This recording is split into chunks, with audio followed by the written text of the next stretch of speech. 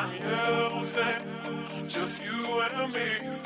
Summertime, get ready, we are so divine. Blue water and yellow sand, let's live our dream. Summertime, get ready, we are so divine. Blue water and yellow sand, just you and me. Summertime, get ready, we are so divine. Blue water and yellow sand, let's live our dream. Summertime.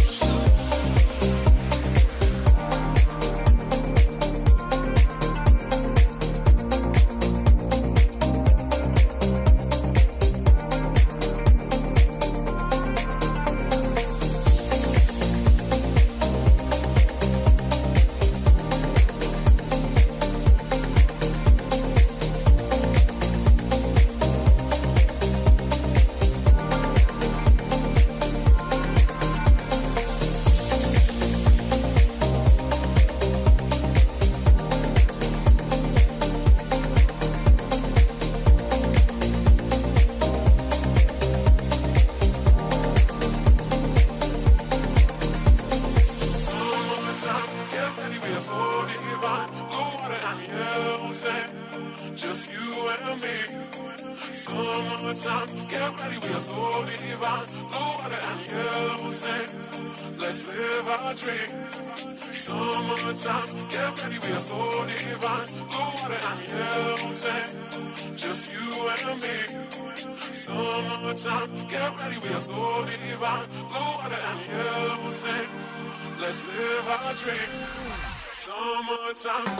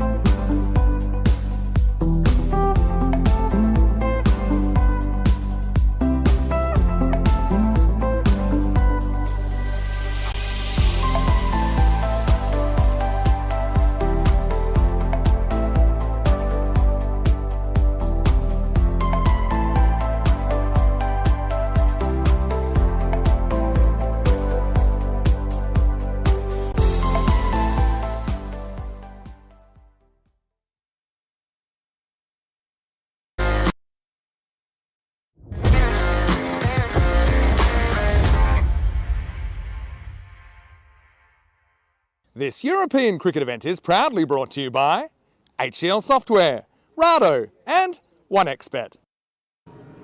Good morning, cricket fans from around the world. Welcome back to this beautiful ground here in Bucharest. Continuation of the Romania cricket series. But guess what? It's day 4 of 4. It's the final day of the group games and of the final tonight as well. I'm Phil G. This is European Cricket Network. I can't wait to get started. Let's go.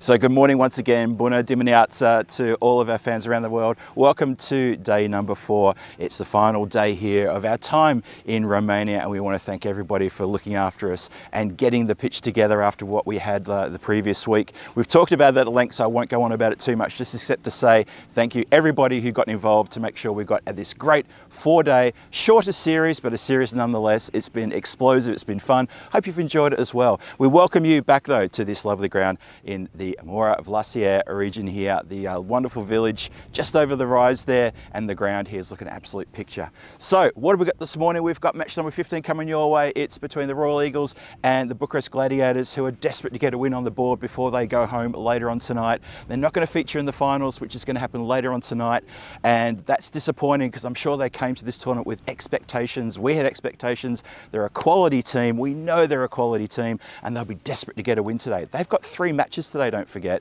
and that is going to give them a red hot chance to try to pick up a win against the opposition. Why don't we get over to Stefan Gooch, who's got the captains for the coin toss. Stefan, take it away. Royal Eagles to call. Head. Heads is called, and it's come down heads. Ball first. Bowling? Yeah. Good luck. Have a good game. Thank you. All the best. Royal Eagles have won the toss. They're bowling. Well, there you have it. Thank you very much, Stefan. The Royal Eagles do win the toss and decide to have a bowl first. Happy to maybe enjoy some cool conditions in the field this morning. It's actually a really nice breeze coming across the ground. As you look down the middle of the wicket, it's coming from top of the screen right down towards the left, and that's going to keep things nice and cool for the first couple of hours this morning. I think it's a really good call to actually have a bowl first, because conditions are just going to get warmer and warmer as the day goes on. Why not have your first match in cool conditions out on the field and see how you go? Put the pressure on the batting team. Gladiators need to come out and make a big score. They've made a big couple of scores in their last couple of innings when they've batted first. Scores in the 120s, 130s, and there's no reason why they can't do the same thing again. Let's see how they're going to go. I'm looking forward to this game. Can't wait to get into it. So I'm going to throw to my very good friend and colleague, Rico Fall, who's in the commentary igloo. Rico, news of the toss is Royal Eagles won the toss. Going to have a bowl first. Over to you. Thank you very much to Phil G. And yeah, you can see that that wind has picked up a little bit. Change of direction as well. We'll talk a little bit about that a little bit later. Yes, Bună dimineața, everybody. Let's take a quick look first at what happened yesterday. Day 3, the Gladiators, well, their troubles continued. You heard there from Phil G. They're still searching for their first victory. And Phoenix, who had a fantastic day yesterday, winning that first match by 7 wickets with 16 balls to go. They chased down the score that they required, the target of 96, and it was Bilal Ahmed 55, not out of 22. And you're going to get tired of me saying his name because he had a sensational day yesterday. And he was supported by 1 or 2 others with the bat, and that's what made the difference for Phoenix on a huge day for them yesterday. But the troubles for the Gladiators would continue in match number 12, this time against the Royal Eagles, who needed a good day themselves. It started well. They got the 99 they needed with 14 balls to go against the Gladiators. But if they could have picked up the 4 points there, that could have served them really well. You will know why a little bit later. Shabam Alama, their captain, scored 36 of 23 to be the player of the match. And Sahujan, who had a good day in both with the bat and with the ball, was also a good performer in that one. Phoenix then up against the Royal Eagles for the next 2 matches. Now this was going to be key, and when you have a look at the tables a bit later, you'll see why. Royal Eagles needed probably to win at least one of these matches to probably think that they could secure a second spot, and that would mean that they would play in the final later. But Phoenix had other ideas. First, they defended that 123 that they put on the board. Once again, Bilal Ahmed scores 60 of 22. Player of the match performance from him. And despite the efforts of Sahel, 41 of 22, the Royal Eagles fell 11 runs short. And that was just a classic case of them not picking up the singles. And that cost them dearly. But they would get a point out of that fixture. In match number 14, the last one of match day 3 yesterday, the Royal Eagles this time batted first. They got to 136. They were an incredible knock from Sahud Jan, 91 not out of 32. Though one or two of the other batters, though they did perform, for example, Shahab Alam, 26 of 18, didn't go at the same rate. So they would have liked to get a few more runs on the ball. But still, when you look at the scores that we've had in this series, you thought that would be enough. But it wouldn't be. Bilal Ahmed again went brutal, 64 of 27. A third player of the match performance from him in the day was supported really well by Devinder Singh, and they won the match with 6 balls to go. Have a look at the tables. We should see them coming up here now, and that's why this is such a big match for the Royal Eagles. They need to get a win here against the Bucharest Gladiators. You can see the difference there, that they are 4 points behind Phoenix. They have that one game in hand. If they get a win here, and if they could get a big win here and get 4 points, they'll be level peggings. Phoenix have one game to play. That one will be later. In fact, it's straight after this one against the Bliss Warriors. So it's not going to be an easy one, is it? And then the Royal Eagles, they will hopefully be able to do the double over the Gladiators if they are going to finish in that second spot. So everything to play for. But if they don't get a good win here, then basically it could be curtains for the Eagles. But they know they let themselves down. Yesterday I had a chat with Alam, their captain, who did say, look, we've only got ourselves to blame. You know, we didn't bowl a good line to the ball, but more importantly, our fielders dropped those very important catches. Have a look at that, by the way. Doesn't that look absolutely spectacular? I know so many of you have been talking about this ground.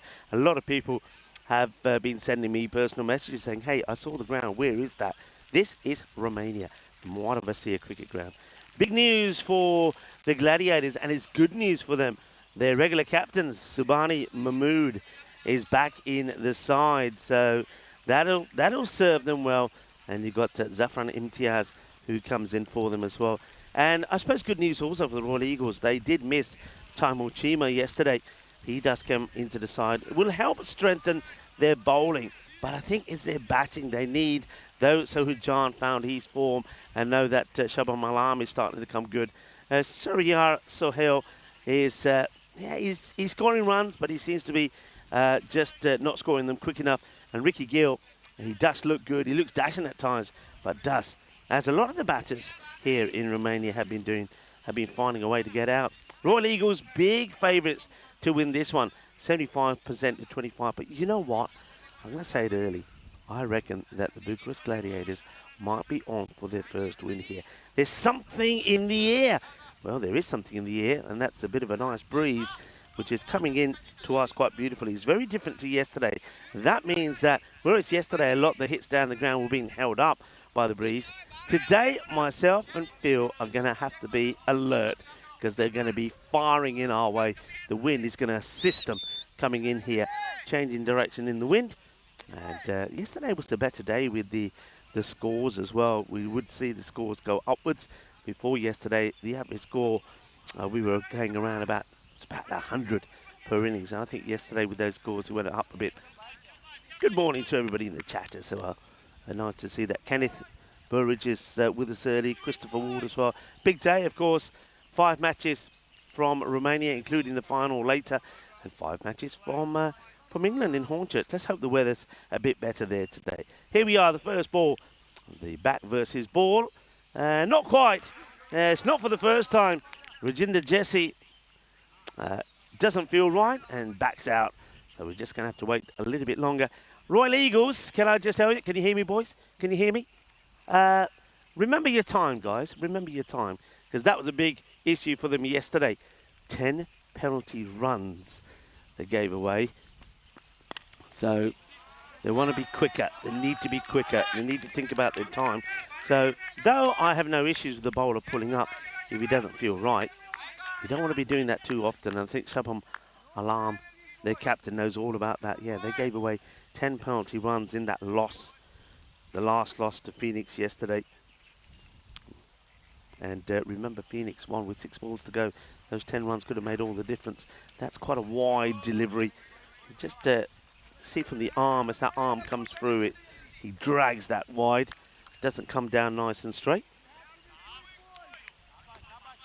It's a day where, at some point, everybody, some of you might have already done this. I know, I bet you any money that Tina Goff has done it. Good morning to you, Tina, if you're tuning in. You're probably not, because it's only, I think you're probably just about waking up there. It's about 7 o'clock, I think, where you are in the UK. But, yeah, get pumped and get those legs moving, as the first Wednesday in June is Global Running Day. So that, of course, falls today on June the 4th. Whether you're a regular runner or a bit of a novice, it doesn't matter. This holiday is about inspiring each other and to lead a more active lifestyle, no matter the distance that's covered. So, yeah, I know that Tina does like to have an early morning jog. I don't know how she does it, actually. And I know that a few people at HQ don't mind a jog in the morning as well. I think Judith and also our CEO, Roger Finer, likes to go for a nice run. So enjoy stretching those legs this morning. Enjoy your run on a Global Running Day. So that one's a few issues at the moment in getting the line right. There's another wide here from Rajinder Jassi. Huge day this. It's almost like every match that the Eagles play is a final. It's a little bit slower, straight into the hands of the fielder. No mistakes from the captain. Shahab Alam holds on to it. And it's going to be Subhani Mahmood, the captain, who comes back for the Bucharest Gladiators. Well, I said that will be a big in for them. Not when it comes to the batting, because it's going to be a golden duck for the returning captain, Subhani. He'll get a derrick. It's going to be a long, lonely walk back. And I know when Phil joins me back, he'll confirm that we saw a few ducks flying around this morning. No kidding you. Well, they knew what was coming. They were ready for Subhani. And Subhani will get quacked off. He'll go for a disappointing 0. First ball, catch taken there by Alam. And Jassi, you see with that ball, you could actually see it. He just thought, you know what, stop trying to push the ball in quicker. Just let the arm go through. And it was slightly slower, and it was just chipped straight into the hands of the waiting captain. So captain to captain action. And Alam is the happier captain. Here comes Jassi now. It's a good Yorker delivery. That's nicely played by Rashid. It's nice to see that he is coming higher up the order. Though it has to be said that yesterday, after his heroics the day before, when he did bat particularly well, yesterday he wasn't able to be at his best. And that could be said, the same could be said about the other young man, Kaim Khan. That's a little bit too wild. It doesn't really get punished. They are going to take a cheeky single. Yeah. Let's just have a look at this side on. I think the umpires would like to see this on the height on it. It's... Ooh, interesting one. I can see those given, you know. I could see those given because it's waist or above. That's about waist to me. And it will be called. That's a good call. That's a good call. And that sets a nice tone, I think, for the rest of the day. So the bowlers will know they're not going to get away with those. I just feel that maybe, we've mentioned the wind, how it will favour the batters. But, of course, it will cause some issues for the bowlers. They're running right into it. It's a wild swing, and he'll get away with a free hit. Disappointed is Sasanga. Sasanga, what a day he had yesterday. He was good, wasn't he? He scored valuable runs for his side when he had to. Got a half century. And he also scored 39. So 39 and 58.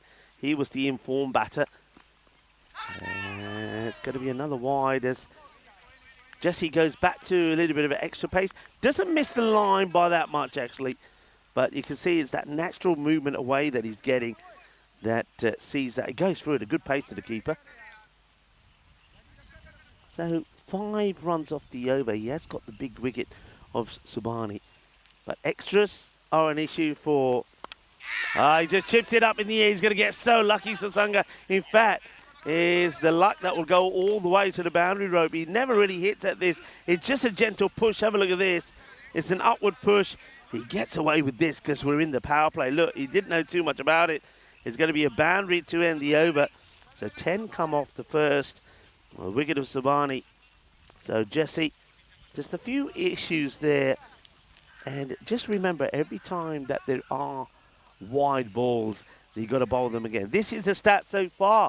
So 2,722 runs after the 14 matches played. A number of maximos getting healthier, but still way below what we're used to seeing. We normally see an average around 7. 4 rate's pretty good. Wicket rate, and that was around 6.3 the other day, so that's more around average now. But you can see the run rate per day hasn't changed too much, around about 101 every 10 overs. On average, I'm Rico Full, and it's a great pleasure to be joined by the man that you saw out there in the middle a short while ago. Phil G in the house, as this one gets played away to point. Good morning, Rico. Good morning, everybody watching from around the world. Wonderful to see you all there in the chat. And thank you for joining us again for day number 4 here at this wonderful ground here, bathed in sunshine with a lovely, strong breeze coming across the ground. That shot from Sasanga in the previous over, I reckon the breeze caught a hold of that because that was just a gentle prod forward that flew away and ran across the surface here. The ground is lightning quick this morning already. The bells are chiming in the background for Wakas Ahmed, steaming in from the southern end. Shot, beautifully picked up, and that's just going to sail away. We were wondering if these kind of shots would be hampered by the wind, because the wind, it's a weird direction today. It is playing right into us, whereas, of course, yesterday it was coming in from behind us. But it's kind of coming in from, if you were looking at the clock, folks, if you're looking at the bowler running in, it's kind of coming in from that sort of 3 o'clock in the afternoon, you know. And so it's blowing this way. So I'm just wondering whether any hits on the leg side, mid-wicket, could slow down. It didn't look like with that one. Back outside the off, better delivery. What do you think, bowlers running into this? It's not going to be easy, is it? Batters going to love it, because if they hit through the ball, it's going to sail over us, hopefully. Yeah. But bowlers running into it, especially your quicker bowlers, they don't normally like running into the wind. That's so true, yeah. And for the quick bowlers who are running in, you're right, it's going to be a little bit of extra effort for them, but it's going to help them with a little bit of a way swing from the right-hander. So that's going to be interesting to see how that plays out. Well, it goes for the same shot again. This is probably going to be one bounce, and over the boundary rope, Cuatro Carreras Mas is signalled there by the umpire. Umpire Demindra is out there with Andrew Beck. Bună dimineața to the match officials, and bună dimineața to everybody that's joining in the chat. Hello to KG, who's in there as well. I said good morning to Christopher Ward, and Ronnie Spargon is joining us as well. Hello, Ronnie. Hope you're well. And if I've missed anyone, apologies. Well, maybe Phil will catch up with that. Well, who's going to catch up with this? Nobody. 4 more. He was good yesterday, Sasanga, and he's looking good again this morning today. And he is, the way he likes to bat. I'll tell you who else will like this breeze here today. The top scorer in the tournament so far, Aranga. Because remember, he just likes to push at the ball. Yeah. And with this wind behind it, whereas he's been caught on the boundary a few times because he's pushing, today's going to take it even further. Yeah, that wind's going to help him in a big way. So, yeah, the right-handers going over cover. They're going to love it here today, especially this morning. Oh, bottom edge gets away from the keeper. No, it doesn't get away from the keeper. I thought I saw something go behind him, but he's done a terrific job to get down to that. Well done. He's done well, actually. Sharp. Yeah, I think he gets it right sort of in the the little finger and the palm. He's only just got hold of that. And over goes for 15 from Wakas Ahmed. You can see he is trying to get that ball back. You know, one of the issues I thought that Eagles and their bowlers had yesterday is they were pitching the ball up too much. So they're going a bit short of line here. Look at that table. Tells you the story. It's a must-win match for the Royal Eagles. They got 2 to play. Phoenix have 1 to play. And, of course, the teams know finish in the top 2 and you're in the final later today. The Bucharest Gladiators know that they aren't going to make that final. For them, it's about pride. For them, it's about showing the world what they really can do. And they'll be looking for not just one, but a couple of wins today. I called it earlier. I said before you came in, Phil. Yeah. That I just feel that the Gladiators today are going to be different. And I feel that I've got a feeling that they may get a win in this first match. I agree. I'm feeling good about them this morning. I really am. And by the end of the day, I think they're going to walk away with that prized win, maybe even 2 wins, because they got 3 games today. Yeah. And they could upset another team who is thinking they're going to get into the final tonight. They could upset the apple cart. Yeah, one thing that... that's another great delivery from... This is why they missed Chima yesterday. Yeah. I know they got good bowlers. I mean, you know, if you take Chima out the equation, you still got Wakas, you still got the likes of Amir Zafar, who bowled pretty well yesterday. Yes, Sahul Jan was great. So they got bowlers. Umair Safi's in there as well. But this guy's just, for me, Corey would say, different gravy. There's something about him. Now, oh, look at that. That's just class. And that's why he is different gravy. After beating the batter outside the off with the ball moving away, he then delivers this slow ball. Look at that, back of the hand. And the batter's beaten, all ends up. And he's quite lucky, Rashid, still to be there. Yeah, Rashid should have lost his stumps there, and there was I reckon the winds caught a little bit of that and just pushed it outside of off stump, but oh my goodness, that was so close. Another dot ball as well. What an over this is. Yeah, perfect over after the last one went for 15. I mentioned it is Global Running Day today. Are you a bit of a runner? No, not really. I wish I was, but I'm not. I got to say though, in the last couple of years, I've developed a bruised heel on my right foot, which is no real excuse. I know I can get something. I knew to there'd be fix something. That. I knew that you beat me to it. I should have something to help me with that. I know that. No, I don't even run for the tram in Prague. There'll be another one. I used to love running until my knees got funny. Yeah. I used to love it. Yeah, I could quite easily. You know, it's the strange thing is I do like to go to the gym. Everybody on the crew will tell you that. But I cannot go in the morning. You know, some people can get up in the morning, go to the gym, blah, blah, blah. Yep. Can't do it. I have to do it after work. Straight after work, there, done. Yep. Then I do all the other bits and pieces that I do ready for the next day. But running, I could run in the morning. I can get up in the morning and say, I'm going to go for a run. That wasn't an issue. Yeah. But it just, it's weird. But I just loved it. Being in my own world. And this is, of course...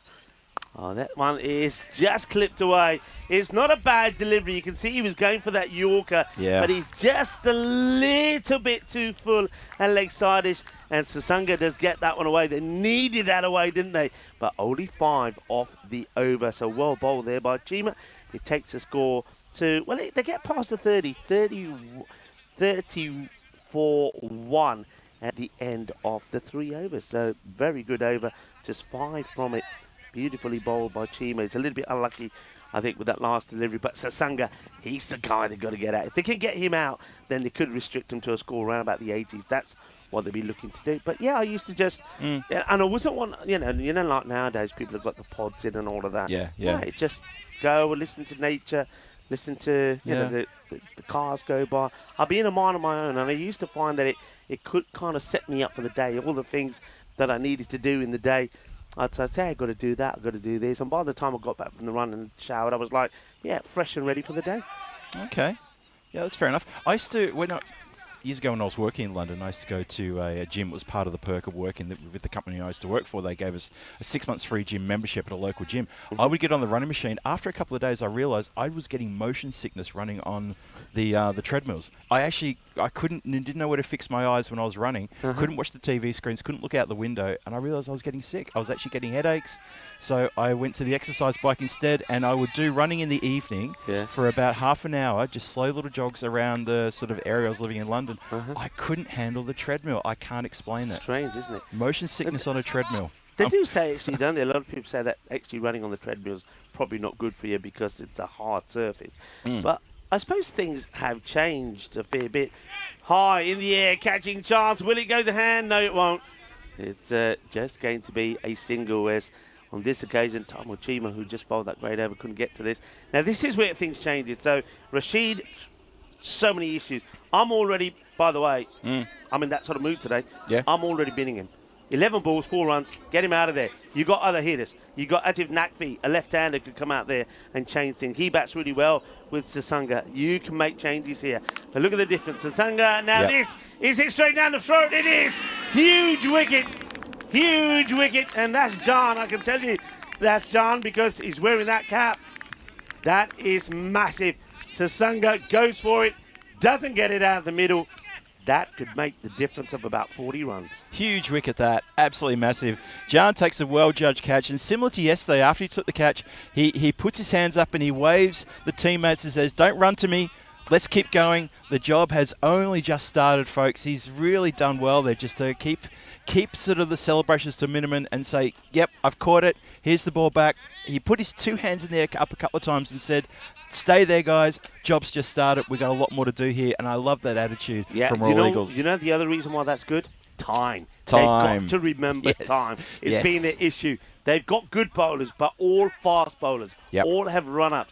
They've got to keep thinking about time. The other thing is, of course, if they keep taking wickets, some people say, "Oh, but it doesn't really work," because they say, because I say, "Oh, you get a wicket, you get an extra minute." Yeah. There are those that say, "Yeah, but it takes about a minute for the batter to come out, etc." Maybe, but I still think you gain something. I think you pick something up. Yeah. I think you're right. I think you do. And you know what? It may take a minute for the batter to get out there. You're absolutely right. But then there are some batters who can't wait to get out there. That's true. And they are literally 30 seconds. And sometimes you see them trotting They out run like, out "I can't there, wait yeah. to get out there." You know, They that actually sort of run out thing. there. Going Yeah. back to what you're talking about, though, Yeah. I was at a gym in, where were we? Get my bearings right. Well, not that long ago, in fact. This is going to be 4 runs, I feel. Shot. Yep, cuatro carreras. And it is a global running day. And the fielder runs hard here. Both courses get the, but he got to get there quick enough. Jokalugya. Yeah, in Estonia. Lovely gym there. Yeah. Where we stayed. And I notice now with a lot of these machines, the running machine, the bike machine, you have screens. And Yes. you can say, right, I want to be running in Barcelona. I want to be running in Rome. Okay. And you just hit the button, and there you are. So you're running, and then you know what you're saying, that you just had to look at something. Yeah. You're looking at a screen and think, there I am. I'm running around the Colosseum and things like Yeah, that. That's good. I like that. It just makes you think about something different and makes you run a little bit longer. Or walk. I mean, nowadays I walk, not run. Okay. Because of my dodgy knees. Yeah. Anyway, end of the over. Good one from Amir Fazal. It's 36 for 2 after 4. I'll tell you one thing I used to do just before I just want to say this just before we get back to the cricket in earnest here, but I used to have an exercise bike when I was living back in Reading in the UK, and I put the exercise bike in front of our massive big screen TV, and I would tune the TV to a YouTube channel which showed train journeys from the cabin of the train. Nice shot there just for a single. And so you would have the camera inside the cabin of the train driver, and you would go through the Swiss Alps along the train tracks. Lovely vision. You know, a couple of hours worth of just going from, say, Lucerne to Geneva or something like that. And I used to put the bike in front of the TV, and I'd pedal, and I'd be like, I'm on the train tracks pedaling. Yeah. A couple of times, though, a really super fast train would go on the other track the other way, and I'd actually have to swerve my head. I'd be so invested in what I'm watching, and sometimes I almost came off the bike. Jesse's going to have to do a bit of tidying up here. We just saw before that delivery, actually, the 12th man helping Jesse apply some of that free spray to his leg. He is hobbling a little, so he's not sure. We didn't catch anything happening to him, so he does seem to be having a little bit of a problem there, Jesse. Yeah. He is favouring. He's just fielding right in front of us, and he's just favouring that leg. You're right, Rico. Gone. It's Wow. that slower ball again, Chima. He is too good, isn't he? Taimo Chima, the slower ball. Atif Nakvi has played all around this. He hasn't picked it. He thinks it's a full toss coming his way. He's swung, he's missed, he's gone.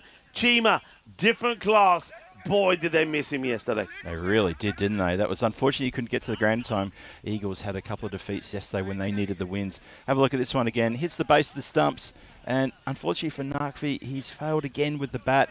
After lighting us up on day number 1, he's unfortunately not been able to follow through, so his tournament is not looking great. He's still going to have 2 more innings potentially later on today, because Bucharest Gladiators have 3 matches in total, but unfortunately on this occasion this morning, where he's had a red-hot chance under, actually, you know what I think is pretty good batting conditions here this morning, he's failed for his team, and that's going to be disappointing for him and the team. I would think that batters would have fared better today. One thing that Chiba's doing, maybe with that wind coming into him, a slower ball like that could work well. And I just wonder if the spinners will have a good day today. Yeah. Tossing the ball up, the wind making it move around a little. He tries to go with slow ball straight away. I think this has been called a no ball by the square leg umpire. Let's have a look at this side on. It's been called already, I feel. Yep. So I think they're going to check here. Andrew Begg is still checking. Let's see the height. Yeah, having set the standard early this morning, I think that it hits the bat above the waist. I think that's a no-y. I think so too. It's a good call. And you're right, they've set the standard and they're going to stick to that. 39 for 3. 2 balls to come. So Chima just straying a little bit there.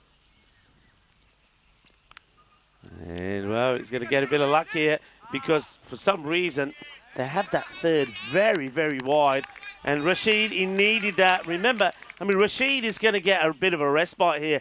I was saying he's got to go when he had 4 of 11. But then they lost 2 wickets since then. So I think they now have to stick with him. So Rashid, he's got to get going. That boundary takes him to 13 or 14 deliveries. But Chima's got 1 ball left. He'll be disappointed with the last 2, especially the no ball. And now that one goes for 4. Let's see if he can finish well. In comes Chima. It's hit firmly. And it will be fielded by Jesse. Just a single it will be at the end of the 5th over. When the score is 44 on the board. And 3 wickets down. And it's a good opportunity for us to welcome our global audience into the Igloo. I want to wish you a very good morning. And what a day we're going to have here on the European Cricket Network. Not only have we got 5 matches from here, including, of course, the final, but hopefully, weather permitting, 5 matches from Hornchurch as well. Oh, that's right. Yes. So 10 games in total today. How about that? So if you're looking to dine in on the ECN cricket buffet, how about that for a bit of a selection? We thank you very much for joining us here at the lovely ground here in Romania. And obviously, a couple of games here today. We've got 4 group games. And as Rico said, the final tonight. Please make sure you stick around for the final. It's going to be electrifying. And of course, the Bliss Warriors are going to be back in action later on today as well. In fact, next match and then the 4th match of the day today. Plenty of cricket coming your way. Is it though, umpire? Is it though? Well, umpire's called it. I can't argue with him. I thought this catches the line. Let's have a look at this again. I reckon this is, for me, it's right over the line. I don't think that's a wide. That's tough call. Tough call, I think, for the bowler. This is Usama. So they're using a bit of slow stuff to try and speed things up. But if you bowl wides, that's an unfortunate one, really. I don't think it is. But you don't want extras. So Usama's going to have to get a little bit closer. Gone. Adios. Well bowled. Clever bowling. This time, the batter thinks he's going to be floating this up. He bowls it quicker. And you don't need to go to the side to have a look at it. I suppose it's always good too, because you can make sure that the wicketkeeper doesn't make any mistakes. So let's have a look at it side on. But yeah, he's a goner here. And it's not a good bit of cricket from Rashid. I just said that he's bought himself a little time and he's got to make it count. And he gets done like a kipper. Does indeed. Look at some side on. He's almost out of shot. he's so far down the track, he's actually gone out of shot. Obviously, I reckon as soon as he's missed it, he's just kept the momentum going. He knew he was absolutely cooked there. So that's disappointing for Rashid and disappointing for Bucharest Gladiators. 4 down inside 6 overs. And we just started the 6th over as well. But the score on the board, especially, only 45 on the board for losing the 4th wicket. That's tough. We expect a bit better from them. We're looking to the Bucharest Gladiators to do a little bit better than this, and they need to really buckle down. They could have trouble here. He's not ready. Clock is ticking. It could be 5 here. It could be 5. He's got to be ready. This is 5. I'm telling you. How can he not be ready? He took his helmet off. He's doing his pads. He's got to be ready to face. Somebody should appeal here. Somebody should appeal or ask the question. That could be. Oh, that's. I think he may have only. If he's made it, it's only just. Well, he starts with 4, but it could be just. It could be -2, couldn't it? Oh well. That's astonishing. To get out there and then just basically dress yourself, I'm a little bit surprised by that. I'm surprised with that one. Yeah. Well, if he's gotten away with that, it looks like he has. I'm a little surprised. We'll keep a close, tight eye on that one. 49 for 4 is the score. 2 deliveries into the 6th. Good delivery of that one. Nice and full. A little bit quicker, that one too. Attempts to the big drive and doesn't connect well.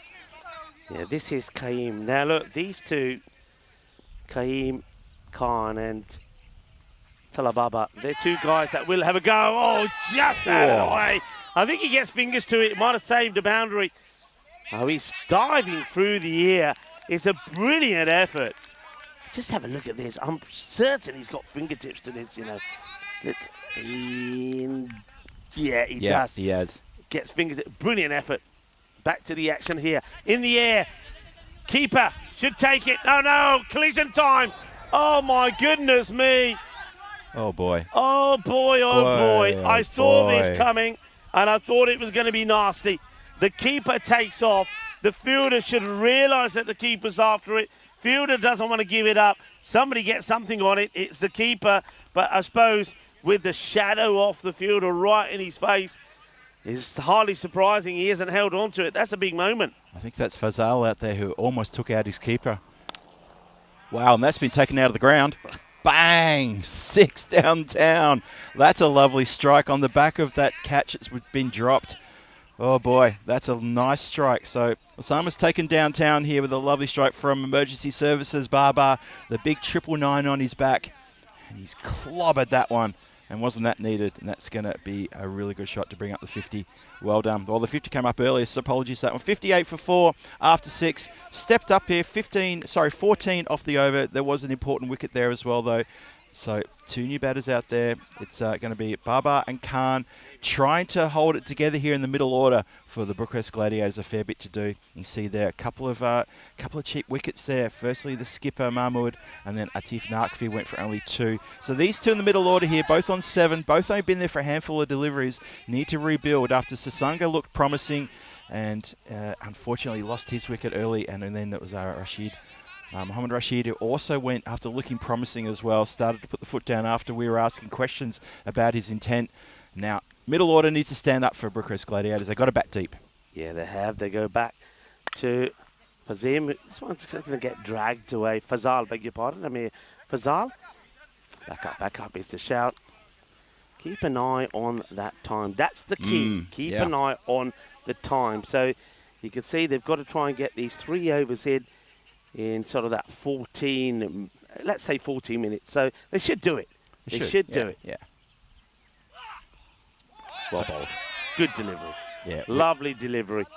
This time goes just a little bit wider, angles it in, pitches it short of a length. Batter got no answer to it.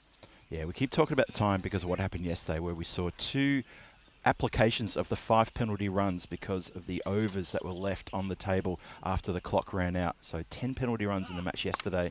Good ball, that one. Yorker punched down the ground, though. They got a single. Yeah, excellent bowling. And for those of you who, like me, was thinking that the batter took too long to go out there, I just had Samir come over and explain. He said he was told to wait a little anyway because they were checking the stumping. They wanted to make sure, they were making sure that the gloves didn't go over the stump. So that's why the batter went out a little bit later. So that's fair play. Fair call. Swing and a miss. Where's he going? Dancing down the wicket, trying to put that one into outer space, and he misses a lot. Delivery. I will say, though, at least this is better from Kaim Khan. Remember yesterday when he went out there, after seeing what he did the day before when he crunched 36, he couldn't get back on the ball. Yeah, he was doing some very strange look-away defence, like a little bit scared of that Grizzly. And it had us scratching our heads and asking the question, what's going on? Well, I want to know what's going on here. I want to know what's going on here. Let's have a look at this. And that's not a wide. That's 2 wides. Look, you can be really critical about time, you know, and if they get penalised time because it's a couple of balls late, it's 2 wides that are being given here that weren't wides. Yep, I agree. That was not wide. But that is a 4. So Kaim Khan, he belts that one down through the deep mid-wicket area, all the way along the ground, safe as houses, nice shot. And Fazal, he's bowling with, if you got the umpires calling a couple of wides that aren't wides and then those shots being hit around the ground, you feel a bit frustrated if you're Fazal. Yeah, he's the one. Fazal, I think he's been done on 2 and Usama on 1. And that's 3 balls, and the extra balls with Usama, the extra ball went to the boundary. That's too high. That's a no ball. Nothing wrong with that. That's going to go all the way. Manos arriba. Balle, Ginna Sona. Oh, the no balls. That's probably the 3rd that we've had. No doubt about this one. It's high. It's going to get smashed to the boundary, 6 runs. Yep. So Amir Fazal, I get the feeling that was supposed to be the grunted slower one. Comes out too high, gets smashed to the boundary by Khan. He's going well. Extra balls are hurting you here, boys. High, can't be out, but it won't be out. It's going to be out of the ground. 6 more. And that is a humongous strike from Khan, who seems to have found his batting form again after completely losing it yesterday. That's a lovely strike, isn't it, as we have a quick look at the upcoming events. And obviously, final day here in Romania, and England Hornchurch continues today. It's day number 3 there, so make sure you keep your eye on that. Don't forget, this weekend in Czech Republic, it'll be Prague action. It's going to be the T20 Ice kicking things off, the Men's Central Europe Cup, followed by the Women's Central Europe Cup. Then it's going to be Women's ECI, and then straight into ECS action there. Challenger and Premier Division starting the week following. And then Finland, Bulgaria to see out the month of June. And we're already talking about Belgium to kick off July on the 7th. Looking forward to that. A lot of European cricket action coming your way on the European Cricket Network. In comes Jassy back into the attack after that last one. Went magical. Went for 20, exactly what you needed. So the last 2 overs gone for 34, when the 2 overs before that went for 14, or you could say the 3 went for just the 21. So much better. But can they keep the momentum going? Got 2 guys here. They're going to be swinging from the hips, Babar and Khan. And at the moment, it's working well for them. But Jassy comes back in. And, remember, we saw him hobbling it. That's well bowled. He's got that Yorker length delivery. The Yorker length ball of his is the one that he just slows up a little. Yeah. So you can kind of pick it if you're watching. And when that the arm comes out different as well, he sort of hangs the arm up, high up, and releases the ball. So it's a bit slower. He doesn't push the ball through. Yeah, he was having a bit of a niggly injury, but he's still coming off his long run up here. I'm a bit surprised about that. Ooh. It's working, though. It's working. If he hits it, it's going into the lake, this one. Yeah. I'm telling you, he's swinging everything at this. Hello to John Hesham and SkyQuest. Nice to have you with us on this beautiful Wednesday morning here in Romania. Paul Kempin was in there as well. Hello, Paul. And, yeah, a lot of people in the chat are going to be watching the action from Romania and from England. It's that Yorker, but he's been picked this time, and it will go all the way. Manos arriba from the Albitro as Kaim Khan. Well, he's now moved to 30 of just, I think that's ball number 11. What a good hit that is. If you miss that length by a fraction, then he's going to get onto it. What a knot this is. This is exactly what they needed. This is the KM Khan we saw on Monday. Yeah. This is the KM Khan we wanted to see again and again. So this is great. Okay, now it's over on the leg side. Fielder coming across. Can't take the catch. Will stop the boundary. I think that answers our question about the part the wind plays hitting that part of the ground, because that just held up. Didn't ever. And it ended up meaning that the fielder had to run probably about 3 or 4 extra steps to make his ground. And I reckon that's the reason why he's not got there. He's almost got it, but he's so uncomfortable just in the hand and straight back out. Yeah. If that wind hadn't held it up, he almost would have been settled under it with 2 hands. As it is, it went to ground. Yeah. Now that side, John, who normally got good hands, but the reason I'm mentioning him is he hasn't bowled. He hasn't bowled yet, has he? He hasn't bowled yet. It's the end of the 8th now. That's better. This time he does get that Yorker right. No point throwing this away. The captain alarm will probably be thinking the same. It's the end of the over. Just that one big, massive 6 from it. But Jesse will be happy with that over. Just a 10 from it, so that's a bit more like it. But I think that, remember at one point I said that Bucharest Gladiators, when they lost Sasanga, may struggle to get into the 80s. Well, they've got there. They're on 88 now. They did slow down when Sasanga got out. The next 2 overs were pretty quiet. But now they've got going. And interestingly enough, the stumping of Rashid. Yeah. He was tuning up deliveries. Khan's gone out there. And now, well, there's a little bit of carnage from Khan as Waqas Ahmed will be bowling over number 9. Yeah, when we lost Mohammed Rashid, pleaded with the Bucharest Gladiators for their middle order to stand up, and they have stood up thanks for most to that man, Kaim Khan, who's managed to farm the strike. He's going to face the first ball of the 9th. Look what they did here. So they're a team that struggled with the time. Waqas is coming in to bowl, and all of a sudden somebody, hang on, mate. Fielder's in the wrong place, so that's already chewed up about 30 seconds. It'll be interesting to see the clock when it comes up. Slower ball, hit hard. Fielder drops the catch. John, can you believe it? He had all the time in the world. He gets into position and he drops it. So, big opportunity. Gets into position, does everything right, apart from take the catch. Yeah, out of character that one. He's taking catch. He's already taken catch today. He's been taking catches all tournament. I thought he had that one completely covered and gobbled that one up. No, he's grasped it. And the issue there is all right, it's a drop catch, Baba, fair enough, but it's Khan. Khan gets dropped. That's massive. I want to check in here now. Some discussion about something. Not sure what. Khan, he's gesturing to the dugout. Is he want to change the gloves or something? That's hit well. Fielder does a good job. They probably don't want to take the 2 here. I think you'd probably want Khan on strike. So that was the only thing. He's changing his bat here. His bat. So obviously, mind you, I suppose he's hit the ball so hard it kind of makes sense. Let's see how he goes with the new one. 90 on the board here. Still got plenty of deliveries to try and get to that. Well, it seems to be the popular score here, that 106. It is. It actually is a popular score, isn't it? Yeah, we've seen a few teams land on 106. Let's hit this, trying to get it in the gap between the 2, and it's going to just stop before the rope, but it allows the fielders to get 2. It should have just been the 1 there. And if this one goes to the boundary, I know exactly what Waqas Ahmed will be feeling. Yeah, keep your eye on Rajinder Jesse there. He's the one who went to ground, and as he got up, he was again a little bit proppy. We saw him just at the very start after his first over a little bit proppy as well. That's well bowled.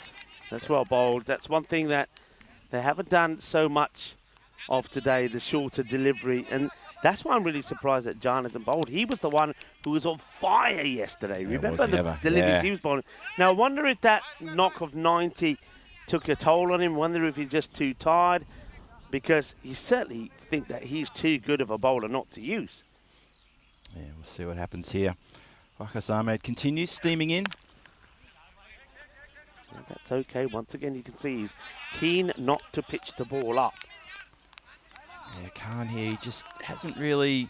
He sort of set things on fire. Just the last few deliveries, he hasn't middled it. This is just good bowling from Waqas Ahmed. He's been very, very miserly with giving away the runs here in this over. This over, it's only gone for 5 runs off the over thus far. All or nothing, I think, this ball. Baba's on strike. Yep. He probably, getting a single is probably not what he's after. 7 balls he's had for 10. He's got to go for the boundary.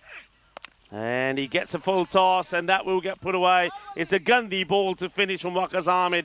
It really is. That's been the story here, that they just haven't been able to finish well. Well, that's signalled as 4. I thought that was sailed over for 6. Where did it go? Well, it didn't go. We were looking. I think it's gone behind. We were all looking for that ball at the mid-wicket area. Look, yeah. But it don't go there. It's actually gone behind the wicket-keeper, I think. I think even in the camera tower, there was a little bit of a lost ball there. Couldn't find it as well. But, yeah, signalled as 4 on the field. So 97 for 4 with 1 more over to come. And I want to give a shout out to Rob Thompson in the chat from CUNY from all the way from New Zealand. Must be getting late in the evening over there. So thanks for sticking with us, Rob. So have a look at the bowling card there. Bowlers have done pretty good. Only Waqas Ahmed has toiled without success. No wickets for him, but wickets shared around with all the other bowlers, all other 4 bowlers, picking up at least 1. But this partnership here, this has been a great partnership. It's so far been, 52 runs. So that last shot brought up the 50 partnership. Well done. And it's too short. Umer Safi, which is a surprise choice, comes on to bowl the last over. So there obviously has to be an issue with Jan, because surely you'd have him bowling. So, and they don't go back to Usama, who himself only went for 14. And I thought he bowled well. Remember, I think he was unlucky with his first ball as well. That was scored a wide. So they want to try something new. The 100 comes up. And they've got 5 balls to really bustle more. Good shot, but will the fielder get there? Doesn't go for it. And now he messes it up. Oh, that's sloppy. It's sloppy. How many times have we seen 1 become 2? I reckon about 3 or 4 occasions. So they've given away. They've given away some runs here, and that could be costly. Remember, it's a must-win match this for the Royal Eagles. Yeah, they allow Khan to get back on strike. Shot. Absolutely whacked is the best way to describe this. The difference between Safi, he hasn't got the pace to be bowling this length. If it's Waqas, if it's Fazal, or even if it's Jesse maybe, or Taimo Chima, but not this guy. That just is a hit me ball, and it gets thumped out of the park for 6 more. Yeah, he goes baseball style on that one. He's absolutely middled it. Good call there, Rico. He's put it out of the ground with a swat. Wide ball. Well, they're running. Surprises me. And they could run again. This would be a real result, but I think Khan is right. Khan should have gone, and Babar should have taken that run on. If he gets run out, doesn't matter. It's the last over, and you get Khan back on strike. I completely agree. They've missed the trick there. Absolutely missed the trick. Barber didn't want it. Not sure why. That's another wide. And look at Khan trying to get to the other end. And Wakas shouting all sorts of stuff from the boundary to the bowler. It's a good score on the board here, 112 for 4. So they've gone past that score of 106 that we sort of mentioned just a few overs ago about a few teams have landed on there. Still got a few deliveries to go. It's up in the air and well taken. Brilliant catch. It's not the first. I think that is that Usama, because he did this yesterday. So it is Usama. Superb catch. Running in. He's a little bit late picking it up, I feel, but he makes up for it with his quick ground cover. Gets there early, diving forward, takes a very good catch. He's staring straight into the sun as well. He's got a safe pair of hands. He's a good judge of a catch. I saw him yesterday take a spectacular catch, which I'm sure will be clipped and posted on our social media sites for your entertainment. Please make sure you get a hold of that. And remember the name. He has taken a terrific catch there. And you know what? That's really unfortunate for the Brookhurst Gladiators. They missed out on taking that second bye. They should have run that. Yeah. Barber then gets out the next delivery. New batter comes in. Kaim Khan, he's still stuck at the non-striker's end, and there's 2 balls left. That's a little disappointing. That's a little bit of lack of awareness there. Yeah, looking to, if he can get on strike, scoring his first half-century on the network. He's already got his highest score, and he may not get on strike, you know, because that has been caught as well. Can you believe it? Can you believe it? And look at Khan. Well, did he drop it? Did he drop it? He dropped it. How it does he drop this? How does this get out of the fingertips? How does he drop it? Let's have a look at this again. All over this, Rico. He has it. Oh, yeah, look. He does drop it. Oh, no. Goodness me. Well, So can't he will it get be on happy? strike. He'll be very happy about that. He gets a chance. And he will bring up his half-century. Well done. Well batted. Kaim Khan smashes the ball to the boundary, and he will get them finished on 117. Well done. Good knock. And Kaim Khan, well, he looked the business a couple of days ago. Then yesterday, remember yesterday, this guy couldn't hit the ball off the middle, and then he stepped onto his own stumps. But today he's gone out there and he scored 53. That's what he can do when he puts his mind to it. Yeah, that was a good innings from him. And it was the innings that Bucharest Gladiators, they sorely needed someone to stand up here, and it's that man there in the centre of your screen. Middle order has stood tall here for the Gladiators. He gets a proper get-around from all his teammates when he walks off the ground. I love to see that. Love to see a good get-around. It's infectious. I want to get over there and get amongst it as well, but I won't. Instead, I'll talk you through the highlights and see how this innings has turned out. And it started promising for Sasanga and promising there for Bucharest Gladiators. He was looking dangerous, striking the ball to all parts of the ground. He's so strong off the legs. He's strong down the ground, and he's strong on the offside when he gets going as well. Unfortunately for him, though, he went a little bit early. There's one of his shots towards the covers all the way along the ground. This shot as well off the legs. Off the pads, he's played some amazing shots along the ground. A little bit of finesse when he needs to, and then he's hammered one straight down the throat there. You see there, Janzo takes a great outfield catch. Yeah, well, he takes one, but he does put 2 down, which surprised everybody. The other thing that surprises a lot of people is that he doesn't bowl. But one man who did bowl and bowl beautifully well was Tamor Chiba. When he was bowling out there, they really had the Bucharest Gladiators in all kinds of trouble. But I just think they really did miss those 2 overs from John. That was good bowling, this one from Usama, who gets a wicket. He never came back. Got a wicket, only gave 14 runs away, never comes back to bowl. And who do they bring back? Well, who did they use right at the end? A bowler who's not bowled at all. And Umair Safi goes for 20 in that last over. So 2 magical overs in that innings. Faisal went for 20 in over number 7. And then Umair Safi, who becomes a surprise choice to bowl the last over, goes for 20. We had a feeling about the Gladiators. and they have put 117 on the board. They do bat well when they bat first. We've seen them score 125. We've seen them score a score in the hundreds before. But can they hold on? Can they defend? To do so, they're going to need to get 3 quick wickets. Oh, I totally agree. They need to get into the top order nice and quick, smart there. I think there's Kaim Khan who walks off, and as I said, that's the get around he got from the dugout, and I'm really happy to see that. That shows some real positivity and a real team spirit from Bucharest Gladiators. That makes me feel good because I feel they're going to come out and they're going to be competitive, and that's what we want from them. Just be competitive. Have a look at the batting card here, Rico. Look at that. So Sanger at the top got off to a good fly over that 23. Not a lot to talk about there. Rashid looked a little bit slow out of the blocks. Barbar made a few funny decisions towards the end, but in the end, it was that man, Kaim Khan, that 53 from 21, a well-deserved half-century. His first on the network. Congratulations to him.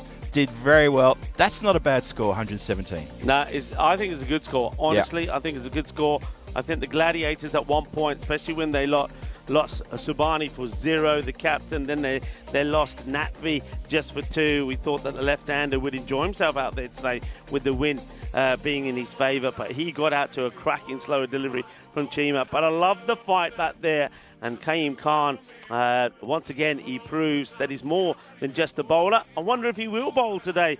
Well, the way he's batting, it could be his day. Give him the ball, I'd say, and see what he can do with it. There's the bowling figures there. So once again, outstanding for Chima, 1 for 13. And the other bowlers, 2 for 20. You take that from Jesse Wakasami. That 1 over off piece was a little bit expensive. But look at that towards the end. I mean, you go with Umair Safi to bowl 1 over, goes for 20. But Usama, he took 1 for 14. Yeah, Umair Safi's. That decision to get him to bowl the 10th, could that be the difference between win and loss? I think so, 20 runs. I'm a bit nervous about that. I am, really. Just want to give a quick shout out also to Barber and to Kaim Khan for that 67-run partnership for the 4th wicket. Exceptional partnership that really has helped the Bucharest Gladiators to a very competitive score. They are... Well, I wouldn't call them red-hot favourites to win this game, but they put themselves in a very good position here. The bowlers got something to work with now, and they're going up against the team, the Royal Eagles, who struggled yesterday. They had a couple of losses against Phoenix, and we were surprised. And you know what? There may be another surprise coming for them. They've got to win. They've got to get to stay in touch with Phoenix on the standings. If they don't, then it could be pretty much done and dusted to who plays the final later on today. It's all there for the Royal Eagles to come out in about 7 or 8 minutes' time to chase down 118 runs. We shall see. Don't go too far away. This is Phil G alongside Rico Full here for the European Cricket Network. This is ECS Romania 2025, match 15. It's a lovely morning here. Please come back and join us in about 5 or 6 minutes' time for the run chase. We'll see you then.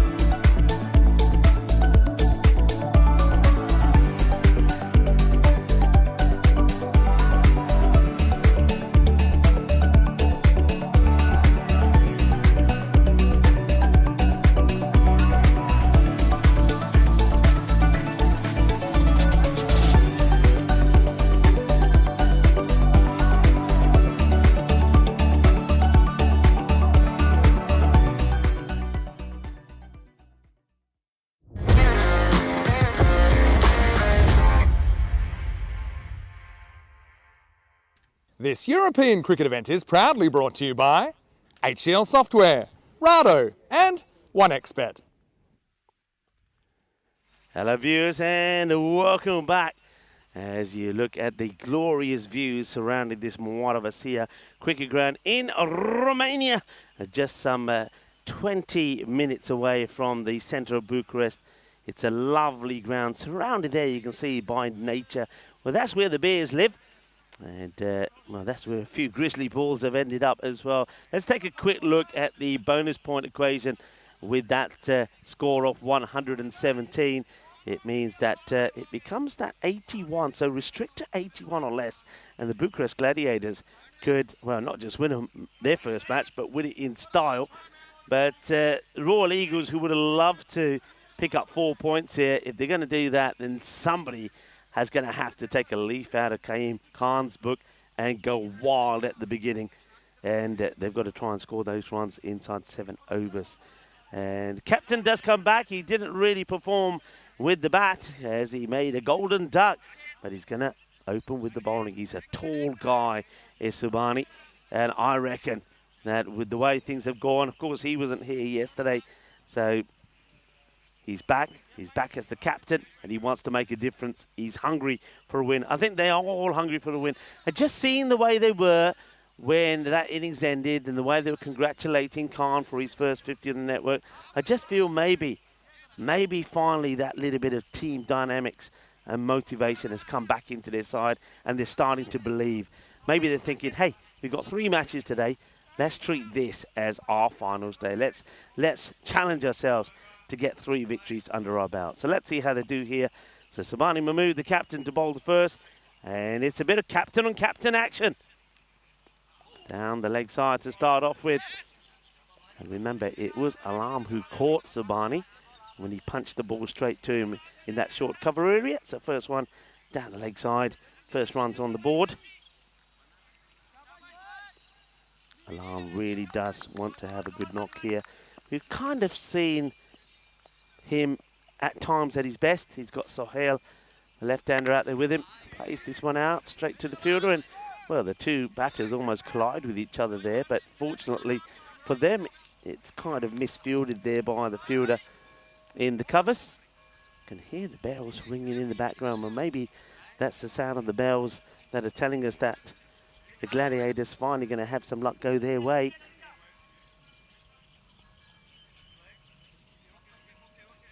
Mahmood, with the help of the wicketkeeper there behind the stumps. And of course, this time is Mohammed Rashid, who continues to be behind the stumps as he was yesterday, setting the field now to Sohail. Sohail, we know he's very much leg-sided, and he just watches that go by. He could have tried to get a little nerded on it maybe. There's nobody on the 45, but I suppose early on, yeah, he's just practicing that shot. I suppose he's thinking at the moment, get your eye in. You can see that some of the Phoenix guys are here ready to go. See Jai Surya. Wonder if he'll have a good day here today. Outside the off, he goes for the cut shot that we know that Sohail can play. He surprised us yesterday by playing a beautiful cut shot when he made that 40, but then straight after playing it, he went back to try and hit the ball outside the off stump on the leg side. He does prefer the leg side. That's why, for the moment, they've just got the 1 man back on that leg side boundary. And they've got a long on back on the boundary as well. And that's the shot. He tries to tuck him up, but he gets a swivel on this, and that will go all the way. I think if you know Sohail well enough, and I think these guys probably do, you always are wanting to start with somebody back there. I think with him, you get a square leg, a wide square leg, and then a fine 45 on the boundary. And it looks like, well, if he's doing that, then he's going to have to bring somebody up, because at the moment he's got 3. No, he's coming back up. So I thought for a moment he was going to change that field, but he's keeping his long on back. Here's Subani. Now he's got height. If he can get that outside the off, it might be more productive. Snicked away again, and that's a nice looking shot. It's the one that he was practicing on the one that he left. So, well, maybe Mahmood is going to be forced to make a field change here. It's going for the Yorker. That's nicely played in the end, actually. I'm guessing that if that does strut the pad, there probably would be a big appeal. They're probably hoping that the umpire says, yeah, it probably is going to go and hit the leg stick. But that's another one that gets worked away.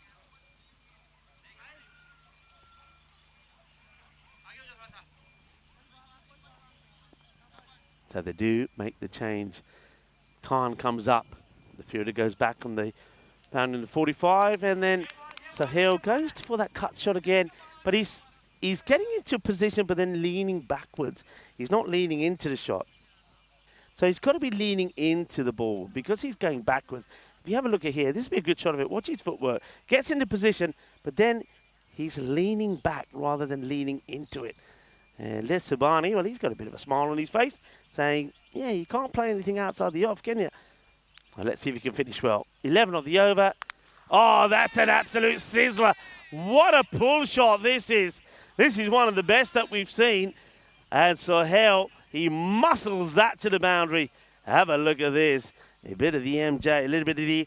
Oh, was that? He is hammered for a big 6. 17 off the first. And, well, myself and Phil, who joins me back here, Phil, welcome back. Well, we did have a chat earlier, didn't we, to say that we feel that the left-handers, if the wind stays as it is, could have a good day today. I agree with that completely. We did indeed. Thanks for the welcome back too, Rico. Yes. And hello to everybody out there in watching us around the world. 111 matches since the Golden Ball. That 111 looks like a set of stumps. Right in the middle of the screen, there's a pair of wickets. No, it's telling you it's 111 matches since the Golden Ball. I agree with you with the left-handers. If they want to play leg side, the wind is going to assist them. And I got to say, watching that over, I was just coming back into the commentary tent, watching that over, I wasn't that impressed with Mahmood. Bowling middle and leg and outside of leg to Sahel, that's not how you're going to get him. And there was no protection. And I'm not surprised those boundaries were hit. Baba now comes in and he starts with a good one. He's up in the air. Where's this going to land? Is it going to go to hand? No, it's not. Oh, and Kaim Khan, well, he goes down like a sack of spuds. I felt that from over here. Well, he's checking his culo, he's checking his brazo. He hits every part of his ground. And then watch him go here. It's a proper wipeout. Watch him. And it's boom, boom, boom. Yeah, head, shoulders, knees and toes. Knees and toes. I hope he's all right. I hope he's okay. He's moving. He's just flexing and checking those limbs. Oh, he's got long limbs as well. Ouch. Yeah, they need him to stay good after that wonderful performance from him. All right, now, Alarm, look, we know how he gets out, and that's the kind of delivery.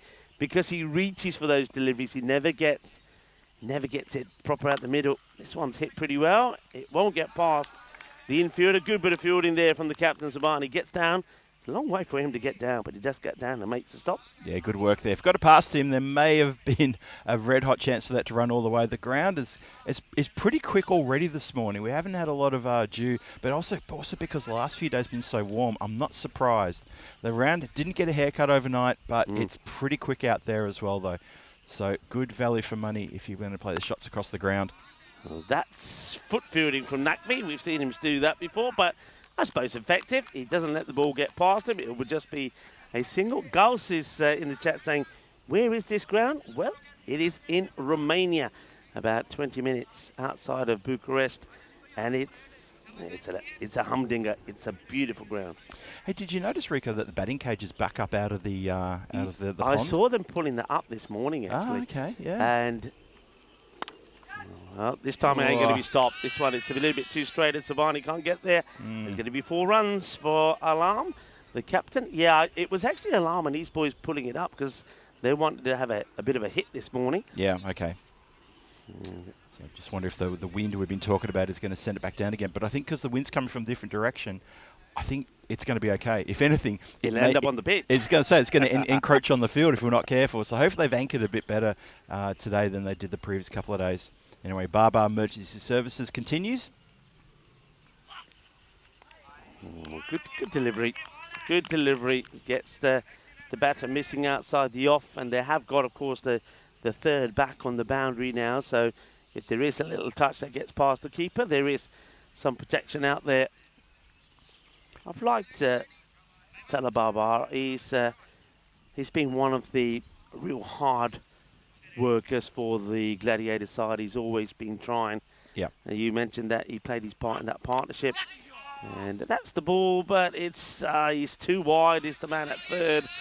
You mentioned that yesterday, didn't you? That a number of times we've seen the third bat, but for whatever reason, they seem to be very wide. The third is back for that. Yes. The edge, which, because you haven't got slips in, if it goes past that cord and the third is there. But they've got the third.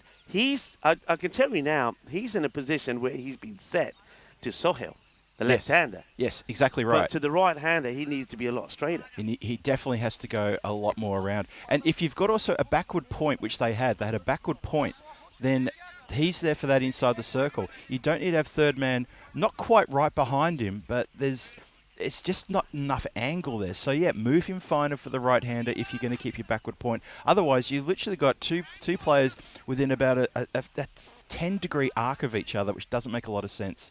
Yeah. And, they're defending a score of 118 for the win.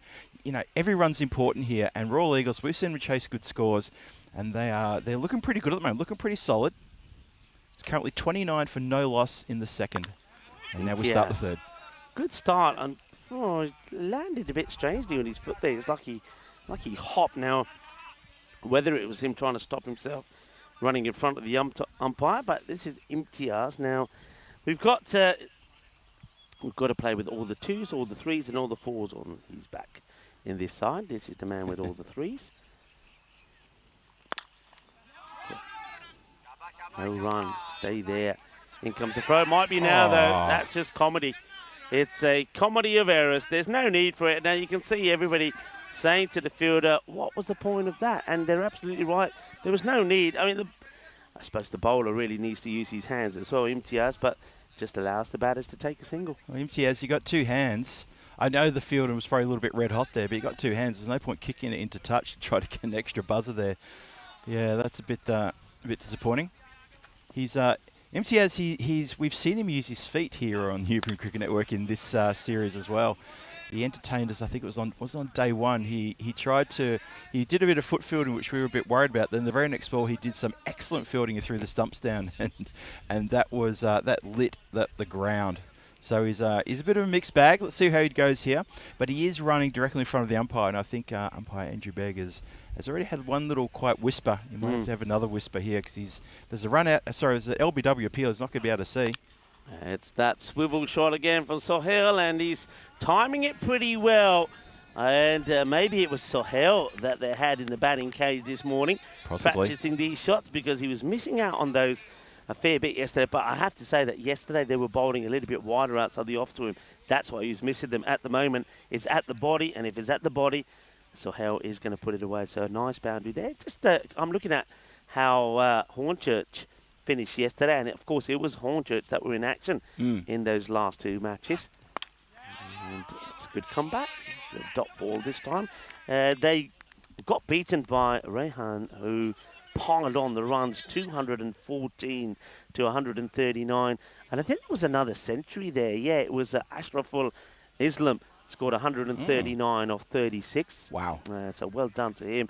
That's the Rehan player. But Hornchurch would finish with a big win themselves, beating the Sharks 173 to 129. That's going to be called a wide. Not out, says the umpire. So this is going to be an interesting one. Everybody, all the fielders thought there's something on this. Let's have a look. And, well, you make up your own mind. I don't think there is. I mean, you can see the batter. Normally the batter's reaction does tell you. And I will say here, yeah, it doesn't get anything on that. I will like to say I've been very impressed with most of the batters. If they've edged it, bat under the arm and they walk off. Yeah, notice that as well. The sporting has been good there. Look at that replay, though. Thanks to 2 circles of this replay. There is daylight between bat and ball. You can clearly see daylight. That's, not a good shout from the fielding team. Straight to the fielder, but he's down. Oh, it was hit well. There's no doubt about it. This was crunched. It was up, though, and they had set the trap. This would be a great shot of this. And, oh, wow. It's interesting how he takes his body to the right and not to the left to take it. And I think it's that momentum that's taken it away maybe. I mean, it's a sharp chance to take. That's Sasanga Have a look at that this puts again, it Rico. down. Yeah, it's that movement there. He's not kept the body behind it. He's almost like trying to take it as it goes past. Maybe concerned about the sting the ball's going to put into the hands. But you know what? You're there for the catch. You've got to catch him. That's exactly what you're there for. That was a red-hot chance. And if you're going to bowl to this man Sahal, into his body, to his legs, and especially from that angle coming around the wicket, he's going to put you on the leg side all day, every day. Yeah. If you're going to get him on the offside where he's a little bit more nervous, a little bit more tentative, and not timing it as well, you need to gobble that up. You need to take those catches and put him back in the pavilion. Yeah, you do. Good evening, Scotty. I was talking about in England, in Hornchurch. The first match up there today will be Marco London, and the mighty Tigers are back. So expect some high scores in Hornchurch today. Let's do hope they do have good weather there today. It's a nicely looking played shot, but it will not beat the sweeper, so they'll take just a single. Yeah, good punch out there towards the extra cover bench there. Yeah, just give a shout out from myself out to Scotty as well for the European Cricket Network Supporters Club Australia, based there in Melbourne, my hometown where I was born. And good to see you, Scotty. As always, a wonderful supporter of the European Cricket Network he is, and his supporters group as well. Oh, ugly. Wasn't Ugly, it? ugly, ugly. Yeah, just didn't get nothing right on that one. No timing right. Didn't look at the line of length. Premeditated possibly, and almost like sort of became sort of. Oh, I'm going to miss this one. Yeah. I'm not going to throw everything behind it. Don't want to wrench a muscle this early in the morning. The thing with Alam is he doesn't like to use his feet coming forward. Now, when you've got a wicketkeeper standing back, there's no risk. He's got to try and get himself to the pitch of the ball. You see there again, Yeah. the feet stay rooted, and he will come back, or should be thinking about coming back for two. He will. Quite a easy one, though. I don't think Sohail was that keen to do so. So two more to the captain, but he doesn't move his feet. He needs to. It's almost like he needs to take that little one step forward and then play that shot, and then he's getting to the pitch of it. So he's just looking a little bit cagey at the moment. Moves to 15 off 9. Yeah, case in point again, right there, isn't it? Just, you know. Sometimes that you pull those shots off, but you know what? If you're playing percentages there, so if you can get that feet moving properly, watch the line. And it's an old thing about, you know, when you're batting, you learn this in you know, very junior grade cricket as well. The batting coach will tell you, watch the line of the ball. That front foot needs to be in the line, and it gives you more percentage chance to connect with a good shot. Yeah, that one it's a loose delivery, but he's played it all wrong. He was the top performer when they played each other yesterday. These two teams will play each other twice today, by the way, but yesterday he scored 36 or 23 when they were chasing that 99 for victory. They did do it with 14 balls to go, but we said then they missed the opportunity. Now, I'm going to tell you, when I was talking to Alam, I was talking to him, and Jesse was there with me as well. That was early this morning. And Alam was just saying, you know, hey, after this delivery, Sohail plays that away quite nicely.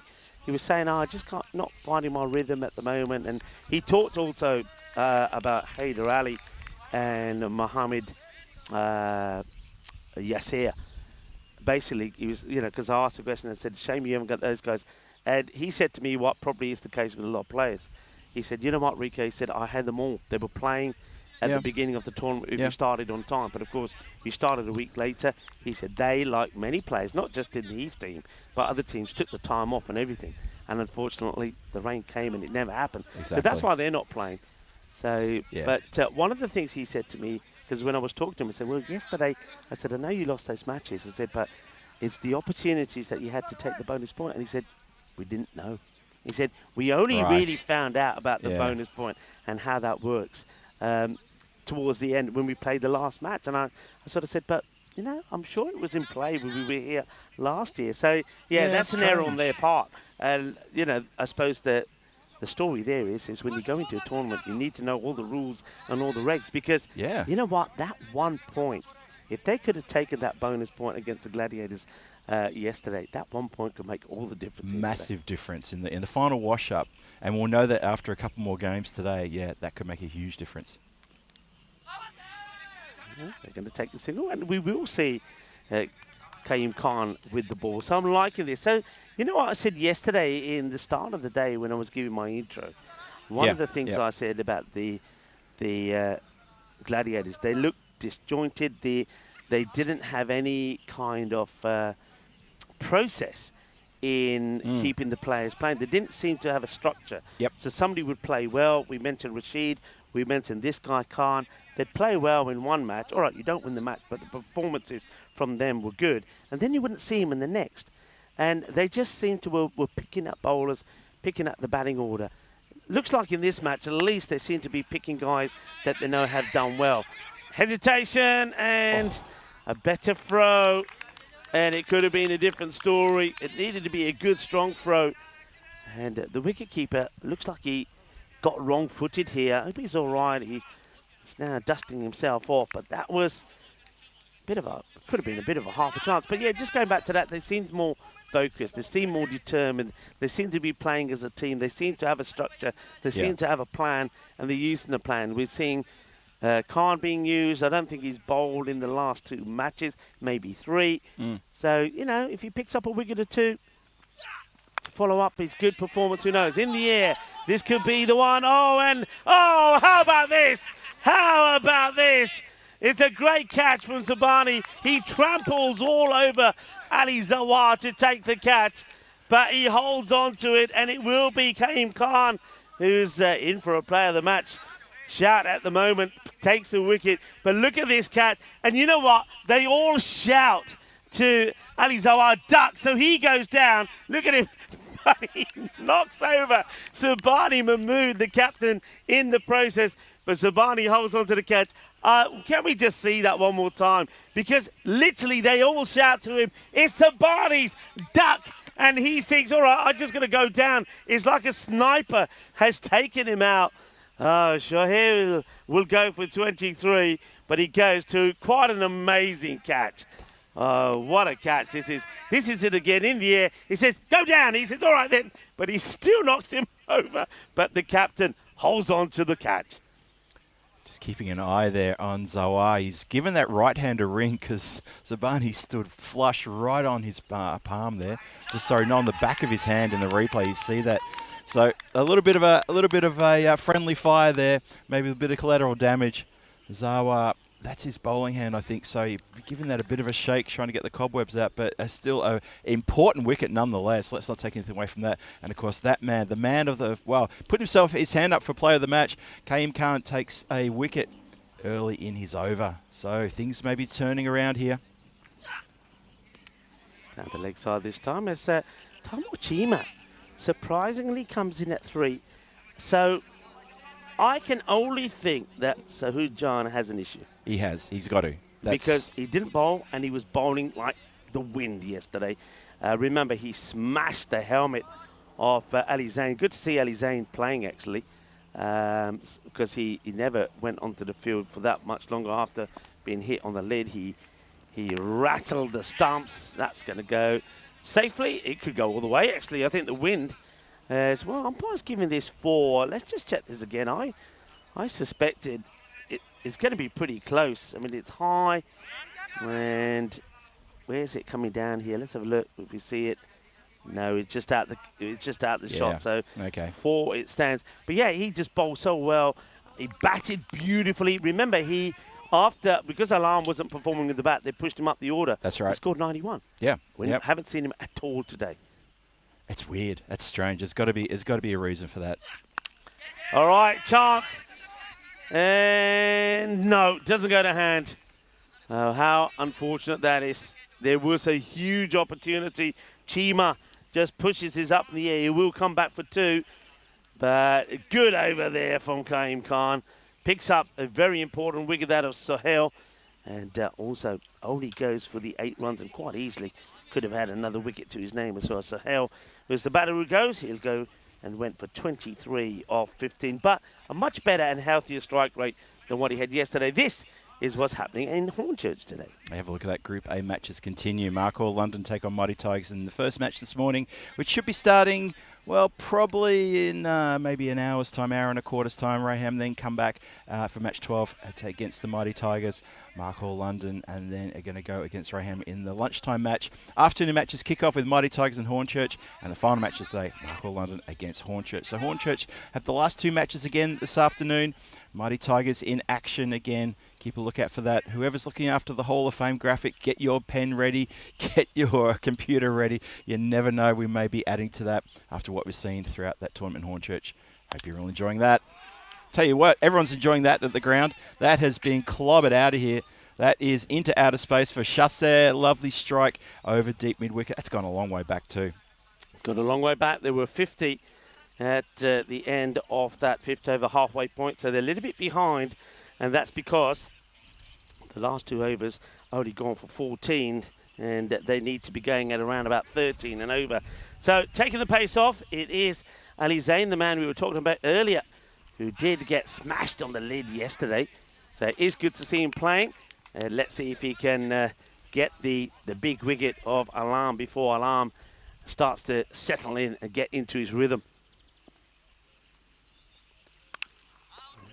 Plays that nicely. It is going to get past the fielder. He's going to get 4 runs. It's a nice shot played. I like the way he controls this and plays it into the deck. So plays it down. Look at this. Gets right on top of it. And you can see that the Gladiators, they're a little bit disappointed that the fielder doesn't go down to try and smother it. And because he opts to chase it, not going to get there, not on this outfield. Yeah, it's really well played that. Like you say, Rico, in that replay from side on, that is so technically correct to get over the top and have that opportunity to place it. It's flat and 4 more. Shots to catch it. They have got fielders there, but he's a little bit too wide. It's a risky shot to play because he's flat batted it. He hasn't cleared the rope. It's not one that's gone a long, long way, but he just manages to get it in the right area. So after couple of quiet overs, this one is going exactly as the Eagles would want, but it's not over yet. Quicker delivery, hit out on the offside. It's well stopped by Khan.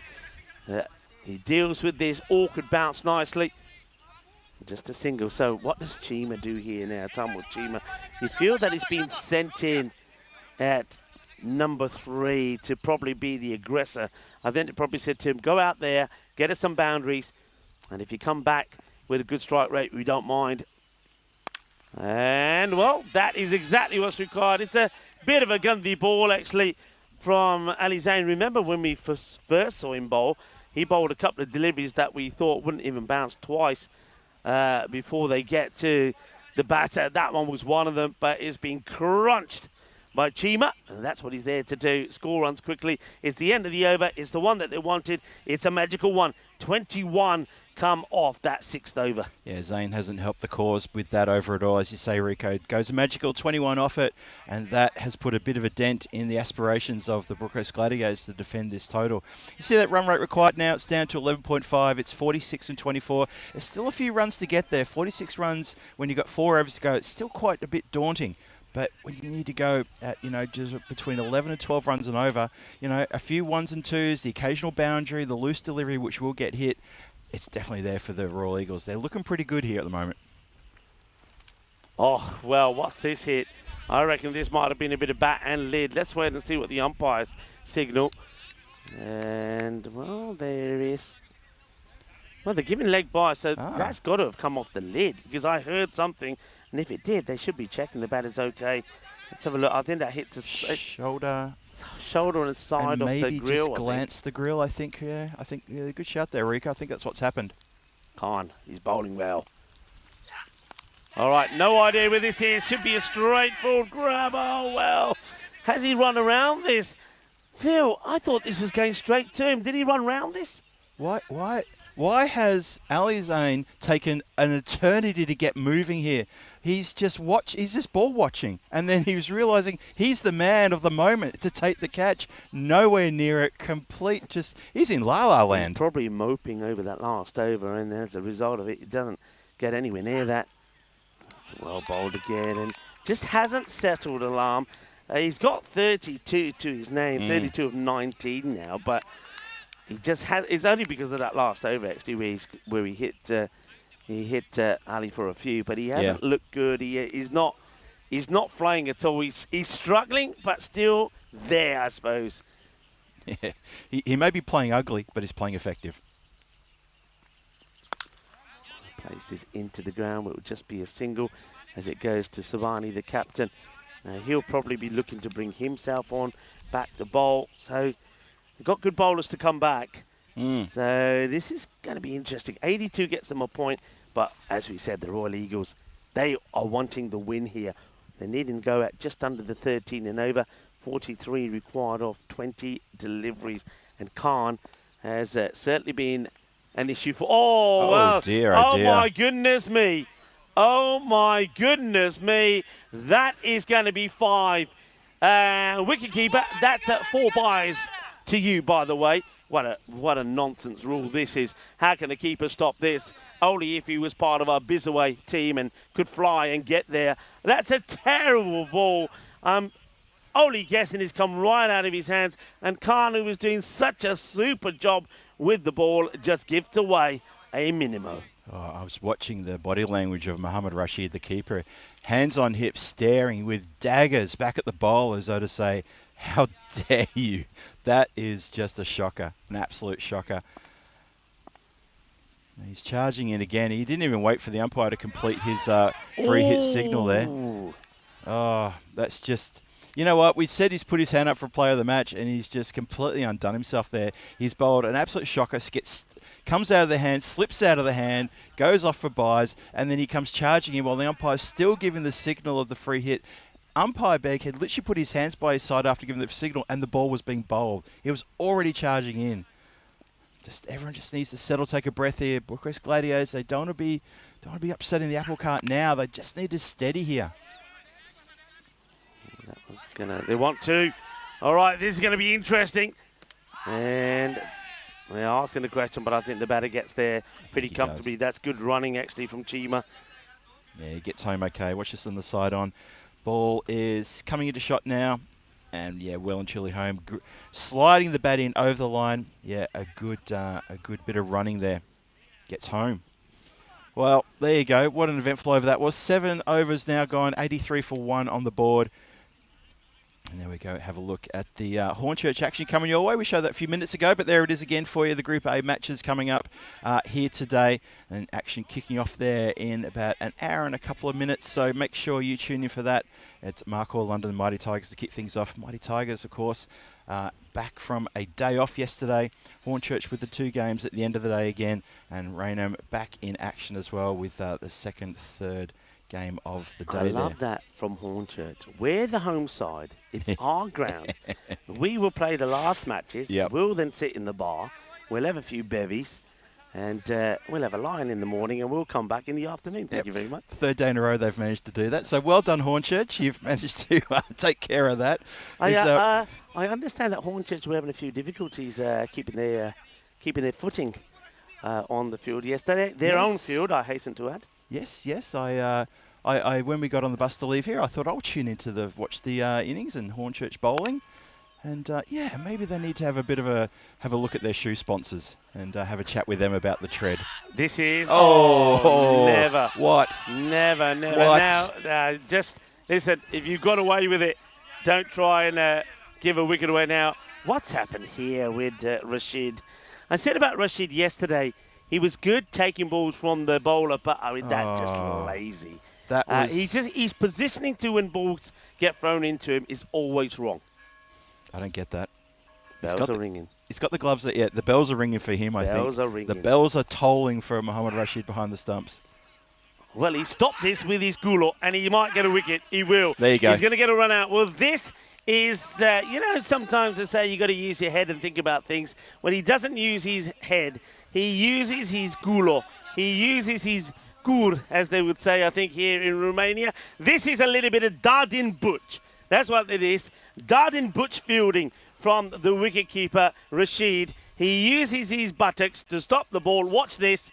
I'm telling you, you think I'm joking? Look, yep. he uses his, that's cheeky fielding. He uses his left cheek stops the ball, and he gets the run out. That's right. With assistance from his own little moneymaker there, he manages to affect the run out. So, hey, look, you know what? It's there to be used. Use all parts of your body if you have to. If you can withstand the pressure and the pain, go ahead and do it. Why not? And he does affect a run out. And that is, well, a bit of relief there for Bucharest Gladiators, who've been toiling here this morning in the field, just trying to search for these wickets and struggling up until then. They do get a wicket finally. And I tell you one thing, Rico, they need to keep their eyes on the clock. Watch the clock when it comes back up on the screen. Have a look at that. We're just halfway through the 8th, and it's 5 minutes and 30 seconds to go. Didn't really need to lose that wicket, but could have been tactical. Look who's come in. And what does he do with his first ball? That's true. Puts it out of the ground. Yeah, John. So, whatever it is, we'll soon find out. Oh, wow. It's a little bit of sexy cricket, and it's going to be 4 runs. Sun, sea, sand, and sexy cricket as John comes out. And first he hits a smashing big 6. And now it's showtime here at the Moana Vasia cricket ground. Yeah, he's played that one really cleverly, hasn't he? There's not a lot of pace on the ball, and immediately into position, premeditated, but he knew, he thought, okay, as soon as it comes out of the hand, if that's going to be outside off, I'm moving around and I'm putting it where there is nobody. He just plays that one away for a single. He'll take that and say to Chima, come on, you can hit one out of the park now, please. That's right, 22 from 13 required. Royal Eagles looking like they're going to walk this. Only lost 2 wickets to date. It could come down to the final over, but at the moment, 22 from 13. It probably will just go into the 10th, but we'll see. Swish. I suppose that's probably what you do. It's the last ball. You swing hard if you get something on it. Yep. If it goes to the boundary, fair enough. If it doesn't, well, you're still keeping John on strike. So 96 at 2. There is 12 balls to come, and they are needing 22 to win. So they need basically to go at 10. I still see this going right to the wire. There's something about this match. I see it going right to the wire. This is what's happening next. The Bliss Warriors, who currently are sitting at the top, and they are taking on Phoenix. Yeah, interesting there. You can see match number 16 coming your way soon. One change, though, for Bliss Warriors. You've got Danushka Bandara coming in for his first game, and a couple of changes on the side of Phoenix as well. We'll get to that a bit later. Well, that is one of the most over-the-top, tossed-up deliveries you'll see here on the European Cricket Network. That almost went out of camera shot as Zayn decided not just to flight the ball, but to really try to bamboozle the batter there. That was so high out of his hand. Intentional. It wasn't like a Kaim Khan delivery from before. That was a bit more regulation, that one, but it does go to leg side for a wide. Interesting tactics. Ali Zayn went for 21, by the way, for his first over. He did. You've still got other bowlers, so they're thinking something. And this is a catching chance, so that's what they're thinking. They're thinking that there is an opportunity to get wickets, and Chima is going to go for 15. Don't worry, don't come to me. Look at the time, guys. Look, he gets himself in a position. He hits it pretty hard. But Ali Zayn, or maybe the captain there, Subhani Mahmood, knows something about Ali Zayn. He feels that him tossing it up could buy them a wicket or two. Probably also thinking about the time, actually, as well. So Chima will have to go for 15.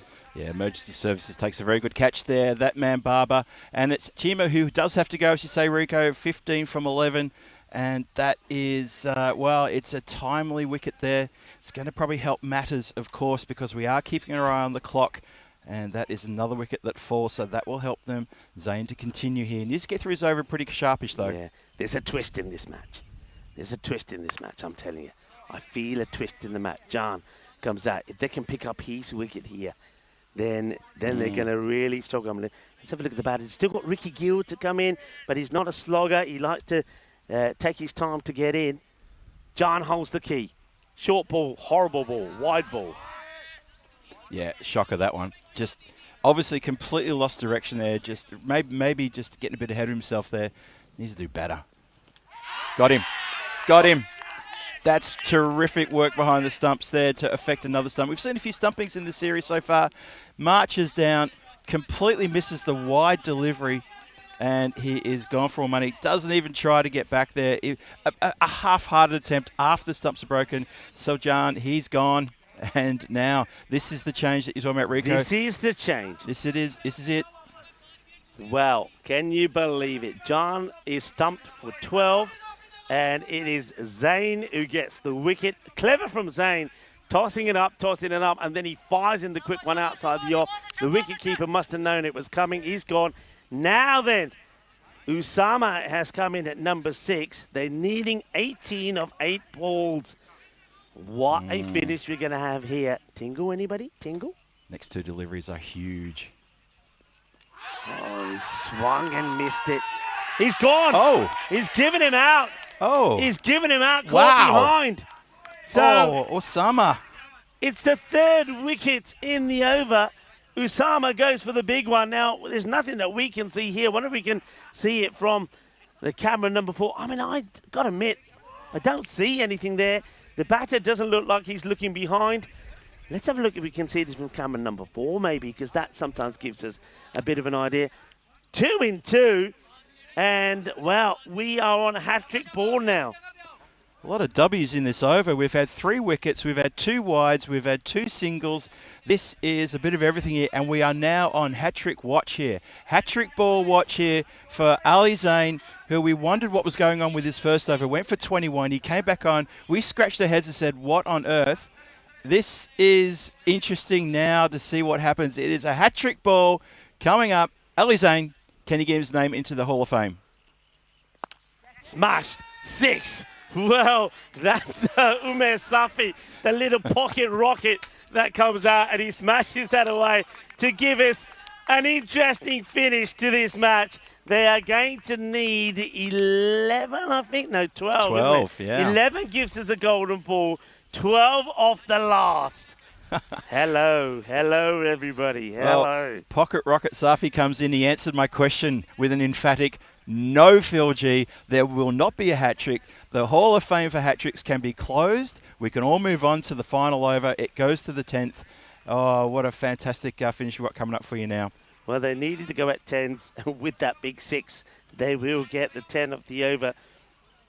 3 wickets fell in that. It's quite amazing. You know, Rashid had that horrible attempt at the run-out. Yeah.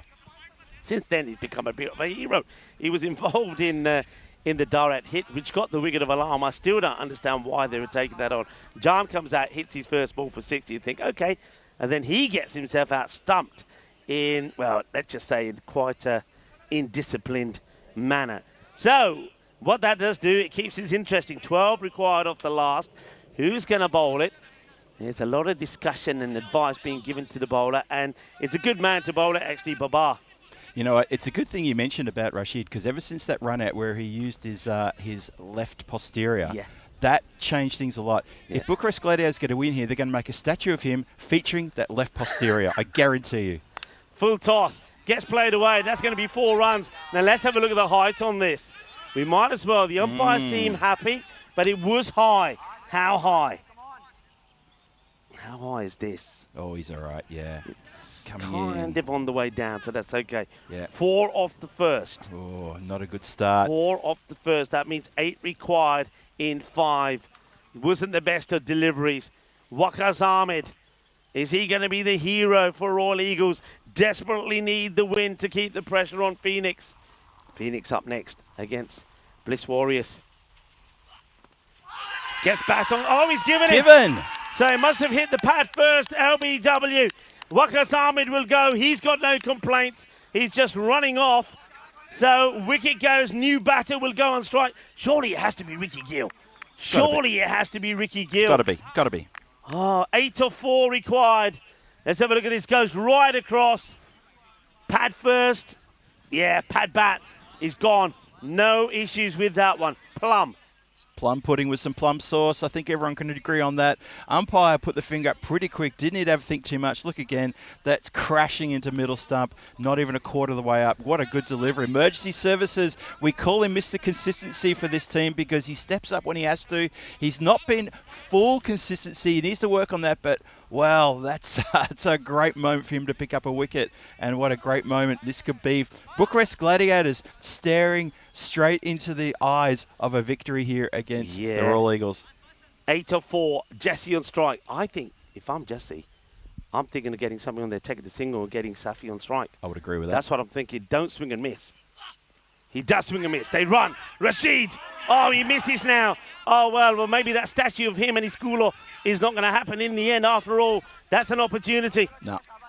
The statue maker can go back to what he was doing. That's order has been cancelled now. That's not good. He took a moment to throw it under. By the time he let go, Safi was almost home. Look at I think that's probably the Warriors, is it looking, because they know how important this match could be, and also Phoenix. Phoenix and the Warriors are watching. This is important. This is big. 7 off 3. 6 takes us to a golden ball, by the way. Safi smashes it. Oh, my goodness me. What a hit from the little pocket rocket. He absolutely hammers it. He's faced 2 balls, and he's hit them both for 6. Oh, boom. Shakalagya. What a shot. Que guay. Que genial. Que grande. Scores are tied. Any score wins it now. Do they try and run here? Do you try and run? You got to bring all the field in. What are you doing, Gladiators? Everybody has to come in.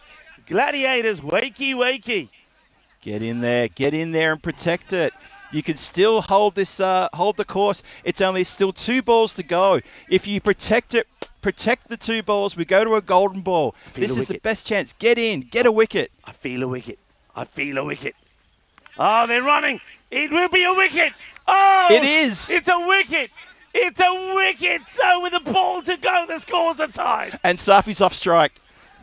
I cannot believe that. Safi is now off strike. New batter comes in. Oh. How much pressure now? Oh. It's scores level. Scores are level. Tingle, can you believe tingle, it? Tingle. Golden ball coming. I'm telling you, I felt a wicket. There is a wicket. Okay, statue maker, Mr. Sculpturer, get going again. We'll send you the measurements later. Rashid this time hits them.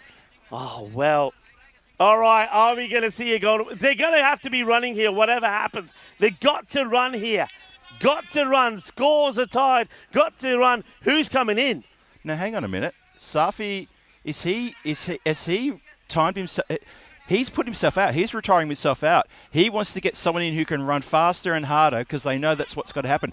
That is what's happened. Because I looked and I thought, why are there 3 Royal Eagle batters out there?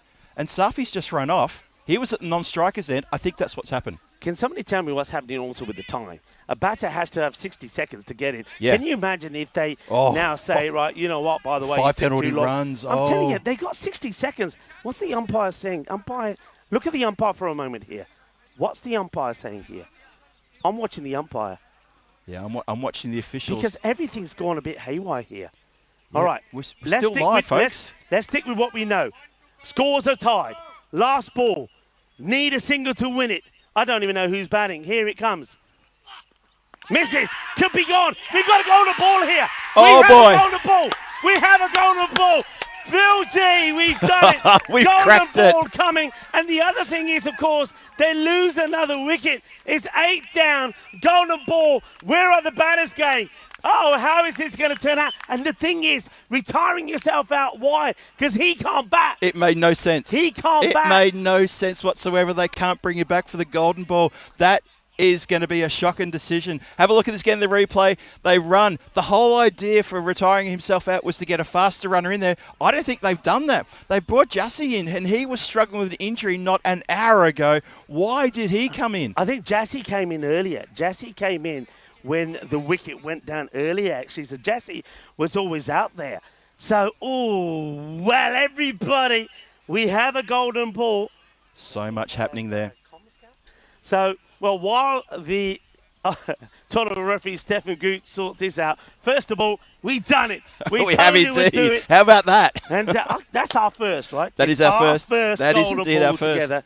I told you something was going to be happening in this match. I knew there was going to be a twist, and I was right. I called it. Right, golden ball. Let's have a look at these. So one extra legal ball is bowled by the team that is fielding. So they don't change. They stay as they are.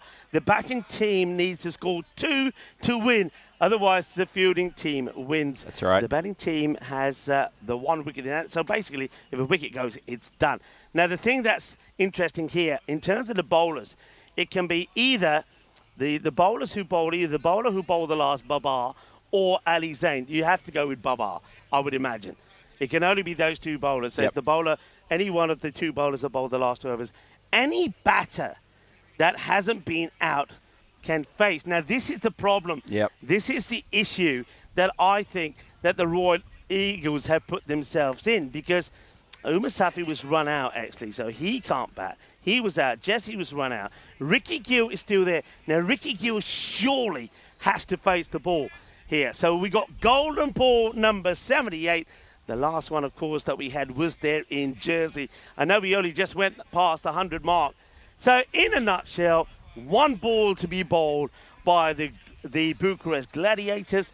2 runs required for victory. Wides and no balls still do count. So if you bowl a wide, then it will have to be bowled again. Those rules still apply. So you can't bowl a wide and say, there you go, you didn't get the 1. So we're ready to go.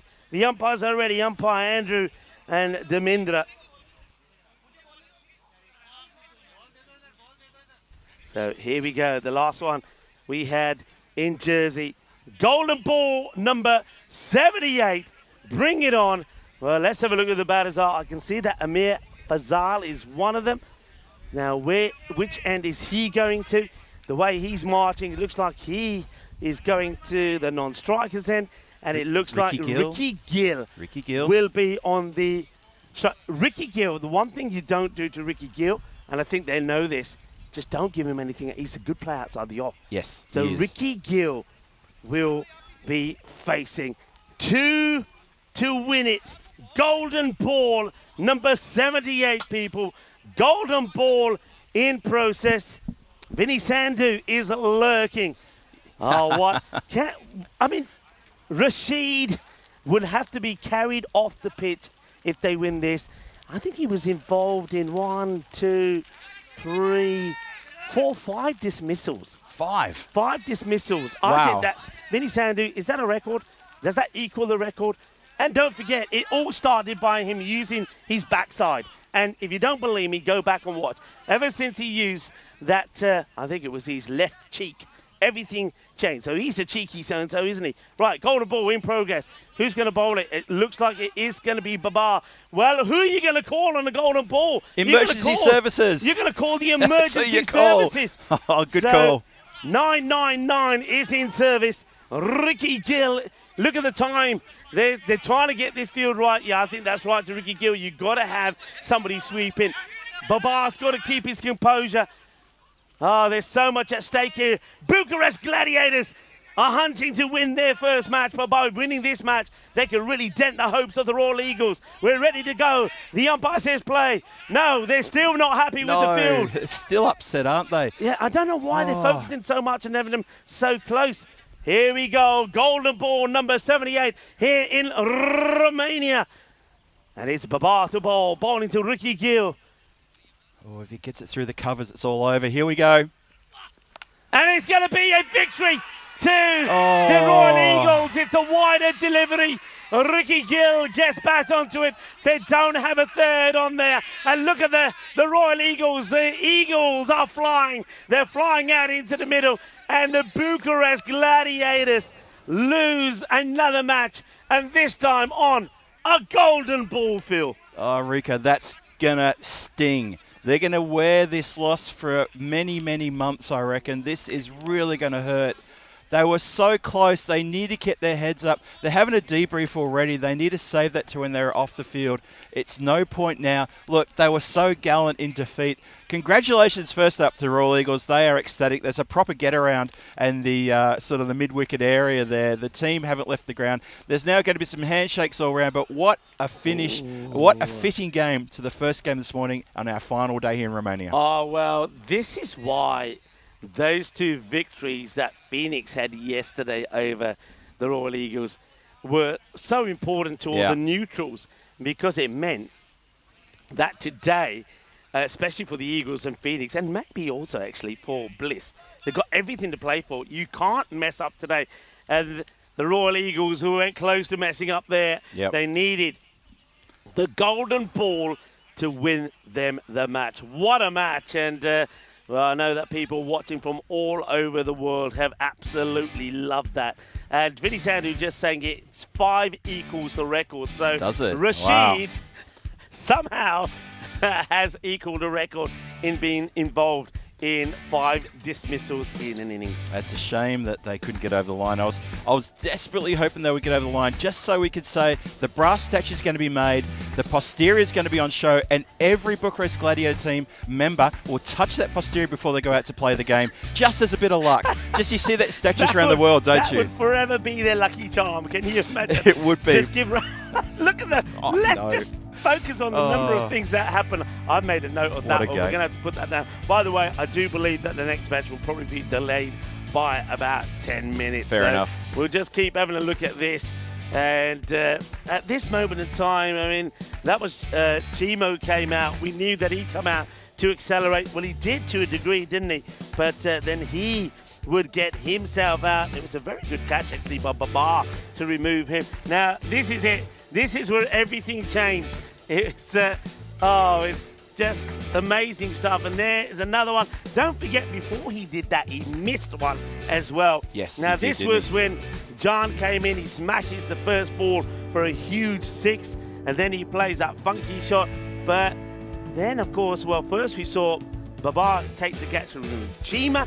Yep. Then we saw John charging down the wicket and getting himself stumped. And there's Rashid, one of the 5 that he was involved with, 5 dismissals, high fives all around here.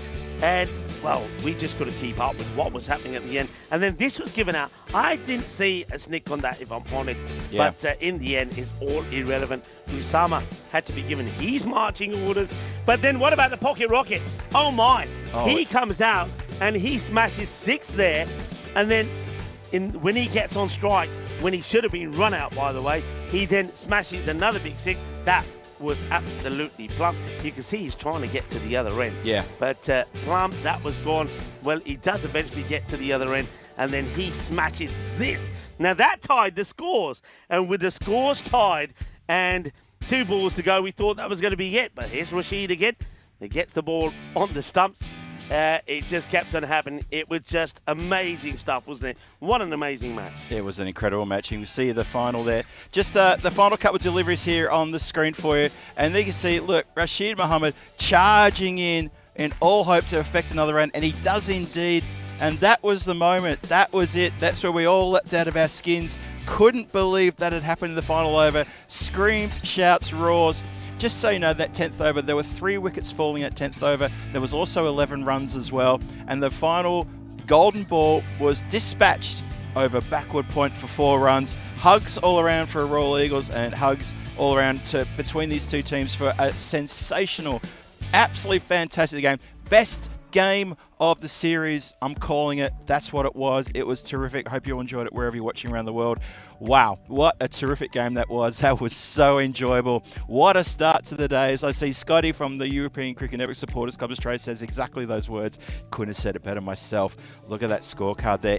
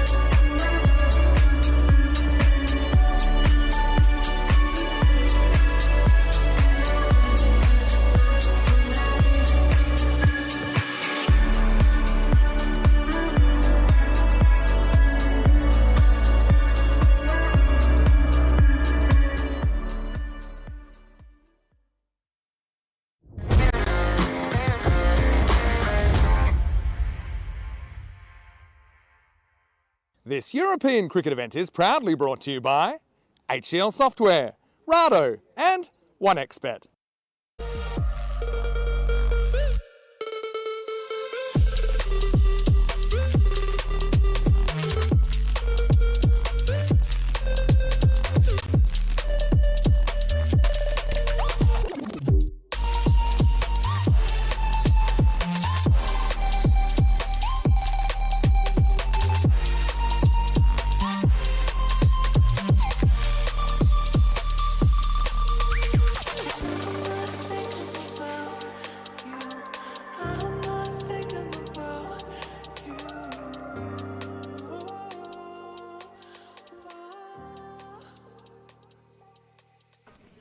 Hello viewers and welcome back. Have you calmed down? Have you picked yourself up off the floor? What a match that was. Match number 15, golden ball number 78, and it was the Royal Eagles that won it, and they needed that win. You have to feel a little bit for the Bucharest Gladiators. I think all the neutrals wanted them to win the golden ball so they could get their first victory in this series, but the Royal Eagles, they held firm, and Ricky Gill, well, scenes of delight and joy when he hit the golden ball for 4. So they keep their hopes alive. But this next match is very, very big, very crucial as the Bliss Warriors take on Phoenix. Phoenix had a wonderful day yesterday, winning 3 out of 3, and they're looking to win this match here now. If they can win this match here and they win it well, they could be in the final. The other thing about this match as well is that if Bliss Warriors lose and they don't pick up a point, it's very possible, depending on how Royal Eagles finish a bit later on, that they could miss out as well. I can tell you that the news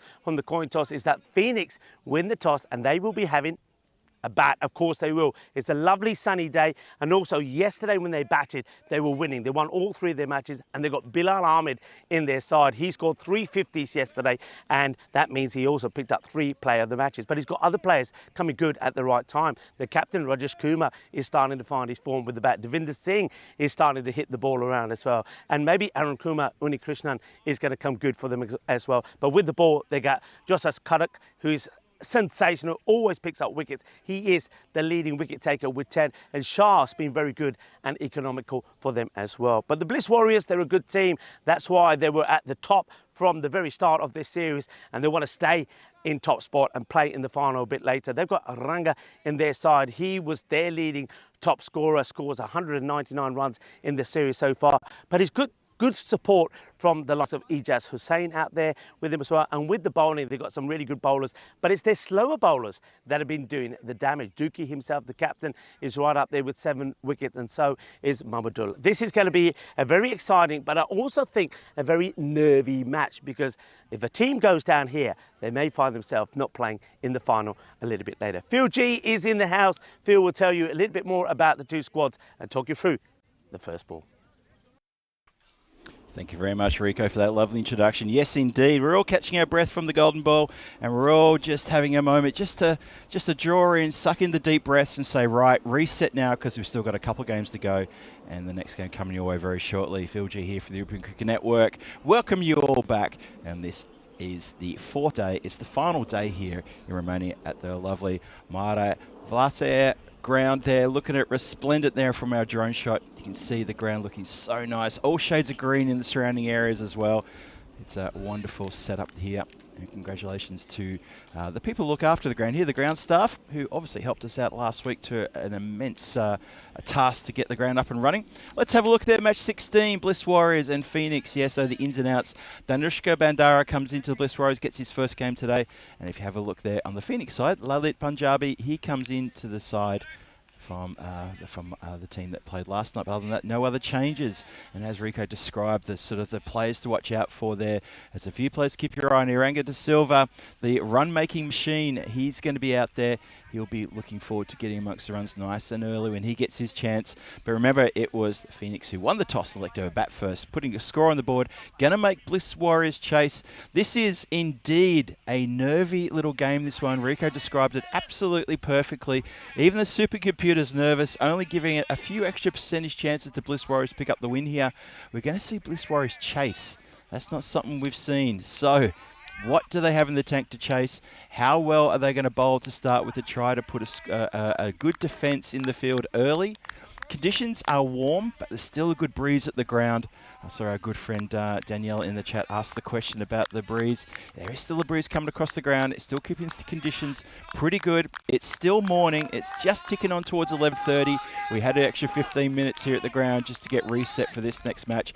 This is going to be a game where two teams standing face to face. Who's going to blink first? That's what it's going to be. And you know what? It could completely twist this game on its head depending on who does indeed blink first.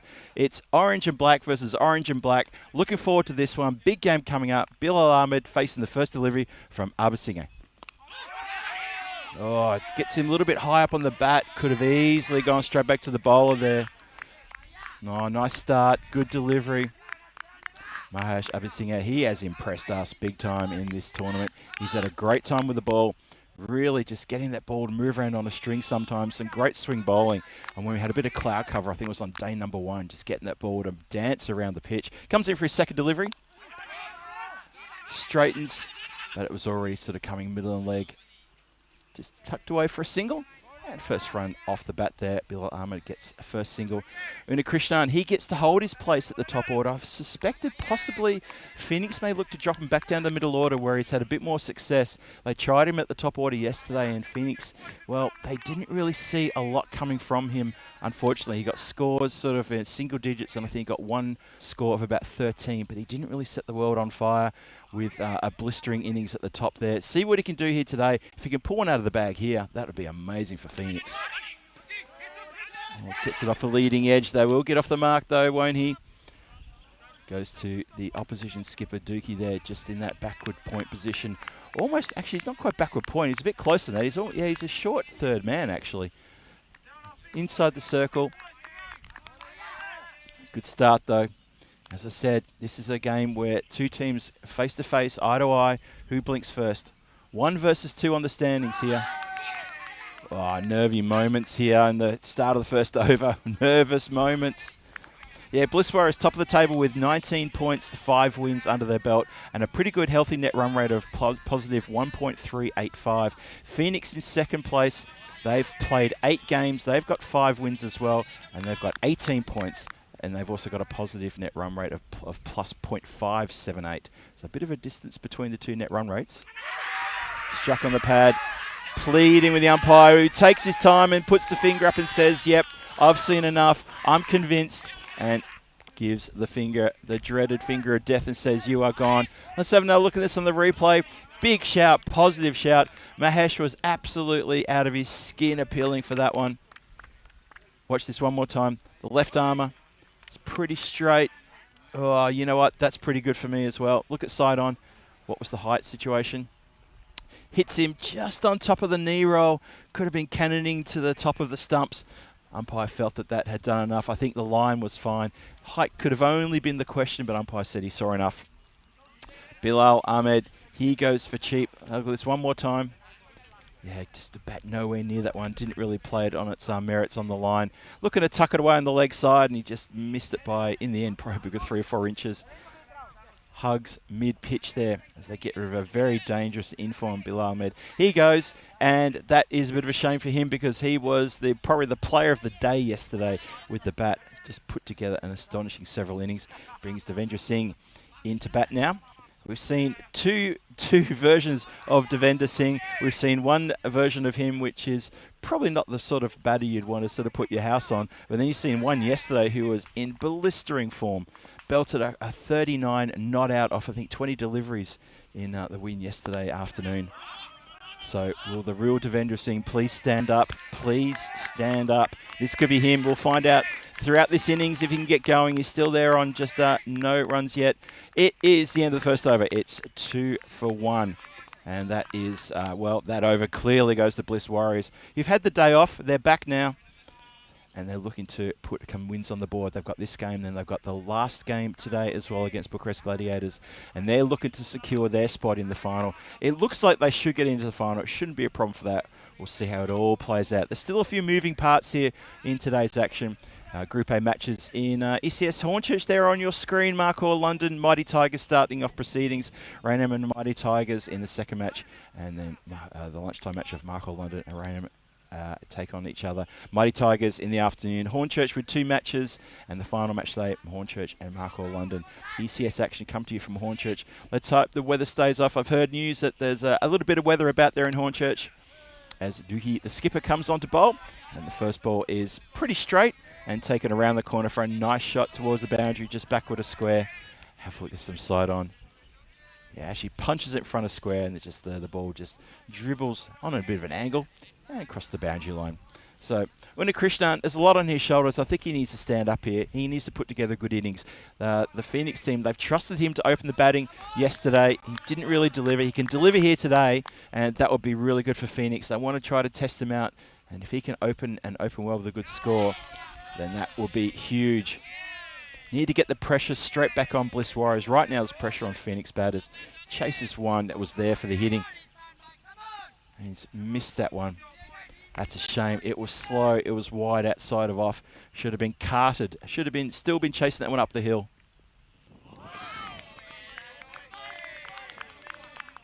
Now, these are gimme balls from Dookie. These need to be put away. That one there was just there for the cut shot. There's a bit of a strong offside field there. A ring of fielders there from all through the covers towards point and even backward point and then third man. And as I speak, cover is going back onto the boundary. I guess if Duke is going to continue that sort of line of attack, he's going to want some coverage out there deep. He floats that one a bit too wide. And a wide delivery. Isfahan Dookie has featured in the wickets in this tournament thus far. Picking them up with a regular monotony in the games he's been playing. Very handy. Pushed himself to come in and bowl early in the piece. Flicked uppishly over the top of the infield. It's going to run away. This ground's super quick. Oh, player's gone down. Gone down, but saved the run. I hope he's all right. He went down a little bit hard on his elbow there. Just keep a close eye. Make sure he's all right. Yep. He's moving all right, just holding onto the hip there as he's gone down. Oh, yeah, that could have hurt. That's Mardumal. He's just gone down. He's all right, though. He's moving okay. 9 for loss of 1 wicket. Winds up, crunches it down to the man who was just placed down there in the cover boundary. Couldn't have timed that field placement any better. And he's hit it straight to him, so just the single. Krishnan, he's on 8 from 6. Missed a couple of wider deliveries at the top of the over that should have been put away.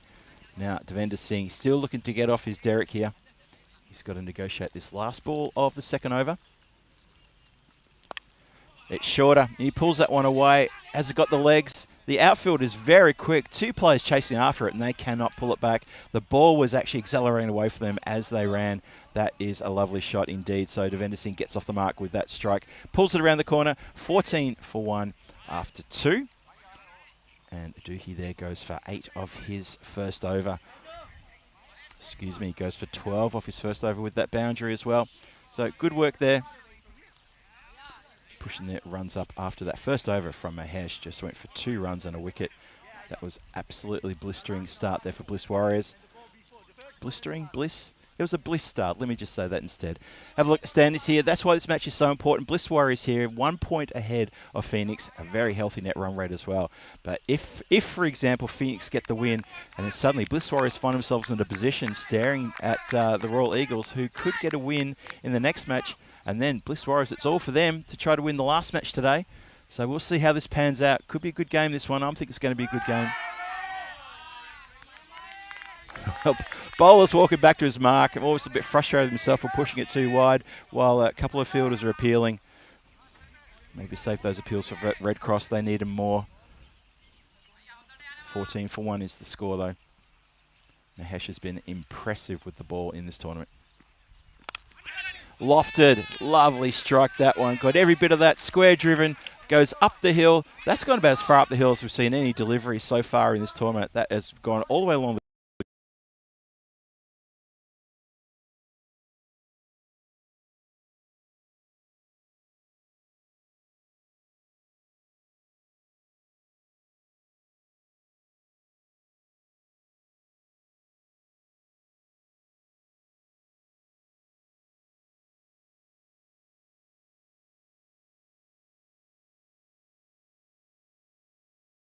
to us because obviously the golden ball was there. Good to see you, Vinny, as always. This one on an edge, goes over the top of the skipper. He's going to watch that run away, and he's going to go and chase that one, trotting away down there towards third man. He was inside the circle, and third man was skipper Dookie. He's got to go back and collect that one. Bit of luck there, running with everybody. Hope you're all enjoying the cricket thus far. Johnny He in the chat as well. And everyone else in there, give us a shout out. Let me know you're in there watching. It's wonderful to see you there. Hope you've enjoyed that previous game and strapped in for another big game coming up. These two, top of the standings. A berth here in the finals up for grabs for the winner. That's what's so important here. They lock it in if they can get a win here. Phoenix, Bliss Warriors. Who's going to blink first? Swings. Lucky not to get an edge on that one. That went through very quick indeed. Arun Kumar and Krishnan, he's on 16 from 10.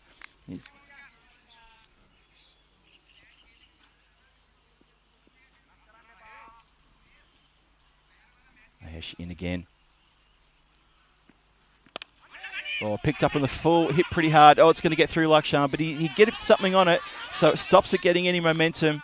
So in the end, it went pretty quick. The throw goes through the hands of Mahesh, who can't hold on to it. Back to the stumps. But just the one run from that one. So it's still been a good over, though. And a few runs from it.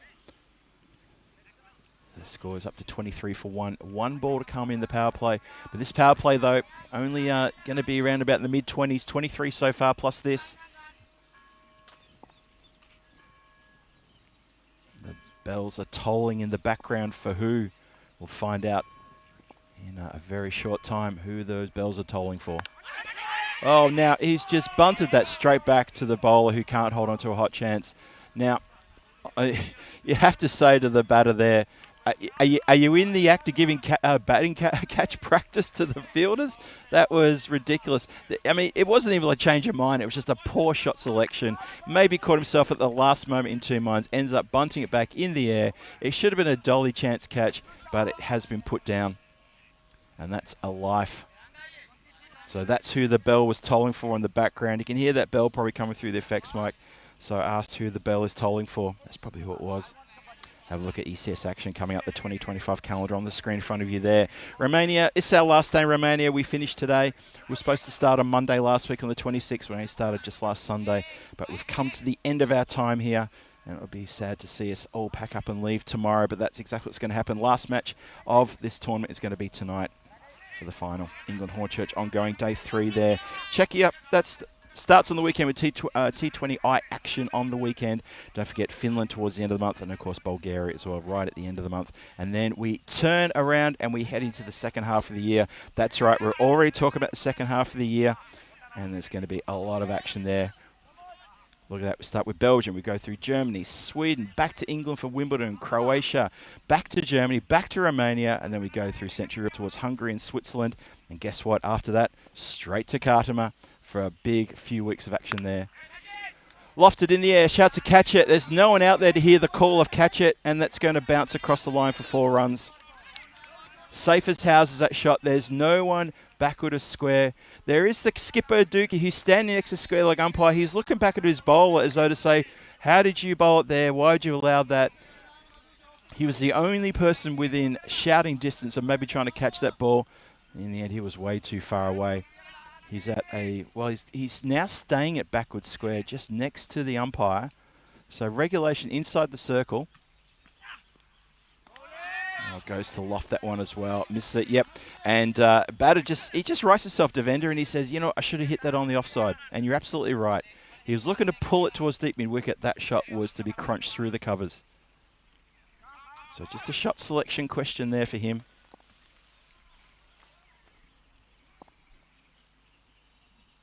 Lakshan steaming in again. Shorter gets an uppercut here. This time he does go to the offside. Races on. Well picked up on the boundary. Gives the old round arm throw back in there. Pretty good work on the boundary. Get around. Nice and sharpish there. Chaturanga there patrolling the boundary there on the offside. Does very well to get around. Now Lakshan steaming in again one more time. Halfway through the fourth. Just smacks it down to the ground, bump ball. Well, there's a few shouts there, people thinking it came off the ground. Definitely a bump ball. I'm going to bring in my good friend and co-colleague, Rico Full, into the chat, into the comms area. Rico, thanks for rejoining us. And this is, well, have a look at the match now. It's a little tight, but only one wicket's fallen. Yeah, only one wicket's fallen. I think Phoenix are trying to get a good partnership going here between these two. Both, well, Devendra Singh found his form yesterday. Arun Kumar Krishnan didn't, but he was good the day before. So if they get going, can make things happen. That's a great delivery. Well blocked out, actually, by Singh. I just, thanks for covering for a few overs. I just needed to calm down after that golden ball. I had to lie down in the shade a little bit and spray myself with some cold water. Ready to go here now.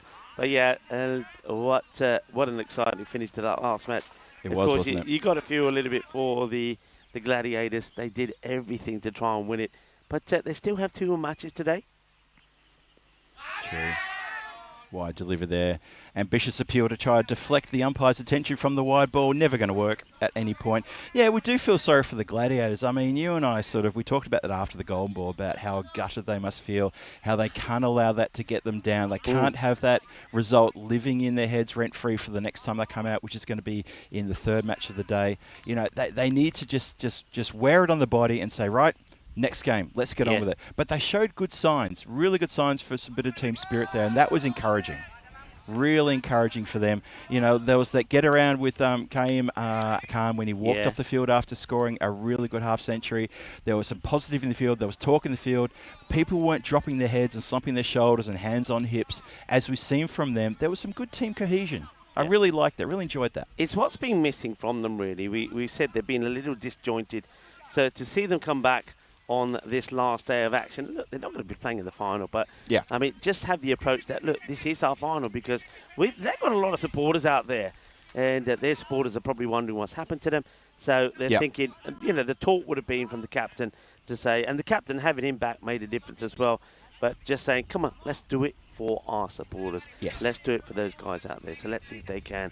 Quick look at the way the Worms game. Good to see that the wickets are back today. So it's 32 for 1 at the end of 4. So Phoenix, they will be looking to get the acceleration. Thing about Phoenix, what they might be thinking here, Phil, is Bliss when they're batted, they haven't batted and scored big runs. I mean, even though they've got the likes of Aranga in the side, who does bat, and he scored a couple of, I think he scored 2 or 3 half centuries already. Yep. But they don't go on and score big scores. So they might be thinking that 110, a 110 would be enough. At the moment, they're on about 94. If they can get to 110, we could have another good close finish. So true. Swatted nicely across the boundary line towards the backward square leg area. So, you know, a couple of boundaries and a few runs here and there. They've only lost 1 wicket. So, you know what? It's the 5th over. You can start to accelerate with a bit of confidence in your middle order. This is what should be happening at this point in time right now. And that's a good shot. Shows intent, and we want to see intent. Get the big black marker out, give it a tick and say intent. I want to give a quick shout out to Sharka Koltsanova, who's joined us in the chat. Good morning to you, Sharka. I hope you're well.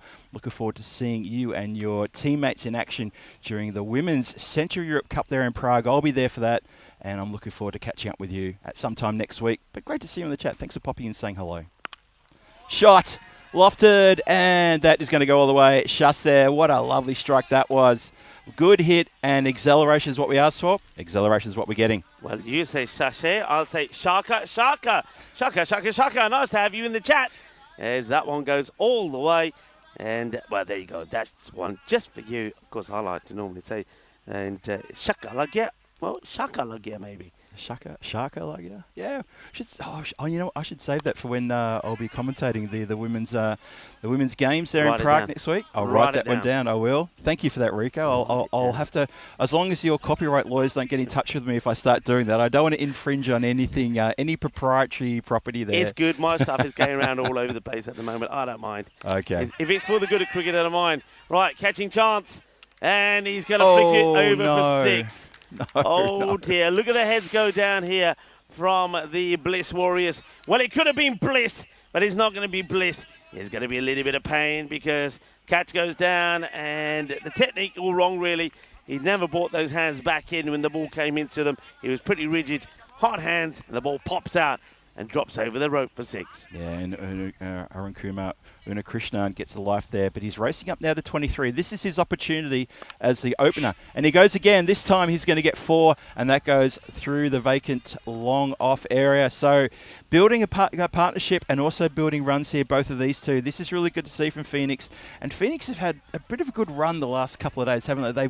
They've started to come good. They've started to work really hard as a batting unit, and it's a joy to watch when they really free the shoulders and get after the bowlers. Correct. You're right. They have started. And what's I've been impressed here a little bit. Let's see how it goes, though, with Madmumal bowling this one. And it's going to be in the same area. It's going to be 4 more. So I can carry on what I'm saying. What's been good, as the 50s also come up in this over, is that they're doing it without Bilal. Bilal was their play yesterday. 3 half centuries on the spin, 3 player of the match performances, 3 wins for Phoenix. And they're showing that it's not all about Bilal. And that is important for a team. So well done. We can continue that conversation actually on camera for our viewers. Hello, wherever you are around the world. But yeah, that is important. It's important for a team not to rely on just one sole player. Totally agree. And I think that's exactly what Bliss are wanting to do here as well. When they are batting, they want to make sure that it's not just all about Aranga. It has been. Yep. I mean, Aegis Hussain sometimes has come to the party. I think it's nice to have Chibui in the side. He's going to be key. He can hit the ball really hard. Yep. But he didn't play right from the start, and that's where they, fair play to them, they didn't get big scores on the board between 80 and 100, but they won matches. Totally agree. Welcome everyone into the Igloo. Myself, Phil G, along with Rico Full, and hope you enjoyed that analysis. You're absolutely right, Rico. It's important for teams to not have that situation of relying on one player. The teams that do that, they lose that player, and guess what? The whole team goes to pieces. It can happen so quickly, so easily indeed. So, continue now with the start of the 6th. It's going to be Captain Dookie comes on to bowl the 6th. And that's case in point. If you have a look at the 2 scores, the 2 current batters there, Unikrishnan and Devendra Singh, they're 31 and 24 apiece. They've taken up where Bilal Ahmed was already scoring yesterday after he left early. Now these 2 are kicking on, and that's pretty good. The run rate over 11. Need to push on, though. Yeah, and they're trying. That's what I like here. I think they've assessed the situation, both these batters. We've seen times when Phoenix, particularly, Devinder might be saying this, particularly Devinder has been a little bit slow. But you know what? What they've done with Devinder is they've had a word with him, said, go out there, score runs. Don't worry about getting out. And because he's done that, they're sticking with him at number 3, and he's doing the job. Whoa, well, doing the job. Rico, you said it right on cue. How about that for doing the job? Yeah. Crunched out of the park. Oh, your timing was perfect, my friend. Look at that. Smash, crash, wallop. Yeah. Into the lake. That's as well. what we call doing the job. Devinder Singh smashes that away. 30 of 13, 32 of 16 from Arun Kumar. This is a partnership that needs to be broken pretty quickly for the Bliss Warriors. Remember what I said, Bliss Warriors. All right, they're top of the stack. But if Phoenix get a big win here, let's say they take all the points away, then they're under pressure. And the Royal Eagles could put them under more pressure. And I think the Gladiators are going to get everything when they play Bliss as well. So there's a lot of cricket still to come. There is indeed. I completely agree with that analysis. There's definitely a lot of cricket to come. And, the teams, this is their last chance on the big stage here, this ECS Romania. It may be the slimmed-down low-cal version, but this is their last chance to impress and to get runs on the board and to look good for their fans and families who are watching intently. That is not good, though, on the boundary line. That has crawled across despite the close proximity for Chibui there. He can't stop that one. It went pretty hard and fast, but it did bounce along the carpet all the way. Look at this. It just had a couple of funny old bounces there, and then unfortunately, he's already had his legs across the rope by the time he touched it. Would have been 4 any way you cut it. So Dookie, he's gone wicketless. He's also gone for 25. This will be a rare appearance for him if he can't pick up a wicket, because I think he's picked up wickets in almost all his appearances here. It's elevated. Here we go. It's over the top for Chaser a Maximo, a 6. Any way you cut it, that's out of the ground. That's a big strike. What a good hit. And Dookie, he goes wicketless for the first time, I think, in this tournament in his bowling spell. Yeah, Shaba Kinna Sona Chuck the Fatte style as well. Not only does Shamud Mudmal go for 25, and he's over, and he's on 7 wickets. Another man who's on 7 in the tournament is Dookie, and Dookie goes for 19. 76 for 1. The acceleration is happening. Ooh. And Rizwan was saying, Rico, where are you from? And Armando was saying, I think he's from England. Well, I was born in England. I then, with the Indian origin, and did move to Spain, where I've lived now for about 23 years. So I call myself a citizen of the world. That's the best way to call yourself. I agree with that. And thank you for your questions. And where are you from, Armando? Because that's a bit of a name, Armando Telejandro. I like that, Armando Telejandro. Are you a singer? Are you an actor by any chance? Because you've got a name that goes for it. It would work, wouldn't it? It would. I like it. I could picture someone announcing Alejandro. Alejandro. I like it. Welcome to the podium. I like it. It's a lovely name, It's Alejandro. a great name. It's a beautiful name. Yep. Hey, I want to give just a quick comment about Sharka in the chat. She's just told us, Sharka Koltsanova, just having a maths class. Thought I'd just tune into the cricket. Just a maths class. Well, hey, you can do maths with cricket. Of course you can. You know, runs required, run rates. Cricket's all about numbers. All about numbers. So, Sharka, if you get caught, please make sure you let your teacher know that you're watching cricket, but it's all about numbers and stats, and they should be well impressed with you. Get an extra credit for all the stats that you can rattle off about the numbers. It happened here in cricket, and we'll back you up on that. You know what, you say that? My dad used to, when we were younger, he changed his mind afterwards. We used to play darts because he said it would be good for our maths. You know, when you're 501 and you're going down from 501. But then after we damaged a fair bit of the furniture around the house, it wasn't our fault. He decided to put the dartboard on the back of the door, and the door just, by the time a week went, the door had it. And we had to sort of plane it down, sand it down, and revarnish it. And then the dartboard was put outside in the shed, and that was the end of darts. A bit of collateral damage there in the lounge room. Fair enough. Dot ball's getting through here. Lakshan bowling a very good line and length. Batter's just missing a trick here.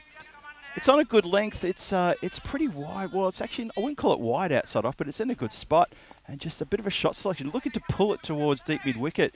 Should be looking to chase this one through the covers, over points, square drives. Look at the offside. You got another half of the field you could use if you want to.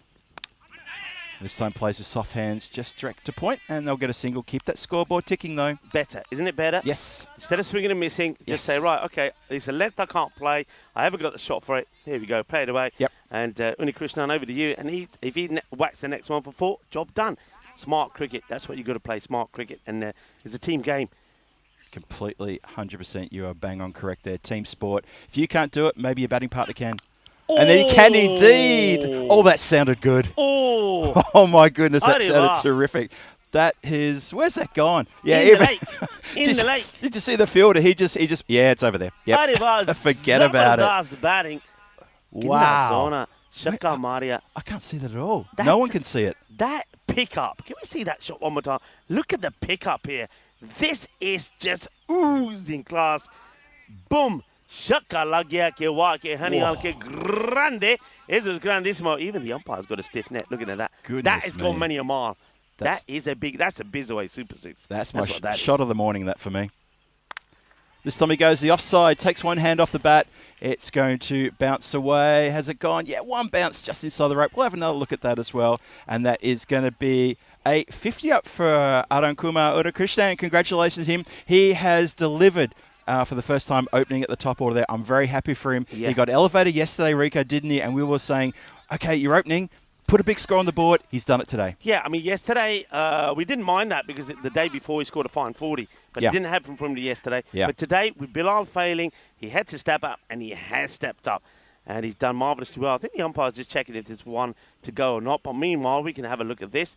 A lot of action happening. And pretty soon, we're going to be over to the right-hand side of that, aren't we? I mean, you're going to be going to check here pretty soon. And you ain't got much time before you get ready for the start of things on Sunday. That's right. Finland will be starting on the 23rd of June.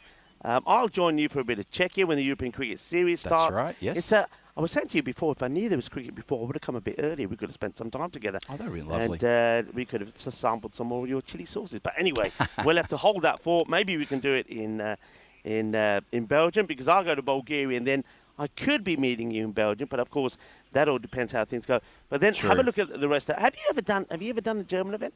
No, I remember I crashed you and Danny in where in Dresden, Ah, in 2021. Yes. That's the First time we ever did commentated together. Yeah, So yeah. you have. I crashed the party. What do you mean you haven't? They might not have paid you for it, but you did it. But anyway, no, Germany. Looking forward to going back to Krefeld, Yes. and also Kiel. Kiel is fabulous, by the way. Kiel, yeah. We have got Switzerland on the cards. So and then, of course, we have that little bit of the Melchior Shield, the Western Shield, European Cricket Championships. And then Italy, Portugal, Malta again, Alicante, Valencia, then back to Malaga for the end of the season with that European Cricket Championship, which is, of course, the Euros for women's cricket. So they're just sorting out a few things here at the moment. So, well, we mentioned the European Cricket Championship. Why don't we have a look at, I think we had a good look at the Premier Division yesterday. So why don't we see the Challenger Division? Because there's two groups, of course, in the Challenger Division. Malta are going to be in there. Now, Malta played at home against Estonia recently, and I was there. And they played really good cricket. So I'm wondering what happened to them in that Medina Cup. Yeah. I wonder if they're a team that know their home ground really well, playing that beautifully, but when they go away from home, they struggle. So they didn't pick up a win there in the Medina Cup, but I still expect them to be pretty competitive. And, of course, I know who you're shouting for in that one. It's a bit obvious, isn't it? Yeah. I'm secretly hoping to get there maybe the Monday or the Sunday before. Maybe on the 5th or the 6th, just so I can get in situ in position for cheering on my boys from Czech Republic, as I did 4 years ago. Is there any changes there? Because I seem to, are the rumours right that Arun maybe and the Beast may not be featuring, or are they still around? Sudesh is named in the squad for the up-and-coming T20Is. That's in the Central Europe Cup. I'm not sure Arun Ashokan is named in that squad. I think he's still sort of taking a bit of time off from international duties as we resume. Oh, good save there.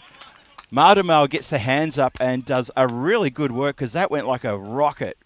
Just good fielding. Bounced in front of him. He knocks it down. Watch this.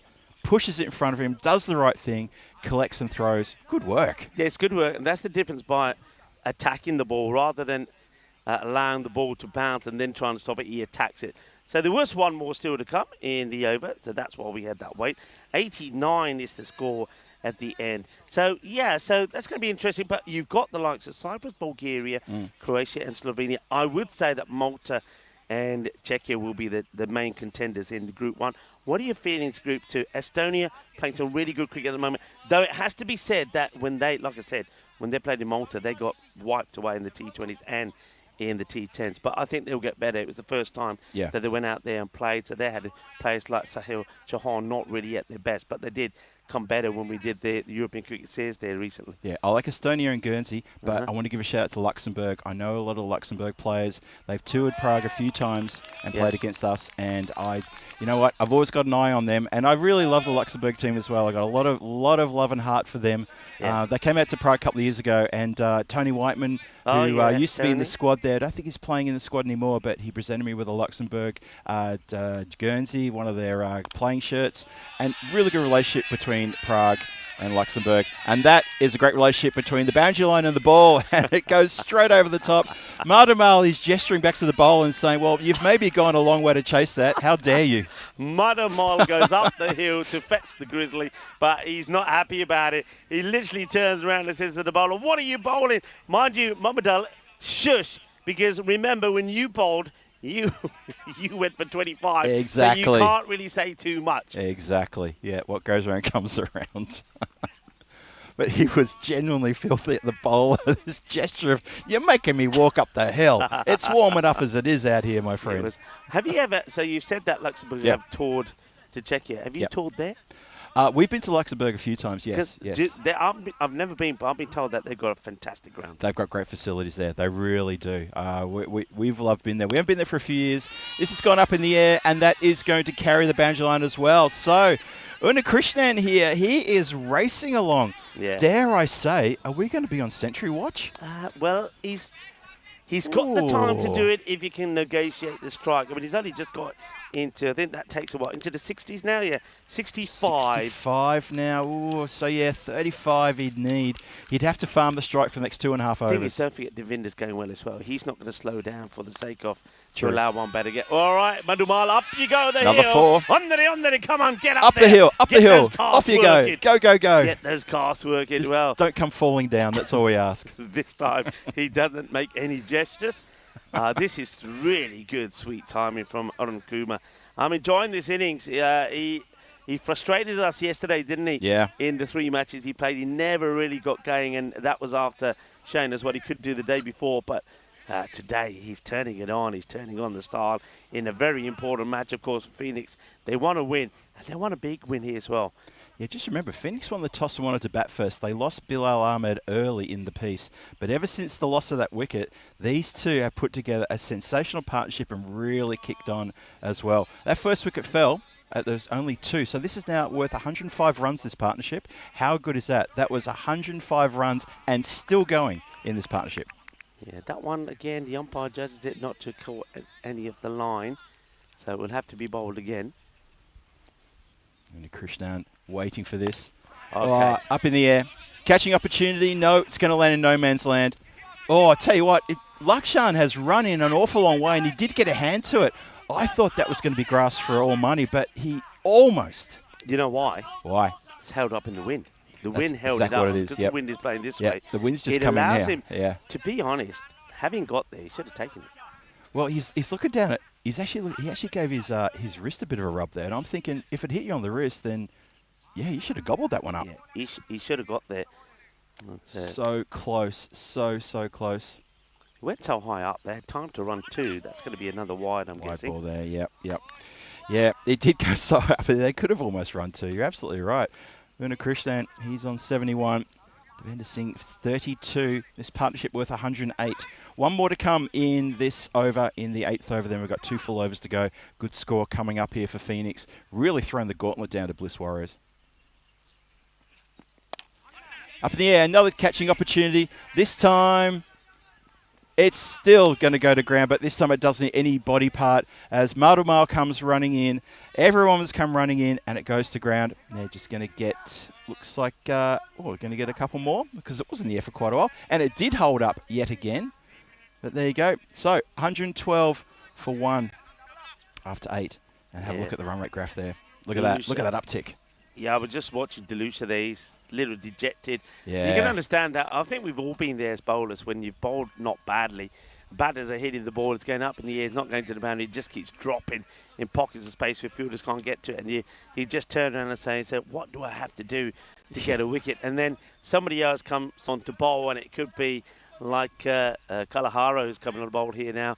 Just bowls a few sort of looseners and he'll pick up a couple of wickets, and you think, life is just not fair. Yeah. We've all been there. There's no justice in the world if that happens. And you're right, yeah. This is a good change, actually, bringing Kalahara on. He's our one of our picks early on in this tournament for the fielding effort. We didn't see him yesterday because Bliss Warriors had the day off.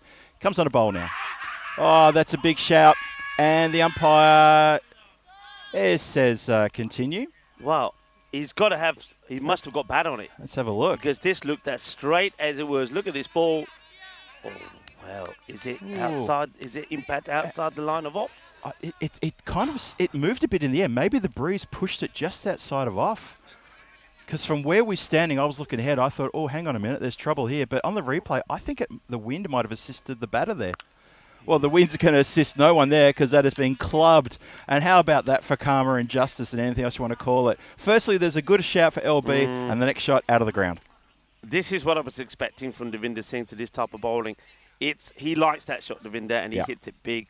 This ball is, unless he goes a little bit flat and a bit wider, Devinder's going to play this shot again, and I don't think anybody's stopping it. So I think we're already at a point where the Bliss Warriors could struggle to get to this score.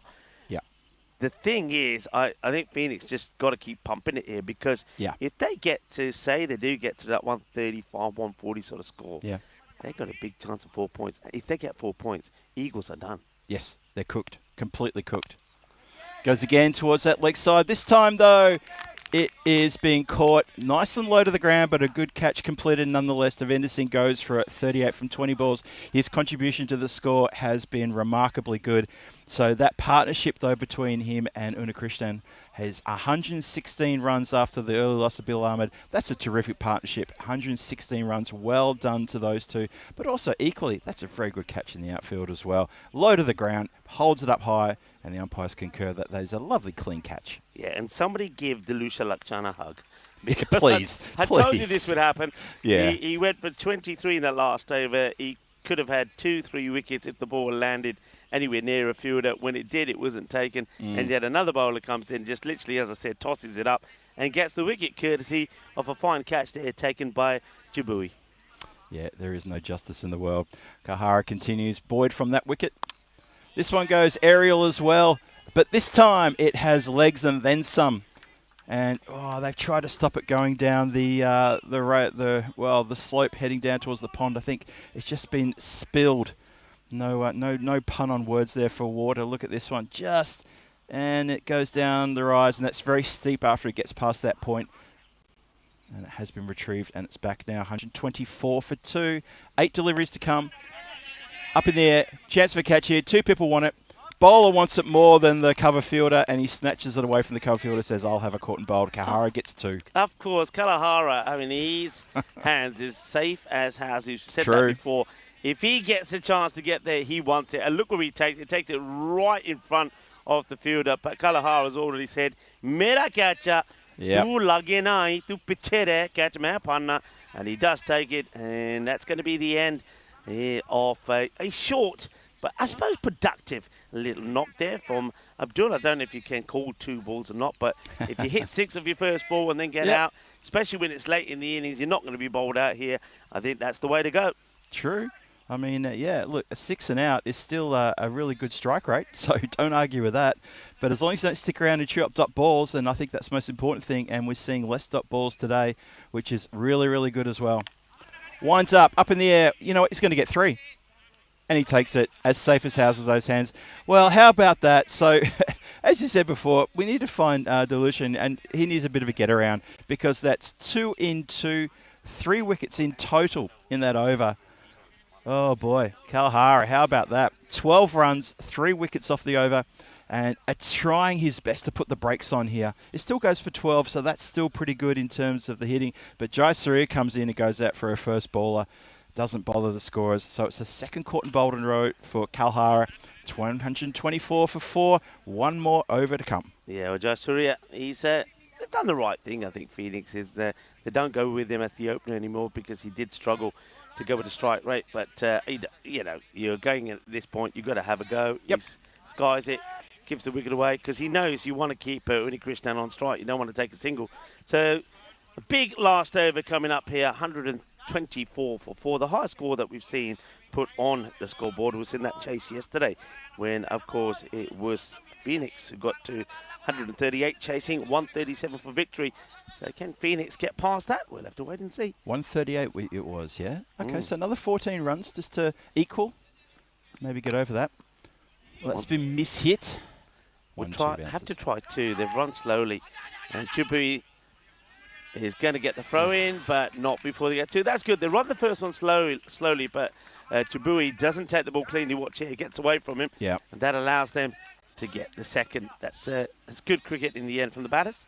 It's the only thing that saved them because they did run that first one slow. They should have run that first one hard, and the pressure was already on the outfielder who did fumble it. So 2 there. Unakrishnan up to 75. As we hit down towards us. And, well, the boundary is protected. Despite the catch put down, the boundary is protected. And for me, at this point of the game, that's more important, I reckon. Yeah, and it's the man that I'm still hugging, Madusha Lakchan. He's, as I said, what happens to bowlers like him, he doesn't get any luck. Then you get somebody with dibbly-dobblers pick up 3 wickets in that over Kalahara. And now this one gets blasted at him. But, yeah, you're right. He saves the boundary, gives away just 1. Yep. Rajesh Kumar on strike, facing his first ball, and that's going to be a wide. It's a nice, easy one to face first up, a wide delivery. Yeah, it's Delisha. He was just in front of us here, just slapping his hand and thinking what could have been with the catch. But honestly, I think he needs to just he just needs to just settle. It's okay. He saved the boundary. And just as we speak, long off and long have switched places. And wouldn't you know it, Kalhara has replaced him in the long off position. Another wide. Another wide. Well, somebody's in pain out there. I heard that too. I think, was it the wicketkeeper thinks he's going to, he starts to appeal and then says, nah, the umpire's already calling the wide, I'm not going to put him off. Valuable runs coming here in extras. So still 4 balls to go. Yeah, it started as an appeal and turned into a shout of frustration. Well, that is not a wide, and that is chased. But if you don't use your feet, you're going to miss those every day. That's actually put on a really good spot. Watch this again. Inside the tram lines. No foot movement apart from almost losing his balance, but the ball was already past him by then. That's not good from Rajesh Kumar. He's got Nick Krishnan at the other end on 76. That's who's right. Desperate to get back on strike. Yeah.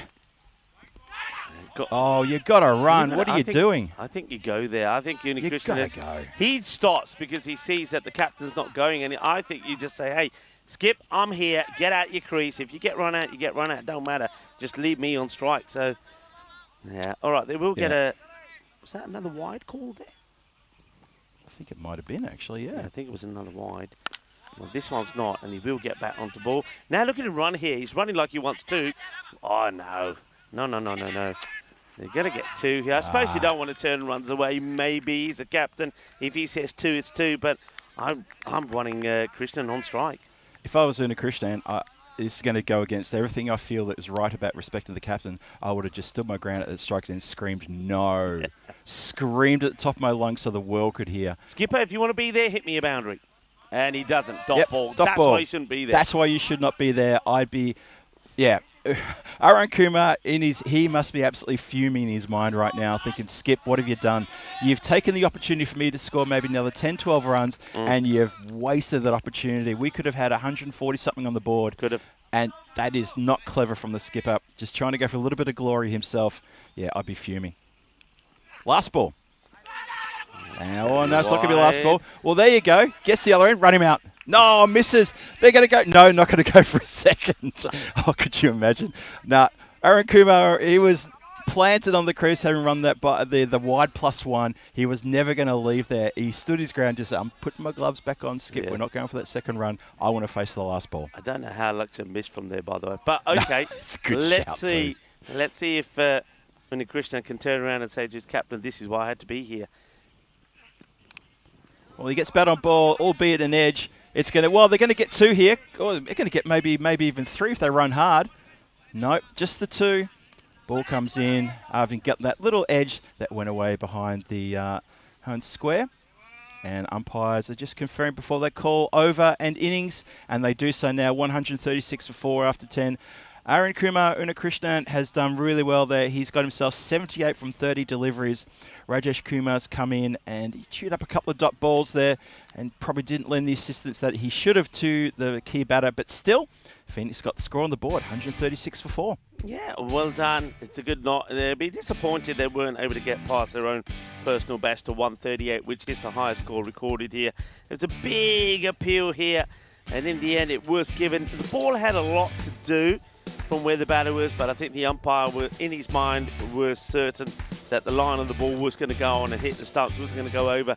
So that's why that was given out. But you know what? That then sparked a very good, healthy partnership between Arun Kumar and Devendra. These two batted really well and scoring well. That partnership was worth 116, and both batters played their part in there. But of course, it was Arun Kumar who was playing the shots to all parts of the ground, actually. And during this innings, there were some huge ones as well. Yeah. This one went a long, long way, and it was only the batting cage that stopped that one going. There were a few chances. This was one of them.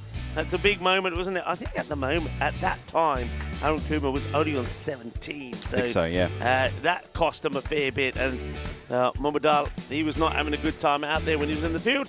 And he didn't have a good time when he came on to have a bowl as well. Did not indeed. There was a bit of a slip up in the field there, allowing a couple of boundaries through. Bliss Warriors looked a little bit slow in the field, a bit sluggish. And yeah, a few little mishaps in the field. We saw the Madamal bounce one over his hands for 6. We saw Chibui there just before slip and let one through as well. And things need to tighten up a little bit. The bowling was a little bit loose and a bit wide. they seem to be just maybe trying to get back into the rhythm after having a day off. And look, Phoenix did take advantage of that. Krishnan, I really enjoyed his innings. He really repaid the faith from his team there to score 78 from 30 deliveries. Some big hitting here towards the end. And that was the catch, though, that dismissed Devender Singh. Really good support from Devender too. Need to give him a shout out because I thought he batted really well. I asked him, can the real Devender Singh please stand up? And he did indeed. Well, Kalahari came on and picked up 3 wickets from his over, and we sort of felt pretty bad for the previous bowlers' efforts there. Look at this. This is his second caught and bowled. Jayasuriya just putting one in the air, and not a lot of damage done by losing that wicket, but at the same time, Kahara picks himself to 3 wickets up out of nowhere. And you feel for Dalusha Lakshan there because he's probably thinking, oh, I toiled so hard and catches got put down and you didn't take him, but then he comes on and gets 3. That's how the cookie crumbles, unfortunately, in cricket. Sometimes have a look at the scorecard there. Krishnan, can't sing that praises enough, can we, Rico? 78 off 30 and 38 from 20 for Devender Singh. It's a very good partnership of everything in the game. And that was a good one for 160. And Devender Singh played his part pretty well as well. And when he needed to get going, he did. But it was a very good catch from Chibui to get him out on the bowling front. I mean, again, Mahesh Abhisinghe, he's been absolute class as he top draw. Picks up 1, only concedes 12 runs. And then Kalahara, well, the captain's probably wondering, why didn't I use this guy before? But Kalahara, watch out for him with the bat. He's a classy player. And I think that today, we probably will see a little bit more of his class. I think the partnership between him and Aranga could be a very key one. So I'm going to leave you with the mid-match summary. And the Bliss Warriors, they've got a bit of work to do if they're going to get to the 137 for a victory here against Phoenix. Phoenix would love 4 points. And if they get 4 points, well, the Royal Eagles, they are not going to be making it into the top 2. And it's likely to be Phoenix and the Bliss Warriors. Yeah, it's indeed correct. I'm sure the Royal Eagles, they're definitely still here at the ground. They're watching this next innings very intently for those reasons you've just said, Rico. Let's see what's going to happen here. It's going to be all to play for here as match 16 hangs in the balance. We'll be back here very shortly. Phil G and Rico Full taking you through the action here today. Hope you've had a great Wednesday. Stick with us. Plenty more to come.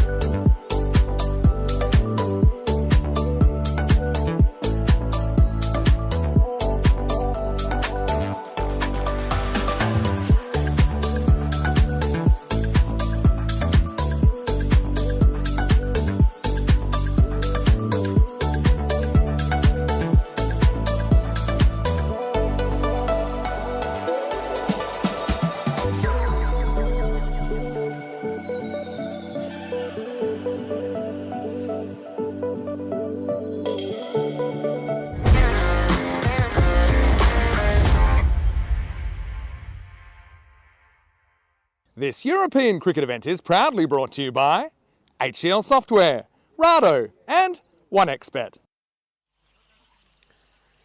Hello viewers and welcome back. Yeah, big shout out to our partners, of course, Rado, 1xBet, HCL Software, Grizzly Bear Sports, Bizaway Travel, and of course Locker Lifestyles. And we'll be seeing some of those glamorous medals and trophies from Locker Lifestyles a bit later on here today.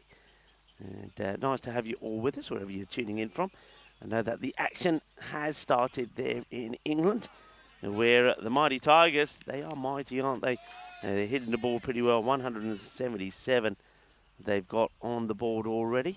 But not the man you'd expect to be scoring the runs again. This time around, it was Chowdhury managed to get a golden duck. I don't think that was on the cards, was it? But look, other batters still performing around them, particularly Saini, 68 of 20. And it's not Vasu Saini.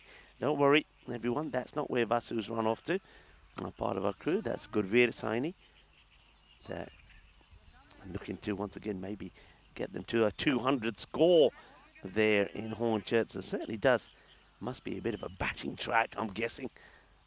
As we turn our attention back to this match here. So Bliss Warriors needing 137 for victory here.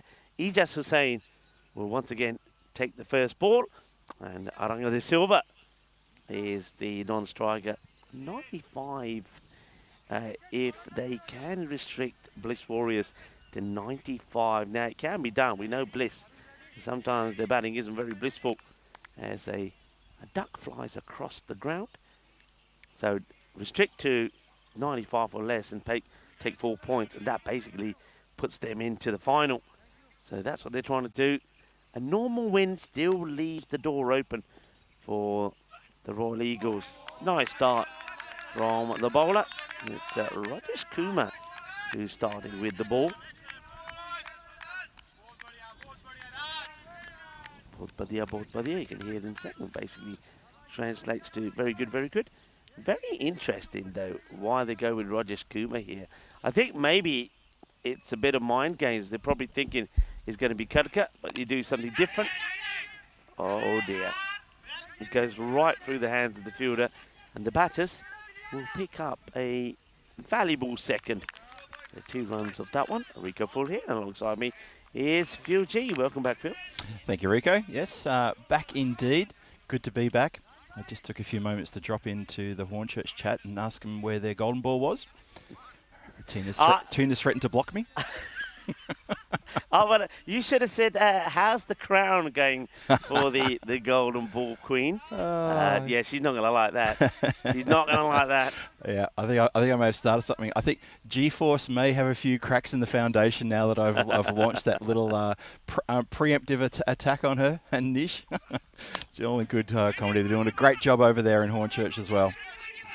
Yeah, they are indeed. Hey, you know what we haven't talked about? Oh! Uh-oh. Hold that thought. He's gone. Hold that thought. He's gone. We'll have to... Well, I was going to talk about us moving, but I think we'll talk about this man moving.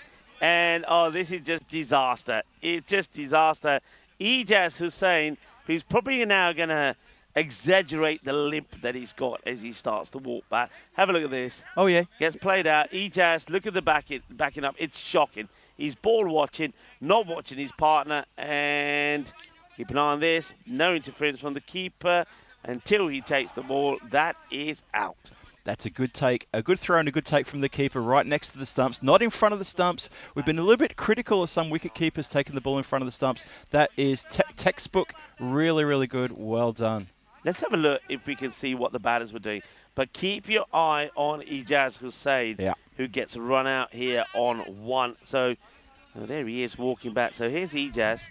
Look what he's doing. Look where he. I mean, that's poor. It's very poor, and he's only got himself to blame.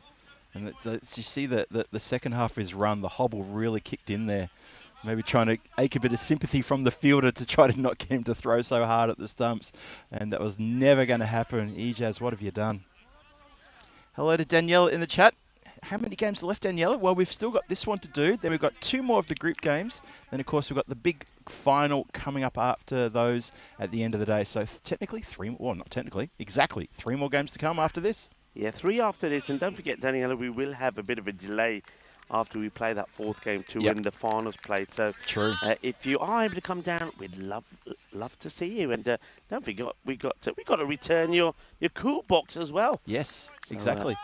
And actually, Danielle, on our drive from our hotel, our new hotel, to the ground today, we passed the turnoff to your part of the woods, your neck of the woods. Was it Yeah, Green we did. Paradise? Cobianza?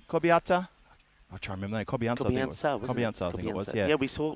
Well, you pointed out to Yeah, me. I saw the sign saying Cobianza, 2 kilometres in that direction, turning off to the left, and we had to turn to the right to get to the ground. So we passed your neck of the woods. You could almost be in hitchhiker. We would have picked you up, brought you to the ground, save you the problem of driving here. Could have done. Hey, yeah. So I was going to say before, it was Hussein who had to get moving. Yeah. We moved yesterday. It was a long process, wasn't it? Oh, We had to yeah. go back to the original hotel. This is going to be another one down the lakeside. Pick up our bags Yep. and then go with the traffic all the way towards the airport. Oh. And when they said the hotel isn't close to the airport, it's not close to the airport. I think it's on the blooming runway. I mean, it's a nice hotel. Yeah, I yep. give it that. But you know when you're going somewhere just for... Would you go there just for really 2 nights? And it's not even... My flight tomorrow, I don't know about yours, is at 6-something in the morning. Oh, good God. So I'm technically not going to bed tonight. There's no point. So I'm going there for 1 night. So Yeah. it was like, you know, when you get to an event and you're starting an event, it was like I moved to another event because I got to another hotel. Yeah. I think, am I still in Romania? Yeah, I'm still in Romania. Still in Romania, but yeah, this is But all different What now. was bad was by the time we got there, sorted ourselves out, something to eat, got prepped for today, it was already about 1 in the morning. And this one should... Oh, we almost gets wrong-footed. It's a good recovery there Yeah. from Shah. But I was up again at 4, traffic noise and the Oh. planes. Oh, my word. Oh, God, so yes. I didn't sleep very well. It wasn't the best of moves. Yeah. I was telling you on the way here, Rico, that, yeah, I had a 6:08 wake-up call as a massive, I think it was a 727 jet came screaming across my window and landed at the end of the airport that we're closest to. And I was bolt upright out of bed at the window, just literally just like, can you keep it down out there, please? Oh, fair enough then. If you're landing, that's okay. So, yeah, we are see right the on pilot, there. then. The pilot just sort of gave you a little wave, said, sorry, buddy, go back to bed if you can. Yeah. Or a pilot who goes, nah, let's do a go around. Let's try to come back and land again. Well, Daniela said she'll be here in a few minutes, so that'd be Oh, nice. cool. Well, come down and say hi. Please do. And if you're not shy, Daniela, if you're not shy, we'll have you. I know that a lot of your fans would love to see you in the camera, so Yeah. you can come on camera and we'll wave to everybody and say hello. Hello to Monty. Hello, Monty. Good to see you back in the chat. Interesting little over this, isn't it? Yeah. Seems to have gone on for a very long time. It's a very long over. Actually. Rico, we've been waiting forever to call the end of the over. We've talked about moving. We've talked about Daniela. We've talked about a lot of things. What's happened here now? I mean, Oh, it's a change of helmets. yeah, I you know thought- why? I thought Jabu was running off because he was going to time himself out or something. But no, just a change of helmets. I was talking about this yesterday, not yesterday because they didn't play yesterday, the other day. And I know that Isfahan Dookie, the captain, was saying that one of the problems they have with Djibouti is they don't have a helmet big enough to get, because he's got a lovely head of dreads, isn't he? I He mean, does, yeah. But they literally have to use the rubber mallet to knock the helmet onto him. We did it. Have a look at that. We did it. All right. The crown belongs to us. Sorry, there is no more golden queen for Tina. Look, if they get one, fair play. She can have a crown back. Sure. Until then, it stays with us. It's us. It's on us. It's our ECS first Romania. one, actually. It First is one it is our we've first done one, Rico. together. Yeah, So yeah. How about we'll, that? We'll remember this. In fact, we'll remember this tour for a lot of reasons. Oh, I completely agree with that. I completely do. I mean, a couple of hours ago, we saw the big number at 111 up on the screen as saying it was Lord Nelson. 111 since the Golden Ball, and we've reduced that to 0. So, yeah, Rico and Phil G doing the job here in Romania for you all. Hope you've all enjoyed that one. Nice cut shot that. Oh, is it a suicide second? No, it's a well-run second. Yeah, you need a good arm to be throwing it strong and hard from there on the boundary. If he was able to do that, I think they would have struggled. But as it was, it bounced a couple of times before it got into the vicinity of Bilal Ahmed, the keeper. So they will just take it easy too in the end. Djibouti, he's on 3 from 3. Well, plays it with soft hands. He's guided that really nicely. And that is going to go all the way to the boundary line. He's played that really well. Yeah. He got up. He didn't go for the big uppercut hoik because the player was a little bit wider for a catch there. Instead, he's opted to just guide that for 4. Really good shot selection. That's a really good shot, actually. You see right at the last moment. And the beauty of that shot is how still he keeps his head. And right at the last moment, when he's in the perfect position, he just guides that away. And that's the umpire with, we normally see people walking the dogs. He's walking the bear. Look at that. All you need to do is put a makeshift leash on his hand to the bear, and it just looks the business. Can 2 Circles do little graphics on screen like that? I think they get told off they did. Oh, but yeah, maybe okay. a social crew, Shazad or Ravi, if you're watching, I think we can work with that. Yep. I reckon they can too. Just take a nice, good high quality still shot of that, and get a leash from the right hand around the bear. That would look terrific. Look at it. Look at that. Right now it's right now it's probably not a good look. No, not now. Not that one. It's Stop behind you. turning. It's behind you. There's a bear behind you. That's better. Oh, Just there on a leash, going for a walk, taking my grizzly for a walk. Because that bear was coming out of nowhere just for a moment. Luckily we cut away. 12 for 1. Yes. Umpire takes an unusual bit of evasive action there. Does the 2 hands in the air leap. What was that? I tell you something, if I'm the fielder, I could quite easily be put off by this. Have a look at this. Hey. Yeah, if I was the fielder, I reckon I would have been completely put off. What are you doing, ump? Yeah, what would you say to that? Hey, you just put me off. Oh dear. We continue. Joe Soria, still got 2 to come in this over. He's just looking to tick that scoreboard over. This is good play from him. He doesn't have to be the lone ranger there. He's using his teammate to try to move the scoreboard along. Aranga da Silva has only faced 3 deliveries. He's opened the batting. He's only faced 3 deliveries, so he hasn't really gotten going. But you always said this about him. He just takes a little bit to pick up the pace. And what we've seen so far in this tournament, when he picks up the pace, oh boy, stand back. Yeah, hello to Wayne. He's in the chat. That's nicely timed, but Nice shot. yeah, he's disappointed that he's gone straight to the Yeah, fielder. yep. And Thomas Martinez, buenas tardes.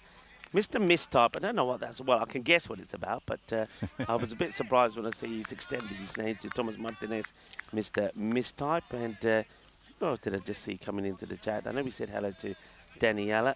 It's, Ujwal was saying, Djibouti looking good. Hopefully he can show some class as he's already done and put in a good chase. I think he can. And did our the man who's got the sort of showbiz name, Armando, tell us where he's from? Did we hear back from Armando Alejandro? I don't think we heard back from Armando. Armando, if you told us where you're from, can you please put that back in? We'll try and scroll back through to find. I'll just have a quick look and see if you go around to answering us there. No, we haven't heard from you. Armando Alejandro in the chat. Can you please let Rico and Phil G know where you're from? We're very keen to find out. And do you have a career in the entertainment industry? Surely you do. With a name like that, it's a terrific name. We'd love to know a bit more about you. It's a better delivery this time from Abdul.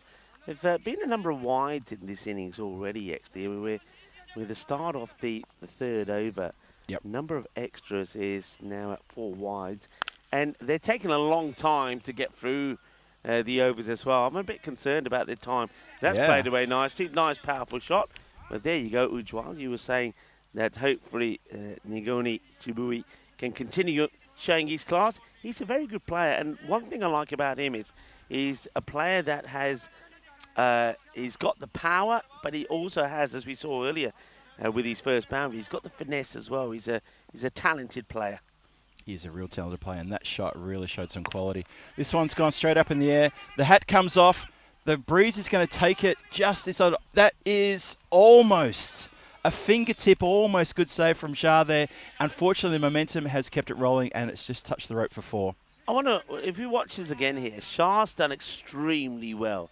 He's got a hand to this, but just to the right of him is Yosak Karka, who's standing and watching. Yep. If he gave a little bit of support and was running, he would have stopped that ball before it hit the rope. Shah couldn't do any more. Yep. But I think Kudka could have.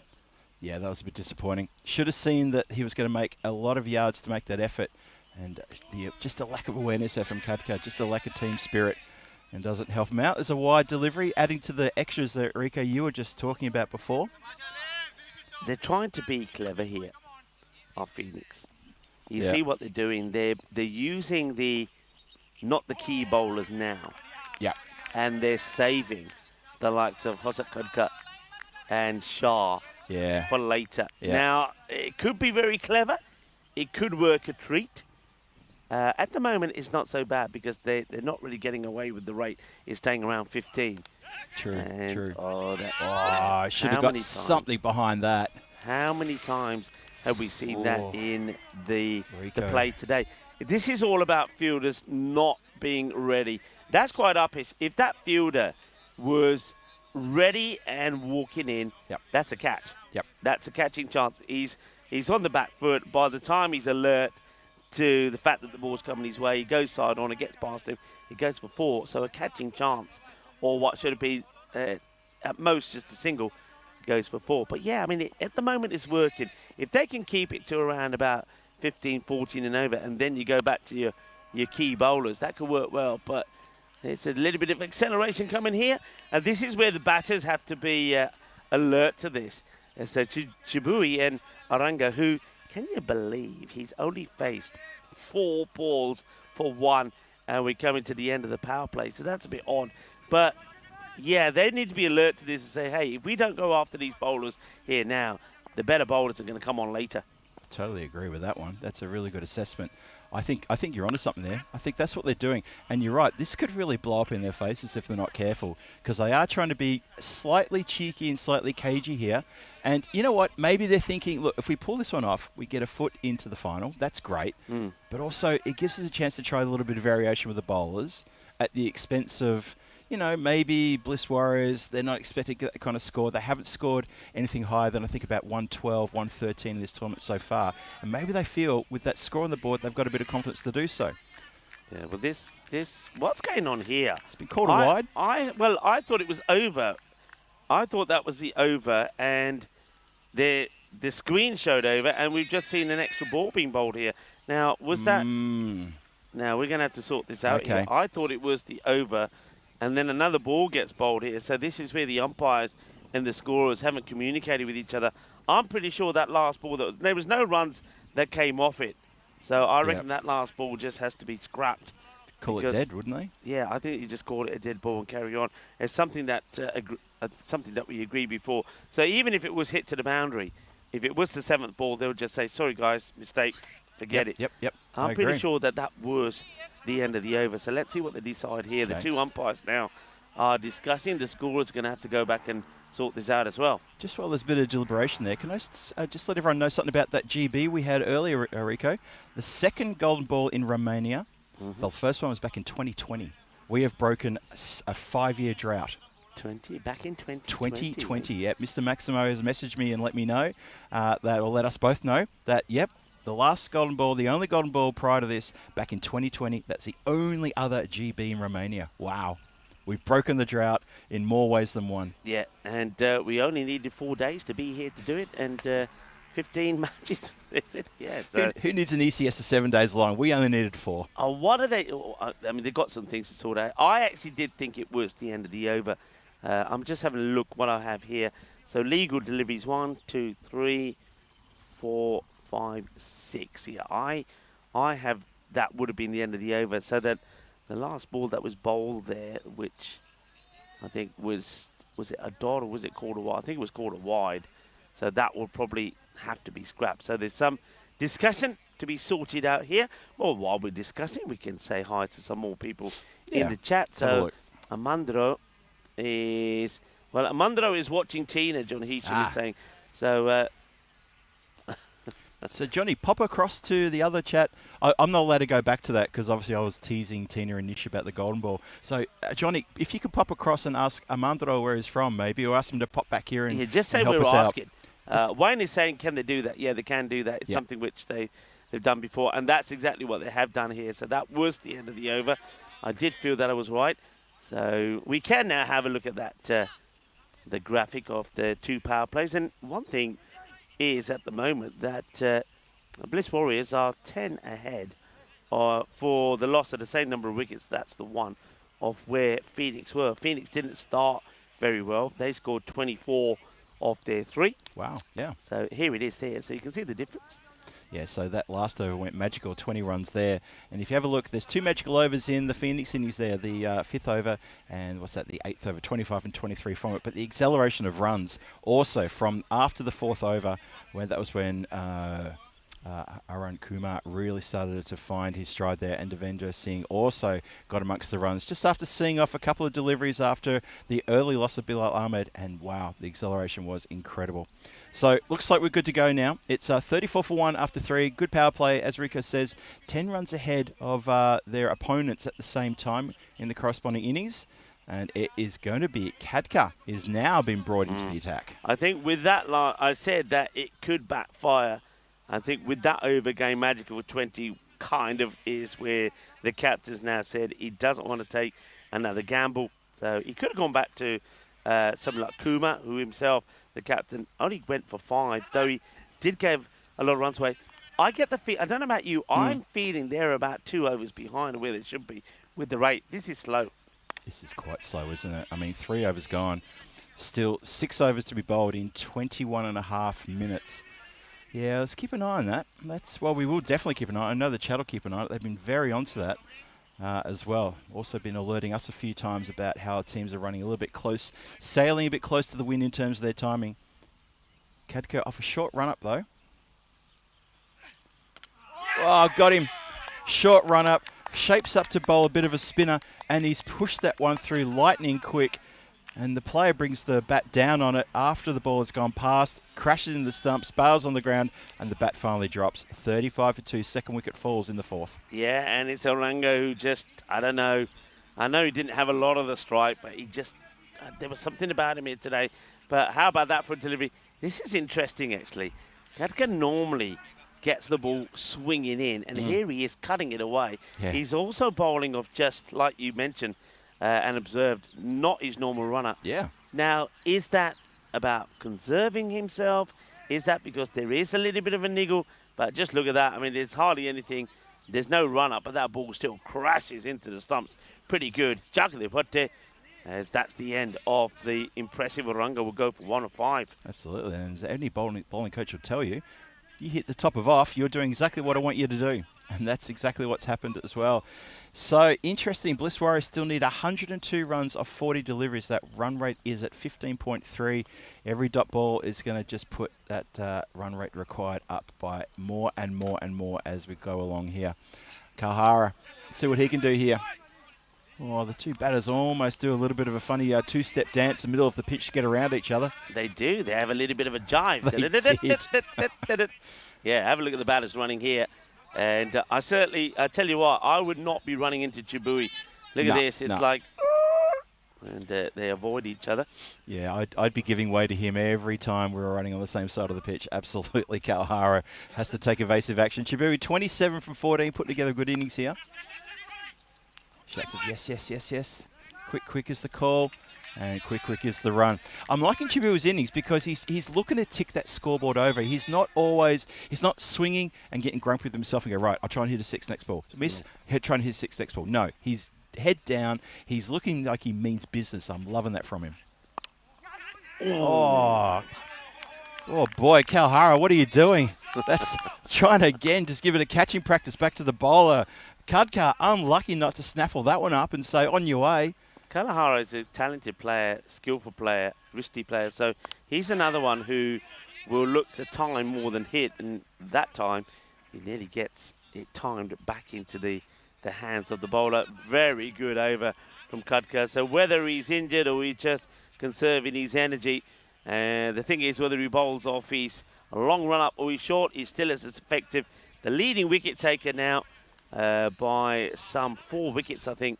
Hosak Khadka, he's got 11 wickets to his name, 1 for 4 in that over, and that's exactly what they needed to take that rate now up to over 16 required 38 for 2. Remember, they need to, was it 95 they need to get to pick up a point? For the bonus point. Yeah. Yeah. So So even that's looking threatening now. Phoenix looking good for a 4-pointer here. This is a terrific over from Kudka. I mean, you called it out loudly there, Rico. 1 for 4. Really good there. 38 for 2. Starting the 5th now. It's a catching chance, and it will be gobbled up.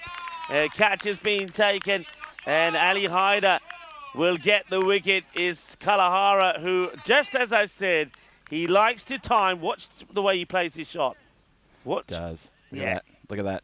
And straight into the waiting hands of Kadaka. It's a good catch, a good 10, 12 metres inside the rope there. He anticipated, came forward, hit it straight down his throat. Kalahara, unfortunately for Bliss Rose, he's failed, and he's come undone by hitting it straight to the fielder.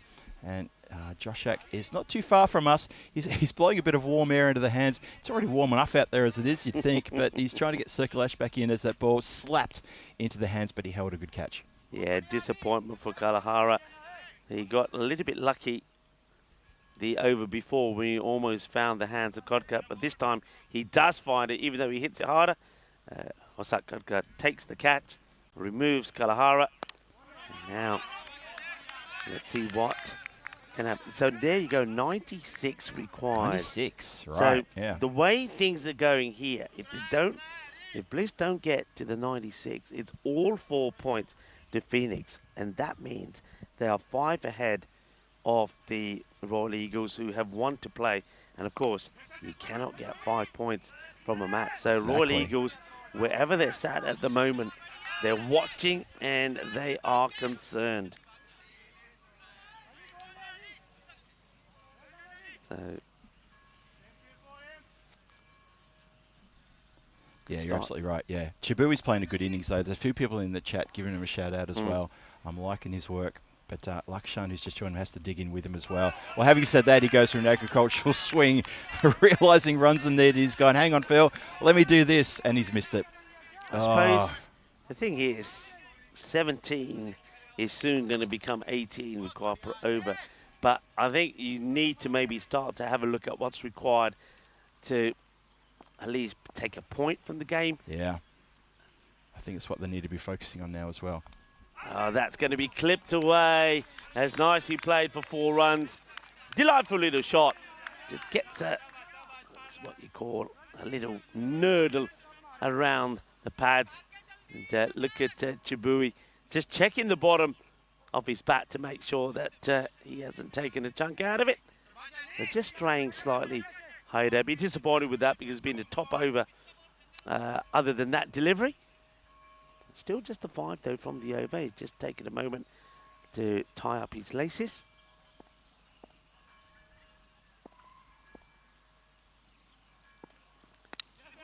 It's softly played this time. It would just be a single. The wicketkeeper says, "I'll do it. Leave it to me," says Bilal Ahmed. So Phoenix, remember they had a sensational day yesterday when they won all 3 of their matches. And that was after beating the Bucharest Gladiators the day before in the last match. But they did lose to the Royal Eagles in match number 9. So they have won 4 on the spin, looking to make it 5. And this is the look of our upcoming events. Check here, we'll soon be here starting, of course, on the Sunday, the 8th of June. Then we have Finland also. Finland, Bulgaria and Belgium. So plenty of cricket is coming up.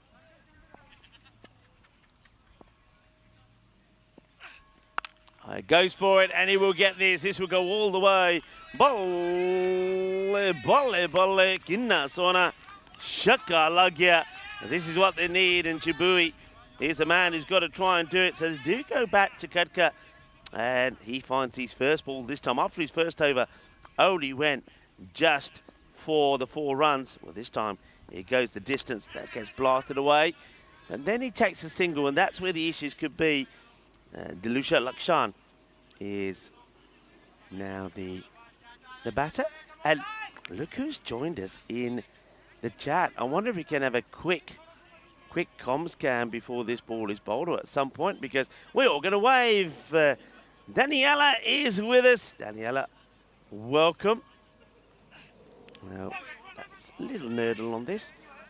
And nice to have you here, Daniela. And of course, you looked after us brilliantly yesterday with a box of goodies, is the way to call it. And it kept us going through the day. So thank you very much indeed. Yeah, the ice creams and the drinks were very well received. And we wanted to get Danny on camera just so that she give a wave out to the chat. Oh, how about that? You're here for a court and bowl, Danny, so your timing is perfect as a wicket falls. And it's going to be the important wicket of Chibui. Oh, he's hit the court and bowl back to Khadka. Big wicket, that big moment. Bliss Warriors in all sorts of trouble now. Yeah, well, Khadka gets his man and he keeps on increasing his lead at the top of the standings. As I say, bye to Daniela for a moment. I'm sure Daniela's going to be around for a while. But Khadka gets another one, 2 for 12. And it is that big wicket of Chibui. And Phoenix at the moment, they look to be putting themselves safe in the standings, which means that the Royal Eagles will only be playing for a little bit of pride. And I just got the feeling that those matches that they lost yesterday, 2 of them on the spin to this Phoenix side, that was always going to cost them, and it looks like that's going to be the way here. It's going to be a real ask now for them to get past that 96. Yeah, this is uphill climb. For the 2 Lakshans out there, what can they do? They're going to have to dig deep here. It's nicely square driven out there. There is no one out there. The closest person was who it went past. And unfortunately, well, the person who's actually a good 30 metres away has to chase it up the hill. So that's a little disappointing. It's great placement, though, nonetheless. So don't take anything away from the batter, who's really clobbered that one quite nicely. Madhusha Lakshan clubs that one. He'll be looking for a little bit of payback here because he had a bit of a torrid time with the ball. You know, had catches dropped off his bowling and then had to watch as another bowler came on and picked up 3. And, yeah, he went wicketless, unfortunately. So Madhusha Lakshan, he's been also joined there by Dilusha Lakshan. Between the 2 of them, it could be a bit of a Lakshan partnership here to try to, that could almost be a tongue twister, a Lakshan partnership to put on some runs here. 56 for 4 after 6, 40 needed off 24 for the point, and that bonus point, super important in the context of this entire tournament. Yeah, it really is. If they can get a point here, then they give or they throw a bit of a lifeline there to the Royal Eagles. But then the Royal Eagles know what they have to do. They've got to go out there and they've got to get a big win against the Bucharest Gladiators. That's right, you heard me right. They are playing the Gladiators again. And, of course, the last time they played, match number 15, the start of the day was the Golden Ball. So the 2 teams will come back together again. But, of course, this time around, the Royal Eagles will know they need to take 4 points away to get that win. Yeah, 4 overs still to come in this match. Oh, it goes down leg side and helps it on its way, lofts it nicely. It's indicated as 4 runs by the fielder who has to go back and chase it. No, he's actually opting not to chase it, but indicated as 4 runs, clearly bounced inside the line. So the equation then goes to 36 from 23 for that bonus point. The win is looking a little bit tight, but you still never know. They're still with a chance, of course, still with a shout. But 137, they're still not even halfway there, and we've just started the 7th over as Shah gets taken around the corner. His first delivery of his first over. Yeah, Muthram Shah straight down the leg side. It was emphatically put away. And, guided quite nicely out on the off. That's a nice looking shot there played by Delusha. Now, shouldn't surprise us really because we know he did put a good performance in a couple of days ago with the bat, and he looked pretty good. But again, I think we saw that from Bliss as well. They also were quite keen to change the batting order around a fair bit. And Delusha would come in and bat very well in one game and then wouldn't get a look in the next. It was strange, and we saw that from some of the bowlers as well. Soft hands, and is going to race to the fielder who does really well, actually. Good work. Doesn't give up the chase. It comes from a very wide kind of backward point fielding position to get a foot on this before he gets to the boundary. There it is again. And nicely done. There's the foot on it. Yeah, good work. Very good work on the boundary line there. Fancy footwork. We're not massive fans of fancy footwork, but you know what? If it saves 4, it's all good. Just don't roll your ankle, people. 63 for 4. Good dot ball there. Bliss Warriors need 33 from 20 deliveries to pick up that point. And Bliss Warriors, we keep saying, you pick up that point, well, it could be trouble. Absolute trouble there. because they will then go to 20, and it will make Royal Eagles' job just that little bit harder. Oh, nice breeze coming in now, by the way. Oh, yeah. Hey, Yep. International Corgi Day today. Corgi. Corgi Day. Oh, wow. There you go. International Corgi the dog, before people start thinking Corgi. Yeah, it's a breed of dog. One in it, and will they get there or not? This is going to be a close call. Oh, If the non-striker wants it and backs himself to get, I think he gets there actually, because he goes straight away. Let's see, he's sliding, he's batting. Let's see if we can just slow this down. Let's see when those bails come off. Oh, it's 1 frame in it, I think, if I'm Just seeing a that frame in correctly. it. So you see the bails come off just in the next frame. There. And there the bat is in. So I think by the skin of his teeth, he will get in. So it looks like it's been given not out. Yeah, so we celebrate International Corgi Day on the 4th of June. The Corgi is a dog breed with short legs, a long body, and a huge heart, they say. These dogs' roots can be traced to Wales, where they were bred to herd larger animals. The combination of their short height and agility made them top contenders for herding animals. Corgi is also known as the dwarf dog. The dwarf dog? Yeah. Oh, okay. I've never heard it called the dwarf dog. The dwarf dog. I mean, they are definitely dwarf dogs. I mean, they've got the very short, Yeah. short legs and the regular-sized body. Play with soft hands, just get for a single there, keep that scoreboard ticking over. Need a bit more than that, though, unless, of course, Bliss Warriors are just going to be happy with a bonus point here, just to make sure that they almost completely put the Royal Eagles out of contention here by doing this. If you ever remember those, the standings, 19, 18, 17. They're the points for Blitz Warriors, the Phoenix, and of course Royal Eagles. So there is a fair bit to think about there with how this could turn out. Hey, match 17, there's the dashboard there for you. It's Gladiators and Royal Eagles. So the people who gave us that golden ball are back. They're going to be back in the following match. That's after completion of this one. Looking to start that one. Probably be a little bit later, because we had to push back the previous game by 15 minutes. That game may also go back by about 10 minutes. We'll let you know towards the end of this game how it goes, but stick around for that.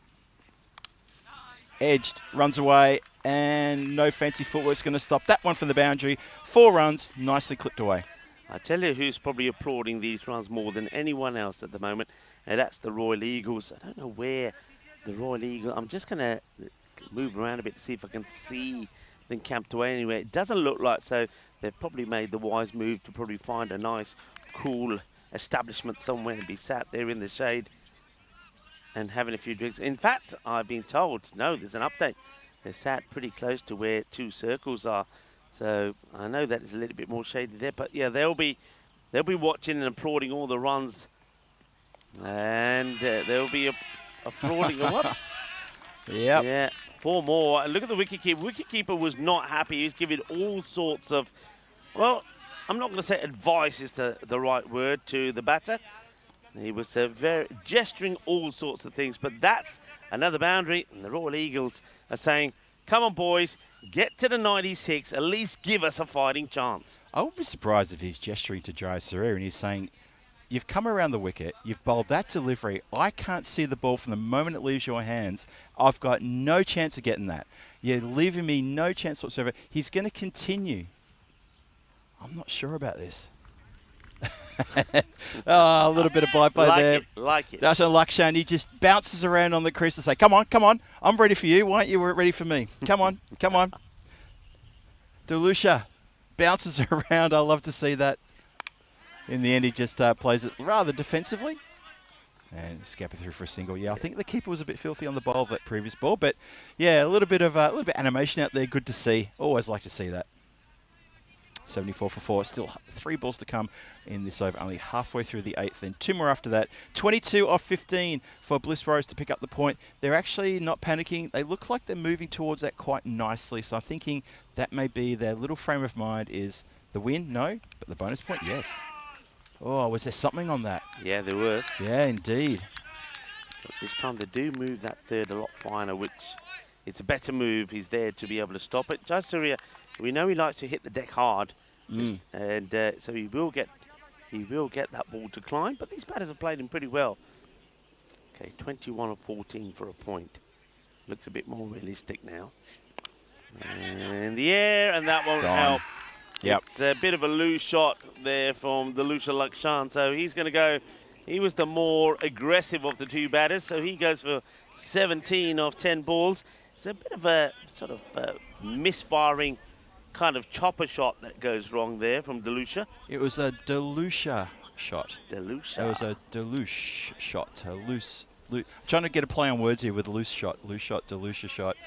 Yeah, I don't want to get too carried away there because every time he bats, I'll be thinking about a Delush shot.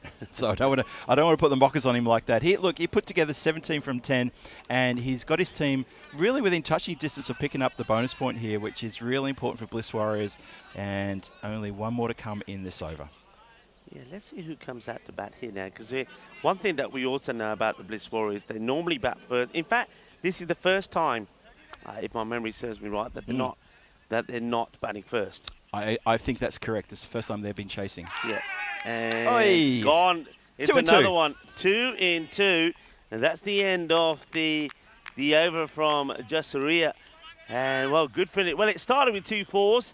Then there was 2 singles. And then there was 2 wickets, I suppose you could say. It's just a normal over on the European Cricket Network. And just like that, the Phoenix are well on top again. Bliss Warriors are now troubled, so are the Royal Eagles. They were getting up and getting a little bit happier. Now they sat back down again saying, oh no. And it's Dookie who will get the old...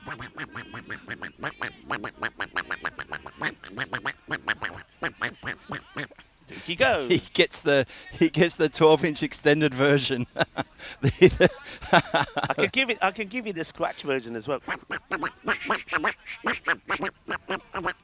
Oh, I like that one, actually. Do you like that one? I do like that one, actually. That sounded really good. That's Rico going back to his old DJ days, putting a set there with a bit of help from Derek. Inspirations from the animal kingdom there. That's terrific. And to Dookie, yep, you had a first ball duck, and you were accommodated with it as you left the ground. So 2 overs to go, 75 for 6 on the board. Still 62 runs shy where they need to be. Well, that one could go to the boundary at will, and the Royal Eagles will say, yeah! Well, they need a bit of a rescue mission here, and they need the Bliss Warriors to do that. Talking about rescue missions on this day, on 1940, following a massive rescue effort that included civilian boats, the withdrawal of Allied troops trapped at Dunkirk. Yes, it was on this day in 1940. Dunkirk, France was completed on this day. World War II. More than 300,000 soldiers were saved. It's an incredible story, Dunkirk. Absolutely incredible. Oh, that's been chipped up in the air, and one of the easiest catches for anyone standing at mid-wicket. Cannot believe how easily he's taken that one. The fielder's got a look of bewilderment on his face. That is completely against the run of play. Just, dunk, there you go, have that one. And obliged. So Chaturanga has come, and Chaturanga is gone. Yeah, well, where's the rescue mission coming here for the Bliss Warriors? Because they're in danger, I think, here, being bowled out. And the Royal Eagles, they're just praying that these 17 runs come from somewhere. Apologies to Chaturanga. It's actually Madashu Lakshan who's decided to leave the arena, I guess, after his namesake has also left just in the previous over. He decides he wants to get out of here as well. The Lakshan partnership is completely demolished there. So my apologies, though, to Jiwana Chaturanga. I thought it was you who flicked that one in the air. It was not. 79 for 7 and 10 legal deliveries to come.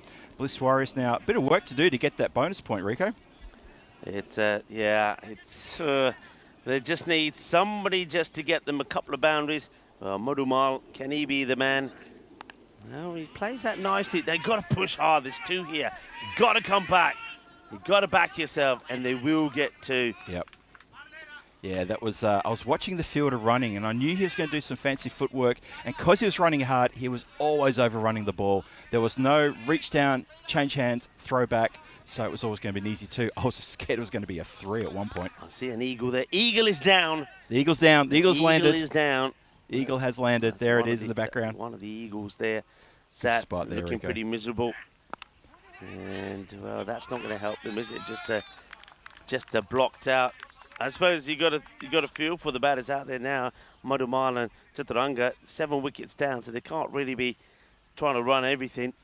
Yeah, 15 from 8 to secure that point for Bliss Warriors. Still a bit of work to do for these 2. And 7 wickets down, noted.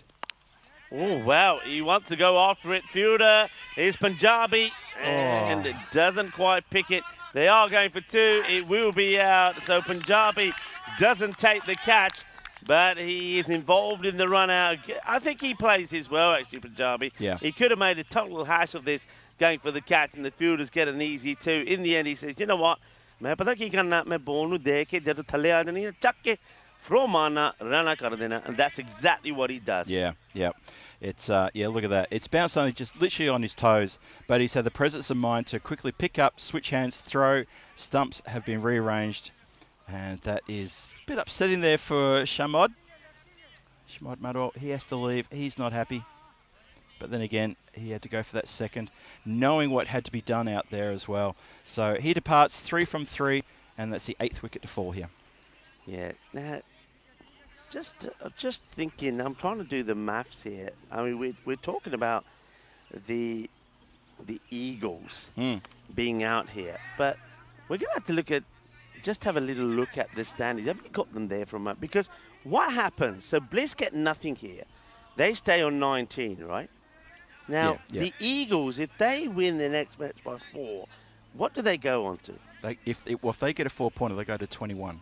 Right, so Bliss could actually lose out if the Gladiators do the job on them.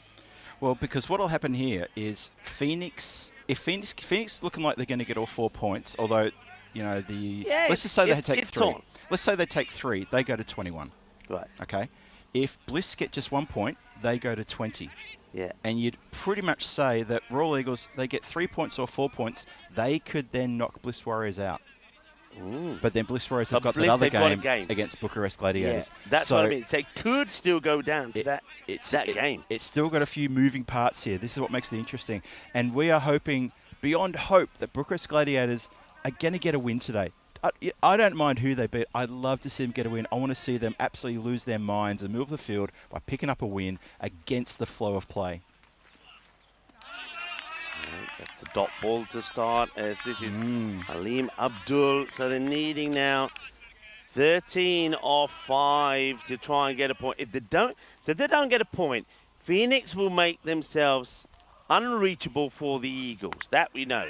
Yes. That should just be a single. Oh, well, maybe they'll get a couple. Will they take it on? They probably ain't got batters to play with, so it will just be a single. So the Phoenix can't be caught by the Royal Eagles, but the Royal Eagles, if they get a good win, then can put Bliss in 3rd spot, but with Bliss with a match to play. Yeah, because then Bliss would play Bucharest Gladiators in the last match, and they would have to win that game. Just win the game, no 4-pointer, just a 3-point win to then get into the final. Right, where's this going? This could be huge. And it will be huge. It's 4 runs. Hello, yeah. Hold the horses. Yep. Hold the phone, folks. Hang on a minute. We're not done here just yet. Still a lot of questions to be asked in this game. Next 3 deliveries, critical. What should come over here? What's he got? He's come with croissants. We've got the pastry You know order. what aloo paronta should. What happened? European aloo paronta. Yeah, we'll have that. You need a nice iced coffee to go with those. Yeah, sure. Can I put order for an iced coffee? Give all the wide. Yeah, it is a wide. Yeah, it's a right definitely call. a wide, that one, yeah. Yep. Iced coffees would be great. He's asking for our order. Iced coffees would be great.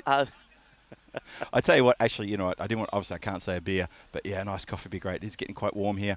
And it's getting warm out in the centre as well. Wide. It's another wide. Rico, what's going on here? Well, Liam Abdul, you need to bowl your team to a 4-point win. What are you doing? that is a wide. That's 2 clear wides there. Now, all of a sudden, Bliss, they're on a point here. And all of those calculations we were doing now look a little bit different. It's all going to be out the window. That whole conversation, Rico, is for nothing. Aleem Abdul, what are you doing? You've gone for 27 off 1.3 overs. You're bowling wides. Your team is screaming for you to deliver a 4-point win here. Stand up for the Phoenix. Come on. Sit down the ground. And it's going to be 4 runs. Oh, boy. Oh, would you believe this? Well, Chaturanga. Unreal. Jiwana Chaturanga is going to be the hero here for the Bliss Warriors, as Shub does come back now, and he does bring some other goodies. What's he got here? Oh, Shub, you are the hero. With only 2 balls left in this game, You see it's an exciting finish. Do you see what all the others have over there, and we don't get? We get none of this. Yeah. See, Shub does. But Shub, what's happened to the Quassels now? Yeah, did you leave him over there? What's he done? What's he done? He's come with the coffee. All right, look at this now. 2 of 2 for a point. Aleem Abdul, who, well, surprised that he did come back because he went with 20 of his first. Luis Rico, most of the field are in, saving 1. Oh, it's a wide. Another wide. It's a wide. Can you believe it? What has he done here? Shub's doing a good deal here. Good business Shub is making here. It's a good business, isn't it? Good business. Look, he's pushing us out of our box. He is. He's got work to do. literally shoving Rico across Shibby, shoving shibby me do. across as Shub's trying to get into the comms area. Do you like the pet of the umpire? 1 from 2 to secure the bonus point. And And they that'll do. nicely. Oh, wow. That will do nicely. So, Phil G, talk to me about the tables now. So, Oh, no. the Warriors will go now to 20 points. They go to 20 points indeed. They go to 20 points. Phoenix will get 3. They'll go to 21 points. That means the Royal Eagles will be 3 points shy of Bliss Warriors, but with a very inferior net run rate. Even if they get the win in the next match, you know what? They need to win by plenty. If they get all 4 points, What a as way that to shot finish, is, by the goes way. out of the ground too. Yes, exactly. So, permutations, combinations, as the win there goes to Phoenix, but Bliss Warriors, they secure the bonus point. And for them, they probably, I feel they went out there with the intent of, guys, get that bonus point. We get that bonus point, we are locked in. Yeah, and well, they are locked in. Yeah, well, this is it. So, all right. So, Royal Eagles, I suppose, look, in a way, they're kind of going to be happy because it sort of means that if they get 4 points here, then they can then pip Phoenix, right? Yeah, okay, so Phoenix now, they get 3 points. They go to 21. Bliss Warriors get 1 point, they go to 20. Royal Eagles, even if they get 4 points, they could knock Bliss Warriors down, but Bliss Warriors have that final match against Bucharest Gladiators. If they take a bonus point from that, their net run rate should hold them to take them through. That's right, yeah. So it's not looking great for Royal Eagles. And you know what, when you're a team that's reliant on 2 other games' results for your own, you're reaching. You're really reaching. Yeah, I think their big day was yesterday. Yeah. So Yeah. you could say it was Phoenix's, but Phoenix, their day went perfectly. They picked up 3 wins out of 3. In fact, they have now gone 5 matches on a spin, winning. So they are at the moment the team to beat as Karka here knocks down the stumps, Jakte Fatistal, and that's bowling just off a couple of paces. Yeah. So well done to Phoenix. They continue their impressive form at the moment. Bliss Warriors, it's the third victory that they will have, and they've been beaten on 2 occasions by only the Royal Eagles. So it's the first time that another team's beaten them. Yeah. And they have still got a match to play. They will play the last match, I suppose, of the group stages before the final later. So they'll play at match number 18 against the Gladiators. But before that, the Gladiators, they've got to reface the Eagles again and hopefully put right the golden ball finish that went against them. And if they can do that, well, the Royal Eagles, it's going to be interesting for me also, Phil, to see just how the Royal Eagles go about this. Will they go out there and think, you know what, it ain't going to happen. We're not going to believe that Bliss are going to go down to the Gladiators, not any points. Are they going to be down, or are they going to just really go for it and say, you know what, this could be the last time that we're on camera. Let's go out there, put a real show on, score stat loads of runs, get the 4 points, and then basically say to Bliss, well, you know what you got to do if you want to beat us. Yep, that's it. I think that's what their mindset has to be. Their mindset's got to be, it's the last match. We can't give up without a fight. We've got to fight hard. And you know what? A couple of days ago, I think it was on Monday, Royal Eagles were looking sharp. I was even talking them up as being the second team into the finals already. I was premature. Phoenix had just started to come good. And obviously Phoenix, as you said, Rico, what a day they had yesterday. And they've put their hand up and said, hey, don't you dare forget about us. We are still well and truly here. And they've pretty much got themselves 1 foot into the final now already. And so it's now Bliss Warriors who are now, okay, well, we need to be a little bit careful here. Lucky for them, they've got the game in hand for the last one today. But let's have a look at the scoring card here. That 40 from Chibui held things together for them. And thank goodness he was there for Bliss Warriors, because he gave a bit of security at the top when the openers went for 1 and 1 each. Eranga and Ijaz just failed at the top there. And then, of course, Kahara came out. He went for 2. And the middle order, the Lakshans, they stood together and they put a good partnership together as well. And they all held it together. And the middle order, they got the team to that bonus point, which is going to be absolutely critical. Critical. There was a few people in the chat, and they were absolutely right. I think Wayne was one of them, saying that the extras that they were giving away there, it doesn't look a lot, 10, but, you know, the contents of the game, and a lot of those extras came towards the end of the innings. So, yeah, and Aleem Abdul, one thing I don't understand here, and people have to explain this to me because I really, really don't understand it. So Aleem Abdul went for 20, I think, of his first over. Yeah. I've got it down as 20. He went, 20 of his first. He came on to bowl that last over ahead of Ali Haider, who had bowled, one over 1 for 6. 1 for 6. Yeah, and also Shah, who had bowled 1 over for 8. Yeah, it made no sense. Somebody's got to explain that to me, because I don't get it. I just don't get it. So there's something not right there. That's all I'm going to say. As we wind down, I suppose once again we are running behind time, especially because of the golden ball match. So I'm guessing we'll be back in about 10 to 15 minutes time. So we'll leave you with the match summary there, but do join us back, because, well, if you like the first match that we had in the day, the golden ball match between the Bucharest Gladiators and the Royal Eagles, well, you know what?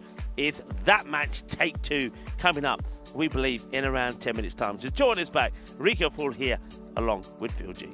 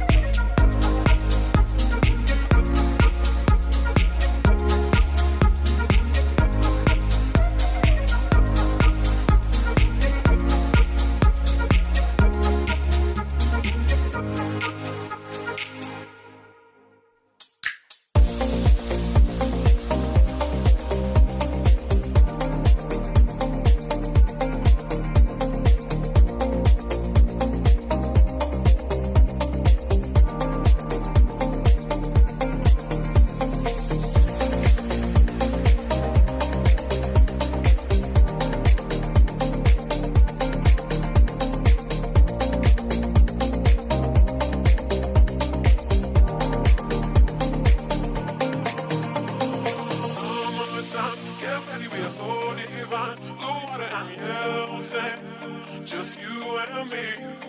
Summertime, get ready, we are so divine. Blue water and yellow sand, let's live our dream. Summertime, get ready, we are so divine. Blue water and yellow sand, just you and me. Summertime, get ready, we are so divine. Blue water and yellow sand, let's live our dream. Summertime.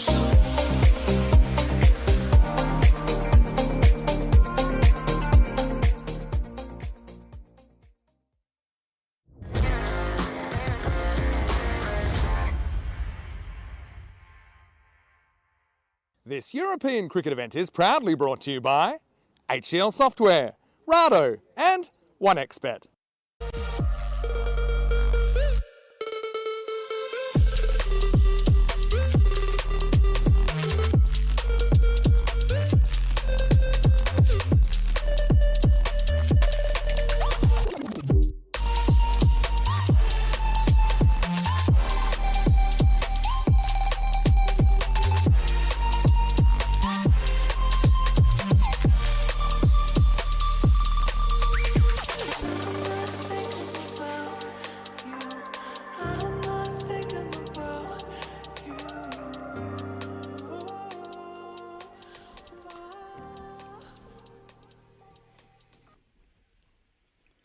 Hello viewers and welcome back as we take a lovely aerial tour off this beautiful ground in front of us here. Absolutely fantastic.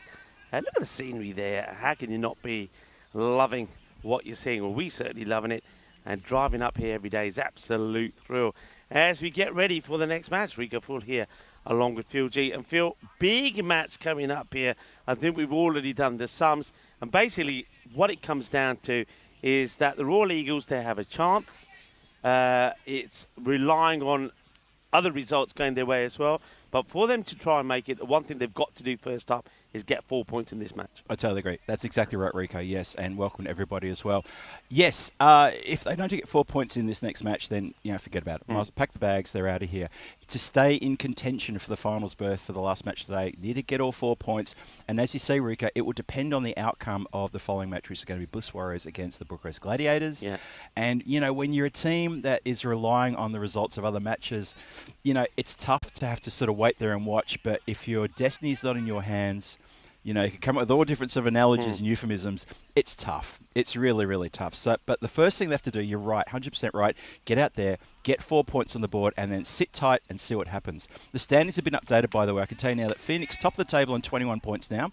Good net run rate, positive 0.9 on the net run rate. Just looking down here in front of me at the Bliss Warriors now, their net run rate's taken a bit of a hit. They slipped now down to positive 0.778. A slightly less net run rate. They're on about 1.3 positive. So I've taken a bit of a hit there with that loss. Big loss it was. Yeah. But they're on 20 points. Behind them on 17 points are the Royal Eagles. Even if they get a 3-point win here, and this is their last game as well, even if they get a 3-point win, then you know what? They're not going to have enough of the net run rate. Yeah. Anyway, why don't we get across to the coin toss? I want to see what happens here. Stefan Gooch is with the captains. Let's see what happened. Royal Eagles to call. Tails. Tails is the call. It is heads. What would you like to do? Bowling first. Bowling? Yes. Good luck. Have a good game. Good luck. Gladiators have won the toss. They're having a bowl. Thank you very much to Stefan Gooch. Yeah, we can continue that conversation. Yeah, you're absolutely right. You don't want to leave it to the way it's been left for the Royal Eagles. And I suppose that's not by choice. Yesterday, of course, they tried hard, but they just couldn't get the victory over this Phoenix side. And they've sort of been revamped, haven't they? Remember, I want to take you back to Phoenix when they played on day 2. Day 1, they lost to Bliss Warriors when we thought they should chase 106, and they got to 100. But they did get a win against the Bucharest Gladiators when they really stepped it up. Bilal Ahmed showed us what he can do, and they got a win chasing 126. But then on day 2, they once again lost to the Bliss Warriors. They couldn't chase 80. And then when we saw them again, they were batting first, scored 72 against the Royal Eagles, and the Royal Eagles beat them. They did come back and beat the Gladiators, though, chasing 107 for victory. So they were all over the place. Yeah, but they were. They've done something And whatever it is they've done, it's just basically transformed them. Bill Alarmin, even though he didn't score earlier today, he was just on fire yesterday, but he didn't click. So Aaron Kuma performs. The bowling has been good. So they're doing good things at the moment. They're the team to be. I totally agree. They're stepping up at the right time, and they've, well, you know what? They're sitting on top of the table, 21 points. They've got 1 foot in the final. It's going to be hard to see that foot dislodged for me. You know what? They're in the final. That's all there is to it. I can't see that happening for them to come out. They've played all their 9 games, 6 wins, and those wins have come all towards the end. You're absolutely right, Rico. This game ahead, though, I'm really interested to see which Bucharest Gladiators team turns up here. They won the toss, as we saw, and they've elected to bowl first, which I think is the interesting way to go.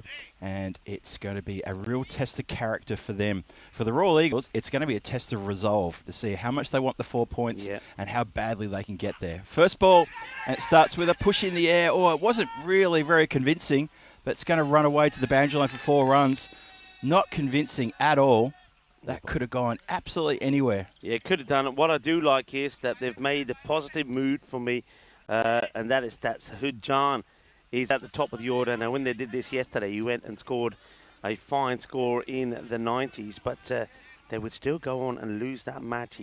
He went, he scored big, he's put 91 not out on the board, helped his team to 136, but Phoenix got there and chased it down with 6 balls to go. But that was when they also did give away 10 penalty runs in the field, which didn't help their cause. So true that. Rashid continuing. So played away, and it's going to be 4 more. So this is a bit of a change straight away here from because I can't believe what I'm quite seeing. Rashid, who was the wicketkeeper. Now remember him. There's somebody who's on the phone now saying, "Hey guys, I'm just completing a sculpture of this guy, but now he's bowling and he's not behind the stumps." And Talababa, who's been bowling so well, is the wicketkeeper. Oh no, why have they put emergency services behind the stumps? I don't know. The man with the 999 on his back.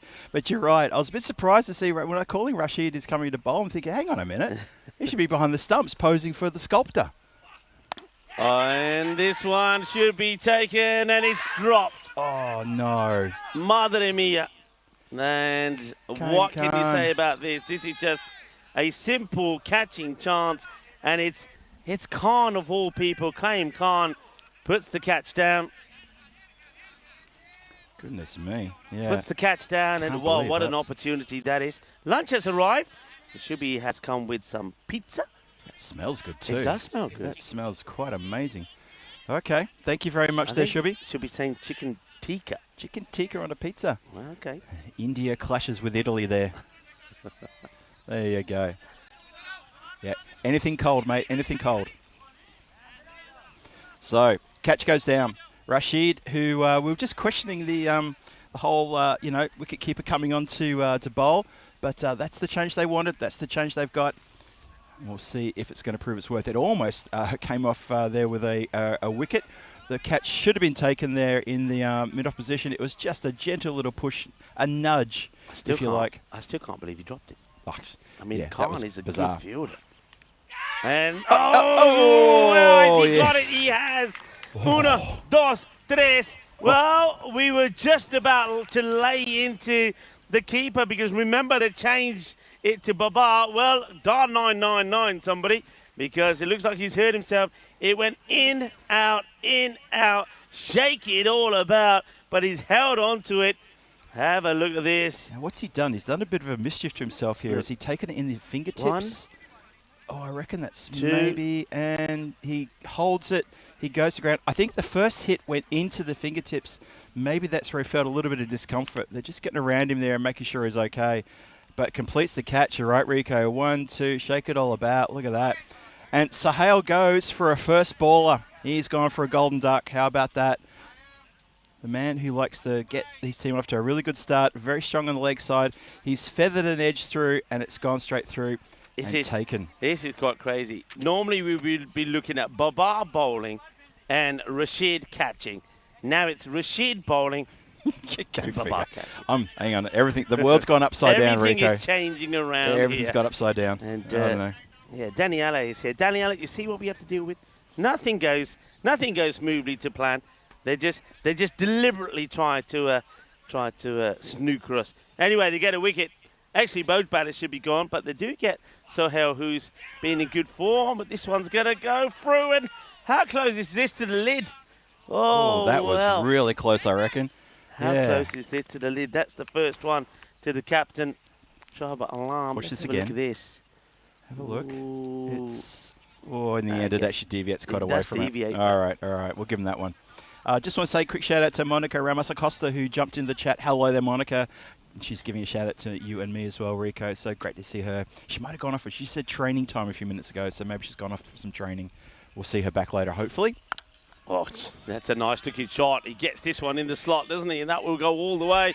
And, well, one of the VIPs nearly knocks over his champus, but he does manage to hold on to the bounce, as that was about to cause him a little bit of trouble. Here he goes. He was shaken, but he's all right, he says. That was a nice looking shot.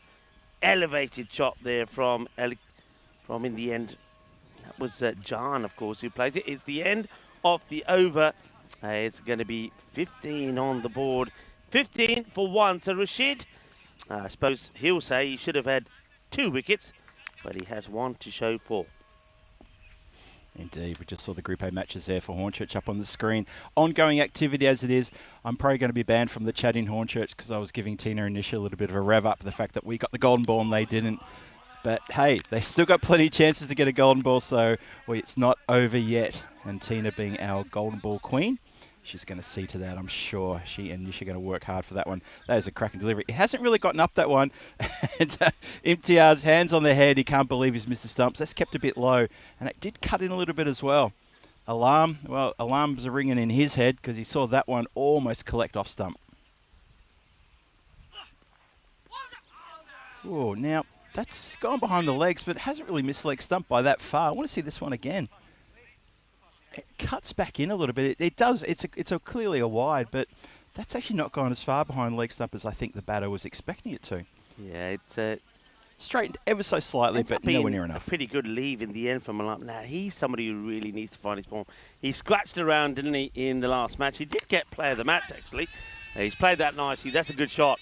Yep. He reaches for it, gets it over the infield. Yeah, he got player of the match when he scored 35 of 21 in that golden ball match. But he scratched around, didn't he? So he's looking to go a lot better this time round.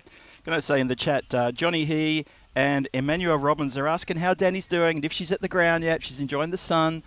I can tell you now she is, because she's sitting right next to us here in the commentary unit here with myself and Rico, just escaping from that very, very warm sun there. And you got a little bit of colour on your arm a few moments ago, literally being in the sun for 20 minutes. So escaped in where it's nice and cool, and where, well, it's obviously cool because it's me and Rico in here. I don't blame you for coming in here, Danny. This could go all the way. This could be a minimum, I think. I reckon you're right. And now, hang on a minute. They're counting the outfielders. Too many out? Yes, he was just counting the outfielders. Look at this. He's saying there and there. Yeah, there's too many out. There's no ball. There's 3 out. Square leg is back, and long on and long off back. So. Yep. And, well, the umpire here doesn't really know what to give it. He's given the wide. He's given the no ball. He's giving it everything. No ball takes precedence. So this is going to be a no ball and 4 byes and 3 hit to come. Well done to Ramesh. It's all happening. Satheesan. Well done, guys. Doing a great job as well. He looks the part, doesn't he, as an umpire, Ramesh? He looks very solid. Oh, it's the free miss. That's come off the gloves and into, I think, the face here. He's already had a few issues behind the stumps. Has Babar, and now this one, I think, ends up catching him as well. Luckily, there's not too much pace on it, but misses out on the free hit, does the captain. Does indeed, yeah, he missed out on that one. And look at the current, I know we're only just in the second over, but there's 26 on the board already. I remember that the toss was won by the Gladiators. Crunch into outer space and then some. In the slot, isn't it? In the slot. Adios, Bolota. That is 6 runs. It's a biggie. If you want to know exactly where the sun is at the moment, I'm going to tell you to have a look at the shadow of the umpire of Ramesh Satheesan. Yeah. And it looks like, when you see the bowler running up, it looks like he's standing on a star.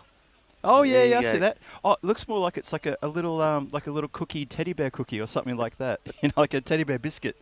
But no, it is more of a star though. You're right. Ooh. Oh, good save. Didn't save it with his face, did he? I thought he used his more of his upper body than his hands, if I'm honest. Oh, yeah. But he's showing no signs of pain or discomfort. No, he's looking the part. So good save. Got past him. It's going to be 4 all day. You're right there about the shadow. It's the shadow is directly, the sun's directly above us all, beating down. It must be about 30, 31 degrees out in the centre right now. But actually, in the centre, it's probably about 35. Swing and a miss. Nice taken from Barber there. Yeah, there's still a bit of a breeze at the ground, which, the players will be absolutely thanking their lucky stars for that little bit of breeze coming across the ground. Because out in the centre, I can tell you what, it is properly baking out there. Really baking. We're stuck in the igloo here. We've got a little fan working its little backside off trying to help us out. But we're really loving that breeze that's coming into the side of the tent as well. And it's warm. 33 for 1 after 2. And things are going nicely, though, for the Royal Eagles. That's a pretty good score. They have lost 1 wicket, but they're going well. Considering the wicket that they've lost, I mean, it's a key wicket, isn't it? I mean, the last few days, Sohail has been scoring runs, the left-hander. But they've got John out there, and John, we know, is the one to watch.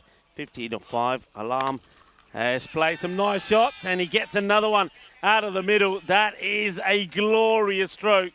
Boom. Shakalagia. This will go all the way. Shaba, shaba, shaba. Ginna sona. Bang! And over it goes. It goes over the green room, which is a little private little tent over there. Everyone's tucking into their food, and nobody went 2 metres behind the tent to grab the ball, except for one person. Everyone else is just tucking into their lunch. Oh, that one is going to be an interesting one. The umpires look at each other. Probably definitely one for the over, I'm guessing. Oh, straight past the eyes. It goes over the shoulder. That should be one for the over. Yeah. And, I think the 2 umpires out there, Demindra and Ramesh Satish, will probably say, yeah, we talked about this yesterday. He gets a lot of short balls, does Alarm? Because I think it's with the opportunity for the bowlers to try a short ball against the tallest player. Edged. And just to the right-hand side of the slip, who has to run all the way down the hill to get that one. It's gone for 4, but it gets the edge. Watch this. It's going to get away from the slip. Really was never going to be a chance to catch on. Mind you, though, he was moving to his left at the time when the ball was hit. No, Sammy, nowhere near that one. I think it's always an interesting one for me when you have a bowler like Sabani Mahmood who's going to try and bang the ball in hard. Now, they're pushing back now. That means that long off has to come up. But, yeah, you always have to give yourself some protection in that area. So it's made the change now, but it's too late. The boundary's already happened. This one gets played away. It gets past the mid-wicket, but not the sweeper. That's just going to be a single. So scoring nicely. This looks like it's going to be a good power play. Remember, they're looking for 4 points here, are the Royal Eagles. And I think if they want to get that against the Gladiators, I think, what are you thinking, 145, 150? I was thinking 150. I think you get 150 on the board. That means that the bonus point equation will be, I'll go back to you in just a second. I'll quickly work that in my head. 105 if they manage to do that. So you're looking at asking the Bucharest Gladiators, who are on the wrong side of going well at the moment, to put on 105 under warm conditions in the 3rd match of the day. They may just get it. So anything over 150, I reckon they'd be thinking, you know what, we're in with a chance of 4 points here. This one just a little sort of push out onto the leg side. They'll take the single. It's the man with the magical number on his back, Shuva Rahman. He got the Nelson on his back, and of course the golden ball count was on the Nelson, and we set it to 0. It was, wasn't it? And if you missed it before, it was the first golden ball here in Romania since 2020. Only the 2nd time golden ball in Romania. Oh, he's absolutely lashed out of this. Yeah. That's a lovely shot. He's absolutely pinged it out of the middle of the bat. Well, that is a beautiful hit. That's 6 runs. Ooh, la, la, la. He's brutally hit it. Rico, I'm happy to say the power play's done. 52 on the board in the power play. We've managed to get a 50 in the power play. That's what the power play's there for, folks, and we're so happy to see that. That is good striking, clever batting, and a real bit of aggression there from the Royal Eagles batters. Lovely to see. But you know what? The bowling's not doing themselves any favours either. Have a look for that consistency right there. 16, 17, then 19. That's 52 for 1 after 3. Yeah, and the thing about this power play is, don't forget they lost a wicket to hell for a golden duck. Yeah. So again, it just underlines what we say. Don't worry about losing those wickets in the power play, because it's a power play. If you get 2 guys out for 0 off 1 ball, don't matter. Somebody else will come in, and they'll get the runs and make it look good. Totally agree. That's exactly right. You do know that our pizzas are getting cold, so are we going to have to toss a coin? You know, it's quite funny. They bring the lunch over right at the time when the game starts, and it's not great timing. It's really not great timing.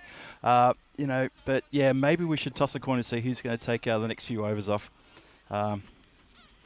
Get Stefan Gooch over here. He'll toss the coin for us. Stefan, if you can hear us, get over here and toss the coin to see who takes lunch, please. I don't have a coin on me. How ridiculous.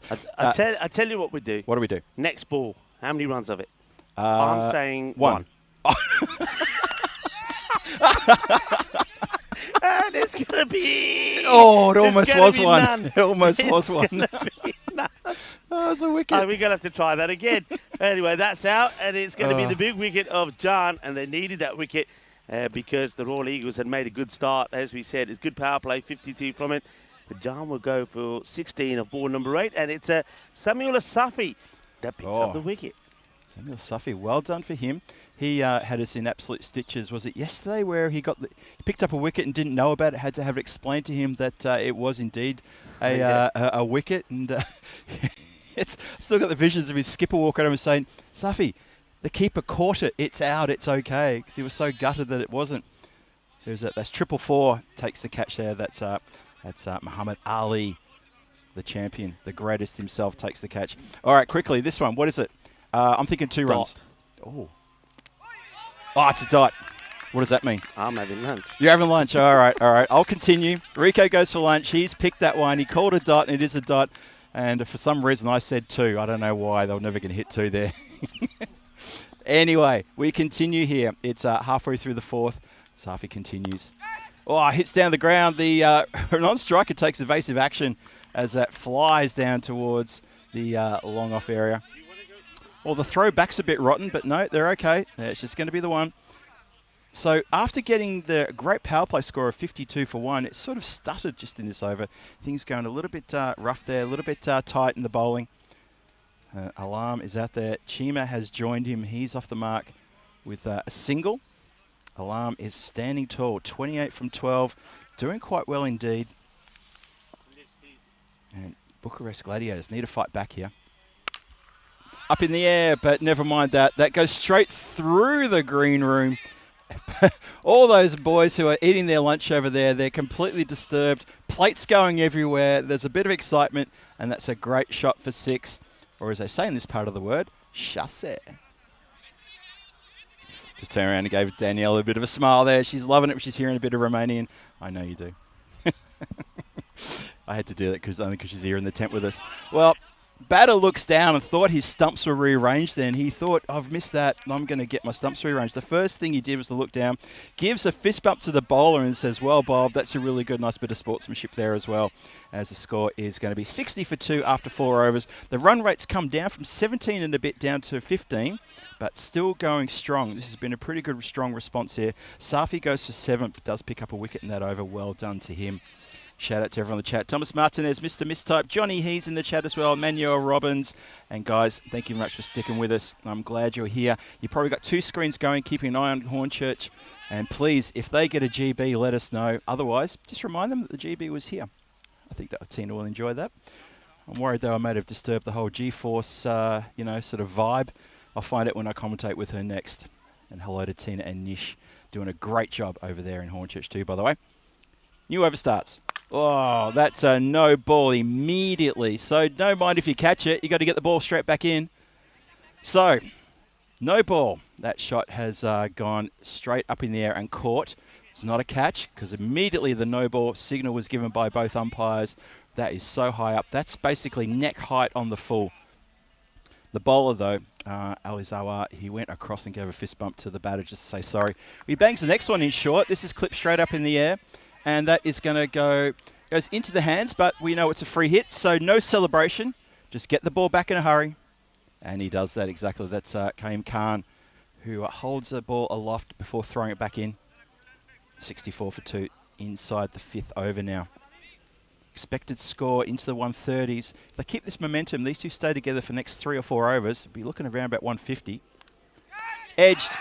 Oh, keeper Barber gets a bit of the glove on that. He does save what could possibly be a boundary, but the catch goes down nonetheless. Have a look at this again on the replay. Chases the wide ball. It would not have been a wide. You see just out of shot there. Gets a bit of glove on that. Knocks it down. Third man inside the rope rushes in. I reckon if he hadn't gotten on that, I'm not sure third man who was inside the circle would have saved that one. Could have gone all the way. Oh, there's some very nice hymns being sung somewhere in the background as that shot goes to boundary line for 4.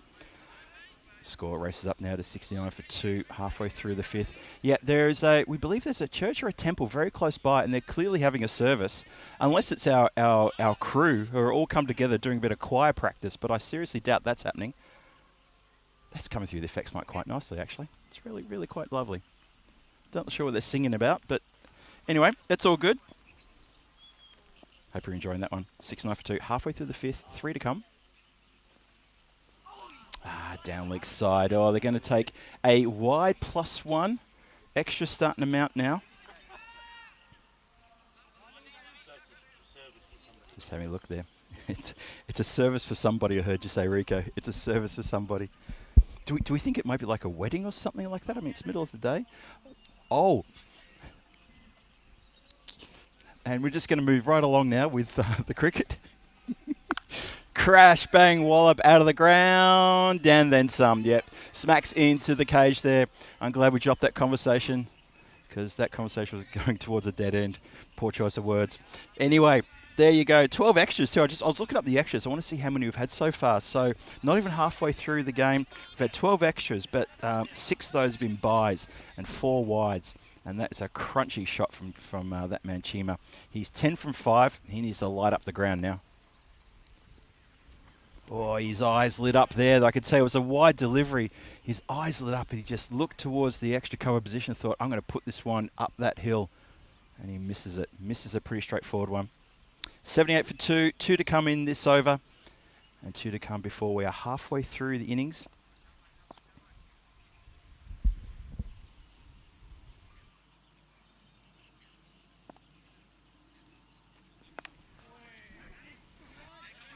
Just hit along the ground there. Just going to be 1. Yep. There was a bit of keenness from Chima. Chima was keen.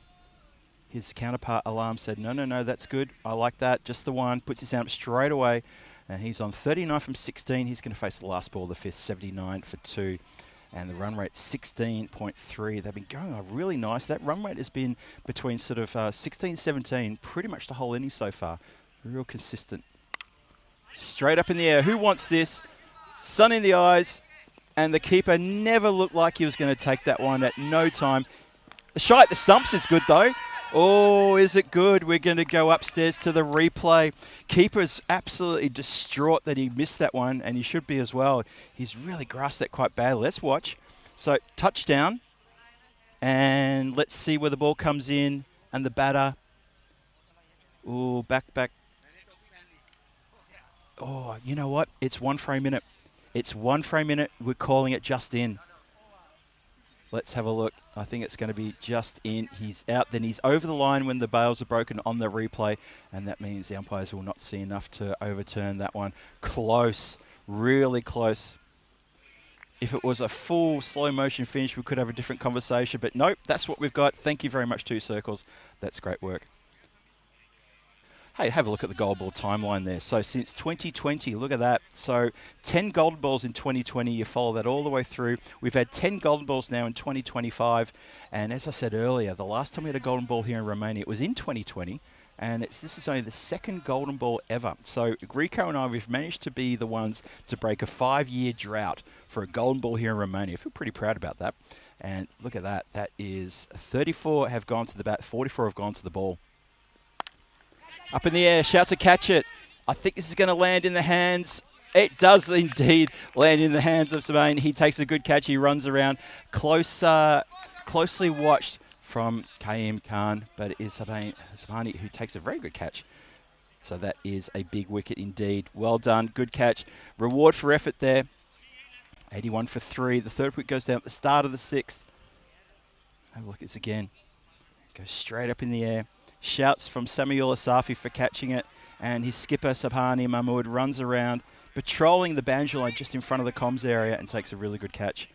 And he's already, well, he's already made it out off the field. He hasn't mucked around, taken any time to leave the ground. And he's getting his gear off, and he's going to get ready because he'll be asked probably to bowl in about half an hour's time when the Royal Eagles are going to have to defend their total. Just one more time. Good catch, good ground made up. Clipped away. It was a bit of a miss hit, sounded like that. Through one fielder. Game Kant does well to pick that one up. The throw's a little bit loose. Doesn't matter though, just the one. Waka Samad, he's off the strike and he's off the mark as well. So Alarm continues. He's on 41 for 17. We're on our half-century watch here. And it'd be really good for him to do that. He's making good runs here towards the latter half of this tournament. Picked up player of the match in the previous game, game number 1, the Golden Ball game. And he's backing it up now with a really good innings here for his team. Safi, though, have a shout out for him. He's got 2 for 9, still got 3 balls to come. He might add to that. 83 for 3. We talk about how important this game is for Royal Eagles. They need to get all 4 points. We've been talking about the standings quite a fair bit today. The standings are so important, obviously, because you get first and second going into the final. Royal Eagles are 4 points astray. They need to get into that contention. It's the only way they're going to do it is for 4 points. 3 points won't be enough. Shot the stumps. Had one stump to aim at and missed. Unfortunately, I reckon batter was gone. Oh, and look at the body language. There's a few shrugged shoulders and a few sort of gestures between the batters saying, you might have sold me out there. Yeah, look at that. The hesitation. And then ends up going to the bowler's end. Waqas Ahmed, look at this. Would have been gone. Would have been absolutely cooked. Would have cooked himself. It was his call. As it is, he's going to keep fighting on. He's got 2 from 2. Alarm 42 off 18. 2 to come in the 6th. I'm loving Safi's over here. He's doing well. Oh, there you go. Swing and a miss. Down on one knee, eyeing off that deep mid-wicket area where the batting cage has been brought back from the brink of disaster. So spent the last day and a half halfway down the hill from the weather we've had the last couple of days. And now with the wind switching around and coming in from the northeast, the only chance is that that's going to get blown onto the field. Carbon copy. Don't worry about it. You haven't got deja vu. It's not on the menu. It's not a menu item. That's just simply another good ball in that place that was missed. Maybe Alarm there should have been going offside. It's academic now because that's the overdone. Safi gets a generous round of applause from the Bucharest Gladiators teammates. And I think he's done really, really well there. That is some very good tight bowling. Have a look at the card here. After 6 overs, Shahab Alam, he's on 42 from 20. Suad Jan at the top there, that's 16 from 8 to get things going off to a really quick start. Sahel misses out with a first bowler. And Chima, who just went out just recently for 11. So interestingly poised this one. Bucharest Gladiators looking to put the brakes on now in the next 4 overs. The run rate's now slipped down to 14. I mentioned it was before, it was around about 16, 17. It's now gone down to 14. If that chips down even further, suddenly, well, you know what? The Bucharest Gladiators might be chasing a score of about 120. That's exceptionally easy. Cool, I'm not saying it's going to be easy, but that's very gettable indeed. Also think about what score would be posted, knowing then what will be the bonus point equation for the Royal Eagles to get all 4 points. That's going to help matters. Oh, just flicks the hand on the way over the line though. Just hits the hand. It's that Mohammed Rashid out there. He's pointing to his hand. He's saying, I've got a hand on it. We saw that. He's just letting us all know he's going to get a little drink of water for his efforts too. I hope he's all right. That can really sting. Danny, have you been hit by a cricket ball on the hand before? It's not your ankle. Just asking Danny, and you blew up. It really sort of like this, got really bruised. It's not pleasant, is it? No, not at all. Sorry to hear that. I hope you got the person who did it to you. Just finding out from Danny if she's had any nasty injuries with the cricket ball. She's telling me, yes, on the ankle, that would have really hurt. Not on the bone though, right? Not on the actual bone. Oh, no, on the bone. Was that from foot fielding? Okay, enough said. Enough said. All right. Foot fielding incident for poor old Danny sitting behind me there. Shot down the ground there. Just going to be the single. Score goes to 90. Should go to 92 for 3. Unless I've already jumped ahead there. 92 for 3 is a score indeed. Waqas Ahmed's on strike there. He's got 9 from 4 deliveries. Alarm, he's kind of slowed down a bit now. He's 43 from 20 on deliveries. Sasanga is the bowler. Let's see what he can do here. Maybe try and rattle the timber. No, hit down the ground, albeit just a miss hit. Shy. Oh, good running, though. Alarm really put the head down and just tried to really motor along. And Wakas Ahmed, he put the head down. He was going to the danger end. He just gets home okay. Just checking out the percentages here. Supercomputer's liking the Royal Eagles tune of 84% to 16%. Supercomputer, I'm not sure if they're thinking about the bonus point equation though. Lofted, that's going to go over the top of the comms tent, well over the top. That is a big chasseur, Maximo 6, any way you want to call it. That's a lovely strike down the ground. 99 for 3 now here in the 7th. What a great shot that is. And that is Shahab Alam, who's going to go up now to 49. There you go, 49 from 22, touching distance of his half century and touching distance of 100 for Royal Eagles here in the 7th. Last ball, the 7th coming up. Sasunga, he's gone for 15. And that's pretty much the kind of run rate we've been looking at all along through this innings. Let's see what he can do here. Needs to find a dot. Alarm looking for just one for his 50. And he'll get it. And it is going to be just the one. He'll settle for the one. Gets a half century of 23 deliveries. Congratulations to that man, Alam. That's really fantastic stuff. The skipper, Shahab Alam, with 50 from 23. And he's going to get a cheer from the dugout when they realise that. Also brings up the 100 for the Royal Eagles after 7 overs. That's really good acceleration from them. That run rate currently at 14.3. I don't think Alam himself has actually realised he's got the 50. I think his dugout haven't made enough noise. I'm sure the word will get out to him eventually and he'll turn around and say thank you very much. As I've got the calendar for 2025. Well, you're here with us in Romania. It's the final day here in Romania before we have to say goodbye still after this match. One more and then we go straight to the final. And of course, England Hornchurch ongoing at the same time. And then we've got a fair bit of action coming up through the month of June. So it's going to be Rashid to continue. Oh, nicely cut there. It's going to go straight to the player though. Does really good job. Keeps it all in front of himself. Just the single there. And it looks like Rico has demolished lunch and he's keen to get back, stand next to me, still grinning from that little win that we had when we had a little competition saying who's going to get a little break for lunch. And you won it, Rico. I understand. Love it. Hats off to you. You did win that one, so well done. I love it when a plan comes together. And of course, since I've been away, they haven't been able to pick up another wicket, have they? No. The Gladiators and the Royal Eagles. Well, we said 150 is what they want to get at. I'm not saying that they're not going to get to that 150, but certainly I think their captain Shahab Alam is certainly going to try. Yeah, it was not. Look, I will say the lunch. It was nice. We got pizza and it was. Wasn't lying. It's a chicken curry pizza. On a day like today, though, when it's hot like this, pizza is just a little bit too heavy. So I did have a couple of slices. Okay. But it's. So you can feel free whenever you want to go. Mind you, I don't know why yours has got veg written on it. But it does too. Yeah, but don't worry. Oh, There's more than half left in mine if you fancy it. But it's just too heavy. I tell you what, a nice Caesar salad would be nice. I would have slayed dragons for a Caesar salad for lunch today. Absolutely slayed dragons. That would have been a really good call. Well, that didn't sound too good for the bat. It didn't sound good at all, did it? No. That bat is... I reckon he's going to have a bit of inspection there. Well, he's dropping the gloves. He said, umpire, come have a look at this. That didn't sound good. Oh, no, he's doing his shoe. I thought he was going to undo the pads. I was going to say, wait, hang on, he's getting completely undressed here. Maybe that was his knee. I tell you, if that was his knee, he wouldn't be running like that. But that did not sound fresh at all. 103 for 3. This has been a good over so far from Rashid. Edged. And that's going to fly away. Rashid is beside himself. He's absolutely gutted. That didn't go to hand, but that flew like a rocket towards that vacant third man area. Third man up inside the circle. Watch this. And you swing hard like that on a bowler of that pace, you're going to have someone in such a precise position on the field to catch that. And that was not going to be the case. So he, unfortunately for him, bowling well until that 4. It was really nice and tight. Just 3 off the over, including just 1 leg by. And then that 4 just spoiled his figures a little bit. Last ball of his over, last ball of his spell coming up. Gets a dot ball, well done.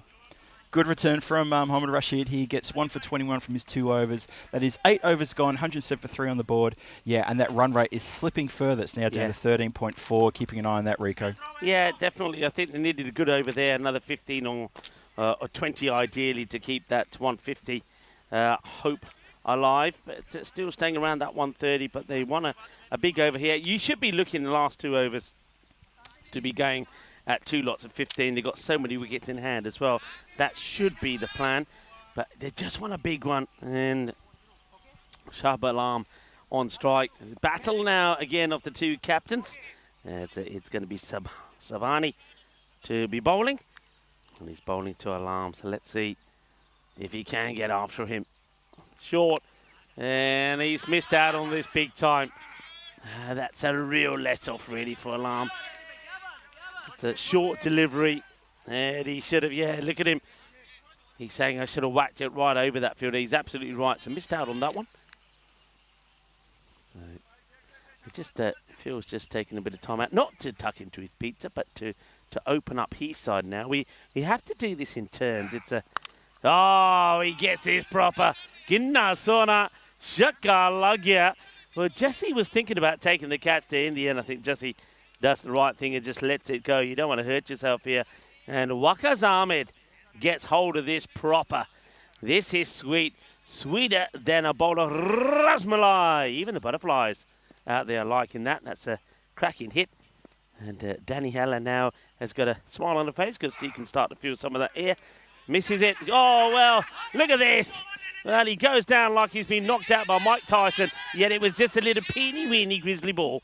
Have a look at the wicketkeeper here as Babar. If we see this again, you would think that Mike Tyson has thrown a punch at him. Watch him go down here. And it's a tiny little grizzly, but look at him go down. It's a little grizzly has him. But they will rotate the strike. This is where Rashid is saying, see, it's not that easy. That's hit well, but there is a fielder there. He's done well. I like the way, once again, that it's been attacked there by Rashid. So Savani looking to finish well. I mean, they want a couple more boundaries in here. 9 off the over so far. They want to go big, want to hammer it out of here. As Phil G comes back. Well done, Phil. You've let the air in. Yeah, just move that side of the tent. Oh, wow. What a hook shot this is. That is a spectacular. It doesn't go all the way for 6. I think the umpire, well, the umpire sort of, well, which umpire do you go with? One umpire says 4, one says 6. I reckon it is 6, you know. But the square leg umpire was actually signalling 4 here. So it's going, and it's somewhere there. Where is it? There it is. Oh, there it is. Oh. Yeah, let's have a look. Is that right on the rope? That looks like it's on the rope, doesn't it? Right on the rope, There you go. So, and no, oh, that's the warning for the one for the over. That's the one for the over, exactly. Yep. So we're going to stick with the 6 there. Yeah, you're speaking about air, me getting some air into the tent. How about that ball for a bit of air time? That got a bit of air time. Right, what can he do again this time? He keeps missing out on these. And this time, I say he keeps. We saw Alarm miss that one. Yeah. Now, Ahmed, they get 15 exactly of the over, but the opportunity to go bigger was definitely there. Both batters missed out on a short delivery like that. First, it was Alarm, and now it was Waqas Ahmed. 122 for 3 at the end of 9. Yeah, that's a really nice breeze coming through the tent now. Very happy about that. 15 extras in that 122 for 3 as well. Have a look at the bowling card there. And the bowlers, with the exception of Samuel Asafi, 2 for 10 from his 2 overs. Well done to you for those. Great economy and the great 2 wickets as well. And it looks like Sasanga's going to get the job to bowl the 10th. And see what he can do here. Needs to keep this one really nice and tight for Bucharest Gladiators. We were staring down a score potentially of the 145s, 150s, Rico, but now that, I reckon that opportunity has gone. It's bolted, it's called an Uber, and it is out of here. And now they're going to be looking around the 130 mark if Sasanga can keep this one nice and tight. They're going to have to push hard on it, but it's only going to be just a single, so that will mean that they rotate the strike at least, but can they get a big shot here? That's the thing, the boundaries are drying up at the wrong time here, really. So Ahmed back on strike as Alarm. Once again, he's got to his 50, but he hasn't got another boundary since. Oh, Ariva! Hello. Wow! Hello. Oh, wow! How much do you love that? Oozing class. They're going to do the boundary check. What a shot this is from the big man himself. What a lovely shot from Waqas Ahmed. That is just class. And, oh, well, make up your mind. Is that on the rope? I'd like to say it's on the rope. It deserves 6. Oh, they're giving it 4. Oh, they're giving it 4. Have another look, umpire. Come on. Have another look. One more time, please. Oh, what a shot. I'm going to make a note of that. That was just unbelievable. That was lovely. Doesn't matter about the premeditation. When it works, it looks a treat. That looked really good from the big fella. He's up to, well, that's what I'm sorry, from Ahmed. So Ahmed, they're showing a little bit of class. Chips this one this time over the top. Oh, no. Oh, and that's a bit of a miss there in the outfield. That should have been stopped. Absolutely should have been all over that one. Look at this. Fielder comes in. He goes one way, then the other. And the ball, well, he's going to argue that the ball took maybe a Tortuga and went the other way. And that is the 50 partnership up for these two, and they've got that in pretty quick time as well. They came together at 5.1 overs, and so it's taken 4 overs and 2 deliveries to put 50 on. That's really good scoring. That's 4 runs. 4 off the bat, yep. Bang. Nobody stopping it. Hit beautifully. Bang. Sweet. Sweet out in the middle of that bat. That's sweeter than a bowl of rasmalai, that one. What a lovely shot. It's a lovely. I should be saying sweeter than a bowl of something else. We're in Romania, and they do like their sweets out here, I have to say. They like their pastilles de nata. See a lot of those here. Pastel de nata, yeah. Well, you know all about them. Yeah, I was there in Portugal. Yep. But we see a lot of them here. They love the donuts. The donuts. We were spoiled at the other hotel, the one before we're at now. Donuts those are big. Little donuts were the little mini massive. ones that are filled with either ones. the I think it's the jam or it's the chocolate Nutella. Slower delivery. Now, I think you got to run hard here. I think you just got to Go. Why wouldn't you? Yeah. Oh, dear, oh, dear. Had to go. I think this is Alarm wanted to, but then he saw that Wakas had sort of stopped. Yeah. And Wakas wanted to do, and Alarm said, well, you stop, so I stop. So fair enough. they'll get just a single. 136 with the ball to go. Can they at least get past the biggest score that we've had so far has been 138. That was a chase by Phoenix.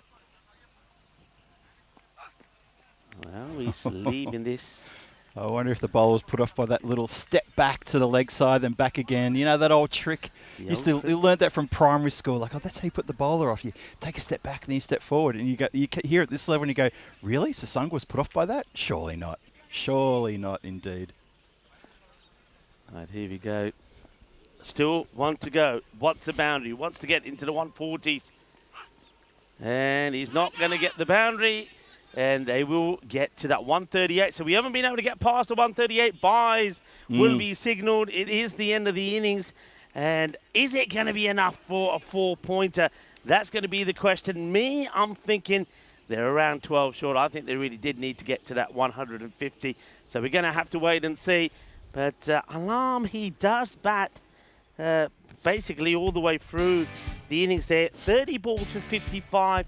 I mean, he gets to 50, but for me, if you're batting 30 balls, you need to be coming back with around about 80 on the board. Yeah, I agree with that. I agree 100%. We'll have a look at the highlights now.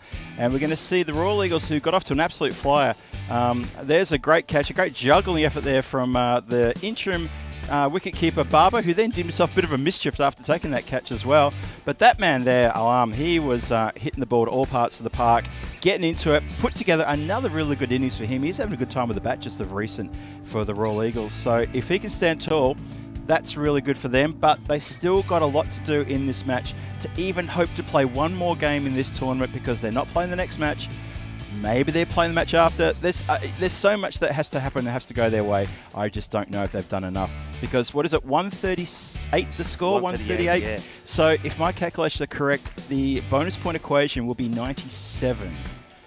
Now, that's very gettable for Bucharest Gladiators. It is. You know. It is, you're right. But I mean, if you go by the first few days, a score in the 90s won many a match. Yes, it's true. Yeah, you're right in what you're saying. It all depends also how the Bucharest Gladiators go about this. You know what? Yep. I wouldn't even mind seeing Kaim Khan and Mohammed Rashid at the top of the order. Just put them out there. 2 natural hitters of the ball. That's a good shout. Say, hey, you guys, you got the power play. Go for it. Let's a really good shout. I like that thought, Rico. I like it a lot. Because, you know, this is our last innings. Oh, sorry, it's not last innings. No, they got one it's more our second last. We've got another match against Bliss Warriors. Experiment. What do you got to lose? Well, let's try this. Let's see what happens. We need to chase this down. You know, not just spoil the party for the other team, but actually just try to get ourselves a good win, a big win on the board. Let's do this. Bit of fresh blood, possibly. The highlights continuing here. The boundaries keep coming thick and fast. And you know what? It's still a good score on the board anyway you cut it. They've done really well to get to that total as they march off with a few smiles there. 138 for 3 after 10. Only losing 3 wickets along the way. I think that's a pretty good effort from them. And we're going to have a look at the batting card in just a moment. It's going to tell a story of, well, Sahel, who went for a first ball duck, but it's the other opener. That's Shahab Alam, who's held his bat and done really well. That 55 from 30 deliveries. He got bogged down. Sorry, he came in at first drop. Got bogged down, but then he really picked pick things up again the last few overs. Yeah, I mean, I stand corrected. I had him down as batting from the beginning. Well, he kind of was, because Sahel did go kind of very first ball that he faced, Yep. so he probably was like more the opener than he wasn't. John, he got out of 16, 55 there for an arm, but once again, a nice little knock there from Waqas Ahmed as well. Let's have a quick look at the bowling figures here. 2 wickets there. Samuel Asafi, well done to him. 2 isn't for 10. it? Loving that. 1 wicket to Mohammad Rashid, who really bowled. Look, he went for 15 his first over, then his second over was only 6. So, there was that. Sasanga went for 31, 33 from Subhani Mahmood. A few rough overs there, but a lot of those bad overs were right at the start when the run rate was going at 17, 16 per over. So, you know what? They came better towards the end. They got things tied down. They brought the run rate down, and that's why they're now chasing 139 in the 10 overs when they get a chance to come out in about 10 or 12 minutes' time. Yeah, so if they're gonna do this, they're gonna have to put on the high score that we've seen in this series. So join me, Ulrika Full and Phil G, when we return in about 10 minutes' time.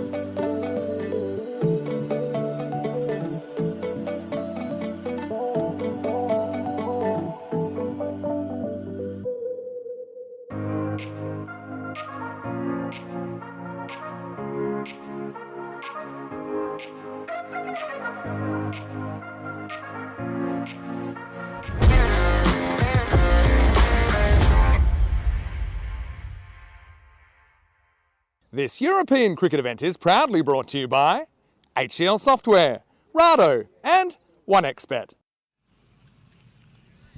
Hello cricket lovers and welcome back to what could be a very exciting run chase here. On this day in 1984, American musician Bruce Springsteen released Born in the USA, which became one of his defined works. I've got that album, you know, I absolutely love it. And we've already mentioned that it is Get Pumped and Get Those Legs Moving Day with the Global Running Day. So if you are fancying having a run a bit later, go well. I certainly wouldn't be running anywhere in this heat. We mentioned it, International Corgi Day today as well. The dogs that are known as the dwarf dogs. They've got small legs, but big bodies, but were bred to herd larger animals. So, yeah, well, maybe if you've got a Corgi or know somebody's got a Corgi, you can send us in a message. And on this day, on 1915, a New Zealand captain is born. Walter Hadley is best known as the father of Sir Richard and Dale, but he played 11 tests either side of the Second World War, the last 8 as captain. The highlight was his sole century, 116 against England in Christchurch in 1946-47. He later became chairman of the New Zealand Board of Control, born on this day in 1915.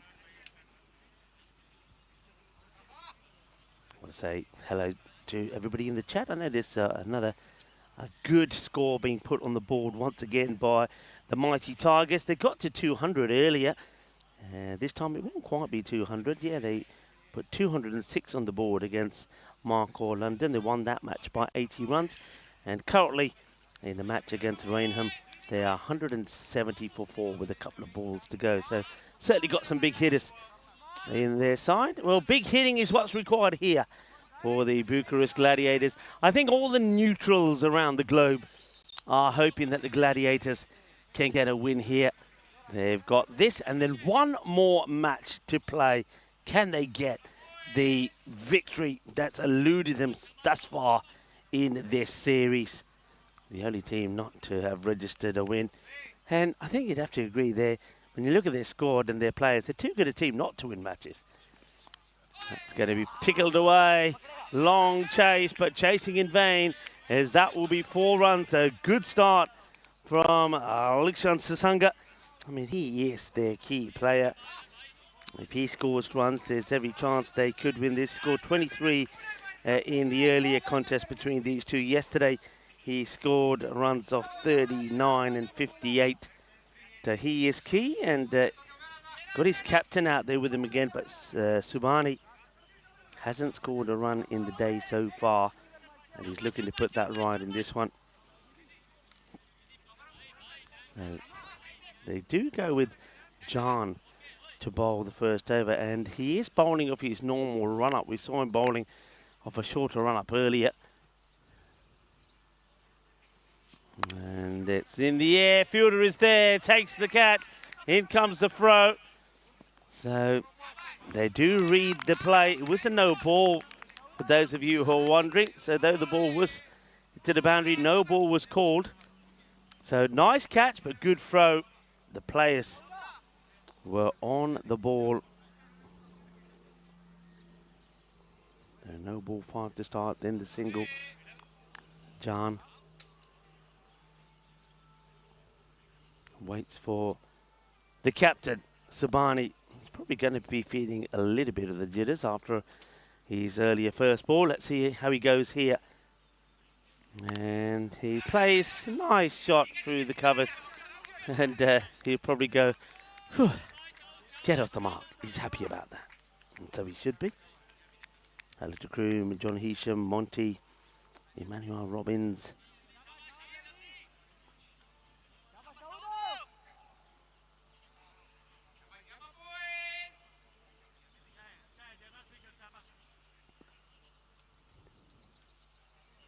Sasanga could be the key here for the Gladiators. He plays that out nicely. Love the way he just drops the bat on there. It's the sort of thing that you see good batters do. He just knows it's a good ball. He just lets the bat come down and he kind of drops it on the delivery, but still does take the single. You can see that on the leg side, the Royal Eagles don't seem to be too bothered about allowing singles on that area. And if a ball is played in exactly the right spot, there's probably even 2 on. But they are much tighter on the offside. Good delivery. Probably not enough width on that one for Subani to play this shot. He just wanted to guide this away, but that's a little bit too straight. You can see there that the wind that we had early in the day, and that's certainly worth mentioning, has seemed to have died down. Just have a look at the banners there, the marketing banners of some of the partners for the Federation. They are dead still. And the wind and the breeze that was coming in here, nothing at the moment. So all that work that we did to open the things up here, no breeze to mention. It's played well, and it's going to get past the fielder. I think you've got to get down here, and that's what Chima's got to do. Tamil Chima, he wants to try and see if he can just get across and stop it, but unless you make the initial effort to get down and make a dive, then that ball's going to get past you, and as soon as it gets past you, it's going to be 4 runs. It's very well timed by Subani, so the captain gets his first boundary, and now the thought and the nightmare of the earlier golden ball is clearly behind him. Does go chasing this one, and the wicket keeper, very much like most keepers here today, doesn't take it cleanly in the gloves. That's Sohail.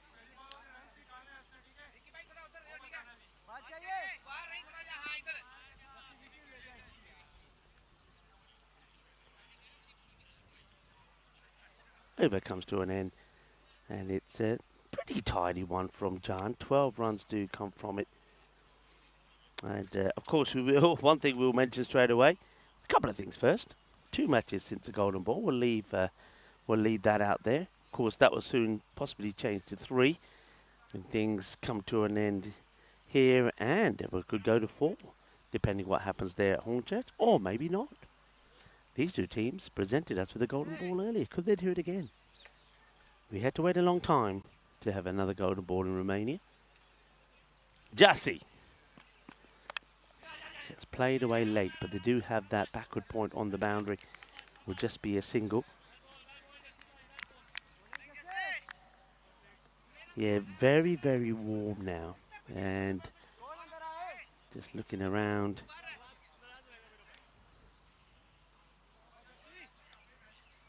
Everybody trying to find as much shade as they can.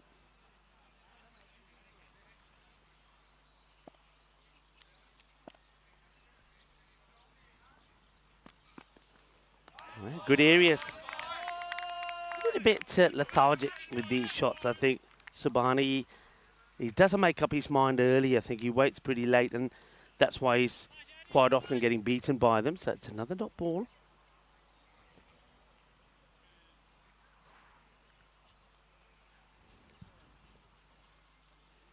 Ahmed Rafiq saying, is the chase possible? Well, a lot of people are hoping that it is for the sake of the Gladiators.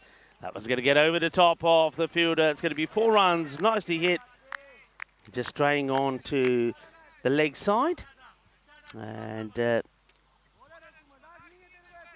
Jeffrey Boycott fan or not, people. Born on this day, 1964. The test debut. And... or the test debut, I should say, of Jeffrey Boycott in 1964. And he top scored with 48 as England struggled to 216 for 8. That's hit to the fielder, who's, I think, done enough here to take the pace off this. The batters should come back for a very easy 2. I think the fielder's done well here, actually. He's used basically his body as a body shield. And that's Amir Fazal. Just basically says, well, okay, it's probably going to wipe me out, but I've got to try and do something to stop it. That's Wakas Ahmed, probably making sure he's keeping himself nice and warm. Yeah, so 1964 is when Jeffrey Boycott made his debut, 48, as England struggled to 216 for 8 against Australia in the first test at Trent Bridge. If my memory serves me right, he didn't bat in the second because I think he got an injury while making that 48. Well, this is my catch, says the fielder. And he does slip here, actually, when he takes this. That is Sahud Jan. If you watch this again, as he gets himself into position, his feet just try what? See that slide there? He just starts to slide and he looks down, but at least he does hold on to it. So that's going to be the wicket of Subani. So Subani a little bit better than what he did in the last match, but it's going to be 19 for 1. Subani goes for 11 of 8 deliveries. Jan holds on to the catch, and he rewards Jassi with a wicket. Well done to Jassi. Here we see it again. Just tries to get the extra oomph in the shot, but all he does is get the height, but not the distance. New bat is Mohammed Rashid. Well, remember, my shout was to just let Rashid and Khan open. And he's played this on big time. 2 in 2. How many times have we seen that today? 2 in 2, but the wicket falls off the last over. However, he does have another over, so keep an eye on Rajinder Jesse when he comes back on to bowl over number 2 for him, because he is on a hat-trick. It will be 19 for 2 now. And Jesse, with the help of the batter, who smashes the ball onto his stumps. So Rashid will go for a golden duck. Where's the ducks? That's what I want to know. We were told they would be ready for May. And hashtag ducks, where are they? Come on, HQ or the robot. We want to know where they are. We were told the makeover would be done. And the ducks, they are left without graphics, but they live in sound.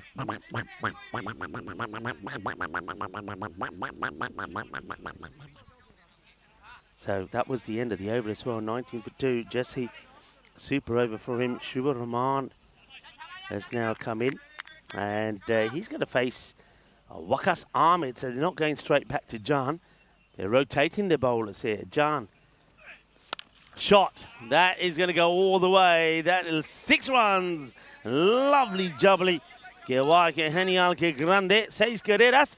Manos. Arriba, arriba, arriba. From the arbitro. 6 runs, Sasanga. It's all about Sasanga, isn't it, again? Rahman has to wait before he faces his first.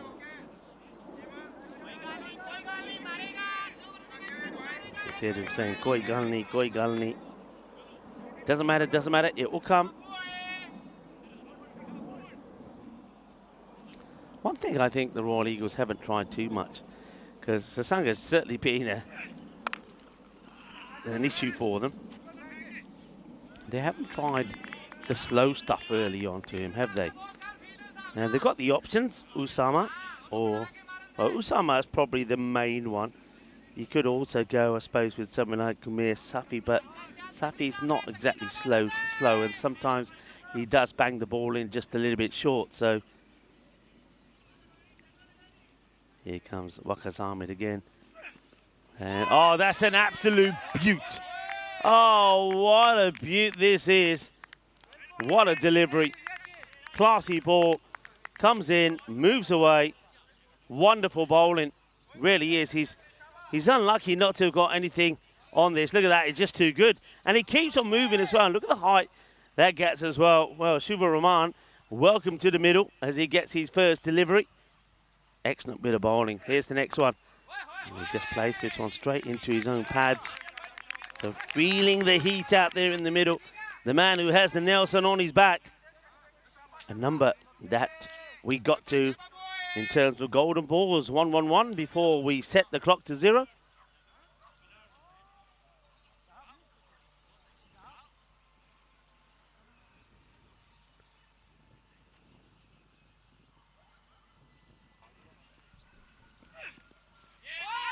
Another good delivery, playing and missing all the time.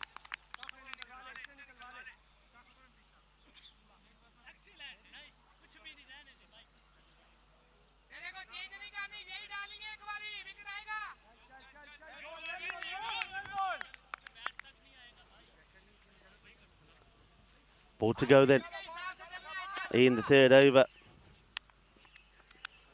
It's been a good over as well. And it's more swinging and missing. So just that one boundary of the very first over that was clubbed for a big 6. But then the strike changed and Shiva Rahman has swung and missed at 4 deliveries. And he gives Sasanga a bit of a fist bump as he walks to the other end. But that's not what they need from him right now. Well, Waqas Ahmed, very good over. Just the 7 runs. Wicket, you see, when you have a batter like Shuvo in there, I think you probably want to keep him in there for as long as you can. And because of the way things have gone in the power play, 52 to 26, by the way. So halfway behind at this stage. And that's why the strike rate required is at 16.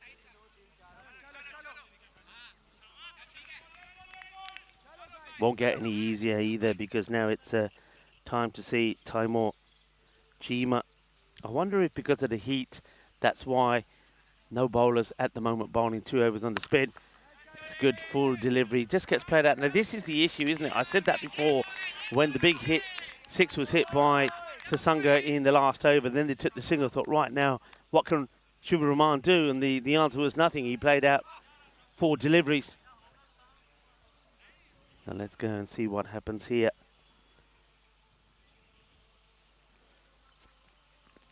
Well, he does guide this away. Now taking on the arm. Oh, well, there's a proper collision here. And I wonder if this hits, it would have been out. Let's have a look. I get the feeling if it was a direct hit, would have been close. Well, he does get in. He was pretty quick. And then, well, would you like a dance? And, well, I tell you what, let's swap over, says the wicketkeeper. You take the gloves, I'll take the bat.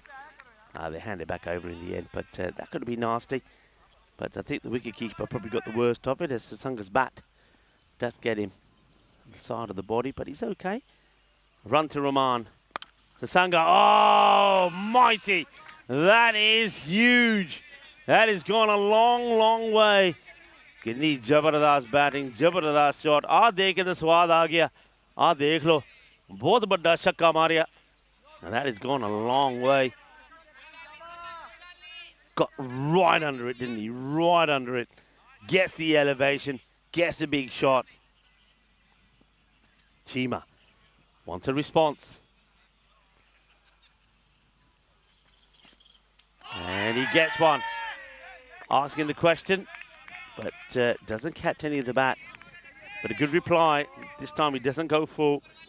Bangs it in. Watch the movement away. There it is. Good delivery.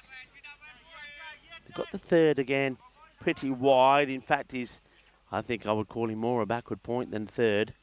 But he's got him in that position. A long off, straight down the ground. And 3 on the leg side to Sasanga. And that's why he's there. So it's good placement, really, in the fielder. And that's the way to do it, I think, to Sasanga to say, right, okay, we know if we pitch up to you, if we bowl short, you're going to muller it. So the plan is just to not give you that option. So that just gets played away.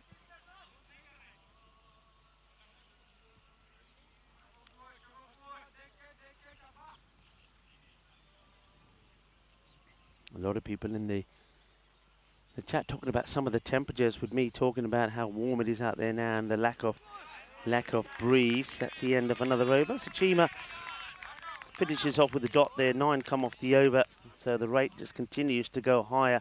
35 for 2. I know that, I mean, I played a fair bit of cricket in Spain and in temperatures which I've never experienced before in the UK, and I was quite surprised actually that through July and August we still play the 45 over game starting at 11 o'clock. So yeah, it can get really, really hot. I mean, naturally plenty of drinks breaks are taken. You take drinks normally every 10, but it's still extremely hot. Now I am surprised that you do play sometimes in those conditions, but yeah, there's been temperatures in the 40s when you're playing, and you think, it's just too hot. It's too hot. You're just perspiring every time you drink water. You just sweat it out straight away. And I think people have played more than that. That's a lovely shot. Gets through that gap. So they haven't got, apart from the backward point, nobody who's sweeping. So if you get it through the gap, which Sasanga does here, that's a really nice shot. Gets right on top of that. Plays it beautiful. We've seen a couple of some really nice cut shots here in the day. That's probably not more of a cut. It's kind of a stroking it away through the covers. The back foot cover drive, you like. That one he does go for the cut. Misses out on it. So Usman Ali gets given over number 5. I think the idea here is you try a bowler who gets through the over just a little bit quicker. If it goes for plenty, you hope you can bring it back with the key bowlers to come back on. That's probably going to be called a wide. I think that's the right call. It's from the umpire. I think the umpire does well here. I think the bowler tries to put him off doing his job. Umpires have been good. Umpire Demindra and Ramesh Sathisan out there. Okay, this one is a catching opportunity, and Jan holds on to the catch. And Likshan Sasanga, listen to the joy. They knew that was a big wicket now. Jan hasn't always had the best of times out there, but in this match, he doesn't make a mistake. And look what he's doing there. So here's the catch taken, but he's no celebration. He gives the ball back here, and then watch what he starts doing. We might see it. He's then saying, all right, boys. He starts like pointing at his imaginary watch and saying, guys, the time. Remember the time. Not too many celebrations. Remember the time. Sasanga will go for 26 or 13. And that's the wicket that they wanted. And Babar now comes out. Here it is one more time. Catch taken. And I like the little celebration. Says, I got you. I got you, babe. Just scuffed down the ground as it's Babar who has come out. Number 4, but yeah, big wicket. Jan holding on to the cat. And, well, the unlikely man, Usman Ali, who gets the wicket. So not only does he speed up the over rate, as this one doesn't go to hand, but it's only going to be a single. He also takes the big wicket of Jan. And Thomas Martinez saying, yeah, July, August should probably be it's another one, you know. It's another one. And what an impact Usman Ali has had with the ball as Babar, I'm not quite sure what Babar's trying to do here, actually. And see the wicketkeeper behind the stump, so Howard just saying, Acha, chal, yaar, chal, nikal jaye to. And, yeah, I don't think he probably liked that, the batter. Because certainly there was some words said here. Here he is, come charging down. You're gone, well done. And then he says, come on, go. Here he is, no doubt about it. And then just watch this. Afterwards say, come on, go, you're done. Get out of here. Well done, Usman. Picks up 2 wickets in the over. Just only gives away 7 runs as well. So, Gladiators 42 for 4 at the halfway point. From here, they need 97. So that means they've got to go at almost magical from here on in. And you can't see it happening. And look, the game for the kill here. John will come back. Let's have a quick look at this. We talked a lot about this. Myself and Phil were saying that Germany, Ireland and Belgium would be pretty key in that. Romania in that group as well, by the way. Let's have a look at the hat-tricks here because, yes, you're absolutely right. Let's see this delivery, and that won't be one there. So we're showing that there for you because it was actually Jesse, so it wasn't John. This is John who's coming on to bowl, but we're just reminding ourselves that when Jesse comes back on to bowl, and then he will be on a hat-trick. So this is John. He bowled a good first over as well. Just only 12 came off it. Yeah, swinging a miss. And as Phil G just joins me back, I mean, we've had the golden ball, no hat trick, no century. Yeah. John, who's bowling here, was the closest, 91. He was, wasn't he? So are we going to get a hat trick? So you come back with Jesse. He finished his first over with 2 wickets at the end of it, ball number 5 and 6. So when if he comes back, he will be on a hat-trick. Oh, I wonder if I've brought some good luck. That'd be good to see. We'll see that very shortly. Ambitious shout. How's that? Not out, of course. Yeah, swinging and missing is the best way to describe Shiva Rahman. Is that now 10 balls for 2? Yes, it is. 10 balls for 2. So he hasn't exactly done anything like what they needed him to do here. That's just that shoulder length delivery. You see, if you look at his feet stay planted to the surface. Let's see how he goes here. Well, he does get a bit of bat onto this. There is Jesse, who just bowls this in, just letting the captain know that, yeah, he's still got an over left. I'm glad you're back, because I wanted to talk about this. Oh, what have you got? You're going to love this. I love this. This made me laugh. So, shopping trolleys. You either love them or hate them. Shopping trolleys. Shopping trolleys. This is one I haven't heard from you before. Okay. 1937. I'll have to come back to you after this delivery. All right, here we go. And I'll come back to it now. So 1937. Yep. The world's first shopping carts were introduced at the Come on. Humpty Dumpty grocery stores in Oklahoma City, Oklahoma. Humpty Dumpty. Humpty Dumpty grocery stores. Okay. That's where all the king horses and all the king's men shop, apparently. I had to double take when I read that. So, yeah, that's... dear. So you can blame Humpty Dumpty for the shopping carts. Mind you, they have changed over the years. Oh, they used to be absolutely terrible, but they're a lot better. Do you think there's a wall around that shopping centre? Because Because that's got to be the wall, right? That's got to be the wall. It's got to be the wall. Maybe that's where it came from. People trying to... You know what it's like? Yeah. Some people just have a love. A love and affectionate relationship with shopping trolleys. They want to take them everywhere. It's surprising where you go and you see a shopping trolley. So how did you get that here? Maybe there was somebody trying to take the shopping trolley over the wall and fell over and broke their crown. Oh, dear, dear. We've got Tina's crown here, by the way, just rubbing that in one more time. I got one for you. Just very quick before we move on from there. Just got something funny for your shopping trolleys. You just remind me of something. I used to live in a little suburb called Mirrabbark back in the day with my parents, a long time ago.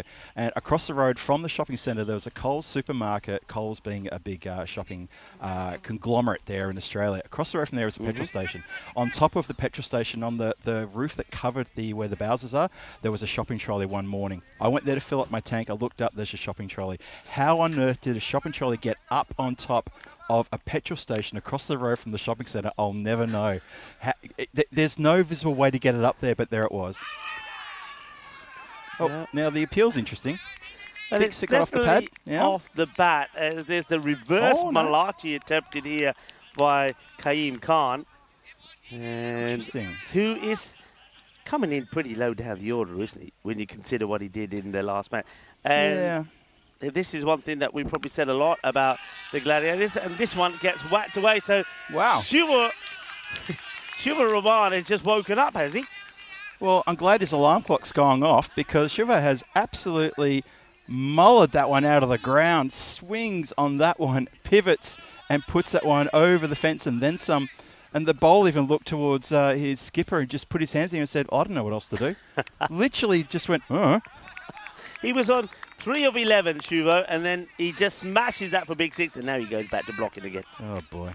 Okay. Yeah, how did that shopping trolley get up there? I got no idea how it got up there. I just looked up one morning and I'm trying to fill the car up with petrol and just went, hang on a minute, that's a shopping trolley. And it's a good, sort of like 15 metres, probably about 10 metres up in the air on top of the roof. No one could throw a shopping trolley that far. No one could. So how did it get up there? I'll never know. What got me about shopping trolleys is when the newer ones came out, probably about 5 or 8 years ago, as this gets played out, it should be stopped and will be. Yeah. And it was those ones which, once you got to the border, that the wheel stopped going round. Oh, yeah. Now, this sort of security sort of thing where it locks. In Spain, there is certain people who, when they get hold of a shopping trolley, they're going to take their groceries all the way home and then just leave the trolley somewhere. Yeah, right? yeah. So, you just knew what was going to happen. Well, he wants to try and get very funky here, Khan. He hasn't got off the mark yet. You think he's carrying on from the 50 he scored in the last match, but He's just placed it straight to the field. So you would watch these people. They put loads of stuff in the trolley and they're walking along. Yep. And you can see that they're just about to get out of the gate. And then all of a sudden, you know, like when somebody presses the brakes of a bike and the whole thing goes, they're walking along, suddenly the trolley stops and they end up in the trolley.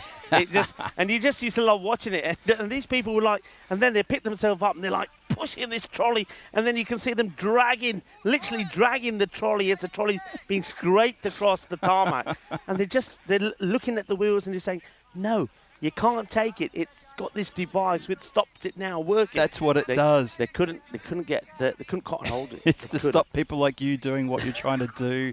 Try to work that one out. Oh, boy. Well, have a look at this. The Bucharest Gladiators, they got 3 overs to go. They're 52 for 4, and that score of 97 is looking a long way off to score that point. Need to go at 15 per over if they can want to do that. That's well struck, and it's going to be stopped. They'll stop the boundary. Yes. And they're only going to take 1. Oh, that's poor. That's poor. Should have been 2, easily 2. And even went through the keeper as well. Yeah, that's pretty poor, isn't it? So, Eagles, they're doing exactly what we said they had to. Just be strong, try and get those 4 points, and then hope that the other results, particularly the one when the Bliss Warriors take on the Bucharest Gladiators, the next match, that goes their way. Oh, that's not a good... Oh, that's going to help big time, isn't it? Wow. That's going to be 5 wides. And, well, not sure what's happened here with... Things like this had me scratching my head, you know, because Chima is such a good bowler. He gets the ball religiously outside off. For him to bowl a ball like that just doesn't really run well with me. What's he tried to do there? Yeah. Just a bit of extra spicy sauce onto that delivery. Tries to bend the back. He almost went over. He almost went faceplant into the ground. His momentum on that delivery almost took him forward, and it's just a shocking delivery. It's a bad delivery, and that would help the Gladiators to get closer to the 97 they need. They need to go at about 14 and over for a point, so pushing the ball for a single certainly doesn't help either. So Khan, I suppose, eventually after trying the reverse Malachi, the scoop, decides it's better just to push the ball out and get a single and hope that Rahman can wake up. Maybe set his alarm clock again and smash another one out of the park. That's what they need. Sometimes stand and deliver is better than getting funky. I mean, you can get funky when you've got, time and space to do it, but this is not the time. Here's a man out there, but not going to stop this. 1 bounce forward. He is getting funky with it. And, now he's enjoying himself. Well, he was fist bumping his partners earlier when he was on 0 or 4, but now he's actually hitting the ball. He says, now I'm feeling the love in these fist bumps. He's just figured out what the cricket bat's for, I reckon. He's like, oh, that's what you do with this.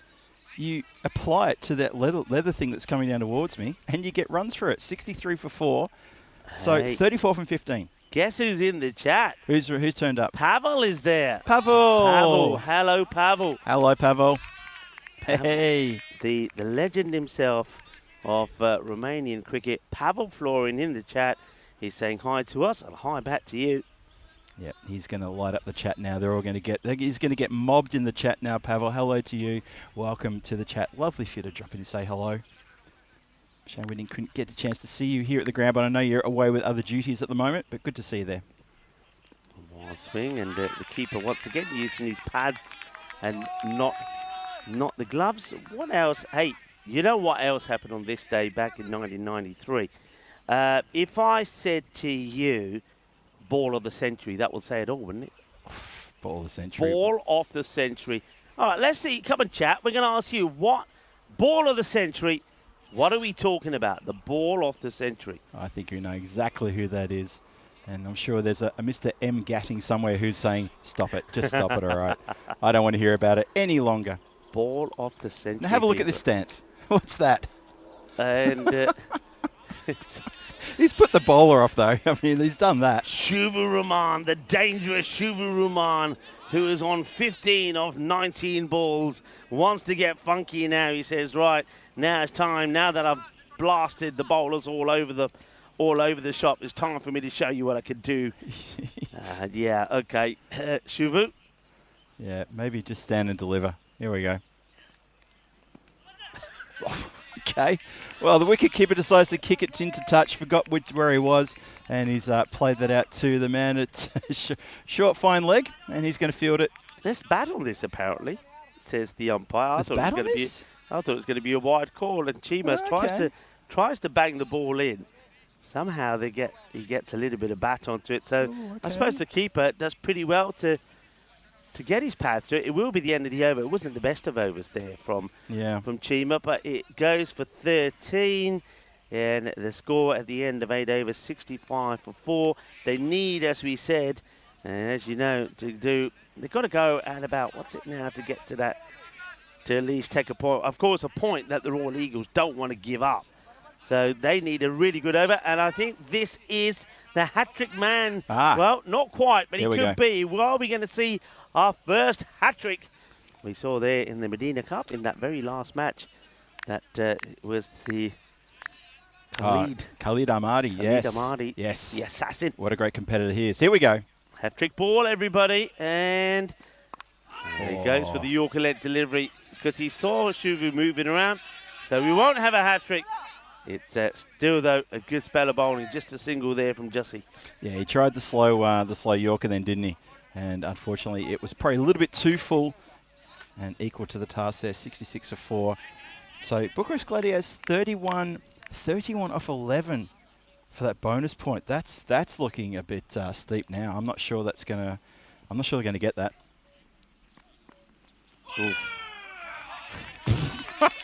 Exclamation from someone near a microphone there, which said "ooh" and then some. I'm not going to try and imitate that. What's happened to Sahel? What is he?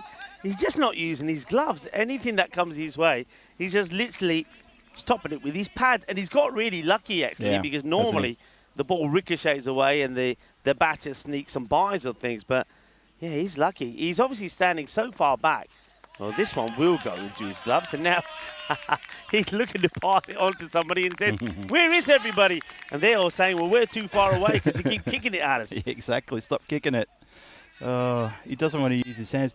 Maybe he's a bit late in the day, doesn't want to lean down. Maybe worried about copping one on the end of the fingertips or something. I'm not sure. Yeah, ball of the century. And, of course, I'm not talking about one of Pavel Florin's deliveries. Pavel, sorry. I know you put some good ones in there, but it wasn't yours. It's just going to go for 4 runs. Nicely hit. Cuatro carreras. They need a few more of those, don't they, if they're to get to the score that they're after. And the Eagles don't want to be conceding boundaries away. Jassie, the captain says, "Hey, Jassie, I haven't bought you back to give boundaries away. 97 is the magical figure.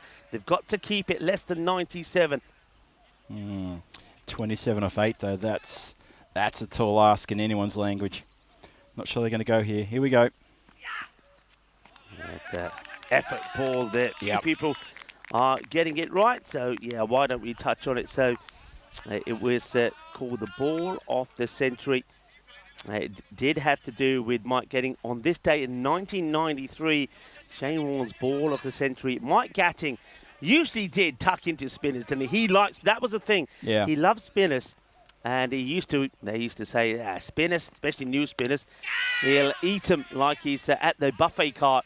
So he saw, of course, the younger Shane Warne, who looked a little bit chubby and blonde Australian leggy. Yep. Came on to bowl, and it drifted lazily into the leg stump, and then came back sharply and clipped the top off. The ball of the century was bowled on this day in 1993 by the late and the great Shane Warne. And I think it was Shane Warne's first delivery in England. Yes. The first time English crowds got to watch him bowl live. Yeah. And they were blown out of the water with that ball of the century. The first ball he bowled in England.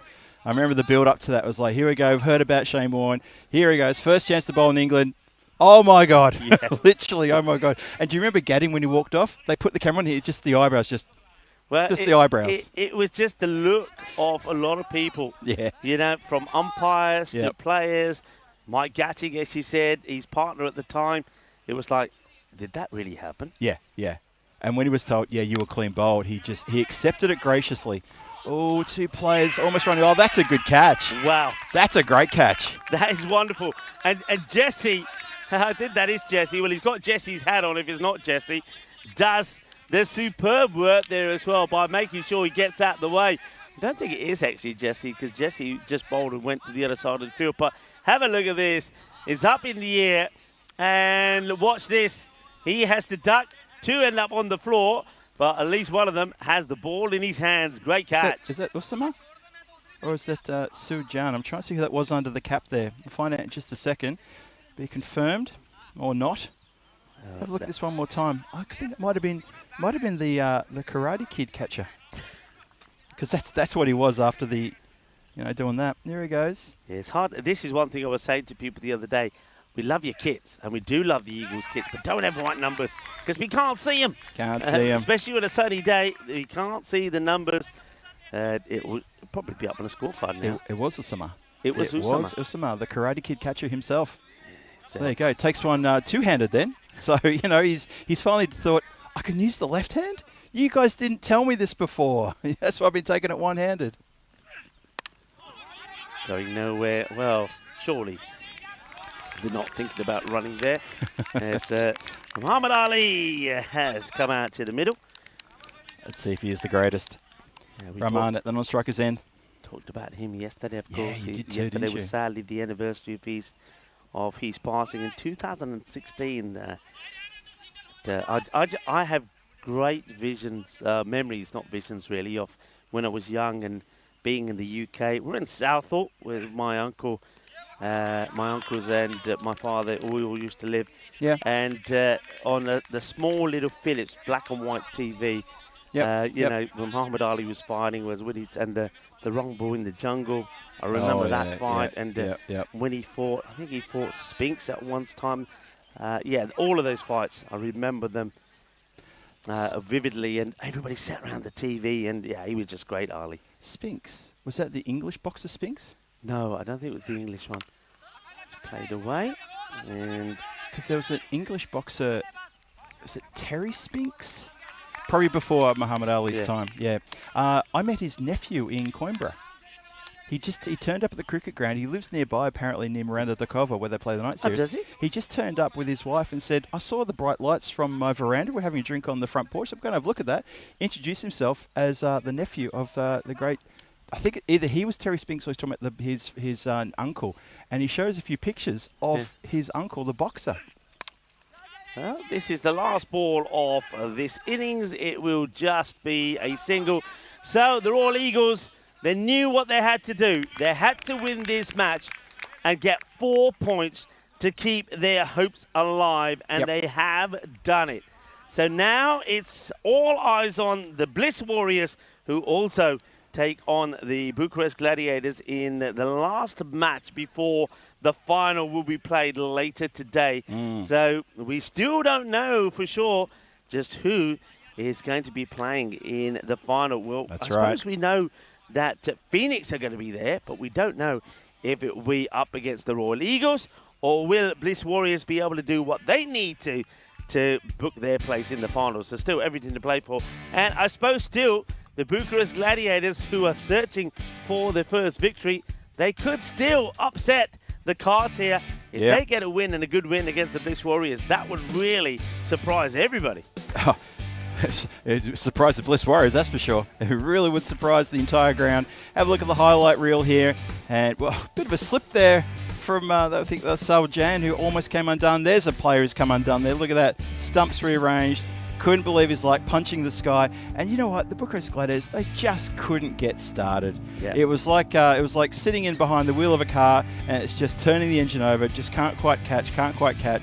And it was a bit gut-wrenching, to be honest, to watch it. I really felt for them. It just wasn't their game. Yeah. Do you feel that after us sort of giving them a lot of praise in that unfortunate golden ball loss for them, that they just went back to their old ways? Because when you look at this batting lineup, you know, the likes of Khan, who was clobbering the ball all over the place, scored 53 not out in that match number 15 when they went down the golden ball to the Royal Eagles. He's coming in batting at, what did he come in at, 6 or 7? You just think, why? Why are the Gladiators doing this? Why aren't you just going with your informed players to bat or to bowl? You know, why are you making these changes? As I said before, some things that we've seen from some, not just from the Gladiators, but some of the other teams, don't tend to make a lot of sense. You know what? I think they did regress a little bit there. on the basis of what happened in that Golden Ball game. I think that maybe they have introverted a bit because they were so out there for the GB game, so in the game the whole way through, and suddenly this is revert to what we saw like yesterday and the day before. So I think that's taken the wind out of their sails. And the scorecard kind of tells that. Sasanga's 26 at the top, the only shining light there, and a good 18 from Rahman, but he took 22 deliveries to get that as well. Not a lot really there to write home about, unfortunately. No, there's not. On the bowling front, there is a little bit more. There were some changes also from the way that the Royal Eagles went about things. And one of those noticeable ones was to use Usman Ali, and that worked a treat for them. He picked up 2 for 14. It also meant that their over rate was a lot quicker. They had no issues there. 2 wickets there from Rajinder Jesse. Remember, at the start of the second over, he was on a hat-trick. And Waqas Ahmed this time, he was very tidy. The only one who was probably not at his best in that match was Tamil Chima. That's right, and even economic from the top there from Saljan. Yeah, you're right, Chima there, the one who we've always got a bit of an eye out for, and he's the one who probably didn't bowl the best in that group of 5. As it is, there's the match summary. Royal Eagles put 138 on the board for loss of only 3 wickets there. Shahab Alam with a 55 not out, and Waqas Ahmed with a 39 out led the way there for that team. Bucharest Gladiators, unfortunately, they just didn't get close. It ends up being a 65-run margin, which is quite a thrashing, you have to admit. And I really do feel that, just in the back of our conversation with myself and Rico, is that, Bucharest Gladiators, they really had the sail taken out of their wind by that Golden Ball defeat. I think they were pretty gallant defeat. They had strong expressions on their faces when I went over and saw them after that match. They'll say, "Nah, Phil, you know what? We're going to try really hard next time. We understand what we have to do. We're a bit upset, but I think they played down the reality of the situation, which was it was probably a real sucker punch to the gut, and it took the wind out of their sails." I think you're right there, but they do have, look, not a long, before they start walking out there, probably 10 minutes, that next match starting in under 13, to just regroup. And I just like to see, their captain with them, just saying to them, guys, one match. Let's treat this as a final. Let's forget everything else that's happened. This match that we're playing now against the Bliss Warriors, this is our final. This is our final, yes. Let's go out there, give it everything, try and get a win, and then at least when we go back home today and the next time we meet, the next time we play, we're talking about something positive that happened the last time we played, then something negative. They would love to end this run of defeats. Let's see if they can do it. I tell you what, me and you, we're going to have to find something cold, pour it over us, and come back again, because it is very, very warm at the moment. Even the slight breeze, the wind that's blowing is warm. So there's no respite from this heat, and we've still got 2 more matches. So let's get ourselves chilled out here. So Rico, if someone hits the ball into the pond, I'm going after it. How about that? Okay, go for it. Go for it. I'll be supporting you.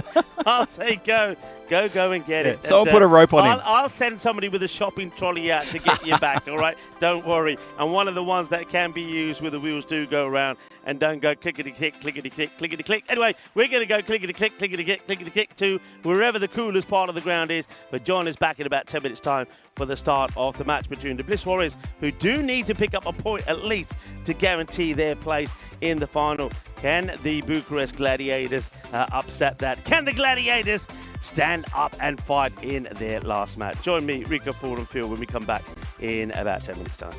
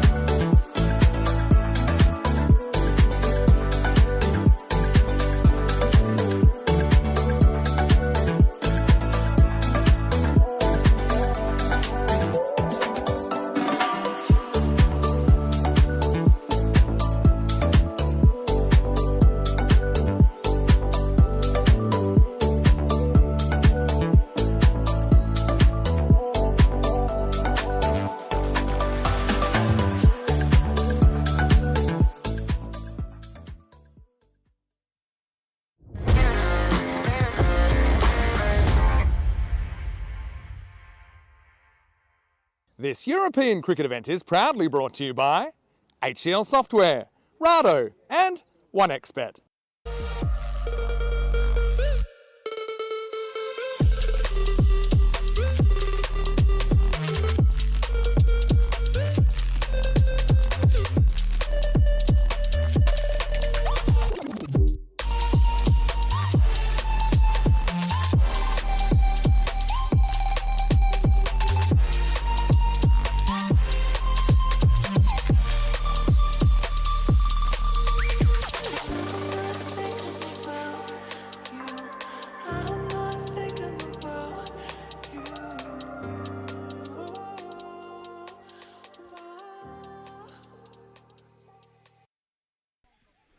And good afternoon, cricket fans from around the world joining us here at this Love the Ground here in Romania for the final game in the group stage of this Romanian series, the low-carb, slimmed-down Diet Coke version. Unfortunately, we wanted to put together you a big 7-day series, and the weather put paid to that over a week ago now, but we're here under bright sunshine. Although it's not bright sunshine now, wait till we get to the live shot. But we've had bright sunshine, warm conditions throughout the whole day for match 18 coming away. The final of the group stages, the last game before we hit towards the final, and it's going to be Bliss Warriors taking on the Bucharest Gladiators. You can see there the fantasy dashboard. And so Asad Abbas comes into the side for the Bliss Warriors, and Bucharest Ali Zain is into the side. Didn't play in the last match, so it's going to be Bliss Warriors, Bucharest Gladiators. Bucharest Gladiators won the toss, elected to bowl first. They're happy to put in Bliss Warriors, and they want to chase, maybe make this a nice big finish here in this match 18. We're looking forward to this one. Just remember, after the conclusion of this game, we'll know exactly who the finalists are going to be. We'll talk a bit about that throughout the game as well. And then after that game, we're going to take a break. Obviously, we're going to have a bit of an hour delay until the final. The final will start an hour after the conclusion of this game. Need to give a chance for the teams to just get their breath and get composed before we get the final started off and running. We'll be able to confirm for you as the game goes on as to what's going to happen there. We're going to keep our eye on the standings. The mathematician boffins are going to be working their proverbials off to work this one out. Net run rates, points, bonus points. There's a lot to talk about there. And, well, if Shaka Koltsanova, our friend from Czech, is still in the chat, maybe she can help us out, because she was in a maths class earlier today, and she was watching the cricket while doing a maths class. Very naughty girl. But she loves the cricket. Can't keep her away from it. Isn't cricket all about numbers anyway? So they're getting ready out there in the centre. Bucharest Gladiators got the ball. They won the toss, and they elected to bowl first. You're going to try to start this final game, their final appearance here. Potentially not the final appearance for the Bliss Warriors, who they need to pull at least 1 point here. Now, we're going to get to talk about the standings in just a minute. It's exciting stuff. We start with a wide. So currently right now, I'm looking at the standings. We've got the last game coming up, Bliss Warriors versus Bucharest Gladiators. And I can tell you now, Bliss Warriors are currently in third position on the table, and they are sitting there on 20 points. Their net run rate is 0.778. Royal Eagles are second on the table. They're currently 21 points, 0.742. So there's a little bit of a very small difference between second and third, albeit also 1 point. So Bliss Warriors, they need to get the win. End of story, they need a win here. Cut away nicely. It's going to run away for 4. Nice start that.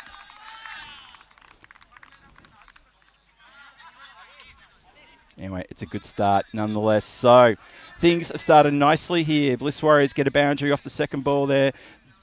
They need to get all 3 points. As I said just a few moments ago, I'm just going to repeat that for everybody who's keeping a close eye on the standings here. Phoenix sitting on top. They're on 21 points. Royal Eagles also 21 points. Phoenix, the better net run rate. So this is the last game. The last game coming up. Chopped away. It's going to get through the infield. The chase is on. Is the ball going to win that race? No, it's not. Pulled down. Looks like it's Sunger out there who's chased that one down. Well done. 7 with no loss. So currently it's Phoenix on 21 points, Royal Eagles on 21 points, separated by a net run rate of only about 0.2. In third place on the standings, Bliss Warriors on 20 points, and then Bucharest Gladiators are not in the conversation about being in the final, so it's between 3 teams to get into the final. Interested to see how this is going to turn out. I can tell you right now, though, Phoenix have locked in a finals berth. They will definitely be there. They can't be dislodged from the finals. Bliss Warriors, they need to pick up 1 point and just 1 point only, but if they get hammered and they don't get the win, their net run rate may push them below Royal Eagles. So there's a bit to play for here. Bliss Warriors, they get the win. They get 3 points straight into the final. No problem. We'll see them in the following match. And Royal Eagles will have to just sit and wait for the end of this match. I'm looking at if I can see any Royal Eagles. I can. They're actually perched just behind us, watching this game intently. And it's going to be very keen to see how this works. So still some moving parts here. Bucharest Gladiators, you know what? They've kind of got everything in their hands. How about that? So if you're Bliss Warriors fans or if you're Royal Eagle fans or whoever, it's the Bucharest Gladiators who hold destiny of this series in their hands. I'm Reggio and Barrico full. This is a bit mouthwatering, actually. You never know. It is, because when we think about the way things ended after day 2, and just remember how far ahead the Bliss Warriors were. All right, they had played 7 matches. Yep, The other teams had matches to play. But it looked like that they were untouchable. But here we are today with the last match of the group stages, and they need to take a point from this match. So let's see how it goes. Imtiaz is opening the bowling. That's a nice looking shot, but straight to the fielder. No run. Yeah, no, exactly right. It's the competition has sort of changed complexion just in that day that Bliss Warriors had off, and it was a time for Phoenix to stand up and say, you know what, we want to be the front runners. We want to be the one everyone's chasing. And they've done a great job as well. And guess what? They're in the final. Any way you cut it, they're in the final. No one can knock them out of that position. They're playing in the game after this. Played, no run there. So it's a ball to go in this over. The 10 off it so far. Imtiaz has recovered pretty well after the wide and the boundary. But still 3 extras in the over. That's disappointing. So basically, these are bonus runs, really, because these, if you didn't bowl the wides, it wouldn't be bowling these balls. Exactly. Uppishly, but straight to the same player again. And this time, there's no runs, a dot ball to finish it over with. So 10 off the first over. Imtiaz has, transgressed a few times with some wides there, but that's it. He's finished his first over. So Ijaz Hussein's on 7. De Silva, he's faced 3 balls. He has yet to get a run off the bat. And he's going to get a chance, not straight away, as we switch ends here, as we have a look here and see what's going on in Hornchurch. So this is today, day 3 over there in Hornchurch, and we've already had the Markhor London Mighty Tigers game. Raynham versus Mighty Tigers came after that. Then the lunchtime match, Markhor London versus Raynham, and they finished today with Hornchurch with a double header. They won against Mighty Tigers, won against Markhor London. Yeah, and I can tell you that match number 12, just there, as we see this one, it gets blocked out. That against the Mighty Tigers put big runs on the board, 174. Oof. And Raynham, they are going to finish some, fair number of runs behind, some 40-odd runs behind it. 130 for 9 with that innings coming to an end. So the Tigers, very impressive, keeping their unbeaten run intact. The next match will be Markhor London taking on Raynham, so they're going to play back-to-back, and it's going to be Raynham who will be having a bat straight away. I don't think they'll mind that. When you batted already, you're going to go out there and bat again. So it gives the bowlers and the fielding unit a bit of time to prepare before they go out there. So let's see if they can get some more runs on the board there. But I reckon they get at a par score around about 130 there. So it's a high-scoring event. Ooh, Rashid gets a hand on that one, albeit a sore one, but he still gets a hand on it, stops it getting past him. There is a long off and a long on. They're the 2 men out deep. And Bucharest Gladiators better not have anybody else out deep because they'll get called for a no ball, which we've already seen a few times today. But that's the only players out deep. She continues. It's slower. It's mishit. It's in the air. Who wants it? Who's calling for it? 2 players. Well, one player backs back. The other player comes forward. I prefer the player coming forward to take that catch, and it is Sasunga. He takes a good catch. He goes for a bit of a high 10. And poor old Imtiaz is saying, but I was backing back. I had that one. Mr. 333 on the back, and then he relents and says, all right, Sasunga, you're taller than me.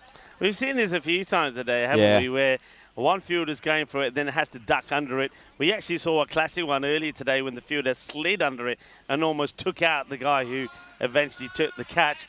But I suppose communication's been good. Ijaz Hussain just hasn't been able to get going. I think only on one occasion did he get into the 30s. He hasn't had a good time today at all, has he? Not one bit. You know, Bliss Warriors had the day off yesterday, so you expect them to be down at the sauna, maybe getting a massage, maybe getting looked after, you know, being pampered and being said, okay, Bliss Warriors, we played 7 games, you know, on the first 2 days, going to take a day off, going to come back bright, sparky, new, going to get amongst it. Unfortunately for, ECS is saying he hasn't quite had his day here, unfortunately, and he hasn't troubled the scorers too much. It's the first wicket down inside 2 overs. Rashid successful there. Shouts of yes. Immediately off the bat said yes. Didn't have to because he's guided that really nicely for 4. It's Chibui that comes out. He now has batted well. Every time Ngoni Chibui's come out there, he looks like a batter that's going to score runs. And that's a lovely time shot from him. He's got all the shots, you know. I know when they played earlier, a lot of people were enjoying the way that he batted. He scored 40 of 21 in that loss to Phoenix. Yeah, that was a good innings. He got very busy in that innings. He's the kind of batter who crouches, he stays very low, but keeps his balance. He moves his weight forward and back with different shots. And I think that's really, really clever. So he knows whether he should rock back or rock forward. And that's a pretty good defensive shot there as well. Just after hitting that nice boundary of 4, he just sees off that last ball and just says, nope, not getting through me. And that's going to finish the over. So Rashid, just that single 4 off his first over, gets a very important wicket as well. 1 for 4. Score is 14 for 1 after 2. Yeah, don't mind that. And Rashid, look, that's good work from him. That's one thing that they have done, I think, as we have a look at the all-important standings. So this is the way it looks. So the Bliss Warriors, after being on top for the first 3 days, find themselves in that 3rd spot. Yep. But they will know that a point should be enough here. But they're looking for a win here. The problem is if they get a point, it could mean that they might lose the match but still get a point. If they did, their net run rate would take a little hit. And those net run rates between 2nd and 3rd, Bliss Warriors and Royal Eagles, is pretty close. So I just wonder if they look at that and they've gone, oh, you know what? We actually need the win here. Because if we lose, but we still get a net point, but we lose by, say, I don't know how many runs they lose by, maybe lose with a few deliveries left, it could really affect their net run rate. And wouldn't that be a big shock to see basically the standing leaders getting knocked off in the final match? Well, look at this one, Klein. Oh, it did, didn't it? Just hurt his hands as the keeper. That's, once again, Babar, who's been given the job to do the keeping with. He's been given the gloves here. And Rashid, who has been the keeper, is enjoying himself out there in the middle. He's bowled well. He's fielded well. He has bowled well, actually. You're right. I reckon he's really enjoyed getting rid of the gloves today. Coming down the leg side, I think, just drifting. They will take a leg by. Subhani, when Subhani gets it right, he's a dangerous bowler. But the problem with Subhani is every so often he bowls short down the leg side. Now, some batters, and maybe Chibui is the sort that could really punish him. They haven't got anybody back on the leg side boundary. So if this ball is short, you might as well kiss it goodbye because it's going to travel. Yeah, they've got a boundary rider at bat, extra cover, going pretty square. And he bowls it down leg side for reasons that only he'll know. When you've got your 2 boundary riders down the ground on the offside and square on the offside. Not sure why you want to put it down leg side, because you're right, Rico. He gets it past the infield, and the gaps on the infield on the leg side are immense. Yeah. Get a fleet of battleships through square leg down to mid-wicket, and no one would know. He's the bowler to his field. Better. Almost brings up the wrong shot there. Keeper's got to do the run. Who's taking the stumps? Oh, a couple of players run in. That's good to see. Yeah, I'm glad to see that Safiullah gets in there. And also Sabani actually ran down there as well, so good to see. But good work from the keeper too. Yeah, that's good work. It's a good delivery, much better delivery as well, pushing it through a bit more. You saw that Chibui just looking to try and push it out, but gets a bit of an inside edge, and he's lucky not to push it back onto his own stumps. Give a shout out to Cheryl Bradshaw, joins us in the chat. Hello there, Cheryl. Also getting information about Mighty Tigers, about how they went in that match. That's a nice elevated shot, but it goes straight into the hands of Kaim Khan, who accepts it graciously and says, thank you very much. That is a big wicket. Chibui looks to go down the ground. He goes down the ground indeed with a nice looking shot, holds the pose, just hit it straight down the throat of the fielder there. And you can just see his shoulders slump as he goes out of camera shot and he realises he's picked out Kaim Khan perfectly. Yeah. Pinpoint actually. And if you're going to hit it, we've said this so many times. I think we've probably said it more times in this series. Yeah. And it's only been a 4-day one than we have done in series that sometimes are over 2 weeks. You've just got to hit the... He's just pushed it out to Khan. Khan, we saw him drop an absolute sitter last time. But it makes no mistakes here. So We've got a butterfly in here, the Rico. butterflies come inside here now to try and get away from the heat. That was rather bizarre. It was around my legs and around your legs, and then I turned around, and Danny's trying to follow it around the igloo as well. I was like, what on earth? That was just that corner of my eye. I thought someone was throwing paper at me. Anyway, my mood's successful. Oh, could have easily gone to hand. There's a man there on the 45 behind square, inside the circle, and that is Lord Nelson himself with the triple 111, Shiva Rahman there, and it's just gone to his left-hand side by a couple of metres. Could have easily gone to hand. Yeah, Kalahara whips it away. Nice shot. You're right, there is a fielder there, but I think this ball was gone pretty quick past it. But again, Subani, too many balls drifting into the pads on the leg side. He's a completely different bowler and a dangerous bowler when he gets the ball outside the off. Again, he's hesitation on the run there. Hits the stumps. The question is asked. We're going to go upstairs. Oh, Rico, you're pretty confident this is out. That is a pretty good work behind the stumps from Barber. And emergency services hits the stumps. Let's have a look. Let's have a look. There's no hesitation from the keeper. He turns and throws straight away. Where's the batter? Oh, He's just made it, hasn't he? He's just made it. You can see he's sliding the bat in. Good technique. But, yeah, when I was looking at that field live, I'm thinking he could be out here, you know. The only thing that saves him there, he doesn't hesitate. He goes and keeps going. Yep. It was the striker who hesitated, but the non-striker said, no, go.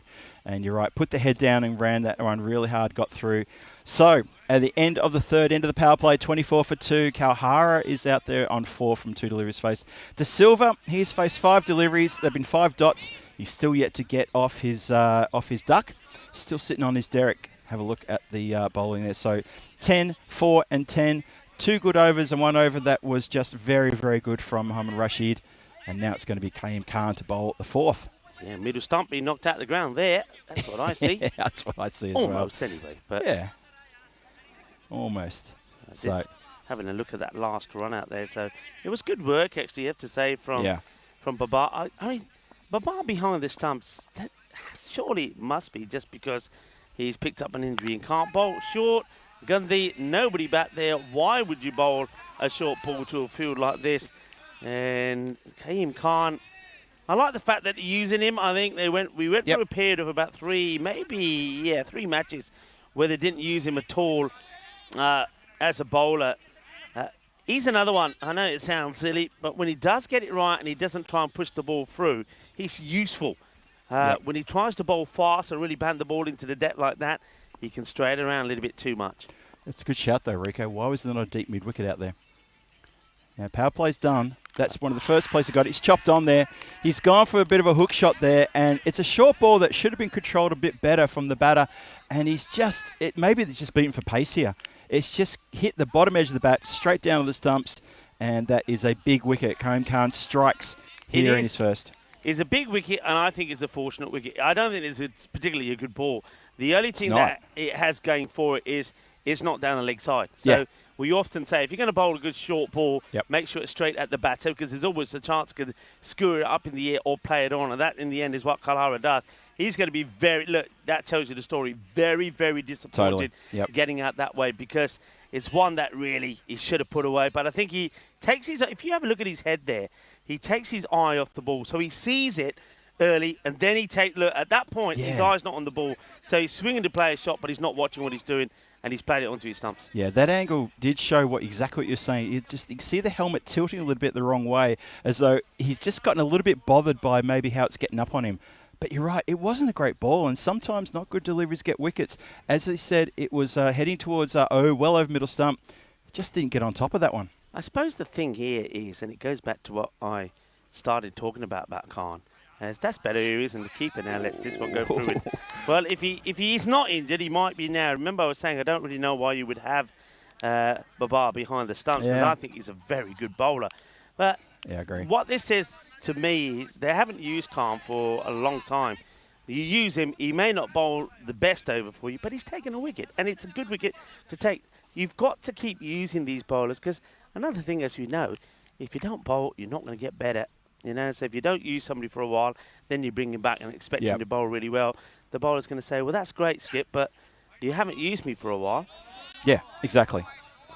Now, De Silva, he's still on 0. He's faced 5 illegal deliveries. That was a wide ball that goes past him, so we will not put that against his name. Can he get off the mark? He seems a shade of his former self that we saw on day 1. And let's see what he can deliver here. He's not a quick scorer, is he? We know that. Yeah. He'll get 50, and sometimes he'll go over 30 balls to do it. But what he's been able to do with this side is that one should be stopped before it gets to the boundary. They'll come back for 2. Yep. But what he's been able to do with the side is that because they've been so good at defending scores between 80 and 100, he gets them to that sort of score. So he'll bat all the way through. He may score another 50. It might be of 32, 34 deliveries. But it's a score in the hundreds or in the 90s, and they defend it. So we haven't really dissected him and said, look, it's an issue. But we did say at one point that against teams that are scoring regularly 120, 130, especially if they have to chase, that's where it becomes a problem. And I think we saw that in the last match. Yeah, I totally agree with that. Yep.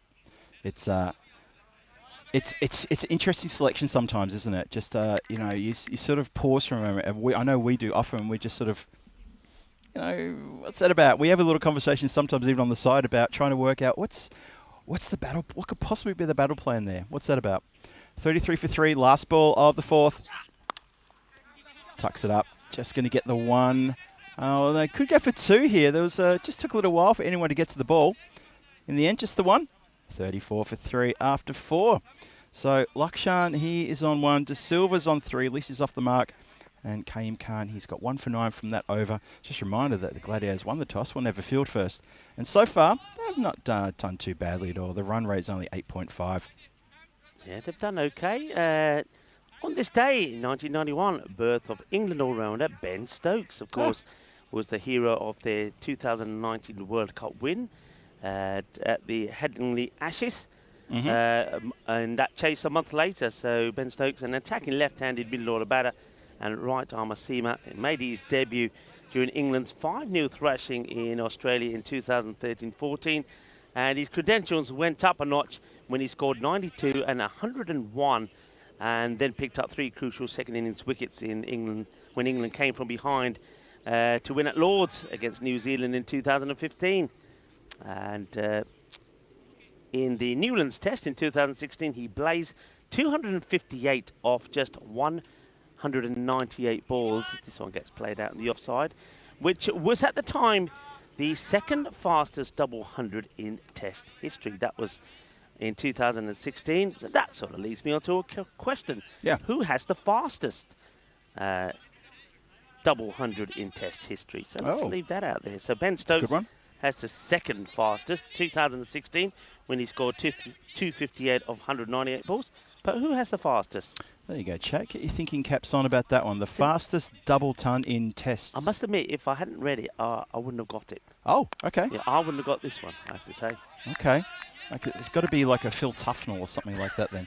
If it surprises you, it's got to be a real surprise answer. So not quite that much of a surprise. But yeah, it's a... Okay. It is a batter, but not the batter I would have expected. Come on, that chat. will be a wide. Put your hats on there and have a think about it. Fastest double 100 in Test matches, knowing that the second fastest is Ben Stokes. Who is the fastest? Rico will be back with the answer later on, so we can work out. Have a think about it. Don't necessarily go for your search engines. Just have a think about that.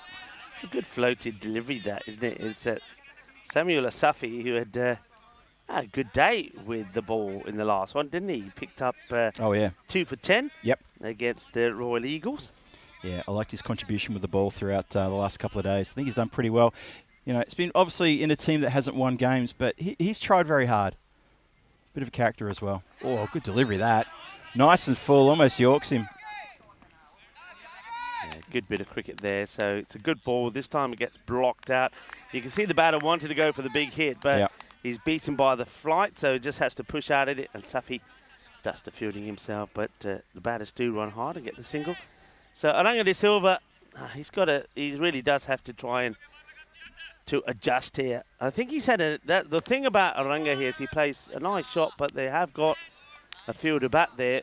Yeah, what he straight hasn't been able to do in this series, so he's had a number of innings, but he hasn't been able to adjust. He hasn't been able to find a way to score at a quicker rate. Yeah. So though he has got those 50s to his name, and he did start off as the highest run scorer because of that, but he just hasn't been able to find a way to say, right, this is what I've got to do. This is the shots I have to be more creative and eventful with to get me higher scores. And as a result of that, before, he sort of gets going, but as he gets going, the innings is over. Yeah. Safi finishes first over, very economic there. Only 6 off Safi's over there. That's really good return from him.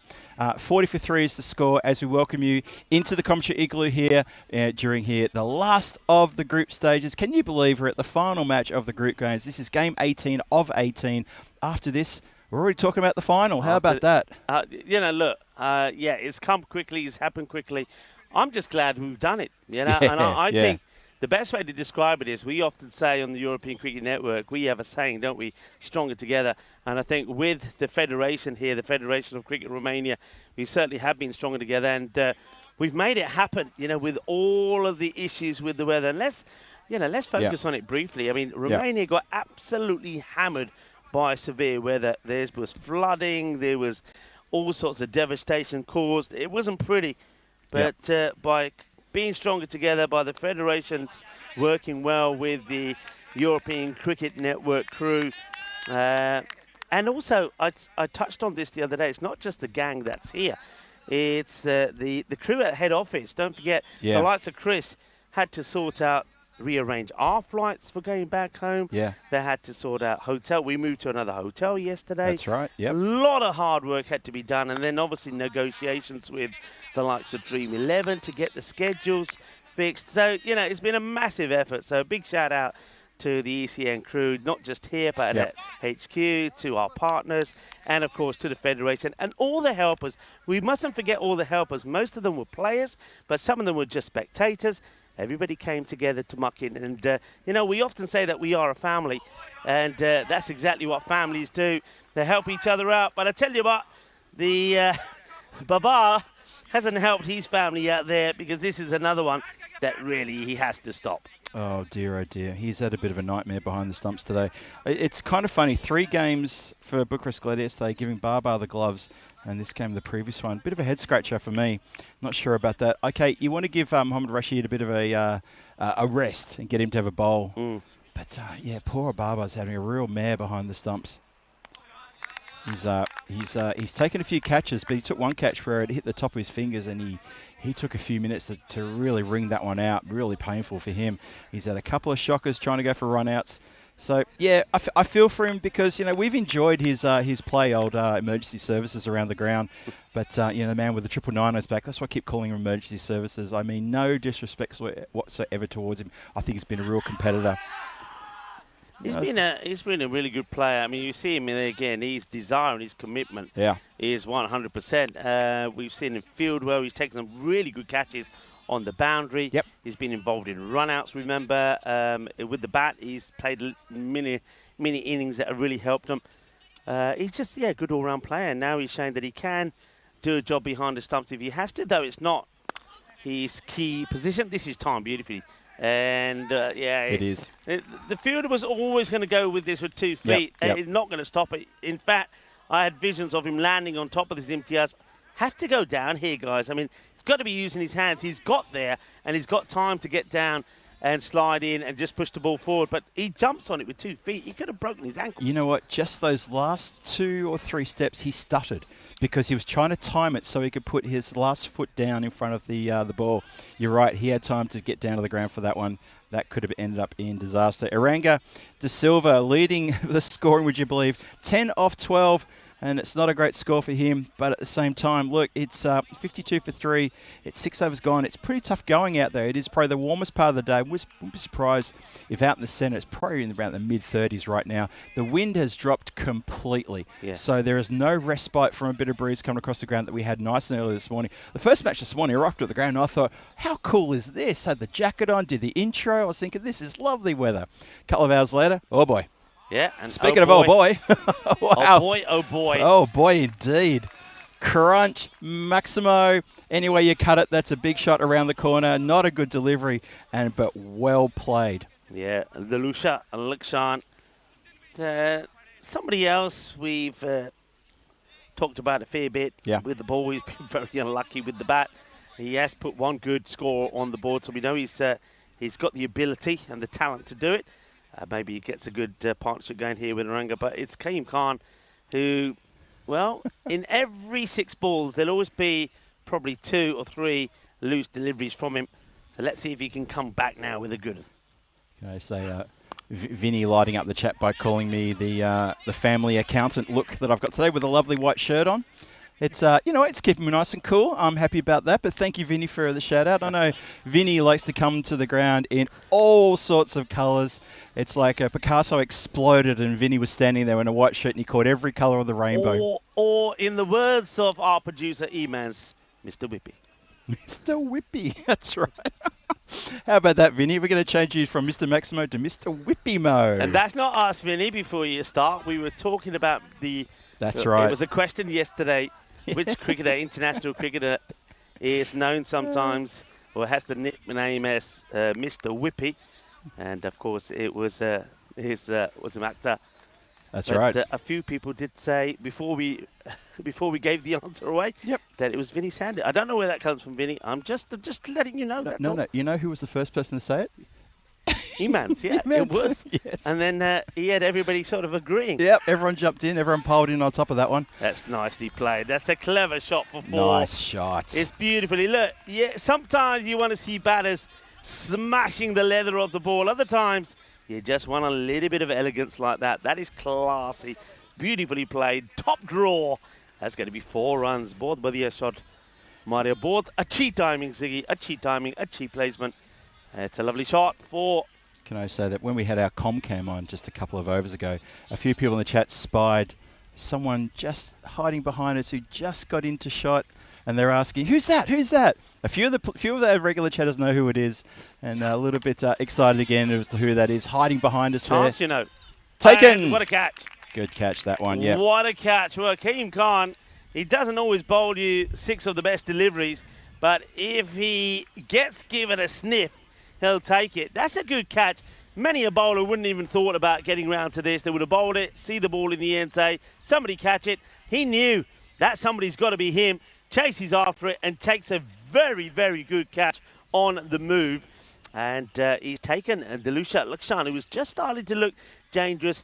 And Lakshan would go for 17 of ball number 14, corner bowled by Kaim Khan. So Kaim Khan, he's had an interesting over this one. It's gone for 12.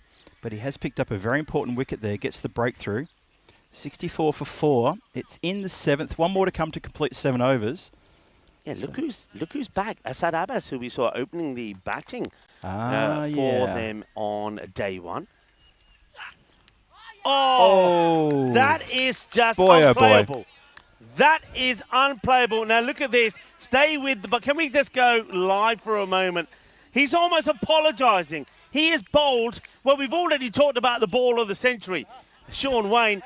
Sean Wayne? Sean Wayne? Who's Sean Wayne? Who is this Sean Wayne you're talking about? Well, this is maybe the ball of this series. What about this for a delivery? One more time, please. One more time. Let's slow. There's no shame in getting out to this. Nah. There's no shame at all. Asad Abbas will go first ball, golden duck. But look at the delivery. And can we see the reaction from the bowler? I wonder if we can just stay into the middle. The bowler apologises. It's the ball of the series. Oh, what a ripper. Does him. And then watch this. And can we stay on this? Have we got all of this? Yeah, let's stay on this. Watch him go over now here. So he goes over to him. He wants to turn around and say, "Oh, look, I'm so sorry. I'm so sorry. I'm so sorry. I've never seen an apology given to the batter for getting him out." And that happened right at the end of the over. Okay, number Namafi got a little wicket, Maleli, yeah. 64 for 5 at the end of 7. There must be a bit of history there. Maybe they're related or something, you know.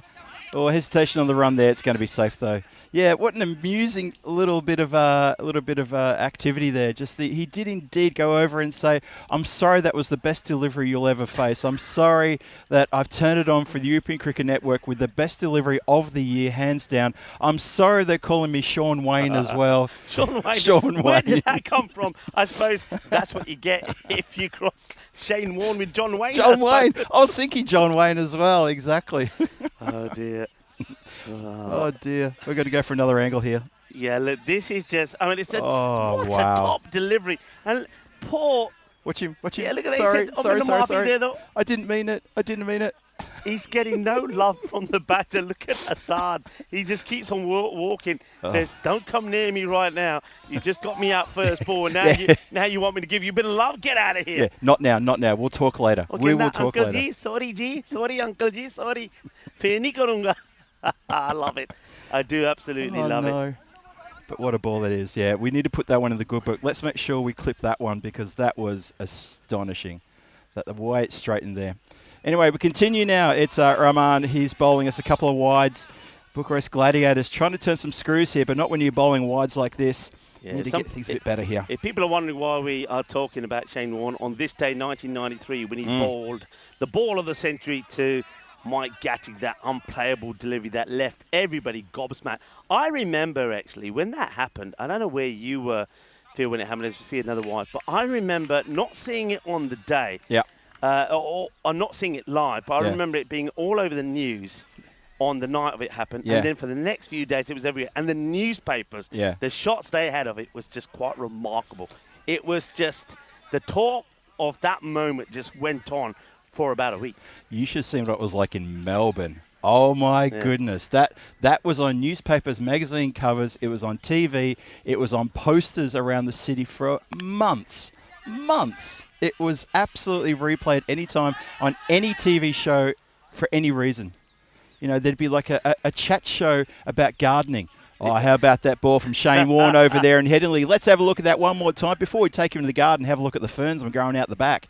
That was from Burke's Backyard on the Channel 9 network in 1993. I remember that. Don Burke threw to that replay before he went and showed you the ferns in his backyard. Apologies for the bad Australian accent, but that's exactly how he talks. Yeah, well, He was everywhere. it's going to be another wide here, so not quite sure what Shuva Rahman is trying to do here. The other thing about that, what about Paul Mike Gatting? I mean, every time you talk about him, it's either when he chose to leave the bouncer and it smashed him on the bridge of the nose, or that ball of the century. Always has to have it a Mike Gatting, and that's going to beat the fielder, is it? It is indeed, yeah. Nice shot. It's a good shot. They got one beautifully timed. As Marusha Lakshan, he's still there. He gets another boundary to his name. And again, goes with the feet as the fielder.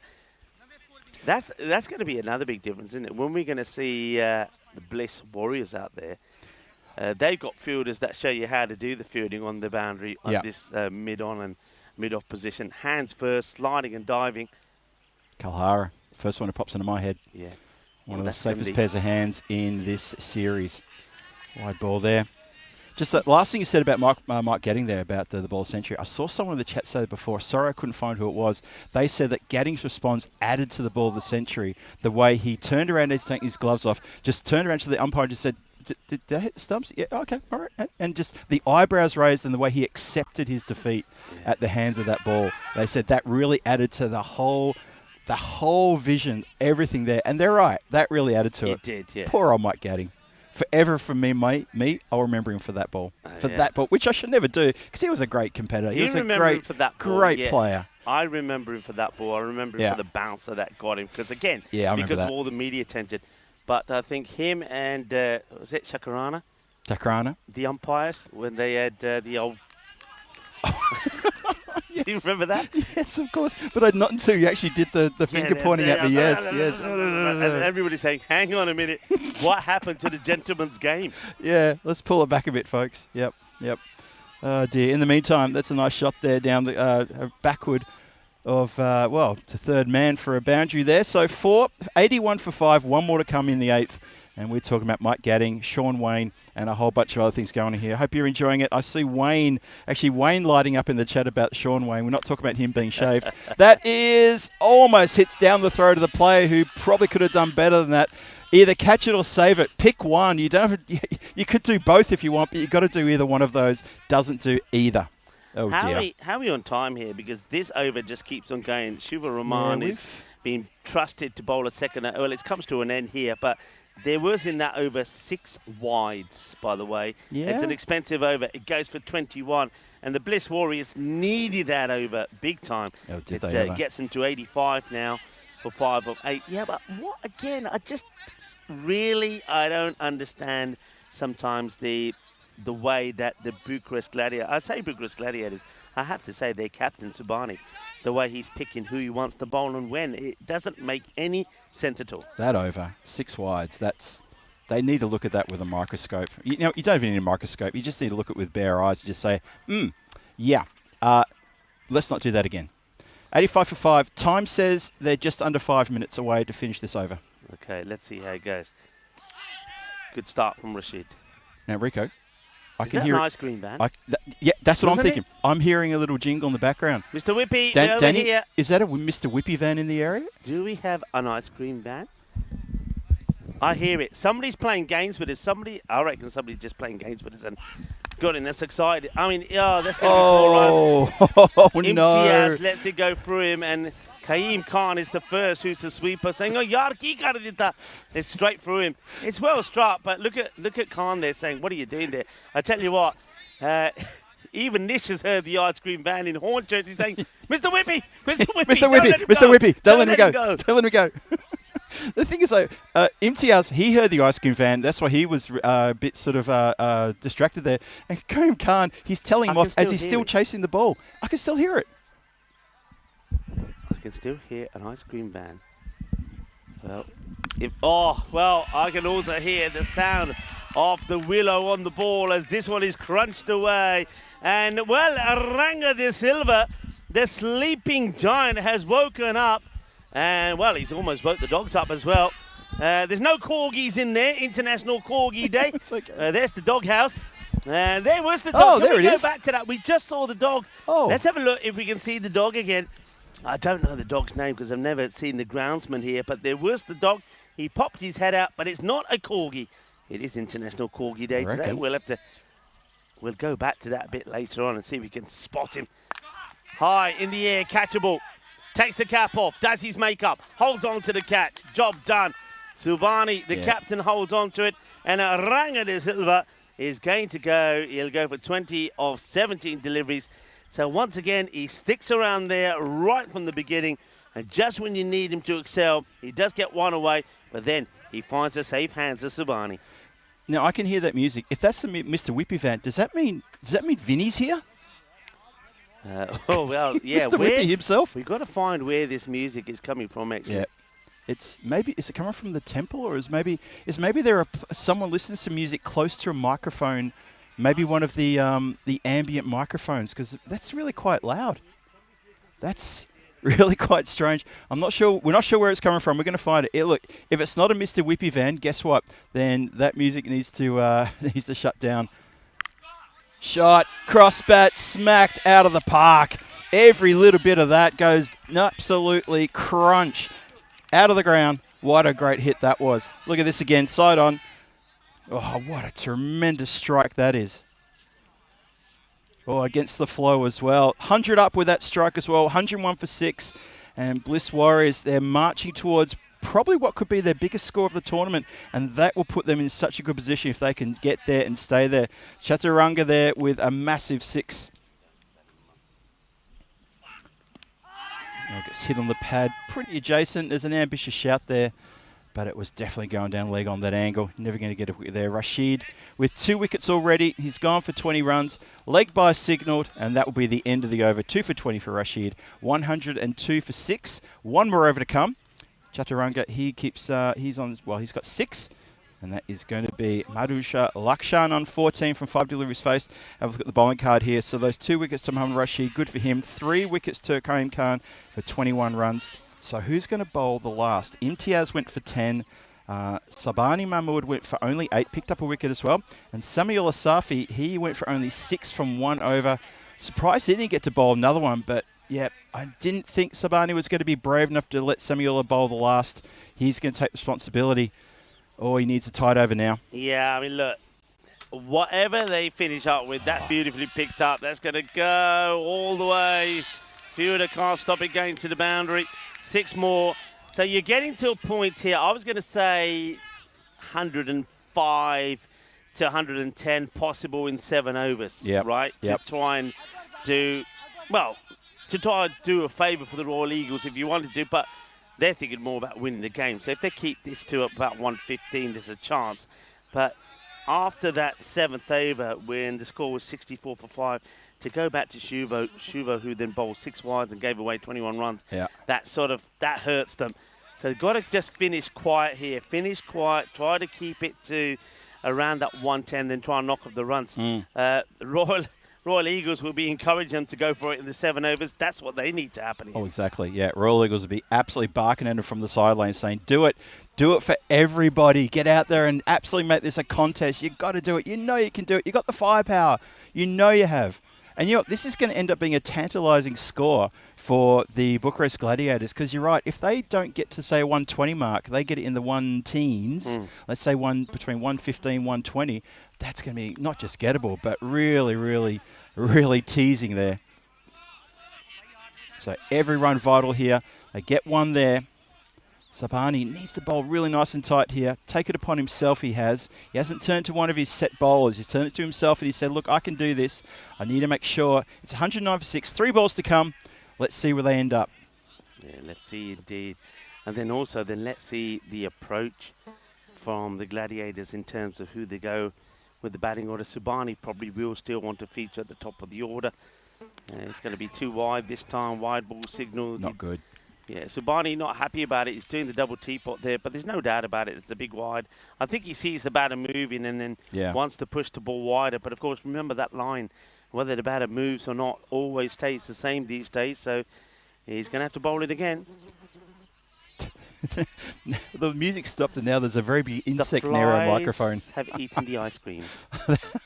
That's what it is. So no more ice cream with Mr. Whippy Van. It's now the biggest insects you've ever heard buzzing our microphones. Yeah, they are. The bad news is it wasn't an ice cream van. It was it was some child who had one of those toys that played all kinds of music and was sat pretty close to one of our microphones. So okay, he's been ushered away now. The Bears have got him. So did you go around the corner and take care of that? He still has his toy, I just said, where's the ice cream? Myself and Phil want one. And said, they looked at me a bit puzzled. So we don't have them in Romania.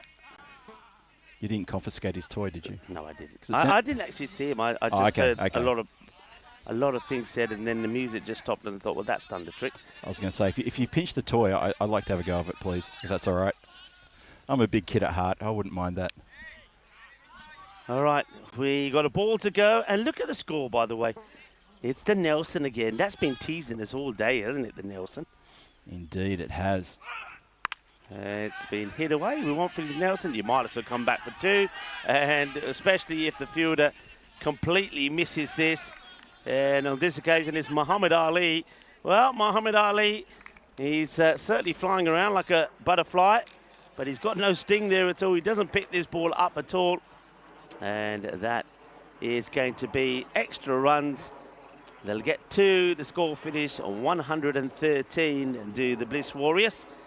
And the Gladiators, look, I think they've still got a good chance to finish the tournament with a win.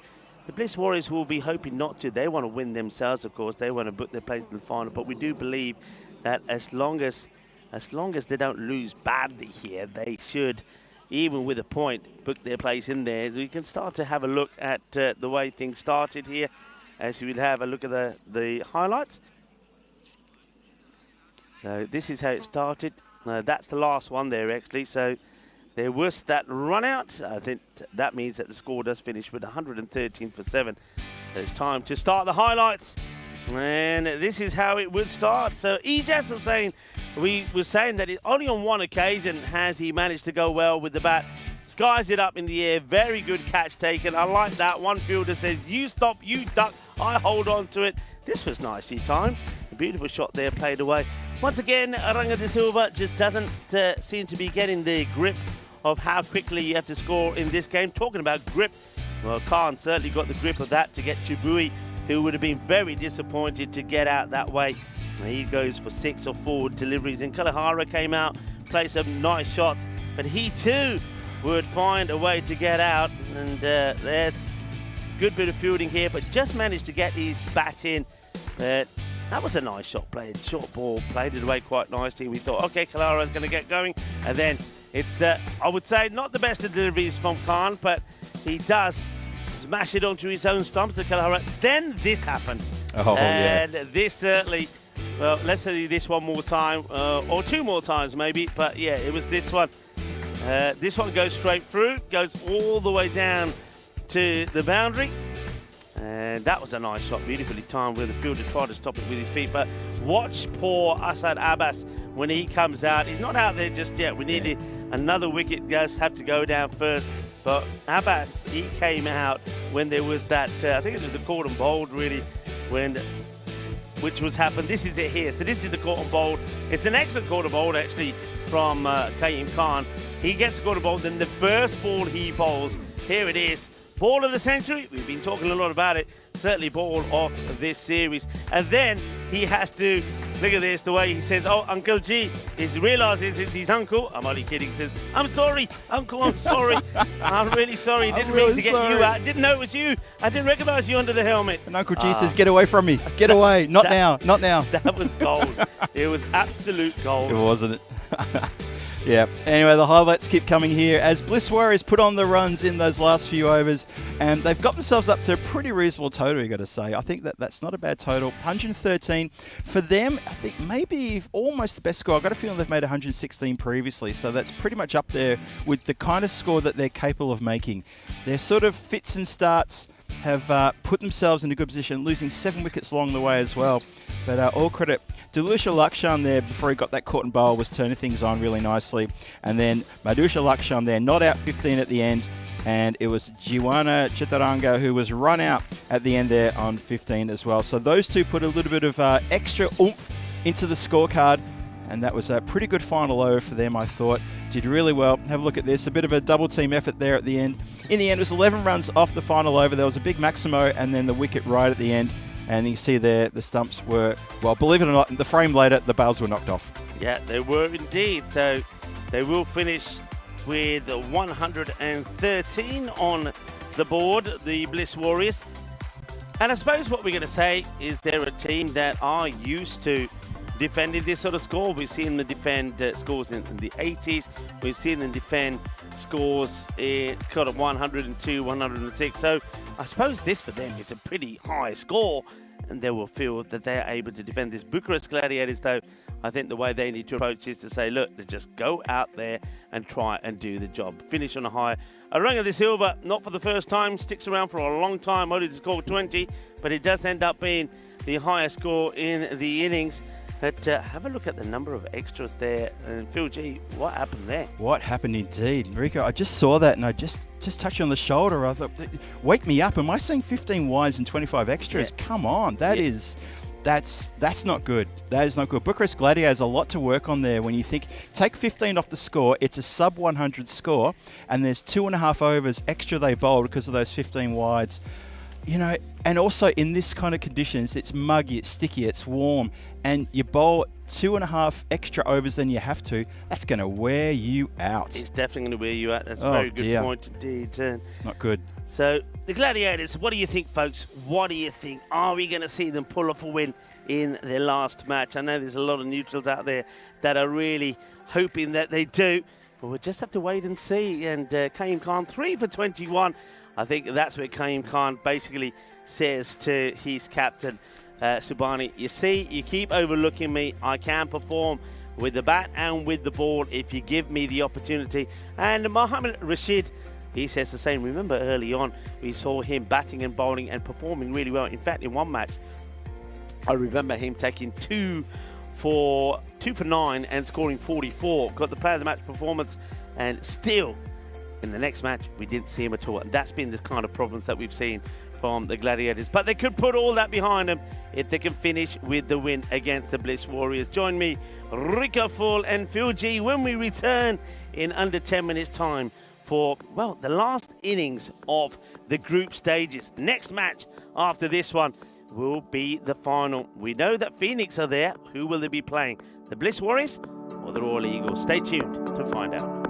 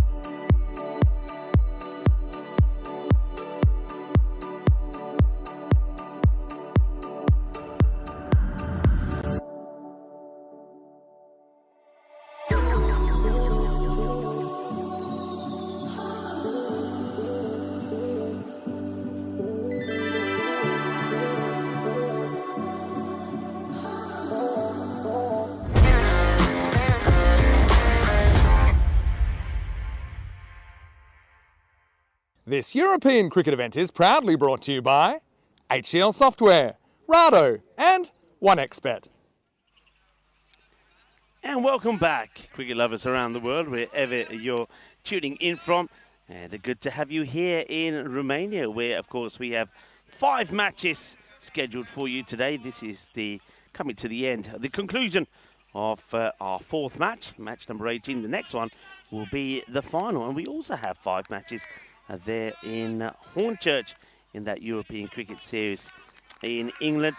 We just saw that the Mighty Tigers did win that match number 12. They were able to restrict Rehan to a score of 132. What's happening there right now? Well, match number 13. Well, strange things as they do happen in match number 13. Rehan are currently 108 for 4 with about 2 overs to go. And they're playing Marco London.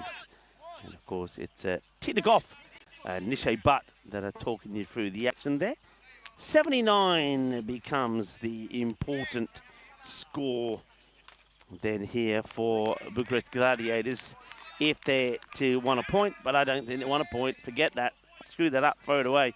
They want 114. This one gets played around the corner. A little bit on the weather. A lot of cloud come over, but with that, a lot of humidity. You can kind of feel the heat coming off the ground, but there's no breeze. There's nothing that's cooling the players. It's just muggy, sticky, you know what I mean? When the palms of your hands are sticky. You might want to have a look at the side on of this. Let's have a look at the height. It looked a little high. It looks like the two umpires are going to ask to see it. But you can see there, that's okay. He's a tall man as well, isn't he? Subani. So it's going to have to be pretty high if that's going to be called a no-y. It will just be a single. So the first run's on the board. Subani gets off the mark. Ali Zain, now, we haven't heard too much from him today, actually. We saw him captaining in the absence of Subani. I say that, though he did get smashed for a magical over in his first. He then came back and took 3 wickets in his second over. That was in that first match. Yeah, he took 3 for 31, it would be. So he took 3 for 10 in his second over. In the air, catching chance, and it's been taken. And, well, we talked about him a little bit, and he gave us enough time to talk about him, because that's going to be the end of Ali Zain, as he's going to make no contribution with the bat. He'll go first ball. Very good catch actually taken here, diving forward. That's well taken. So the man who went for a golden duck himself to an absolute peach of a delivery from Kaim Khan now holds on to a brilliant one himself. Asad Abbas, good catch from Asad. And he says, well, if I'm going to get a golden duck, I'm going to make sure I'm not the only one getting a golden duck. Well, don't worry, Asad Abbas, you're definitely not. That's a good catch taken. Good technique, actually. He's not the smallest of guys. So to get down low and hold on to that, he's done very well. So Ali goes. Asad holds on to the catch, and it will be another wicket for Ebesinghe. So Mahesh Ebesinghe picks up one more to his name. A few people have been asking about top performers. So I'll give you that in a moment. But let's see what happens with this delivery as Ebesinghe now comes into Rashid, who, he's played all around it. 2 and 2. It will be 2 and 2. And it's the same catcher again. Asad Abbas holds on to it. So here we go, here we go.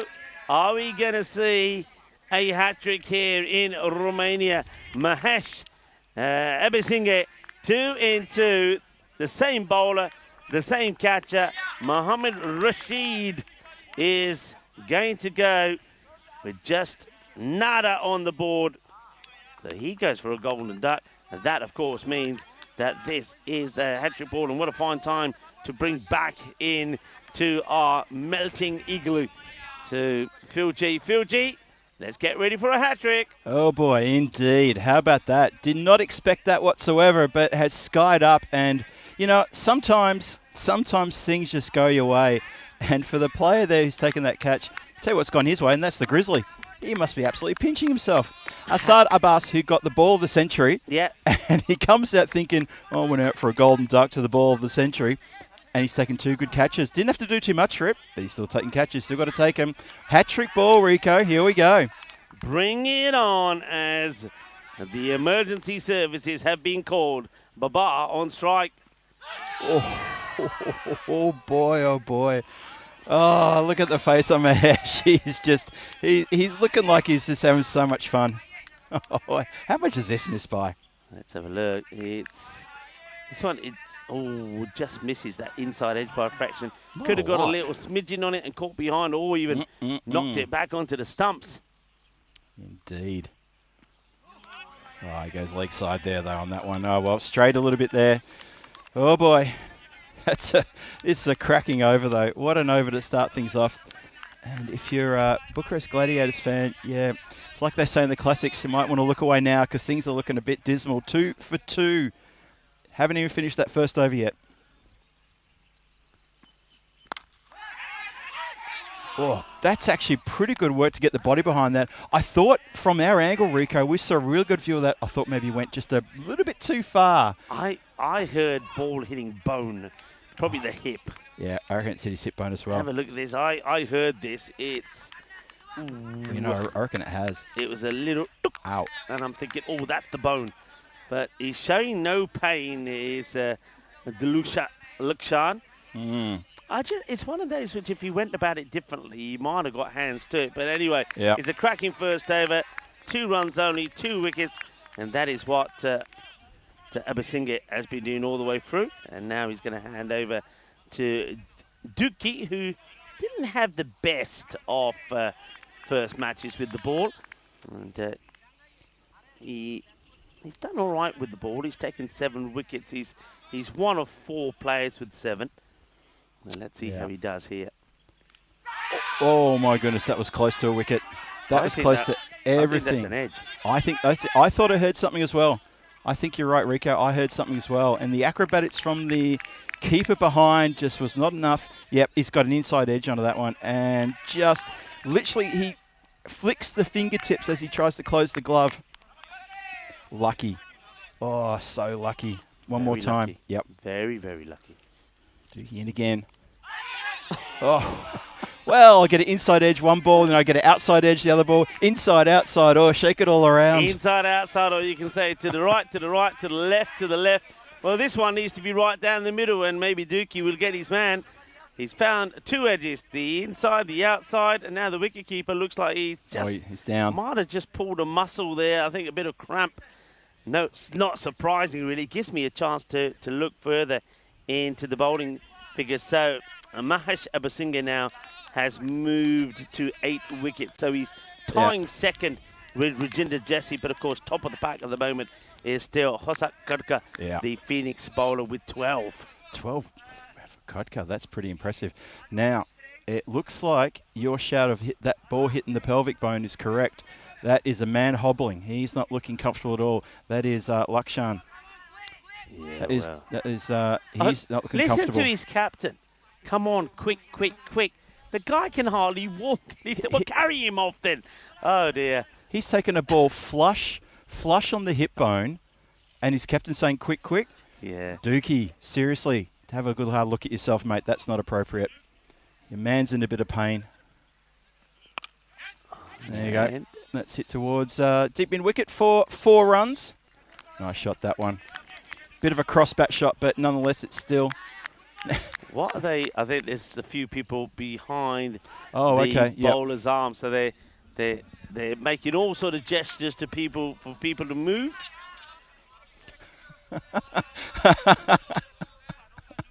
That's really funny. The Royal Eagles guys are up there, and they're giving the old bowing. Yes, sir. We're so sorry, sir. Like the 2-hand bowing. Like bit of a jest there. Up in the air, catching practice here. Who wants it? Nobody, because it goes straight through the fingertips and straight into the ground. Oh, come on, boys. I heard there. That's disappointing. I think is that the 12th who's just gone out there? I think that is, I think it is too, you know. That's the 12th man who's just come out there. That's harsh. And his first bit of action could have been taking the catch. He puts it down. And Dookie's probably thinking, that's 2 to the keeper and now 1 to an outfielder. Will he get a wicket here or not?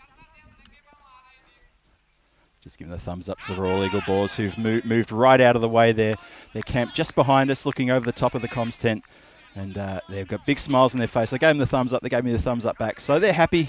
They've moved out the way after throwing a little bit of sarcasm towards the batters who are saying, please leave the area, please leave. You're in our line of sight.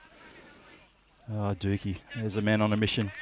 Still hasn't got a wicket yet. He'll be yearning for a wicket. Absolutely inside, screaming for a wicket.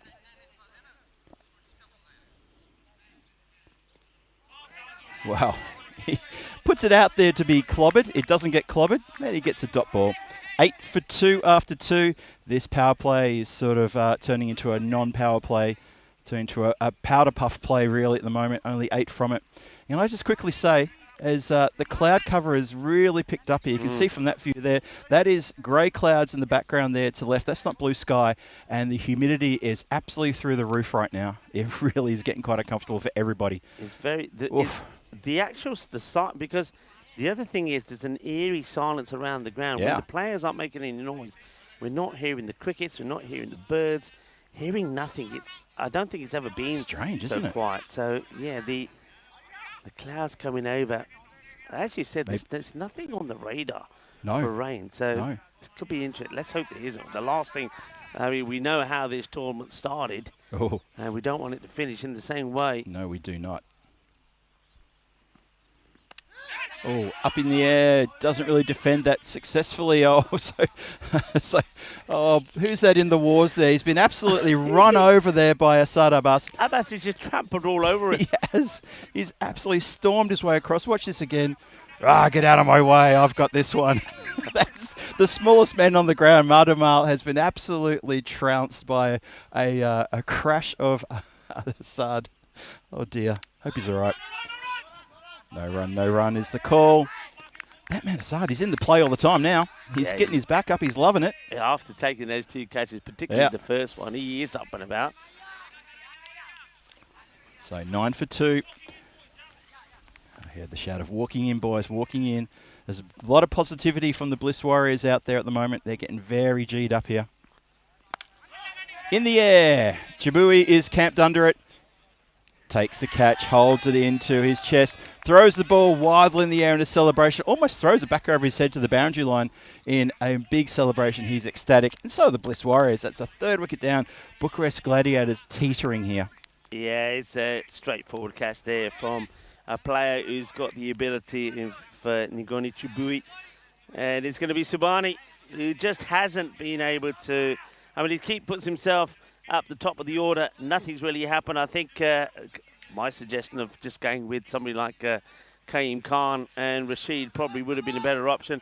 And what surprises me even more is, once again, they're just not going to Khan. I don't really get it. There's a lot of things about these Gladiators I haven't got today. He scored 53 of 21 in match number 15, and then the replay of that match, the match before this one, we saw Khan coming in at number 7, and you think, why? Why is he not coming in? And he isn't coming in here yet. They're going to go for Shuvo Rahman, who, remember Shuvo, he was ... until I think he was something like 9. No, he was 2 off 12 deliveries when he finally hit a boundary. So how can you tell me that he's the right guy to come out now? Somebody try to explain that to me. I don't get it. Yep, I agree. He's not the right guy. Not at all. You know, I mean... Boom. There you go. Admittedly, he's facing Abba Singh, who has been bowling terrifically. You know, he needs to see him off here. But for me, if it's not Kaim Khan who's coming out, then questions need to be asked. Yeah. And my question and our question is the same. It's like, what on earth? Why? It doesn't make sense. So, you know what? Only the Brains Trust will know, and we'll leave it up to them because that's their thing there. Now, an edge. Well, there's an appeal. He's not even facing the umpire when he's appealing. Turn around. The umpire's right behind you. There he is. It's like a pantomime. He's behind you. He's behind you. Yeah, it's a good delivery, but I don't think it catches the edge. I think it does too much. Oh, yeah, that's past him. That's well past him. That's interesting. But the fact that he's appealing but not even looking towards the umpire when he's appealing, to me that says he's not sure what he's appealing for. He's just appealing because it's a good delivery that was almost hit, but almost doesn't get you the wicket. It should never get you the wicket. Last ball of his spell coming up. Okay. Now that may get him a wicket though. Oh, Chibui's getting under this one again. Oh no, he's spilled that one. Would have been the 2nd catch for him in the over. It's unfortunately been grassed, so Abba Singh can appeal as much as he'd like, but unfortunately that's gone to ground. Watch this one more time. Straight up, straight down, straight out. Oh, that is really disappointing for a number of reasons. Well, you heard me talking earlier about the leading wicket takers, and I was saying to you then that this guy here, Mahesh Abasinghe, he started this match with 6. So he moved up to 9. That one would have taken him to 10, just a couple behind of Khadka. So misses out on that one. And the score 10 for 3. Wow. And we saw one fight in that, the golden ball match really, from the Bucharest Gladiators, but they've just gone back into their own little shell. Okay, Dookie, will he get one this time? Chibui coming in, but the fielder says, leave it to me. And it will be held. And Dookie finally does pick up another wicket. Nice catch held there by the fielder. This is the sub who did come on. He had the chance to take one earlier, remember, didn't he, of Dookie? So he did say to the captain, साहब पहला था छोड़ देता सी पर ये तो मैं फल लिया ਤੁਹਾਨੂੰ ਫੇਵਰ ਦੇ ਦਿੱਤੀ ਹੁਣ ਨੈਕਸਟ ਟਾਈਮ ਨਾ ਮੈਨੂੰ ਵੀ ਫੇਵਰ ਦਿਓ ਮੈਨੂੰ ਬੈਟਿੰਗ ਚਾਹੀਦੀ ਹੈ ਮੈਂ ਬੈਟਿੰਗ ਆ ਆਲ ਰਾਊਂਡਰ ਆ ਮੈਨੂੰ ਦਿਓ so yeah the Tanushka Bandara holds on to the catch. Well done to him, and that sees another wicket go. So wickets falling.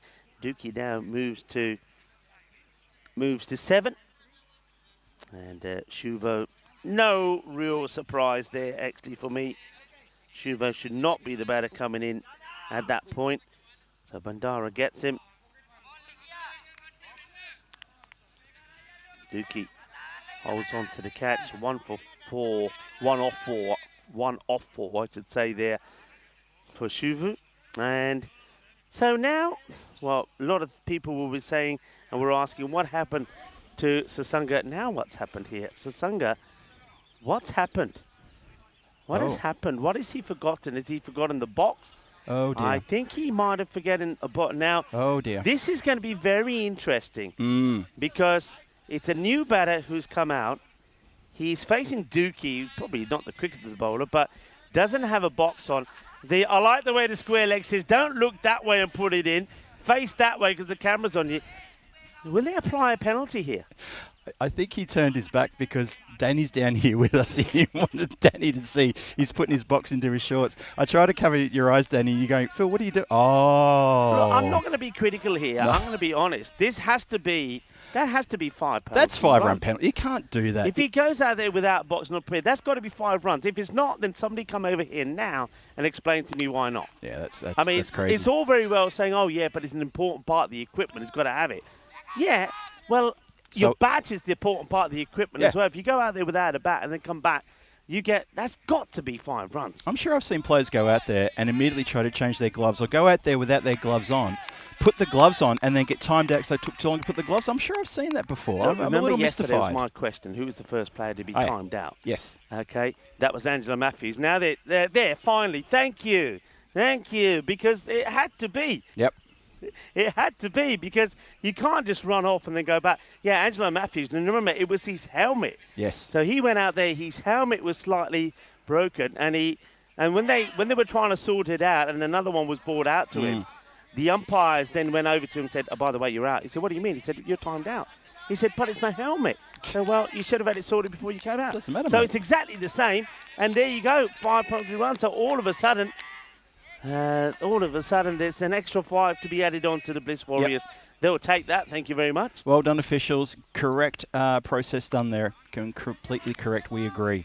Yeah, it was wasn't done at the right time. Should have been done straight away, actually. Yep. But it got done in the end, and that's the right thing. So the batter there, which is Sasanga, is well, let's just say he's got 1 to his name, but he's -4 at the moment. He really is -4. So he needs to make it up for his team here by putting on an absolute showcase of an innings. And he needs to start right now. As we like to say in introductions, Rico, it starts right now. Well, that's not a showcase. That's a bit of a gimme. Come on, man. Yes. Enough of this sort of like scooping shots. We know what you're capable of. And you owe it to your team to get amongst it now. Yeah, it's Barber on strike now, though. Got a lot of work to do, haven't they? The Gladiators, They do. After this tournament, they've got a lot of soul searching to do. They've got to ask a lot of questions, and those questions have got to be, hey guys, you know, when you're going out there, who you're playing for each other. You're just playing for yourself. Because, you know, the way that they performed here has not been too great. And, well, the reverse Malachi this time from Tala Babar. And he gets this one away. He's got a big smile on his face, and he gets away with it. And as he does get away with it, we'll say a little bit of sexy cricket out there in the middle. Well, Sasanga, and he got prepared for some sexy cricket by remembering to take his box out there. And it is, though, Babar who plays that shot. Nice shot. Dookie won't like it too much. That's the end of his spell. 1 for 13. It's 17 for 4 after 4. After Babar played that shot too, Dookie must have said something because he walked over it to give the fist bump, and it took Dookie just an extra little moment to oblige with the fist bump back. I don't think he was too impressed about that, but he put the fist out after Bubba. He went over and he fist bumped Sasanga, then he went to Dookie, and Dookie just sort of, yeah, all right. But it was just that moment's hesitation, and in the end, he's very sportsmanlike, gave him the fist bump, and clearly that was not in something he was happy about. But hey, that's how it goes. Yeah, people in the chat talk about that 5-run penalty. They're pretty much on our side on that one, Rico, and so they should be, because Dem's the rules. That's how it works. We've all signed up to it, and that's how it should be. Yeah, rules are rules, no matter what. Yep. Bucharest Gladiators, that run rate graph is not good reading, going along at 4 and a bit per over, and that is not good at all. At a game which I really thought this is one that they'll stand up and challenge Bliss Warriors, and unfortunately the challenge, there's not much of a challenge happening out there, but with these guys, I'm a little bit disappointed, to say the least. But you know what? They've still got plenty of cricket to go. There's still, 5 overs plus the rest of this one. You know what? Just put the foot down. I'm guessing that the Eagles have gone. I've guessed they've packed up their bags and thought, let's get out of here. They will now.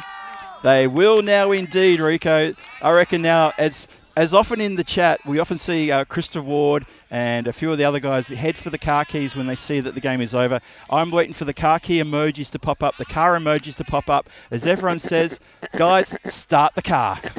That's exactly right. Are they still here? They are still here. Yeah, or no, a few of them might start to be packing up now. Oh dear, that's not good. Sasanga just merrily just tripping down the pitch, not sure where he's off to. And obviously he's done. So all that effort to come out slowly, forget about the box, and not play to his normal standard, unfortunately, just in 2 frames of mind the whole way through his innings. The dance down the wicket, that's a poor return. Likshan has not covered himself in any glory whatsoever, and that is going to be that. He came in at number 6 anyway, I don't know what for. That's one thing that I don't think we've ever understood about the Bucharest Gladiators. I think only the one match that we really did see them try hard in. In fact, I'm going to say 2 matches. The one when Nakvi and also Sasanga put that 98-run partnership together. Yeah. That was and blistering. They lost out when they got 125 on the board. Yeah. I mean, that was a close match. I think that hurt them, and that hurt them for the next couple of games. They never picked themselves up for it. And then today, the golden ball, yeah. A match day really did try hard, but once that almost looked like it sucked the life out of them. The thing about it is, though, if you stick to the same pattern of batters and bowlers when you bowl and whatever, you think, yeah, you tried, it just didn't happen. But because they keep making these changes, I mean, Safi is out there with Baba. Khan is still sat there. I don't even know if he's got his pad on. That's a missed stumping maybe here. I think this is. And now Baba, he thinks can't decide whether he's a left-hander. Look at him there. If those stumps were taken off, that's a chance. So they're just, I don't know. You know, they're showboating like they're the team that are already in the final, and they can afford to mess around here because it doesn't matter. When, in fact, it's the complete opposite. They're a team that have looked bad. They've looked shocking at times. And, you know, it's almost like they're not bothered about the way that they're played out there. Yeah, it's a little disappointing. It's a bit disheartening as well. I mean, we know, Gladiators, they've been around for a while. They're a team of, some very talented individuals and some guys who really want to try hard. Then, losing another wicket like this as well. So that's 6 down. It's 22 on the board. That is the end of the 5th over. We're halfway through the innings, and this has not been an impressive display whatsoever. And maybe Kaim Khan will come out. No, it doesn't. Looks like it's Imtiaz is coming out. So unless Kaim Khan's carrying an injury, I'm not sure what's happening here. He's not injured. We saw him running in and bowling. I mean, they gave him an opportunity to bowl. He picked up 3 wickets. Yep. So he's definitely not injured. I think this is just, once again, the right and correct word for the captaincy that we've seen here from Subhani today. Yesterday it was from Ali Zain. Just hasn't been good. That's the politest way I can put it. Off here, I'll give you different wording and different translation. Hold that thought. I'll be interested in that conversation with you, Rico. Indeed, this has not been a great display here. Bucharest Gladiators looking good. 22 for 6. That is not a great-looking scorecard here. There's a bit of a gathering in the middle there. I'm not sure what the conversation's about, but What's happening out there? I don't know. All I know is that it was the end of the over. Sure Seems it was. to be all kinds of discussion about something here. Batters out. They're looking towards the dugout areas. Maybe somebody needing exchange or something, or is it just Seems trying to to be understand what's happening here? Seems to be a lot of discussion with the wicket keeper. Now, do they want to change keepers here? I think it's what it is. Could be. Why don't we have a look at this? This is your hometown. This is the Tour of Czechia that is going to be starting on the 8th of June. So from the 8th to the 10th of June, that's the Tuesday, you got the European Cricket Network Central Europa Cup T20 Eyes. Yep. Then you've got the women's edition of that, right? Starting That's right. from Wednesday to Friday the 13th. Friday the 13th. What do you have to wear on Peacock Friday the 13th? You know what? I noticed it was Friday the 13th yesterday, and my mind started going ticka, ticka, ticka, ticka. It's still ticking over. I'm going to come up with something appropriate for Friday the 13th. Yeah. You just wait and see. I'll think of something. Oh, no. That's also the day I'm traveling. Chris, change my flights. No. I'm traveling on Friday. No, I don't want to travel Friday the 13th.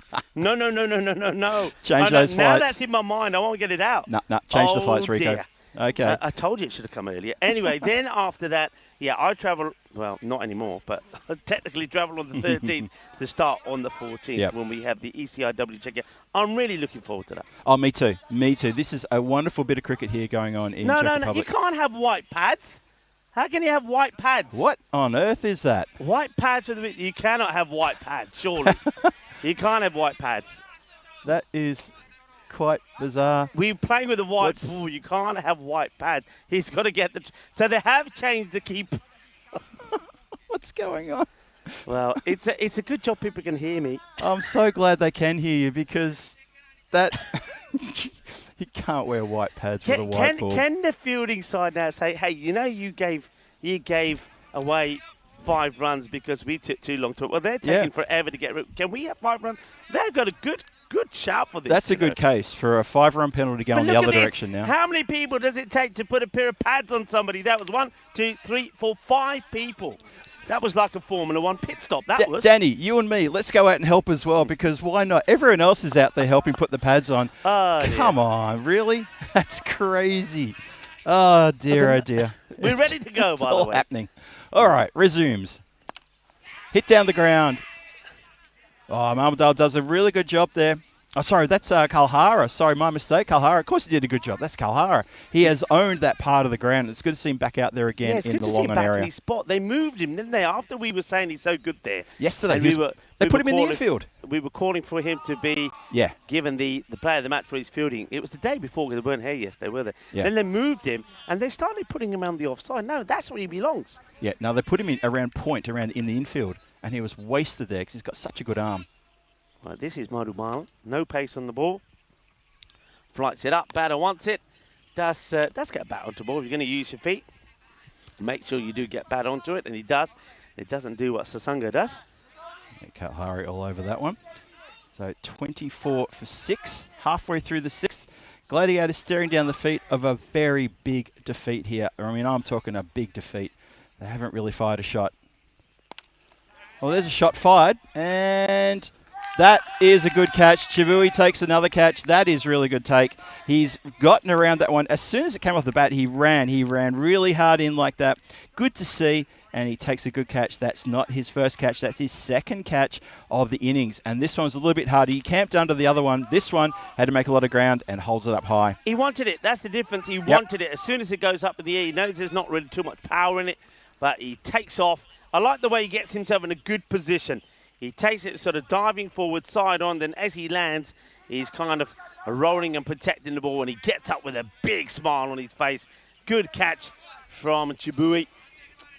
Nicely done. Big smile on his face when you get up there as well. Got to get the right batters on strike here, remember? You do, yes. Well, this is going to be interesting, man, with all the 3s and all the 4s out there. Okay. And... has to wait for an eternity for that ball to reach him, doesn't he? He's got the backlift and he's just, I'm waiting. And there it is. He just waits forever on that one. 25 for 7. One more to come in Marmadul's over. He's got a wicket. He's only gone for 3 runs. Gladiators, now we're down into towards the tail, and they are struggling big time. Imtiaz now. Well, he's lucky not to get bowled there. He's just swung, leisurely swung and missed. Watch this again. How far does he miss the ball by? Oh, in the end, he hits right over the top of it. He wasn't stumped. He was well and truly in his ground. That's the end of the 6th over. 25 for 7 after 6. Gladiators still need 58 off 24 for a point. I'm not sure that's part of their game plan right now. I'm not sure what the game plan is. I'm not sure if they had a game plan. I'm a little bit disheartened. I was expecting the Gladiators to come out and say, you know what, we're the Gladiators, watch this. Yeah, I think you're absolutely right. And you can see a lot of people in the chat thinking and saying the same. Steve Muha saying, you know, very disappointing showing from the Gladiators. I think we both have been saying this all the way through. Look, teams will have bad games. We know that. Just another catching chance, and Kalehara is not going to drop those. Thank you very much, says Kalehara. I'm back, baby, he says. I'm back where I belong. And that's not Kalehara, but Mudumal does.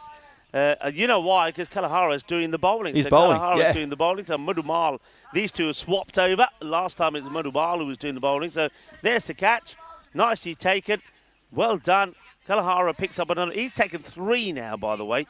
3 for 5. He's still got 4 balls left. He could even get a 5 by here.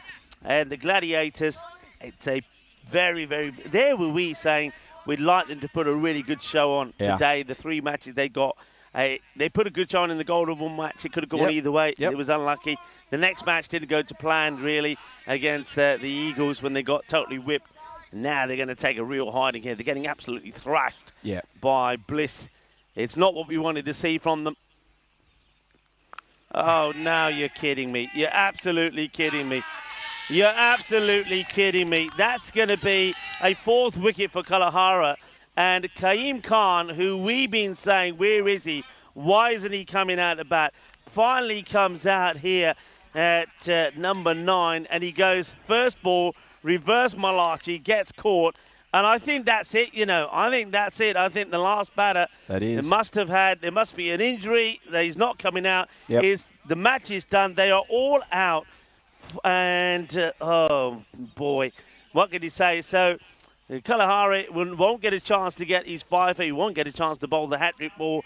The Bucharest Gladiators, well, I tell you what, Gladiators is not the word. You're going to have to change their name. I can't be calling them the Gladiators. I'll call them Bucharest G. 25 all out. Yeah, call them the Bugs if you like. Bugs, B-U-G. Not their tournament, not even close. Not even remotely close. They go winless, and they have not stood up here against opposition which they should have been more competitive against. Coming up is the final. It's first versus second, and we can tell you right now that's going to be Phoenix against Bliss Warriors. To the Royal Eagles, who are probably still within shouting distance, although I think most of them have actually gone home, we thank them very much for the competition. Unfortunately, they're going to fall just short and not feature in the final coming up in about, well, an hour and 20 minutes time. Let's have a look at some highlights. Some what? Highlights? Highlights. Okay. Yeah, your hair looks lovely. When did you have those done? They're very nice. Thank you very much, Rico. Thank you. There's no highlights here. Actually, there was a highlight. The highlight was a nice catch there from the first one from Abbas. Chibui took a really nice catch as well.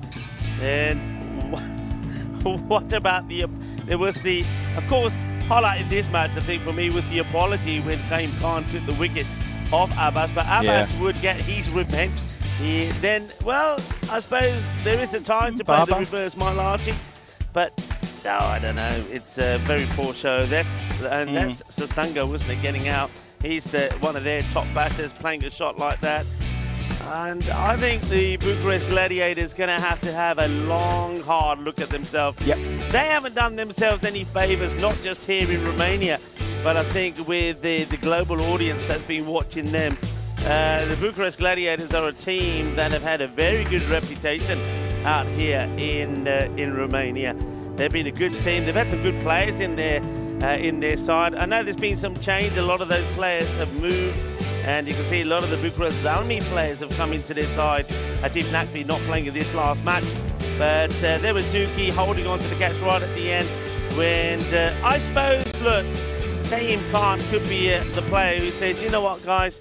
So I'm the last man in after I've scored a 50 earlier in the day. If that's if that's the way you're treating me, you know, I can't be bothered. I'm going to go out there and I'm just going to play a reverse Malachi, and if I get out, I don't care. And I, you know, honestly, I seem to feel that from a lot of these players. I feel it too. I really do. It's and that's probably why it's a little bit disheartening to sort of suckle that in and just try to sort of talk this through. The shining light, if you call it a shining light, is Tala Baba there. 15 from 12, the only person to get to double digits. No one else got better than 2.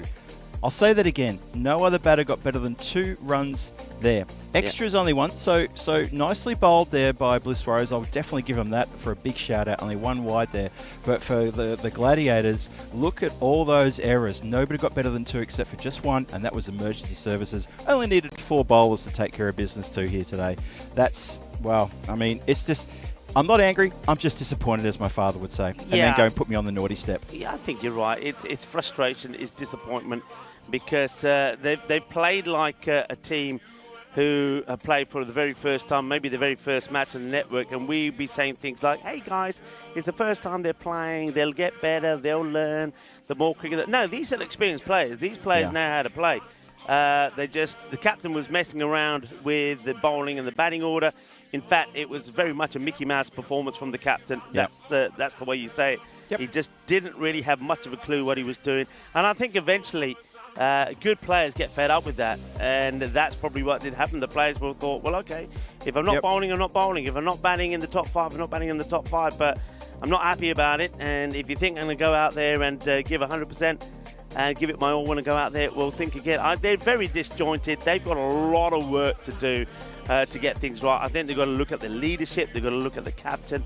And they've got to come back well, because they've got to, don't forget, they've got a long season ahead here. You know, they are a team that should be talking about playing well in the league. They're a team that should be really setting their heights on getting to the European Cricket League. All of these things is what they've got to aspire to, but not with that sort of attitude and that mindset, because I think they've just got to tear everything up and start from scratch. That is the best piece of advice I can give to this Bucharest Gladiator side. Just tear everything up and start from scratch. No excuses. Don't come up with any excuses. Don't come up with any ifs, buts or whatever. You were bad. You performed bad. You let your side down. You let your supporters down. You've got to start from scratch, and let's hope that they do that. But coming up, it is the final, and no doubt that we'll talk a little bit more about this, and you know, I think also we'll get a chance to speak to some of the Royal Eagles and say goodbye to them. Look, they played really well. I think they came up short because of their performance yesterday. Really losing those 2 matches, both against Phoenix. And it just goes to show if they won one of those matches against Phoenix, and the first match when they did, when one of the matches they had a chance to take 4 points, if they took the 4 points, it could have been a very different story. So they were close. They came out fighting today. They did get the wins that they needed, didn't they? They got the win, the Golden Ball win against the Bucharest Gladiators first up, and then they got they did the Gladiators quite comfortably second time round when they defended 138. But it was those matches yesterday that hurt them. I feel the same way, totally the same way. They ran into a brick wall, which was called Phoenix, and that really sort of spun them around. And suddenly they just went, you know what, we're fighting for our survival in this tournament because we haven't put together good games, competitive games against the team who's on the rise. We're going the other direction. We need to arrest that, and it hasn't happened for them. So now I'm the same with you. I want to get across, have a chat with some of the other guys as they're starting to leave the ground, hopefully before they do leave the ground. Just on the back of what you said about Bucharest Gladiators, I look at that scorecard and I say, don't worry about the bottom half for now, but if you looked at the Bliss Warriors, 118 for 7, 15 wides in that total. Let's say, for example, you took out most of those wides, it would be a score of maybe 105, 110, very gettable if you knock out those wide deliveries, and of course extra balls bowled with wides as well. So that score from Bliss Warriors, it's not electric, it's not fantastic, it's gettable. Bucharest Gladiators, they've made scores in this tournament already, like 126 for 5, chasing, they put that score on the board when Phoenix overhauled them with only 2 balls to spare. They've put on some pretty good performances with the bat, and they would have had a really red hot go at that one. The Bucharest Gladiators team who turned up for this match, a shade of the team who won, I think they won the series in 2022. An absolute shadow of that team, clearly. So you're right, Rico. Room full of mirrors. Have a good long hard look at yourselves and come back better next time. Got to. Yeah, and on that note, it's time for us to take a little break and try and cool down somewhere and get some cold drinks inside us. And for you as well, well, I suppose, and don't forget, you've got a chance to switch over to look at some of the action there in that European cricket series in England, in Hornchurch, where you're seeing the reply right now of Marco London. Raynham have got 156 on the board. And Marco, they are struggling a little. 3 overs gone. They've lost 3 wickets and they're on a score of 32. So that match happening at the moment, match number 13. Right after that, the mighty Tigers will be back in action against Hornchurch. Hornchurch are going to be in the field first, trying to stop the mighty Tigers for once again powerhousing themselves to a big score. But we're going to have a little break now. Remember, coming up in about an hour 15 time will be the final. So enjoy watching some of the cricket in Hornchurch. You might even find myself and Phil in the chat over there. But then do come back and join us for the final, where the Bliss Warriors will be taking on Phoenix. Hasta pronto, mi familia.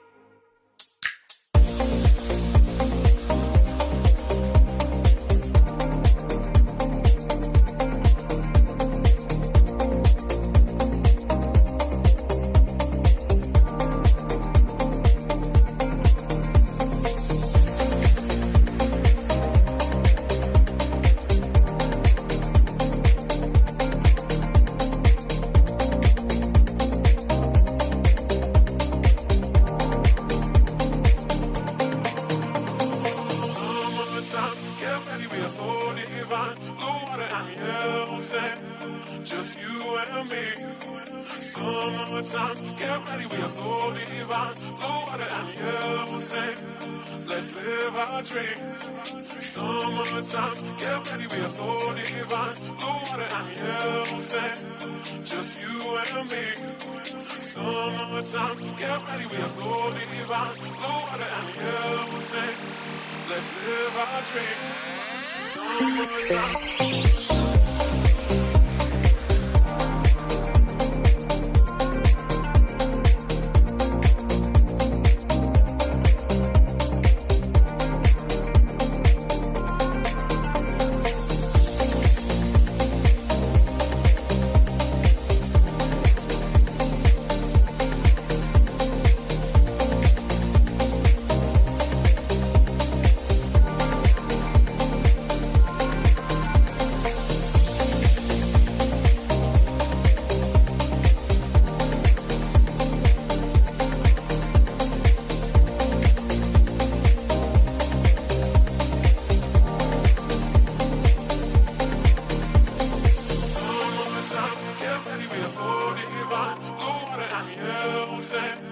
Just you and me.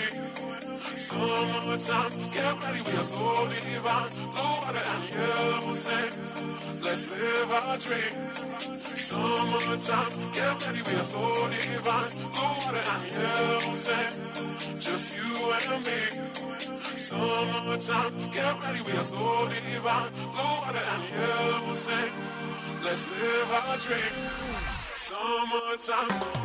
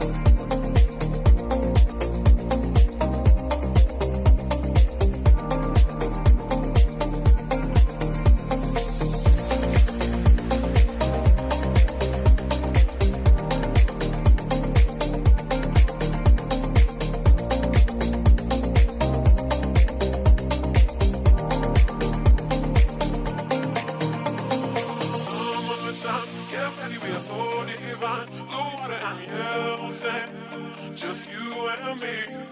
Summertime, get ready, we are so divine. Blue water and yellow sand, let's live our dream. Summertime, get ready, we are so divine. Blue water and yellow sand, just you and me. Summertime, get ready, we are so divine. Blue water and yellow sand, let's live our dream. Summertime.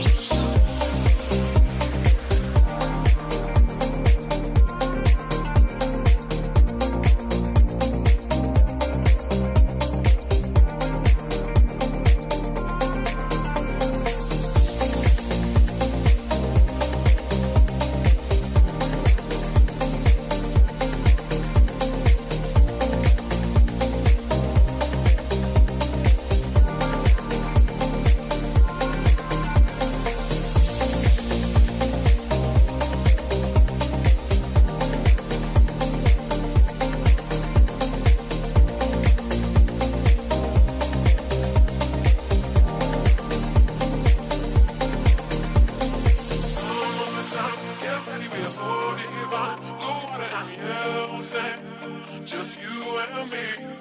Summertime, get ready, we are so divine. Blue water and yellow sand, let's live our dream. Summertime, get ready, we are so divine. Blue water and yellow sand, just you and me. Summertime, get ready, we are so divine. Blue water and yellow sand, let's live our dream. Summertime.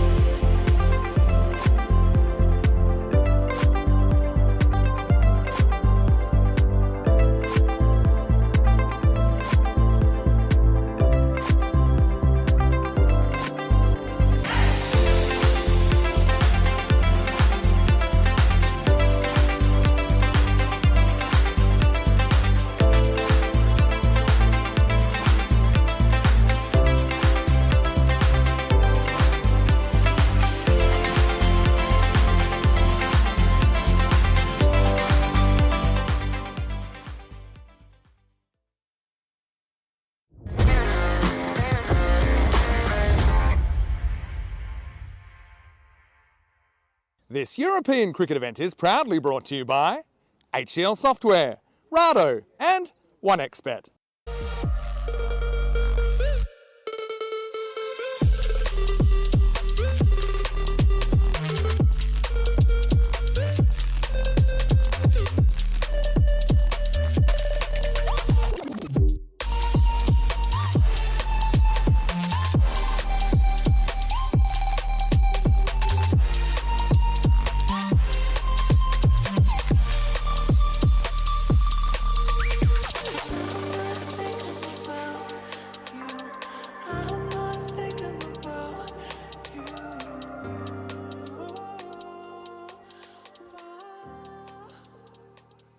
Hello cricket lovers and welcome to the final. It's match number 19 here in Romania and it will be the Bliss Warriors taking on Phoenix.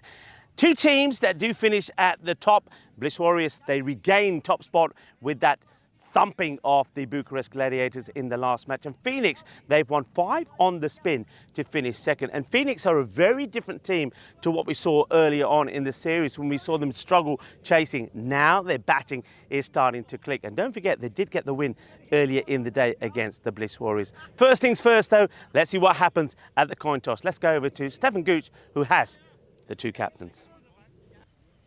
Phoenix to call. Heads is called. It's come down tails. He won the toss. Batting first. Batting? Good luck. All the best Thank in the you. final. Thank you. Thank you very much. Bliss Warriors have won the toss. They're batting. Thank you, Stefan.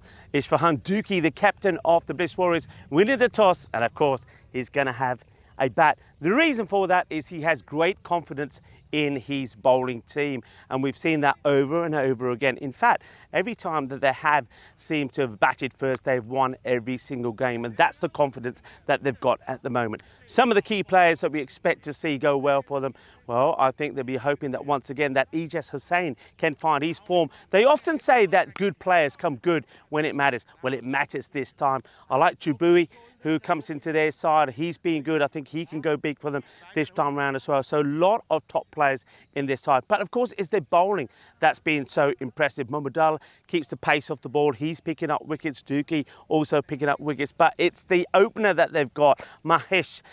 He has been sensational. He's right up there, right behind Hozak Karak as the top bowler now. These two are going to have a little bit of a competition. But let's talk a little bit about the Phoenix side. I've talked about how they've changed their fortunes. They're starting to bat well. Bilal Ahmed yesterday played and made 3 50s on the spin, 3 player of the match performances he picked up. And though he didn't perform well here today, other players did. And Arun Kumar, didn't he step up today when he scored a wonderful knock? And that, of course, was a very important match-winning score for him. Devinder Singh also getting into the runs. And I feel that something like Jai Surya is going to have a big game here, maybe with the bat and with the ball. But of course, with the ball, it's Khadka that has been absolutely class. He is the leading wicket taker at the moment. And if he has a really good final, I think you know, he could be right up there with MVP talk as well. So very important match coming up. It is the final. This one for me could go either way. A lot of people are still expecting that with Bliss Warriors batting first again, that if they can get, and this is what they'll try and do, get to that 110, 120 score, that might be enough and they'll be able to defend it. But Phoenix, something about Phoenix at the moment, they have won 5 on the spin. They've got the feel of winning in the camp again, and maybe they can go all the way. So let's get ready for the final. It's going to be great for me to be calling the first final that I'm calling with Phil G. Remember, earlier on, we called our first golden ball as well, golden ball number 78. Is this going to be a thriller? I think it could be. Phil, over to you, and tell us a little bit about the two squads. Thank you very much for the introduction, Rico. Full, yes, very happy indeed to be calling the final with you as well, my friend, and be looking forward to this, well, for the last few days. In fact, for the last week and a bit, because we've been here in country for about 10 days now, and we finally get here to the final. This is what it's all about. It's been 18 group games, 4 teams coming together and battling it out for supremacy, and it comes down to this one, the final. There's the dashboard. Bliss Warriors ending up with 6 wins and 3 losses from their 9 games going against Phoenix Cricket Club. Also 6 wins and 3 losses. Can only separate them from each other from a bit of net run rate. How about that? This this is a definitely a battle fit for a final coming your way here. Bliss Warriors have been quite good. They've been pretty much leading the pack throughout these 4 days. Remember, they started the first day with 4 games and then 3 games on the next day. So we're top of the table on about, I think, 17 points. Took a day off and then came back hard today. And same for Phoenix. Well, Phoenix didn't have a day off. They've been playing all the way through, and they've had a few games under their belt where they've played really well. I think really, as Rico says, the last few days, Phoenix, been the team to watch. Just came out of nowhere, and I could be sort of accused of maybe 2 days ago saying I felt that the Royal Eagles would be the team to get into the final. Hold my hands up to that one. Phoenix, you proved me wrong. You've come good, and now you're out there. You've well deserved as well to get out there. And it's going to be the Bliss Warriors are going to be opening the batting, because it's going to be those guys who win the toss, elect to bat first. I'm not surprised. They seem to be very comfortable when they can set a score and try to defend it. They have been the exponents of defending low scores throughout this series, so it's no surprise whatsoever that they wanted to bat first, get a score on the board. For Phoenix, they need to bowl really well, nice and tight. But I can tell you from the ground, it's a little bit dark here at the ground. The sun's gone behind the clouds. It has cooled down quite appreciably. Still a little bit of humidity, but the breeze coming across the ground has really cleaned things up a bit. And I'm really happy to say that the conditions are pretty good for cricket. There could be a little bit of weather around. We're going to keep our eyes on that. We're hoping not. We're hoping to get complete 10 overs here and then a break and then 10 more overs, our full final. I can't wait for it. And I want to tell you this right now. I'm going to bring Rico in straight away if that's okay. Rico, you're here with me now and I can't wait. This is our first final together. I've been looking forward to this. Yeah, I'm looking forward to it as well. I think it's going to be a good one. Those conditions you just mentioned, it'd be interesting to see what effect they have on the ball. Here's Cutcut. It's going to start off and it's hit powerfully down the ground. It's going to be 4 runs to start off with. Cuatro carreras. It's a good shot. Azhar Abbas, remember the last time we saw him, he was having his stumps knocked over and he went for a golden duck. But yeah, he goes and returns to where he should be, I think, top of the order. They have Aranga de Silva with him. So Aranga de Silva is going to be the batter, is going to try and stick around and bat the innings. Azhar is going to try and bring the power to it. Just pushes this away. It'll take the single. And, good comeback there from Kadka. It's the throw. I'm giggling because the throw from the fielder. The ball got stuck in the hand. Skittish is still a bit sticky out there. Ball got stuck in the hand. He threw it almost onto his own foot as he's trying to get a shot at the stumps in there. It doesn't quite work out.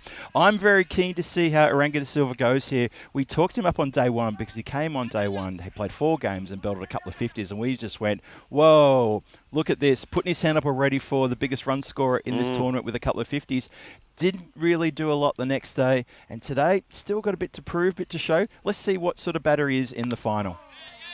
Well, he plays this away quite nicely, and that takes him to over 200 runs in the series. So he's going well. He has scored 2 50s, but his rate, the strike rate, has been the problem. I mean, he's going at around about 150, whereas the top scorer at the moment is Bilal Ahmed, who's going at 222, and then Sasanga is going at around the 199. That's the strike rate. So he's just got to up that strike rate for me.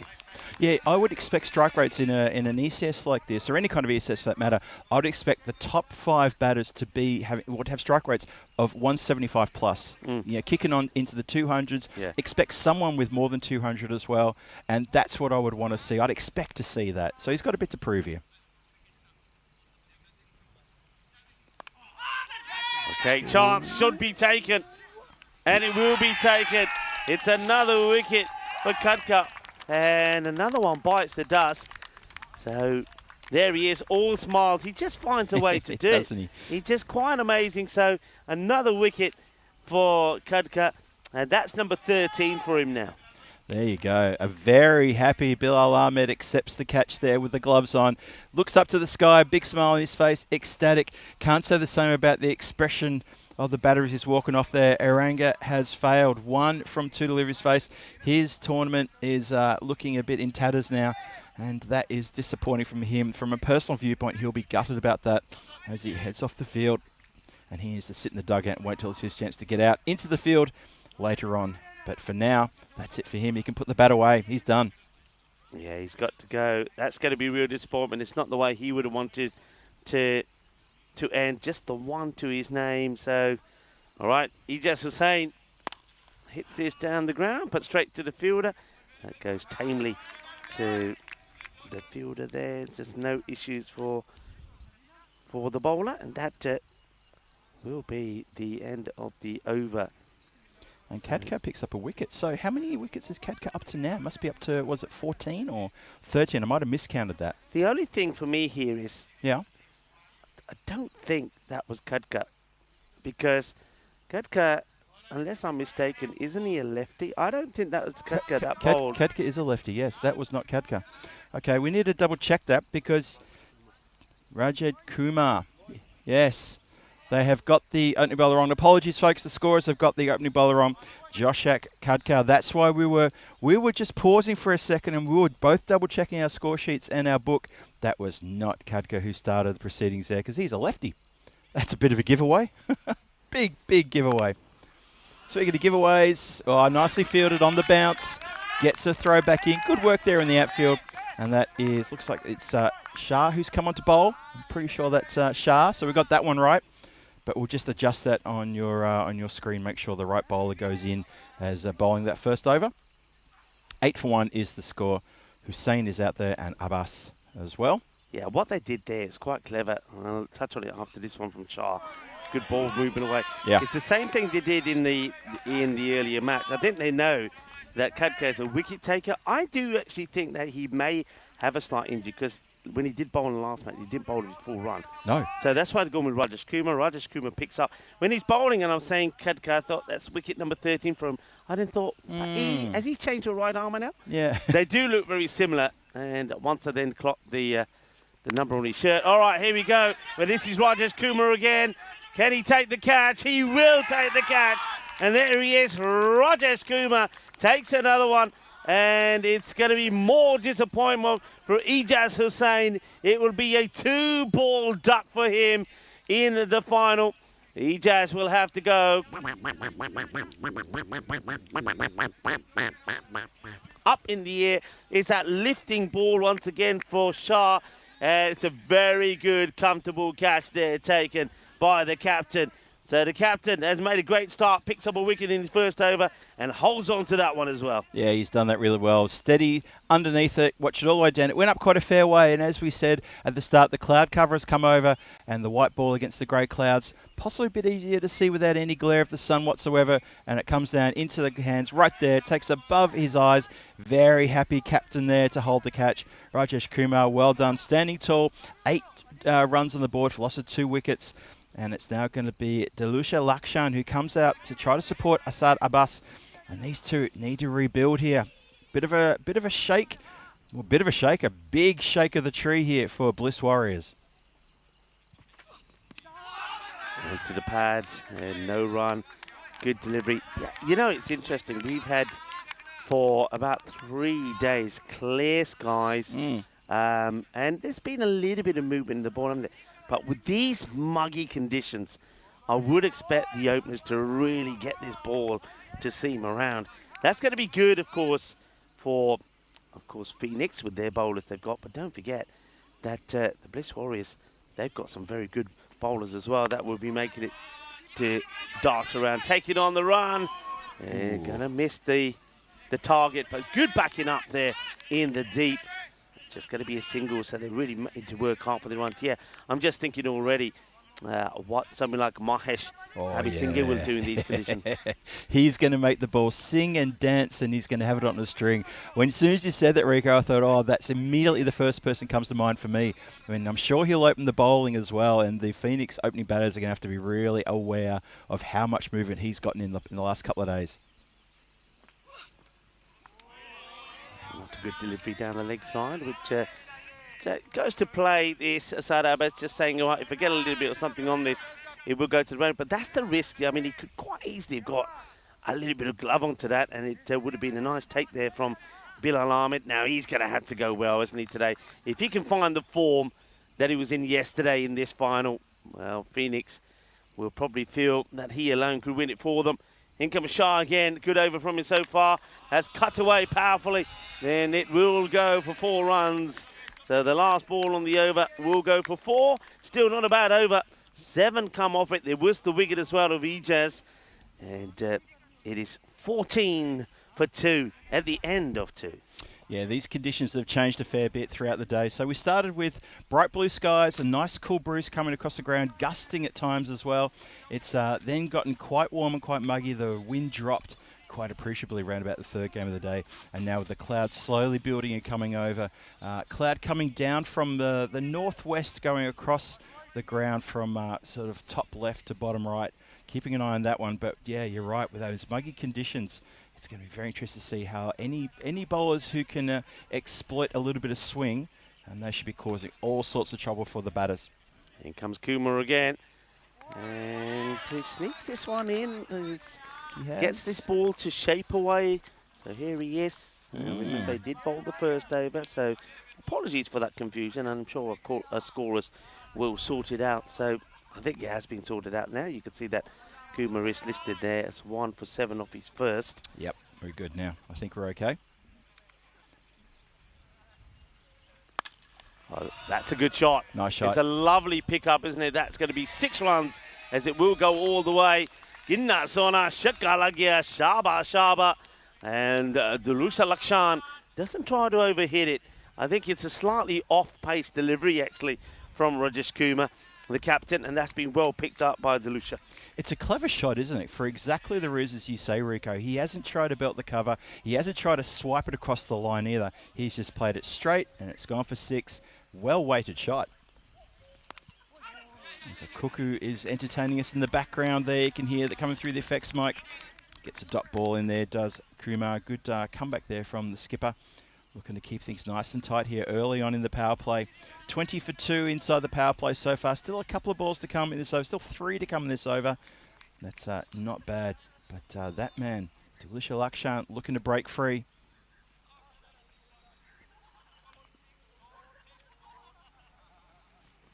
That's not a good one. That one always is one of those, isn't it? You can, from here, you can always tell when the bowler's going to stray down leg side. He just never gets, from the moment he's let go of that ball, he hasn't got the body to come over. He hasn't got, I always call it the little swivel on the front foot. Yeah. So he's very flat, he's very face on, and because he doesn't get the swivel, the ball just follows that natural path down the leg side. So let's see if he can get this right here, Kumar. And he can, in the air now. Is this another catching chance? It'd be a great catch if it's taken. And I can see, well, you we can saw, see exactly we saw what he there. was trying to do. We were both going to say at the same time. We could see exactly what he wanted to do. Yeah, so he's seen the ball. He thinks, all right, I've got to stop and flick it. But look at his feet there. He just slides. No. It's like he's on ice. He couldn't stop himself to push the ball back. So it's a bit unfortunate. There's the fielder. It's going to be another valuable 4 runs for Lakshan. And this will be probably another, it's going to be 1 bounce, 4 más. So this is good. I'm liking the fight back here from Dalusha Lakshan rather than get all sort of flustered because of those early quick wickets. He's decided we're still in the power play. If I can get hold of it, if I go over the top, I'm going to get a boundary. It's going to be safe. He's got to do this, and he's got to do it in this over. Still a ball to go. And what you will find here, even though he's lost 2 wickets, their score in the power play is a lot better than it is often when they haven't lost any wickets. True, very true. He gets bat onto it. I think the he bat did. saves him. Oh, did it ever, yeah. Now, also, just note to that Dalusha Lakshan, we called him in the previous game where he took one really badly on the hip bone, didn't he? He went down he also went down, as he was sliding, he slid, fell down, the ball hit him flush on the hip bone. You can actually hear the dunk. We heard it, yeah. You heard it clear as day, and he actually had to be subbed off. So have a look at the power play. That over 15 runs. Really got over that one for Bliss Warriors after a couple of overs of 7, but also losing wickets in those 2 overs. So they 1 for 7, another over that went for 7 and a wicket, and then 15. So this is a good turnaround for them. And Rajesh Kumar, he goes for 22 from his 2 overs. Does pick up a vital wicket in the first over, though. Abbas on 11, but Lakshan, he looks pretty settled there. He's been striking the ball nicely, going up in the air and over the infield, chancing his arm and pulling it off. So 29 for 2, not a bad power play. Not bad at all. Now, this now does look like cut because he's going to do what he did in the last match. He's not bowling off his full run-up. So, interesting. Let's see how he fares. gone. Wicket off his first ball. I wonder if we can see the reaction, not of the batter Abbas, but of Dalusha Lakshan. He is filthy. Yeah, let's get jiggy with it. As the fielder is doing some dancing. It's a very good catch taken. Well, that's where Abbas himself took 2 catches in the last match. He's hit it pretty well, but he finds the hands of Arun Kumar Krishnan. So Abbas is going to have to go. And Cutter, you just can't stop him, can you? He takes another wicket off the very first ball he bowls. That's incredible. Even off the short run up, the man is dangerous. He is an absolute class act. That's why he's got the most wickets in this tournament. And I am slightly bemused by the reaction of the non-striker as well. Dalusha Lakshan is absolutely livid with his batting partner here. He slams his bat on the ground. Couldn't believe it. Yeah, watch this again. Watch it. And I'm upset. You're upset. You almost ruined your bat. Incredible. Back to the action. New batter comes in. Is Chibui. And he gets the ball on the bat to dig this one out. He'll take the single. So you need a big partnership here now, don't you? And the thing is, it's not just a partnership. They've got to also keep the score ticking. That's the other thing. So you can quite easily think, oh, we've lost another wicket. We've just got to stay here. Let's get a good partnership. Let's not go crazy.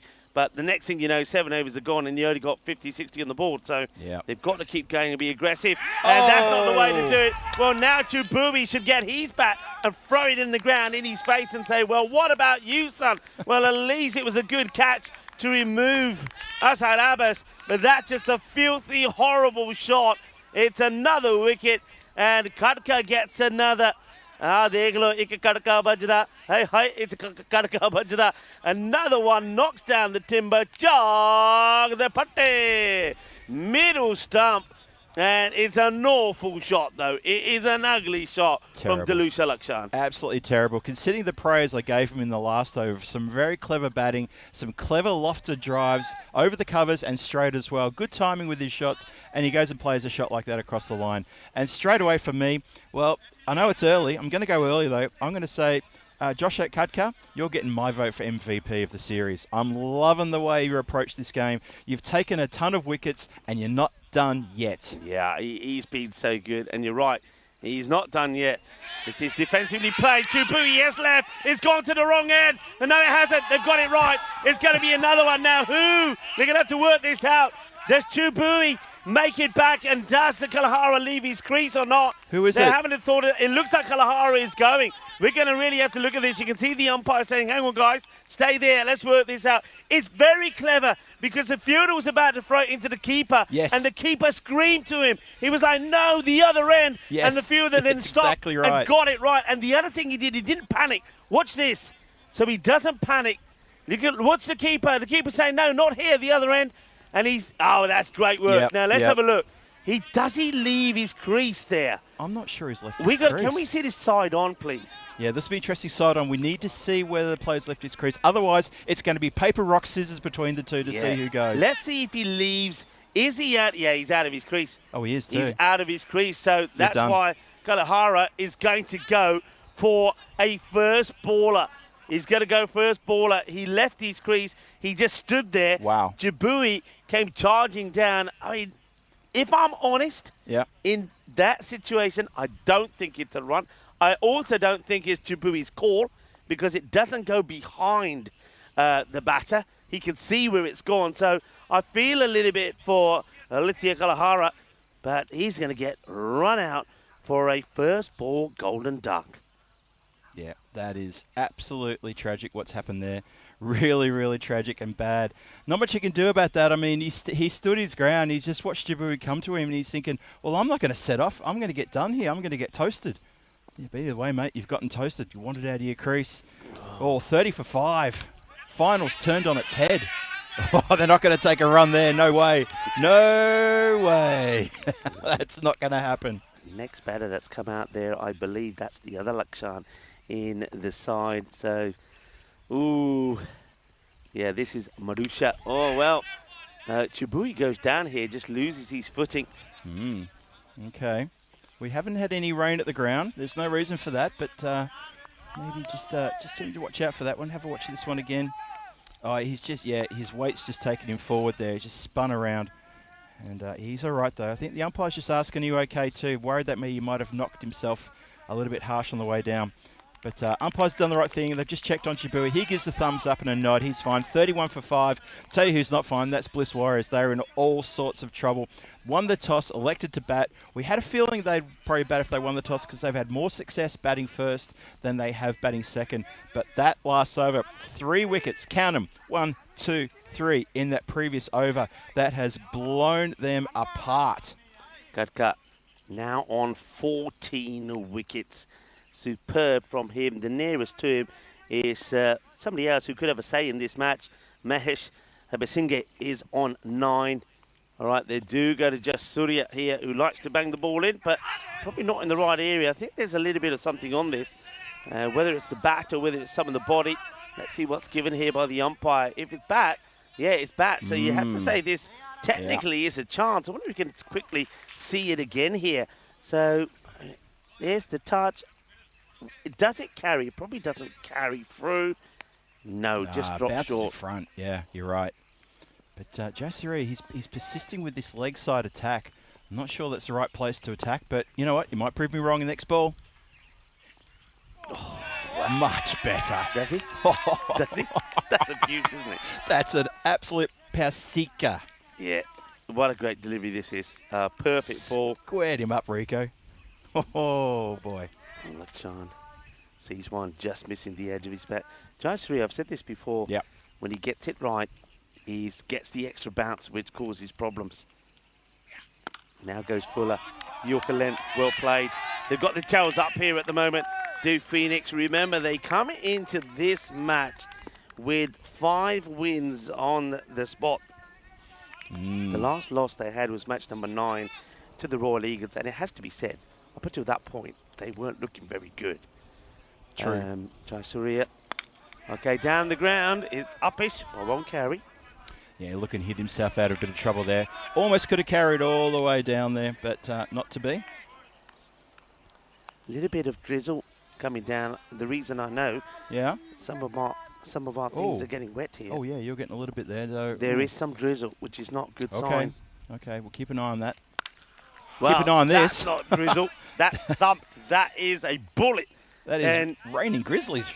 Chibui gets that good out of the middle. He's still dangerous, we know that. And he will still play his shots. This was in the zone. You see, he gives himself a bit of room and he finds the middle of the bat.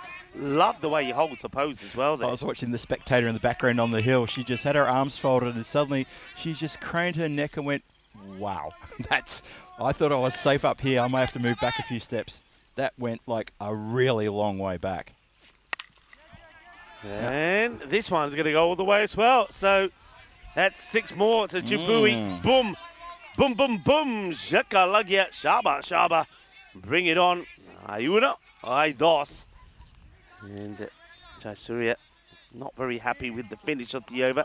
I tell you who are Bliss Warriors. They need to find their voice. We're at the halfway point here.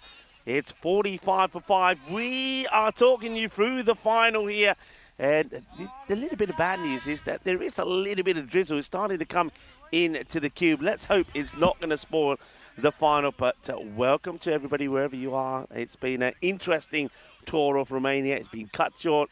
But together with the Federation, we've been able to put this 4 days together, 19 matches. This is match number 19. It is the final.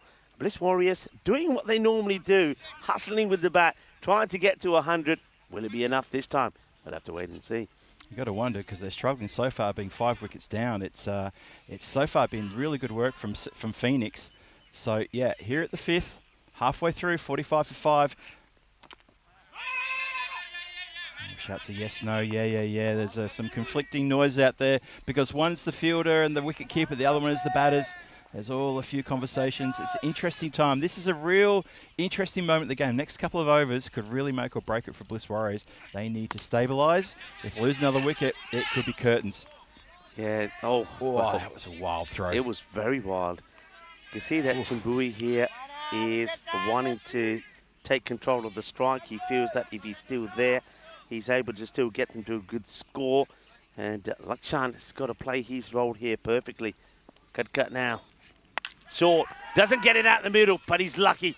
Doesn't carry to Rajesh Kumar, who fires this in. I mean, they're not afraid of launching the ball back at the bowler, are they? That came in like an absolute rocket. Well, Kadka's got a couple more balls to try to manufacture maybe a couple of wickets here if he can.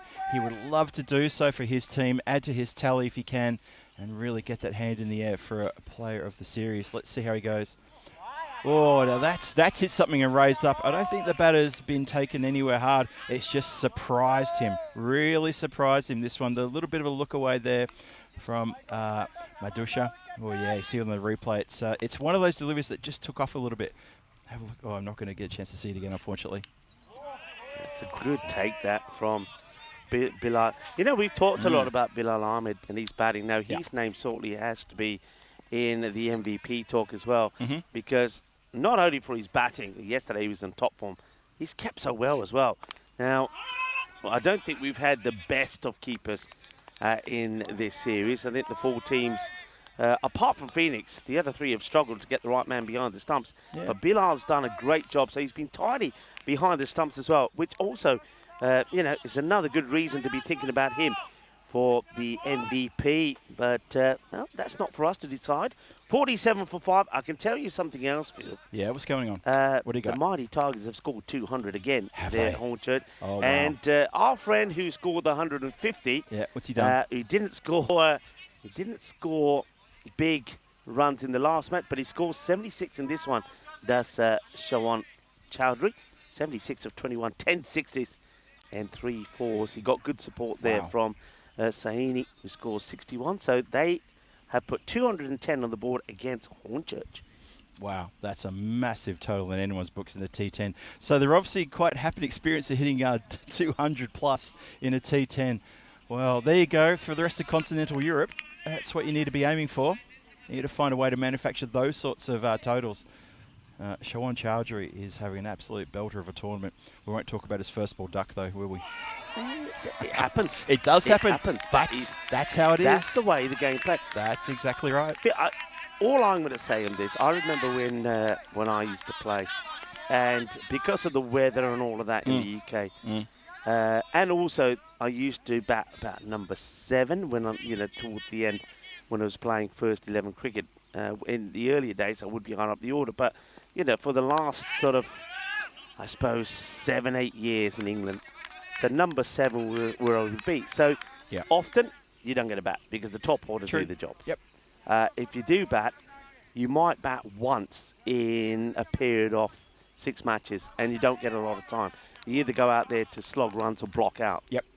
So I would sometimes go probably 8-9 matches, and so we're talking about 9 weekends. That's going to be too wide from Ali Haider, where you don't get a knock. These guys, if you're playing on the European Cricket Network, I mean, sometimes, as we saw in this series, you have 4 matches in the day. You get 4 knocks. I would love that. Yeah. Because you could just say, you know what, I'm going to go out. First of all, it's T10. So you swing the bat. If you get out, think, I've still got another 3 knocks. That's true. Very true, yeah. All right, now, can anybody get there? It's not going to quite go to hands. It's a good effort there from the fielder who's running in towards this. I think that's Lalit Punjabi. He just couldn't get his hands onto it, but it's kind of half a chance. I can hear the rumble of thunder. The good news is that at the moment, it sounds like it's a fair distance away. I didn't know if that was a plane going overhead or a rumble of thunder. It was indeed thunder. Speaking of thunder, that one is going to go like lightning out to the boundary line. I'm trying to put all the weather euphemisms together there. Look at this one again.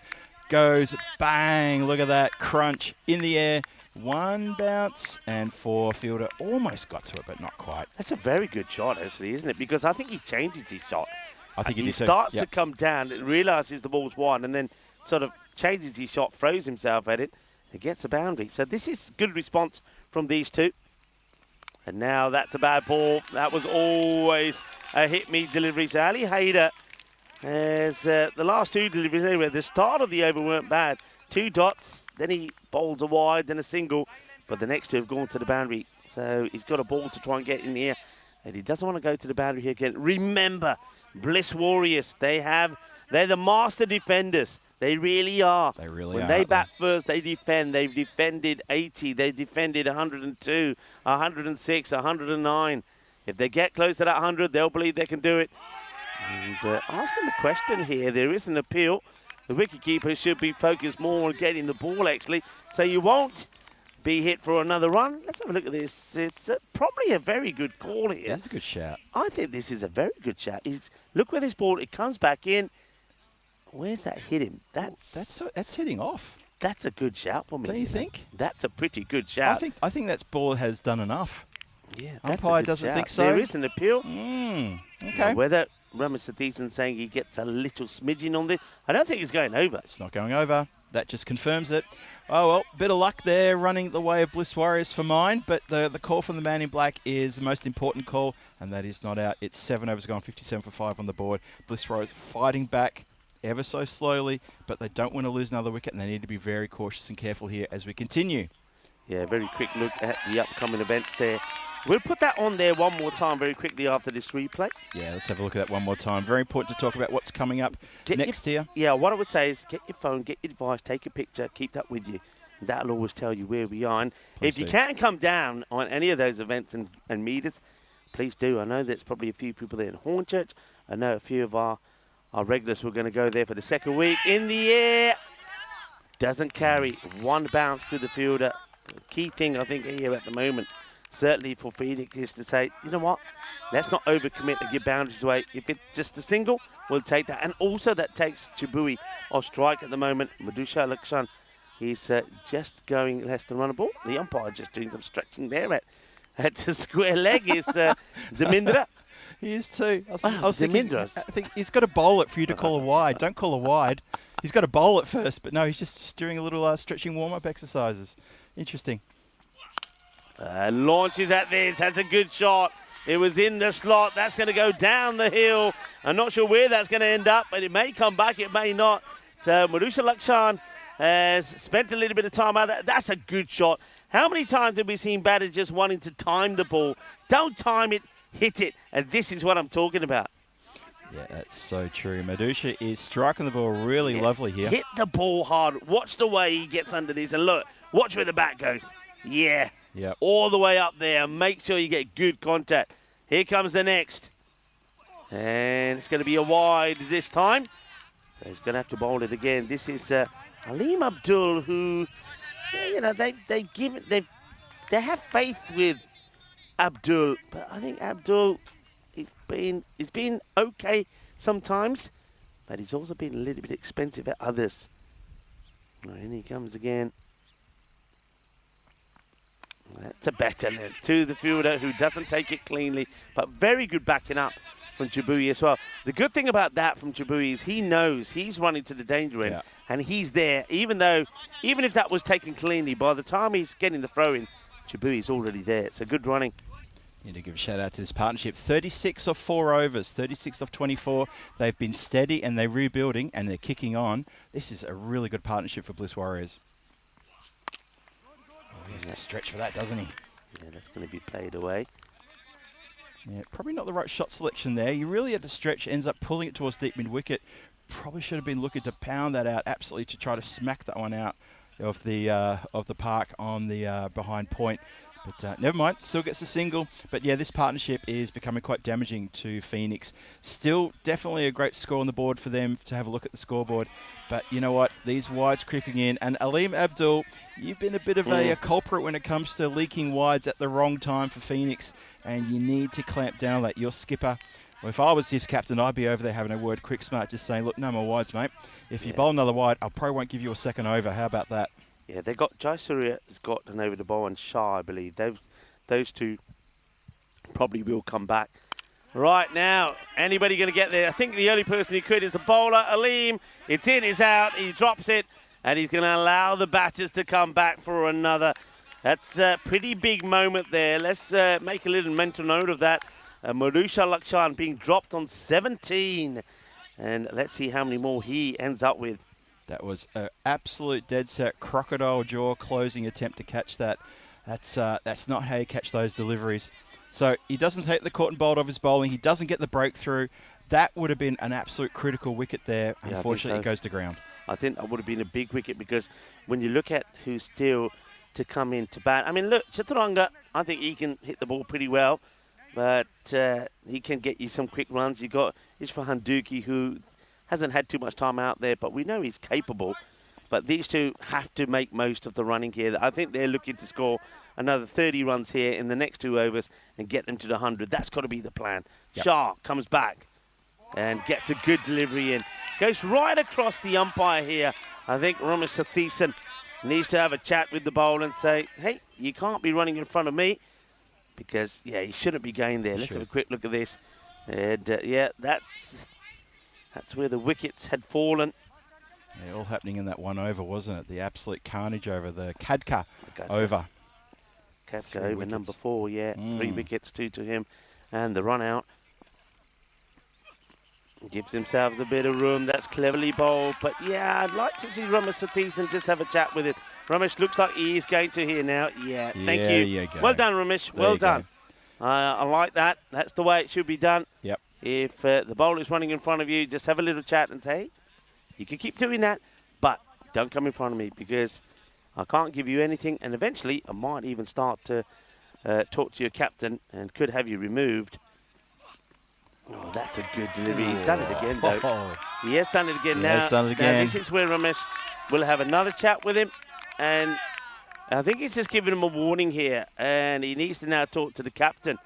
I think he has. The captain is on the boundary. So Ramesh Sathiesan has indicated now to the captain, Rajesh Kumar, saying, look, if you do that again, you could be in trouble. So that's probably the first warning. This one's played away, and that's going to be 4 runs. And I've got to say that it doesn't look like to me that Shah is taking much note, because he's gone in front of him again. He so has. I think this time maybe Ramesh Sathiesan, because he's looking at where the ball is going, probably doesn't see that he's in front of him again. So he's very close here to be getting a second warning. And if he gets a second warning and does it again, he could be taken off. Yeah, Shah he's not listening to the umpire. Even when he was told, he had a big smile and he nodded a big smile like, yeah, okay, I know. But he hasn't adjusted his follow through at any time. He's still doing exactly what he's done for all 4 deliveries. Does it again. I'm just see what the umpire does here. Yeah, look, he does it again here. Now, look at Ramesh Sathiesan. Look at this. Now, there's a ball to go in the over, and I think here Ramesh Sathiesan here has to turn around and say, all right, captain, come here. I've given him 1 warning. Look, he's smiling about it. I've given him 1 warning. This is the second.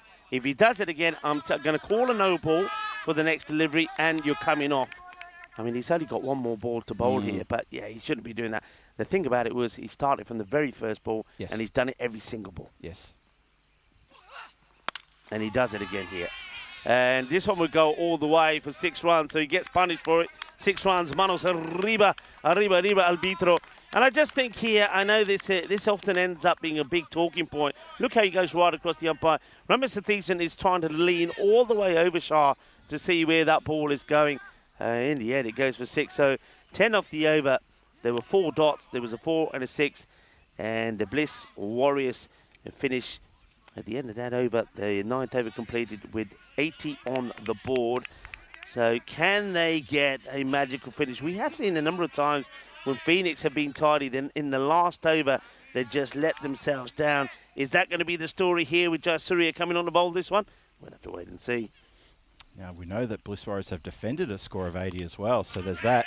Well, he's chased one that was going to go leg side for a wide, and in the end, he's clipped it, and the catch is taken by the keeper. A few smiles there. Bilal Ahmed is saying to, who's that out there? It looks like it's Aleem Abdul, just saying, don't worry about it, I had it all the time. That was a shot that didn't have to be played. It was going to be a filthy leg side wide.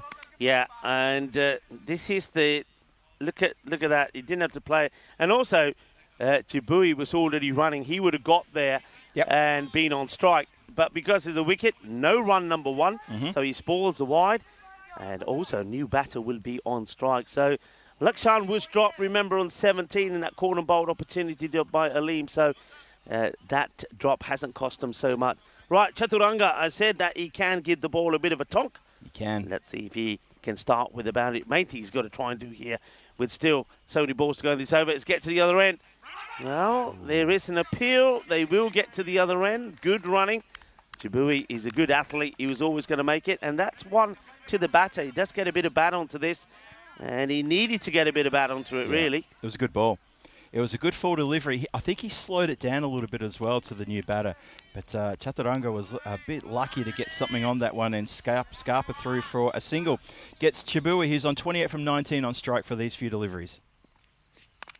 Okay, now they are going to take the single, which is, okay, I personally feel, what do you feel?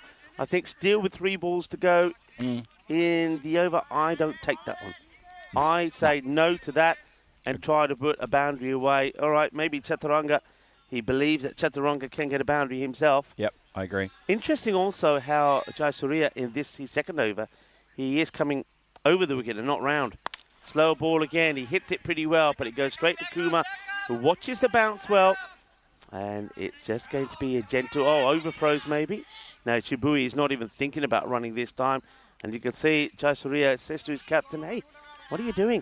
You don't need to need to throw it away. Just get it back to me. Just underarm it or just roll it back to me. Doesn't matter. Jayasuriya, he's grinning about that, but yeah, he's like, skip. We're just playing a bit of game of cricket here. It's all right. 2 balls to come. It gets dragged and good quick running in between the wickets there from Chaturanga. So he is trying to get Chibui back on strike, but he's not going to. It'll only be a single. So last ball potentially off the innings. 84 for 6. But as Phil has already said, we have seen them defend and win this in the air. Big moment, catch taken. And it won't be any more than that. It's going to be 84 for 7. As Chaturanga will go for 2. 2 of 3 deliveries. Very good catch there taken in the deep. The fielder running in, holds on to the catch. Nicely done. And that Shah out there holds on to the catch. And unfortunately, Chaturanga is going to have to depart. That was the last ball of the innings as well. So it's going to be another attempted low scoring defense from the Bliss Warriors. We know they have the ability to do it, but they're going to have to do it in the final, and they're going to have to do it against a Phoenix side who maybe 2 days ago would have struggled, you would feel, to get to this sort of score. But after seeing them win 5 matches in a row, they would be feeling pretty confident that they've done enough to maybe go on and win not just this match, but win this European Cricket Series in Romania and get their hands on that magnificent trophy supplied to us by a trophy partner, Locker Lifestyles. Absolutely. Have a look at this. These highlight reels are going to show you some big lusty hitting, and that was an interesting little slide there where Shah was trying to knock the ball back. But that man Lakshan, he was really trying so hard, and after there was a bit of a hiccup in the top order there. Big hiccup. There's another hiccup again. There was wickets falling plenty. Those first 5 left. There was it was Ilusha Lakshan smacking his bat on the ground, so upset that he was. Then he gets bowled, and then there was no more smacking the bat on the ground because he left the arena. Look at this, and bang, top of the stumps, rocked back. Khadkar getting wickets. That was a big over where he picked up a couple of wickets, and then there was a run out as well. Have a look at this. This was all sorts of confusion. Just that moment hesitation where almost the player throwed it to the keeper, and just that split second, you see him changing his mind, threw it to the non-striker and affected the run out. Yeah, it was very good fielding, actually. When I looked at it again, I can see Kalahara is actually looking. He takes 2 looks at Chibui. He looks at it, sees him coming. He looks at him again, sees him coming. He just doesn't know what to do. He ends up being stuck in the ground. And in the end, because he's outside his crease, he gets run out. He probably, I suppose, does the right thing to let Chibui stay there because he's the only one that makes any real score or contribution. He's 30 of 21, and he put a good little partnership out there with Madusha Lakshan. Without that partnership, this score could have been around the sort of 60 mark. It could have really been a disaster. Yeah, they put on a 50-run partnership, would you believe? 50 runs in pretty quick time as well, at a time when they were in all sorts of trouble at 30 for 5. They took it to 80 for 6, and you know what? That was so important. Otherwise, the score on the board, it could have been below 80. It could have been below 70. You never know what might have happened there. In the end, it finishes on 84 for 7 after 10. Now, we've seen Bliss Warriors defend a score of 80 before. We've seen them defend low totals. I've called them the exponents of defence. of low scores. They could do it all over again. Quick look at the scorecard there, and you see that man there, Chiburi, that 30 from 21 not out. Well done to him. And a big shout out to Madhusha Lakshman for 19 from 15, and Dilusha Lakshman, that 15 from 9 from him. No one else really got into the runs. Asada Bas looked pretty strong at the top order there, that 11, but he didn't stick around. 6 extras in that, including 5 wides. And we'll have a look at the bowling card here, and that's going to tell us a story as well. The story is, for me, that Joshua Kudka, 2 for 3.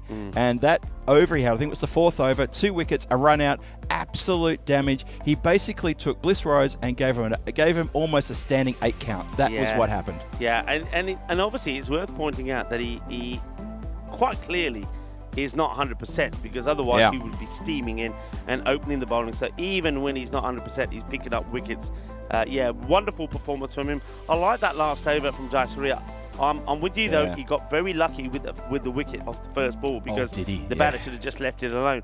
But he only goes for 4 runs. And remember, I was saying that they're being guilty of giving too many runs away in the last over. Sometimes they've had teams on 70 or 80, then they end up going over 100. But Jayasuriya, only the 4 runs, picks up 2 wickets. Good catch there from Shah as well. So 84 it is. We know that Bliss Warriors can defend. They have defended scores in the 80s, in the low hundreds.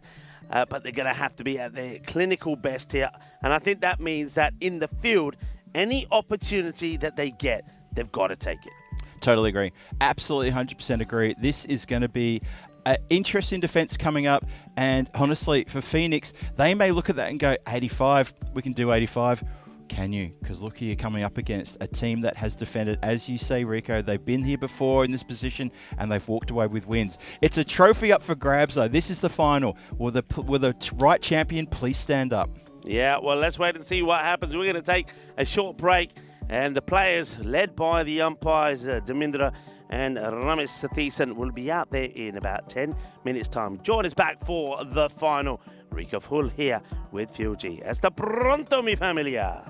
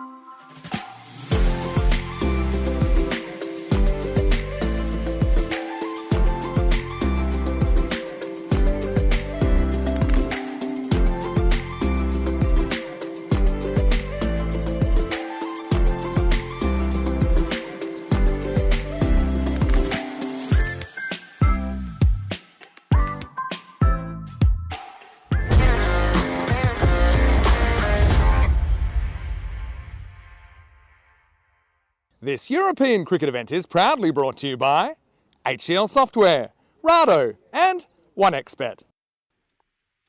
Hello viewers and welcome to the conclusion of the final, and for the last time this time round we'll take a look at these magnificent views of the Moana Vasia cricket ground, and we are so thankful to everybody from the Federation, to all the helpers who put in some great shifts around about a week ago to get the ground ready when it was waterlogged, it was muddy, very muddy in places, and with the thanks of the help from the volunteers and the weather turning out to be much nicer, we were able to get things sorted.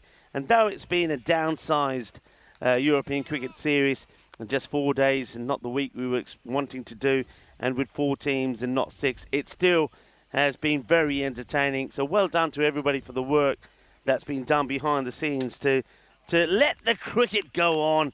And it all comes down to this, the final. We've seen a good solid performance in the field from Phoenix, restricting Bliss Warriors to 84. But the Bliss Warriors, they've been here before. That's the thing. They are great defenders. And we, myself and Phil, did say that something like this guy, Mahesh Abhisinghe with the ball, could be deadly on this.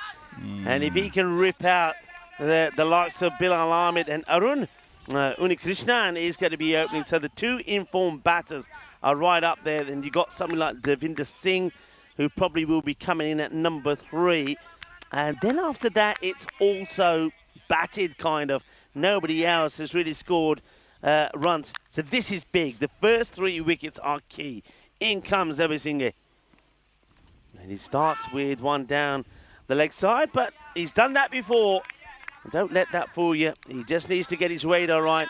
And then he will start knocking the stumps over, you feel. He gives the thumbs up. Don't worry, I'm all right, he says. Rico Full here and Phil G are joining me back here as well. Thank you very much, Rico. Good to be back for, as you say, the last time here, the final innings of this, what we like to dub the Survivor Series.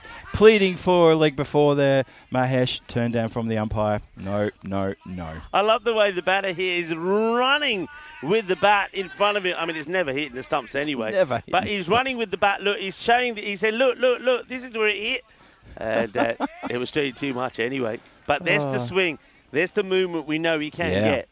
If he gets that on the money, then, you know, Arun Kumar and Krishnan, he needs to watch out for this delivery. He's counting the where the players are. He's getting that in his head. He needs to be looking straight down the barrel here at Mahesh and saying, I know you're going to try and swing this into me. Where are you going to pitch this? I need to be watchful. Need to see him off. That's what they got to do. And they can afford to do that with a few dots maybe. They just need to be so careful against him. He could devastate the top order.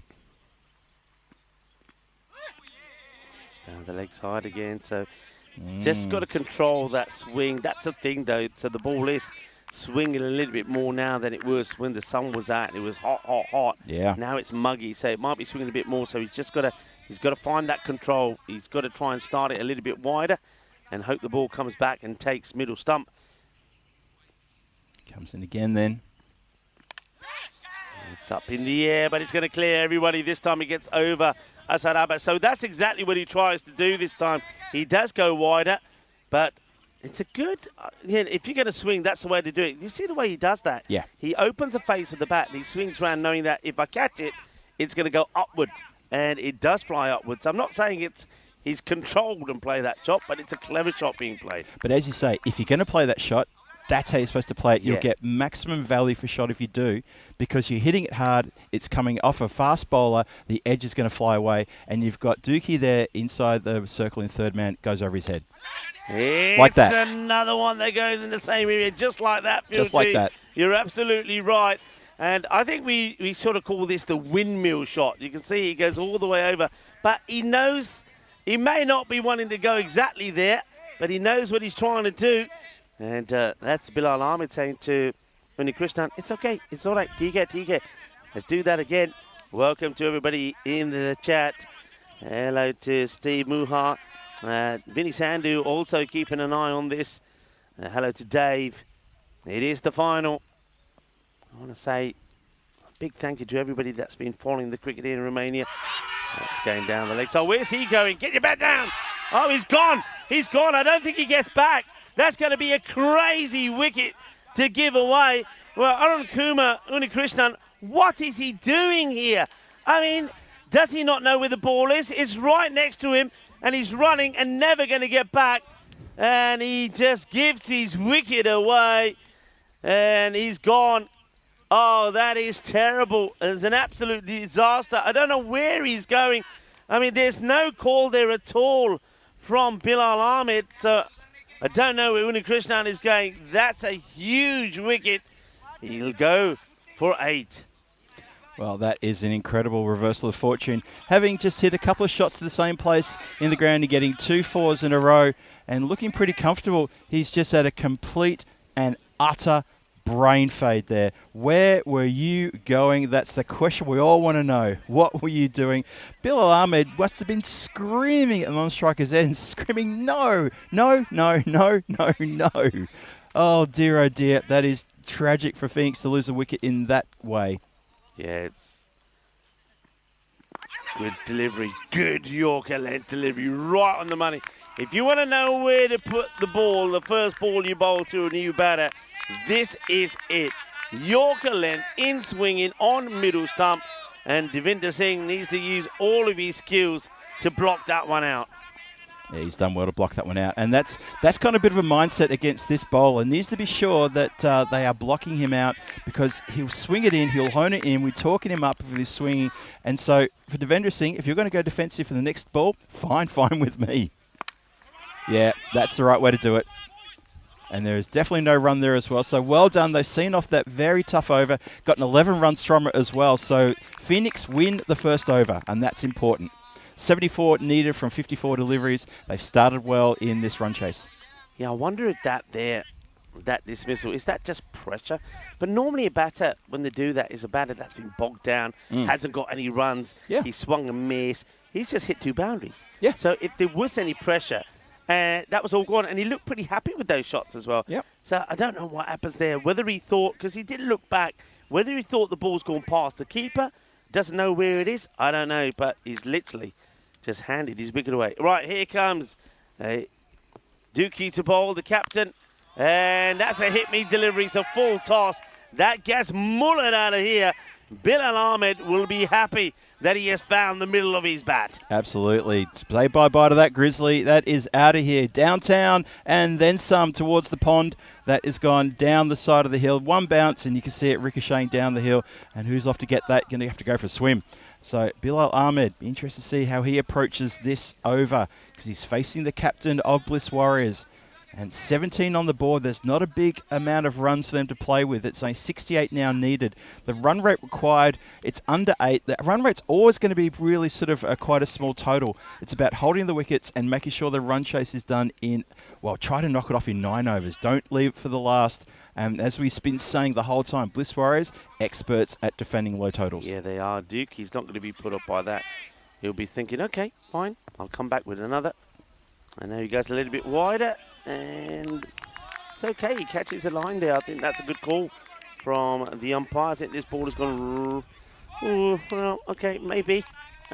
Maybe it just misses the line, actually. But you can see the umpire just trying to look around to see that. He might have got away with that one. He goes same area again. That is big. That has gone a long, long way. Gets over the sight screen. Well, somebody's got a nice vehicle parked up there. I tell you what, sir. There it is there. If I had a car like that, I would move it. Well, he's just picking the Grizzly up for us now and passing it back. That was a big hit. Yeah, I would just... now move the car, mate. I would move that car. Take the hint. Take the hint. Okay. Just watch out for it. He's looking back at us just saying, move the car back maybe. That's all we're saying. Maybe. No? Okay. What a classic. Oh, I pray for the next shot to go closer. He's just looking back at the field and back at us just going, I'm not moving the car. All right. Sorry. Back to live action. Shorter delivery, pushes that one through. I didn't think Dookie was going to float another one up. Well, there he is. The car's still there. Yep. Well, maybe he feels that he's going to be able to stop the ball coming his way. We'll have to wait and see. And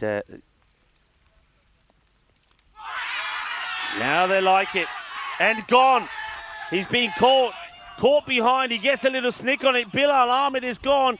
Dookie gets the wicket. And now, does he get head-butted? That's his own player headbutt him. Oh, well, what's happened here? Well, Dookie Glove. Wicket gets keeper the got a wicket, bit. and, well, we'll have to see. There's definitely edge there, I think. You can see the inside edge. Dookie knows it. Look at him celebrating. Let's have a look here. He's got the left hook from his wicket keeper. Oh, he gets punched. He gets the no. right. It's a right hook, right on the head. Let's have a look at the celebration. First, Bilal Ahmed is going to have to go. Watch this. I mean, that's a good catch. He's dancing with joy, and then here we go. Bang! it's a right jab to the top of the temple. Oh, wonderful! Oh my! Oh my! Dear! Oh dear! Oh, maybe discussion later about that one. 23 for 2 is the score. Last ball of the second, just been bunted away there just to keep it out. So Dookie, black eye and all. He's got himself a wicket though. 1 for 12 from his over, and so Phoenix lose a second. They need to be careful about the wobble. They're starting to wobble like a creme brulee at the moment. They need to be very careful here. Need to make sure they're okay. Stephen Muha in the chat asking if it's raining. It's not raining. In fact, I think there's been a break in the clouds away to our left because I can see it's got a little bit brighter across the ground. And it's got to say though, we're a bit thankful the clouds came across because the temperature has dropped probably honestly about 7 or 8 degrees, I reckon. I think we're looking at around about 23 degrees, 24 degrees right now. It's actually really quite nice. Yeah, it's good. It's got a lot cooler. And just as you say that, look what's coming here. The rain. Oh. It's quite weird. There's rain to our left coming in from the woods, but when we look to the right, there's nothing. It's raining on one half of the ground and not the other. It's weird. That's bizarre. You look out your window. There's nothing here. Yeah, that's I why I look said out on my side. There's rain. That's why I said there's no rain. So I'm looking at my side. I got nothing here. Oh, as I speak. So straight to the fielder this time from Devinder. It's one of those. I think we've talked about these before. Sometimes you're better off just saying, you know what, that's going to be probably a wide. Leave it alone. But he tries to just flick it past that fielder. I think that's more instincts, really, isn't it? From batters, they think if they get a little nerdle on this, they'll get the runs. Yeah, I think so too. Yeah, instinctive. I think you've nailed it there, Rico. Absolutely instinctive. 23 for 2. Oh, flat bats this one down. Devender Singh is still on 0. Aleem Abdul is only just joined him. He's also on 0 at the non-striker's end. Phoenix are they're on a bit of a precipice at the moment. If they lose these two in the next over or two, it could be a downward slippery slope. Yeah. Plays this out and not running very fast at all, Aleem.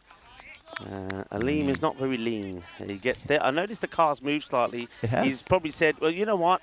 If you're going to hit the front. Because it's a very nice Mercedes, and a Grizzly in front of that Mercedes right in the grill would look a little bit weird. So he has rolled it forward a little bit. I'm not sure. Moved it. I don't think he understood that. He's probably better moving it away from there, not just moving it to one side. Okay, the action here. So Devinder gets off the mark. Aleem Abdul, let's see how he goes. Plays it defensively. They want the single. The two orange teams. These are the two teams, by the way, that started off this European Cricket Series back on day one. Did indeed. The Bliss Warriors scored 106 and Phoenix got to 100. They looked like they were going to win quite comfortably and just fell away. And we said then, 2 teams in orange make the start. And it's the 2 teams in orange are going to finish things off as well. All right, Devinder, feeling a little bit of pressure here at the moment. And that's hit straight to the fielder. Gone! Another one. And Kalihara is not going to drop those. Holds on to the catch. And Devinder Singh, he just punches this rather than hits it. And he finds the fielder. Have a look at this. And that is the end of Singh. It's another big wicket that goes. Kalihara is not going to drop those. It's now 25 for 3 as the Bliss Warriors hit back. Yeah, he's picked him out quite nicely there down the ground. Just does not hit it hard enough. And that is disappointing from Devendra Singh. We keep asking about him because he's put in a few efforts which haven't been great, put a few efforts which have been great, and that is not great. He goes for a 1 from 6 deliveries, chewed up some dot balls. And to be honest, just never looked comfortable. And that shot is a case in point. You know what? Yesterday, he would have hit that over the boundary line. That would have carried. He would have put more behind that one. Today, it's straight down the throat of probably the best fielder who's out there, Kalihara. Yeah, you could say it's a little bit of catching practice, couldn't you, in the final? As you can see there, that rain just started to get a little bit heavier, and we can feel it more than anybody else, you know, because we've got a big hole in our I was going to roof. say, we've closed one side for the rain, but I just remembered we've got a massive hole directly above us. Yeah. Oh, no. We may have to... Oh, no, I don't have an umbrella with me either. Okay.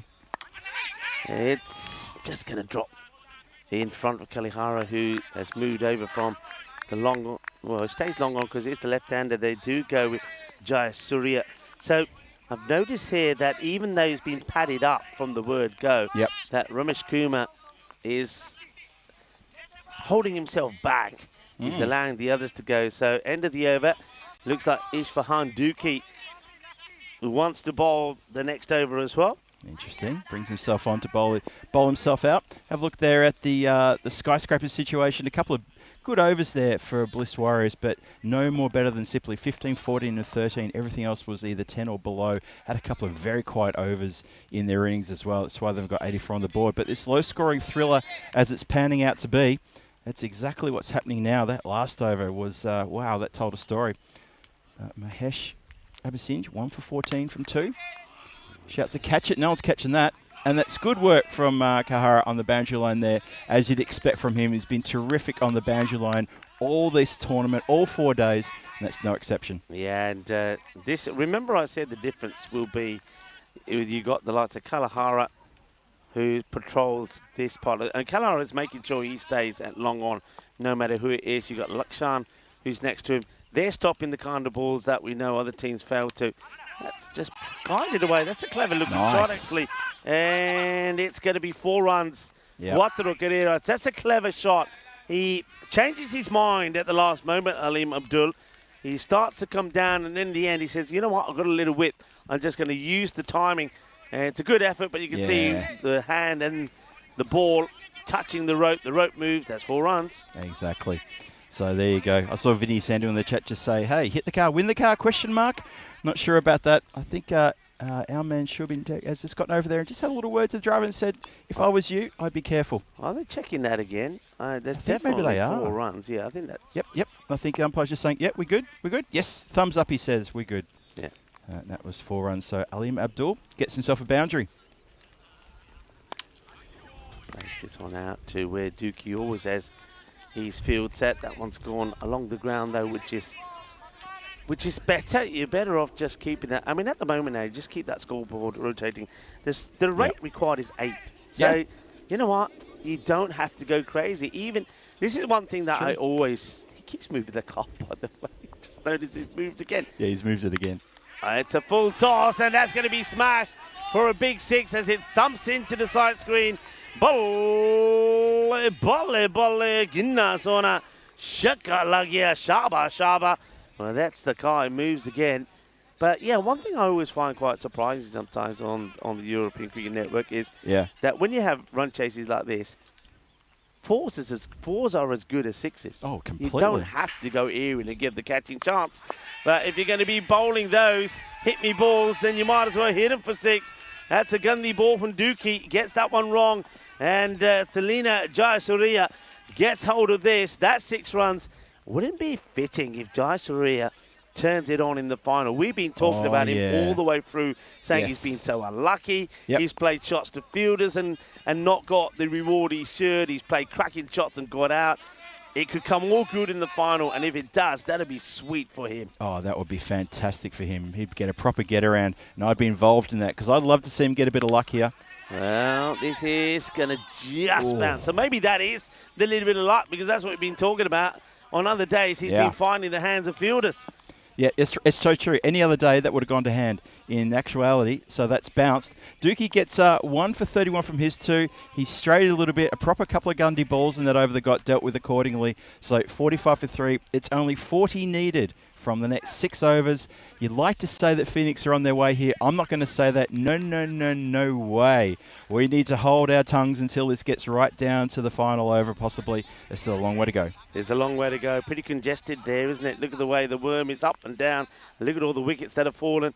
So, yeah, we are in match number 19, and Dookie goes for 19 in that over. That's a good over. It gets...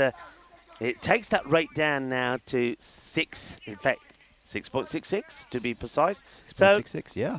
They don't have to. What I will say here is, I'm not going to say you don't have to hit boundaries. If it's a bad ball, like there was that last one, thump it, cream it to the boundary. Yep. But you don't have to try and hit every ball to the boundary. What you should be thinking about here is just playing your normal game. No pressure, bad ball, put it away. A decent delivery, take the single. Well, that's crunch. Where's this one going? Maximo. All the way. Jimbui not happy. He's bouncing around on the boundary saying, what did you do that for? Now, this is an interesting one. They go to Kalahara, who hasn't bowled that much, but because in the last match, he took 4 for 5. Yes. They feel that he can do it again, but the first one gets smashed for a big 6. Now, the cloth has come out. It has started to rain just a little bit, so it's quite difficult holding on to the ball here. Could be tough. Kalahara comes in again, looking to take more wickets. Oh, now, has he got much of this? And it's a great catch taken. Jibui holds on to it, and Kalahara gets another one. And that is going to be the end of Jayasuriya. We thought he was going to come good in the final. And just when he gets Phoenix past the 50 mark, he goes for another hit. There's no pace on this at all. Have a look at it. And it's just basically not going to get over the boundary. And Jibui takes a brilliant catch. And that catch, our catch in our Sara match change Hosagada. They could go on to be on the back foot, to back onto the front foot. 34-34, but a key batter does get removed. Does. Jibui with a massive roar when he came up with the ball there. Went to ground, protected the ball, held it into the body, and when he came up and threw the ball back, you can see from the side on camera view, he absolutely screamed of delight right there. Look at that. That's a picture for the ages. That is a very happy fielder, and that is going to be a very happy team to see the back of Jayasuriya. Oh, they're going to breathe a sigh of relief now because it is indeed 34 of 34. So the new batter comes out. It's going to be the skipper. Surely he understands if it's going to be 1 run needed per ball, you could tell your partner at the other end, we could get this in singles if we want and hit the occasional boundary along the ground. We could do this so easily. Stick with me, I'm the captain. Let me tell you how this is going to be done. That's what I'd be saying. Aleem Abdul at the other end as well. But Kalahara, he just finds a way of getting wickets, doesn't he? He just finds a way. Just finds a way. All right, Kalahara. First ball hit for 6. Then he comes back with a wicket. Kumar, captain, just places away. That's sensible. That's what he's got to do. The other thing here is, though, if these two batters, if they go through, let's say, 8 balls, and of those 8 balls are just stroking around, single, they'll get into the groove of doing that. And then without even thinking about it, they'll get to the win. Yes. But they've got to get into that mindset and they've got to get into the rhythm of doing that.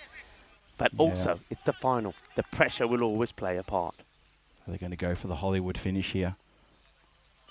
Yeah, there you go. No need for this. He's going to get lucky. It just bounces before the fielder. No need for it. There is no need for that from Aleem. But you try telling a player who plays naturally that way that, look, just push it around. He can't. And he's probably thinking and telling his captain, if I try and push it around, I'll get out. Rajesh Kumar plays that away, and a bit of uncertainty, and gets a good early call in there, actually, to Aleem Abdul, and says, no, not this time. Yep, true. Yep, need to be careful, though. Kalahara is a cagey customer. He's got 1 for 8. Last ball of his over coming up. That's been bashed out of here. It was right in the slot. And that's what I'm talking about. Wait for the right ball. Yes. When you get the one that you know is your shot 100%, put it away. Otherwise, take the singles. That's the end of that over. I wonder if you remember that day that we were singing the praises of Kalahara. Yeah. And he just scored some runs for the first time, scored 40-odd. That's right. He took those great catches. Yep. And I said to you on that day, I said, he's too good a player not to be able to turn his arm over. And yet here he is today on finals day. He took 4 wickets in the last match, and he could have taken a very key wicket there in this one of Jayasuriya. True, yeah. No, it's a really good shout-out about him. He's obviously got a lot of talent, and he can roll the arm over. And when he came on to bowl and picked up 4 wickets, we both looked at each other with raised eyebrows and went, well, there you go. This guy, he's a bit of a complete package for the team. No wonder they've held him back to bowl. And he didn't really get on with the batting, but when he did, he actually looked really tidy and really competent. Just he kind of rushed his shots a little bit, which is why he hasn't put a lot of big scores on the board. That's hit high and over the offside. That could be 6 runs. It will be 6 runs. Put them up in the air like you just don't care. That's been hit long and hard. And that found the middle. Sweet out of the middle of that bat. Sweeter than a bowl of gulab jambu. What a lovely hit that is. Well, all right, Aleem Abdul, if you don't know how to take the singles, if you're going to hit it, make sure it stays hit. That's right. If you're going to swing, swing hard. But, you know, on behalf of your team, pick the ball, pick the right ball. I'm sure the dugout is saying, please, Aleem, we love your work. We love what you hit for 6, but just, oh, boy. I wonder if we can have a quick shot of the Phoenix guys. Oh, there, they don't know where to be. Oh, wow. What an opportunity. I mean, it's been absolutely lashed back. I mean, look at this. It's almost like homed into the bowler, but he gets a hand to it, and in the end, it's one of those that can stick. And look at him. He's like, that's a big chance. Could that be the match? Could that be the match? Wow. Madhusha Lakshan almost plucks that out of the air. No right to catch that Exocet missile that was fired back at him. In the pad, probably just... he's given him. He's given him. Oh. He's given him. I was just about to say that it looks like it's just going down the leg side, but he's given him. That's going... Oh, he's given him. Oh. Now. Well, I thought that ball was... Well, we can't do... I mean, he's given him... This ball looked like it was going a missing leg, but... I mean, he might have even got bat onto it, actually. I think there's bat onto that. He's actually got a big piece of the inside edge on that. We won't see it. Can we see from another angle? I think there's bat on it as well. That ball looked like it was... There was only a peel from the bowler, I think. Yeah. I think he's got bat onto this. Oh, yeah. Oh, dear, that is a massive decision for this game. Huge decision in this game. Umpire very quickly put the finger up. He felt the ball was going to go on to smack into leg stump, possibly. I'm looking at that replay, and I have questions like you do, Rico. Have a look at this one more time. Yeah, now... Inside, that's... How is that? Is it come off the back leg? How can it come off the back leg cannon into the front leg? Yeah, exactly. That's like the magic bullet theory. How does the bullet do these right turns? How does that happen? Wicket goes, and that now means Ali Haider comes out. So the only recognised batter now is probably the captain, Rajesh Kumar. They're needing 20 of 27.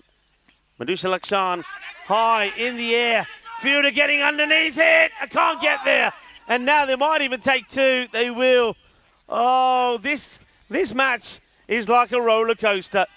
It's like a seesaw ride. It's up and down. First the corner bowl chant, and it said, could that be the match? Then he comes back and gets the LBW, which the umpire sees it in favour of Bliss Warriors. Now that one, how big an opportunity is that? They take 2. 18 needed of 26. They're not thinking about doing it in singles. They only need 4 and over, but they're still trying to hit boundaries. Wide, that will help. Yeah, filthy wide, that one. Obviously filthy wide, way outside the tram lines. That'll help big time. Keep an eye on things here.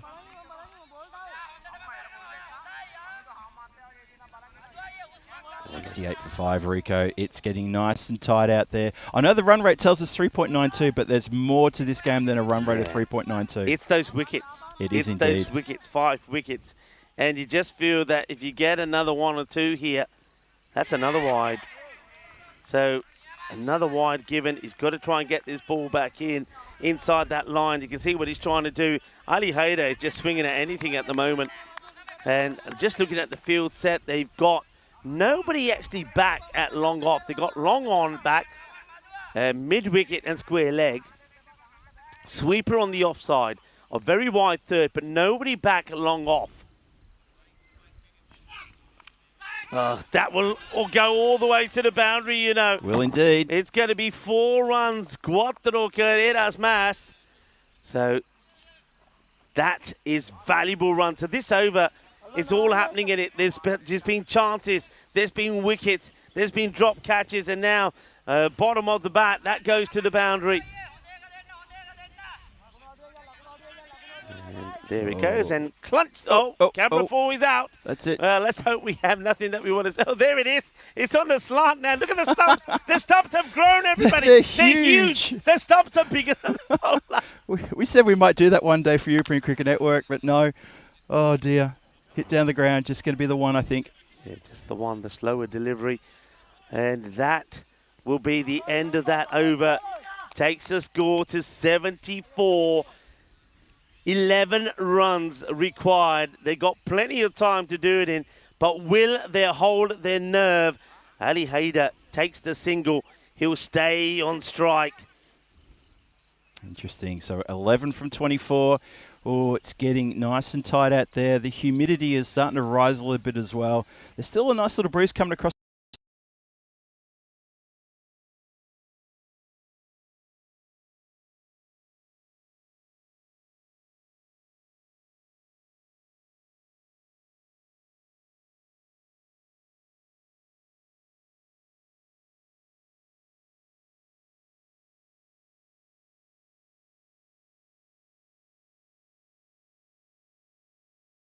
Flying around above us, by the way. Is it bats? Bats? Do you think we've got bats here? Oh, the screen's back. I don't know what it is. It's too big to be a butterfly and too small to be a bird. Anyway, stay out there, whatever it is, for the time being. Right, they take the single. Could have gone to hand. It doesn't because nobody's short mid-wicket. Kalahara. Okay. It's a leave for reasons we will never know. Rajesh Kumar leaves this one. Interesting. Is he just waiting for the couple of balls to smash boundaries from? Is that the plan? Now he's blocking. Now he's blocking. He's leaving and blocking. And it's Wow. 10 needed from 22. The game is within their grasp. They can touch it. They can see it. They can feel it. It's right there. Take it. There is loads of time, so if he wants to block and wait for the right ball, he could. Now he will go for this one. He's going for it. It's got elevation. And And it goes for Maximo Rico. Bang, out of the ground. so I suppose his philosophy is, if it's full, if it's straight, I'm not going to try and do anything. But if he gets the width, I'm going for it. And many a batter have gone for this shot and been caught on the boundary, but he gets enough off that. So he takes it down to 4 required for victory for Phoenix. And there's the block again on the straight ball. The captain, Rajesh Kumar, toying with the opposition, maybe. But he's just waiting for the right ball. Any boundary will do it now. Can Kalahara get another one? He goes for this one. He's along the ground, and they should be looking for 2. Should be an easy 2. It will be 2. And Kalahara finishes the over. It's not the worst of overs from him in the end, but there were those genuine blocks and leaves from Kumar. Kumar takes 2.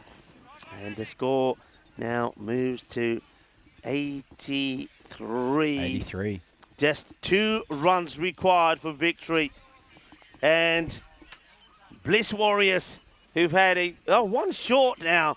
So we're gonna go back to 82. 82. Just when you thought it was within touching distance, it just gets put back just another run. Okay, there we go. I don't know how you could run one short to that. Not sure either. Anyway, so it goes back to now 3 required. The bowler checks his field. Yeah, they're going to go back here now to Madhusha Lakshan. Now, what are the batters doing here? Now, the batters have to stay. Well, the batters don't change around if there's one short. They stay as they are. Maybe they just got this wrong the first time around. So Ramesh Satheesan saying he's got to be. Well, they ran 2, even though it wasn't a completed 2. So Rajesh Kumar should be the non-striker, shouldn't he? If they ran 2 that last ball, but it was. Well, anyway, let them sort that out. Well, the officials know better than us. What do we know? We're just commentators, Rico, so we'll let them figure that one out. It is.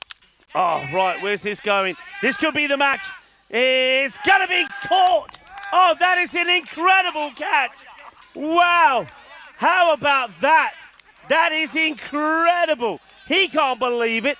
I can't believe it. I don't think the batter can believe it. What a catch this is. Absolutely unbelievable. So they're not going down just yet, the Bliss Warriors. Well, if he doesn't take this catch, that probably would have been the match. I reckon it would have been as well. Have a look. This is quite incredible. How has he taken this catch? It's sensational. That's a great catch. Anyone who's played cricket will recognise that for being what it was, which was a terrific catch. Taking catches running back like that with your back to the play, trying to take it as it falls over the top of your head, that's so difficult to do. He's made it look easy. Take nothing away from the fielders taking that. That is an absolutely outstanding catch. Mahesh Abhisinghe takes a great catch. Madusha gets the wicket. So Haider Ali goes. Left-hander now coming in. This is Khadka. Now, this guy, for me, you mentioned it already. His name will certainly be right up there as possibly player of the match, and also possibly the MVP. He's just been great. But can he finish it for his side? Well, he defensively plays this one. Now here's the thing for me. You could do this with 2 singles. We all know this. You could do it with 2 singles. You've got plenty of deliveries left. It's 3 needed from 16. You could do this in singles. How many more are going to get blocked out, or how many rushes of blood will there be? Because it's not needed. Look at the gap on the leg side. Now, Chibui now comes up. I don't mind that move. And they're now putting a short mid-wicket in. So that's good, because basically they're saying, well, if you're just going to push it and take a single, we're not going to allow you to do that. If you want to win this match, play a shot. Yep. Over mid-wicket for me. Back on ball. They will run. That one stays a little bit lower. It skids through. Yep. Khadka does well. Gets a bit on it. Well, there's Dookie, the captain. I wonder what's going through his mind. He's probably thinking, come on, get me another wicket. Another wicket. Get the pressure on. But here's Rajesh Kumar. Now, how does he go? Does he just block anything straight? Or is he just thinking, hey, I had enough of this. I want to finish the match. 2 required for victory. At this point, would you say, look, the way they're playing, they're blocking, bring everyone in. Get everyone in now. Get it in now while it's still 2 runs. Because if they're going to be blocking, and then we force them to make a rash shot. Yeah, it's not a bad call. I think that's why they brought 2 in either side. Kumar, you see, there's the block. So they have brought 2 in either side. I think they've done the right thing to leave the mid-wicket and long on back. You could say push one more closer. They've got 3 in along the offside. Yep. They've got no sweeper out there. So you could say, you know what, let's just bring one in, push one back, and you could even go with long off inside the circle and go to mid-off. Yep. And try to force them to go over the top. Cut away, and that will be it. It is going to be victory, is it? Oh, it stopped. No, it hasn't made it. Well, they're going to come back for 2. This will now be it. If they get there, they will. Well, there was something on it. Dookie gets something on it. Doesn't go to the boundary, and here they come. Phoenix, they have done it by winning now. 6 on the spin. What a comeback from a team that at one point in this series, they looked lost. They really did. They didn't play some of the best cricket we saw in day 1 and 2. But after that, they have just got better and better, and they do pick up the victory. And it's quite fitting, I suppose, in a way, that it is the Phoenix captain, Rajesh Kumar, who is there to hold his nerve, 16 not out and play and hit the winning runs. And it's the captain of the Bliss Warriors who gets a hand on it, but he's not able to stop the 2 runs, though he does stop the boundary. So the 2 teams in orange will celebrate, but one will get the gold stuff and the other will get the silver. And well done to Phoenix, well played. And I think you like to say the Phoenix, they have risen. They have indeed. They've risen from what was a bit of a rusty start for them in this tournament. You said it perfectly, Rico. They really did. But they've risen from the ashes of that first day. They've come good at the right time, but they continued coming good throughout this tournament. I got to say, they got better and better every time we saw them. A few wobbly moments in this game, let it be said. A few wobbly moments, a few strange decisions. This run out, sort of, where am I going? I'm going nowhere. Varun Kumar, where are you off to? And he jumps back into frame and says, I don't know what I was thinking there. But look, this has been a fantastic performance from them, from both teams. Give credit to Bliss Warriors as well. They have, well, they've basically been the team that everyone had to chase right from the very first match, and they held a really good account for themselves. Today, they turned up, but they've run into a team who is a little bit more on fire than they've been, and that's why we're looking at these results. I want to look at this celebration. Have we got it? Here we go. Here we go. Bang! That's a classic clanger right to the top of the head. Well, Bosh. look at this. That is just, you know what? No. I'm telling you now, Phil G, that the world is going to be seeing that over and over again. I reckon that has every potential to go viral, you know. He gets absolutely punched by the wicketkeeper, the top of the head does Dookie, and it looked like he never recovered from it. But Jai Surya, I want to say that he certainly played his part. Just scoring those runs quickly, 21 of 7, just put them in a position where they just needed around 6 and over. That 6 and over then soon became 4, and then Rajesh Kumar, the captain, was there, and he was able to hold his nerve to do it. And so congratulations again to Phoenix. I think when you consider the last 2, maybe 3 days of play, then Phoenix, they certainly do deserve it, don't they? I think the first 2 days, no doubt about it, Bliss Warriors were the top team.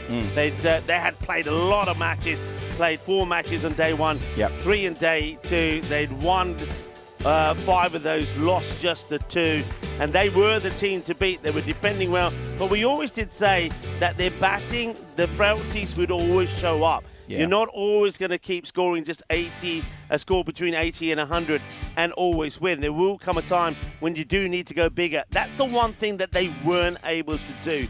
They weren't able to go bigger, and I think that's why in the end Phoenix, who they started the same. They were struggling to chase 80. They were struggling to chase 100, but they got better. And because they got better and their batters got smarter and wiser, when it came to the chase here, a chase of 85, they were able to do it, even though they did lose 6 wickets. Hey, have a look at this. I completely agree. That's a really good assessment, Rico. I didn't want to cut in on there because that was absolutely perfect. I agree that we need to give another shout out to Jai Surya. Look at that. He top scored with that 21 from 7. For me, that's the match-winning innings right there. He came in, he belted, he went at 300 strike rate, and he sort of grabbed his team and just shook them. He shook them violently, and he said, no, we're not going down like this. Hold my beer, watch this. Bang, bang, bang, bang, bang. 21, he went out, but he made that 21 in quick time, and suddenly Phoenix was saying, you know what, we're within 20 runs of winning this thing. Exactly. We're right where we have to be. You're absolutely right, because if he didn't play that innings, that run rate would still be about the 10 or something.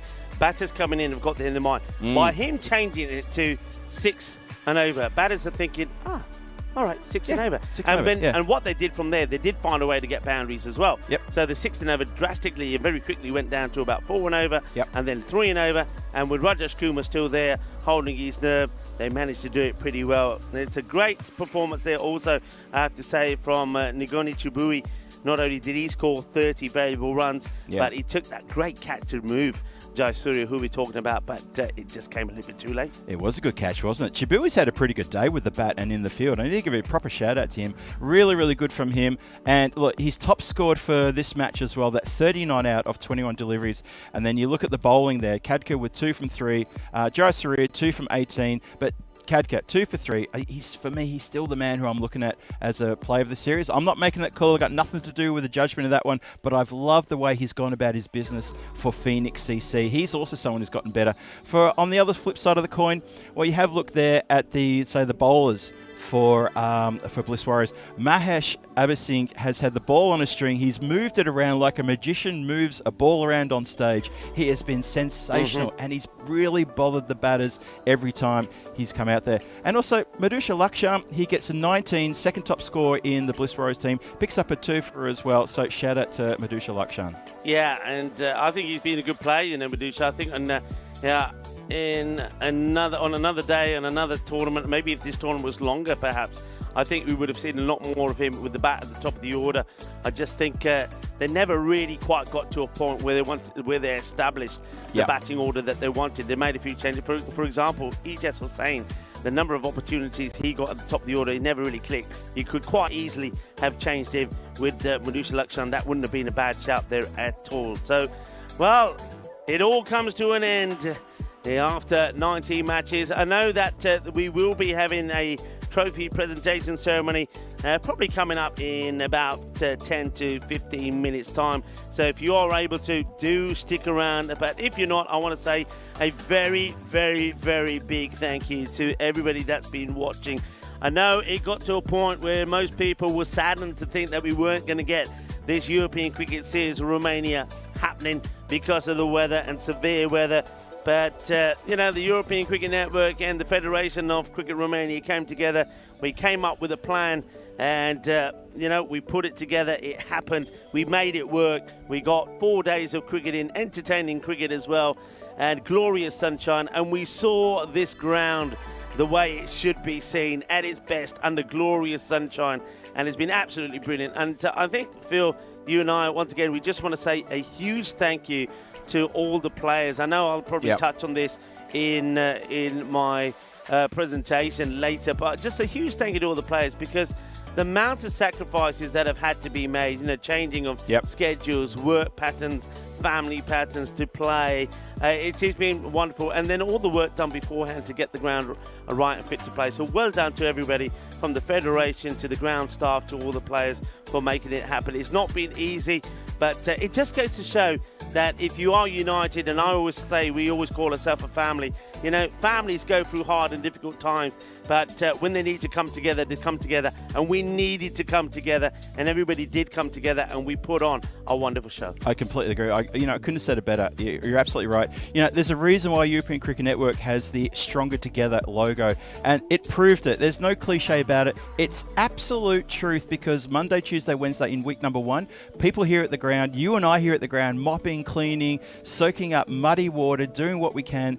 And you know what? It wasn't just us. It was everyone who came down the ground, got involved. And thank you very much to everyone. I want to echo my thanks as well to everyone for helping us out. This has been fantastic. We could get game on. Yeah, well, do join us, of course, for the trophy presentation. In the meanwhile, we will show you some of the highlights of the day. And, of course, there's some cracking ones to see there.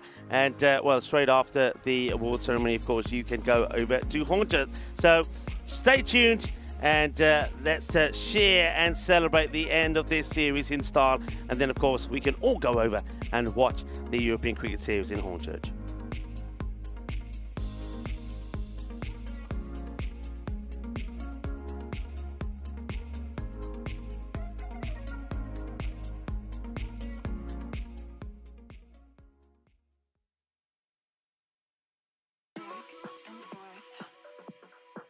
My body back and forth. Move my body back and forth. Move my body back and forth.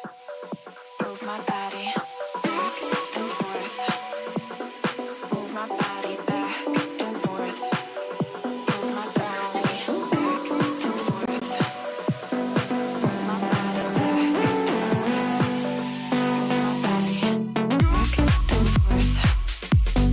Move my body back and forth.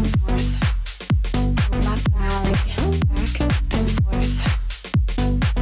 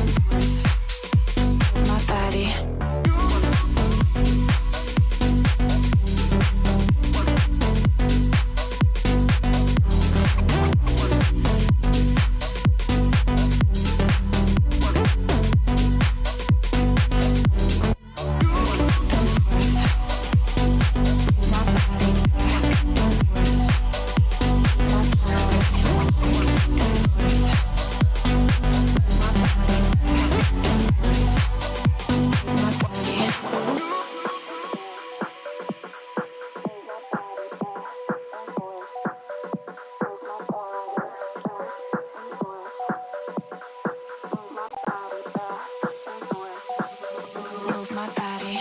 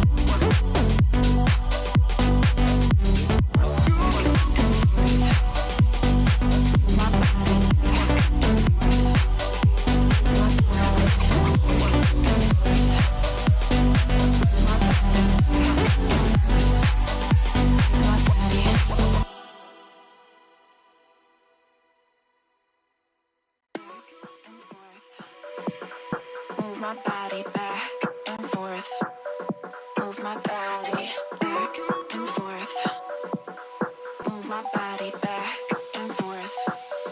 Move my body back and forth. Move my body back and forth. Move my body back and forth. Move my body back and forth.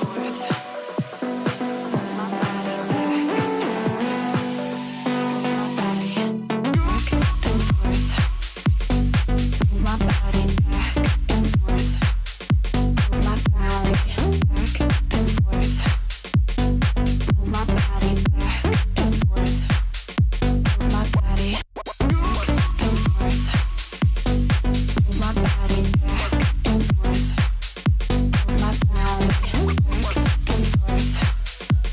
my body back and forth.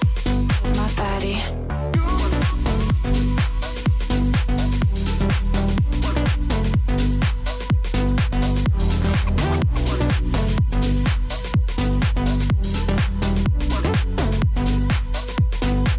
and forth. Move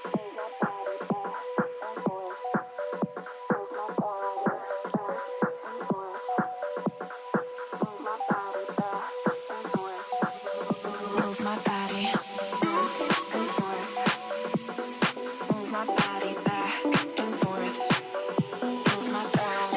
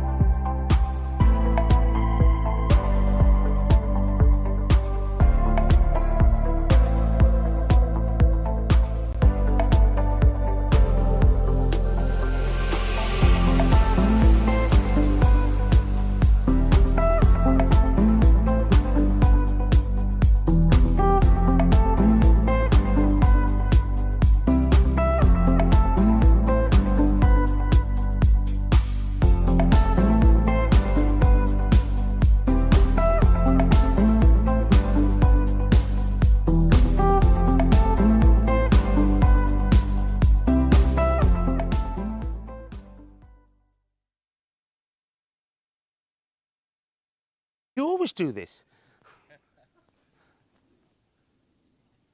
Hello, ladies and gentlemen, and welcome to the trophy presentation ceremony of this European Cricket Series in Romania.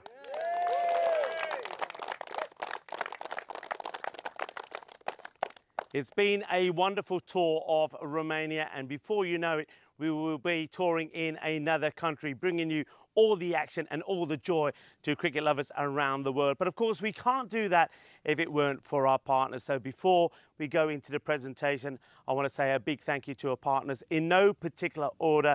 And of course, we're talking about the likes of HCL Software, OneExpect, and also to, of course, our time partner, Dorado. Also want to say a big thank you to Bizaway Travel, to Grizzly Bear Sports, and also the partner that brings all the bling to the final, Locker Lifestyles, for the trophies. Let's show it our support for our partners.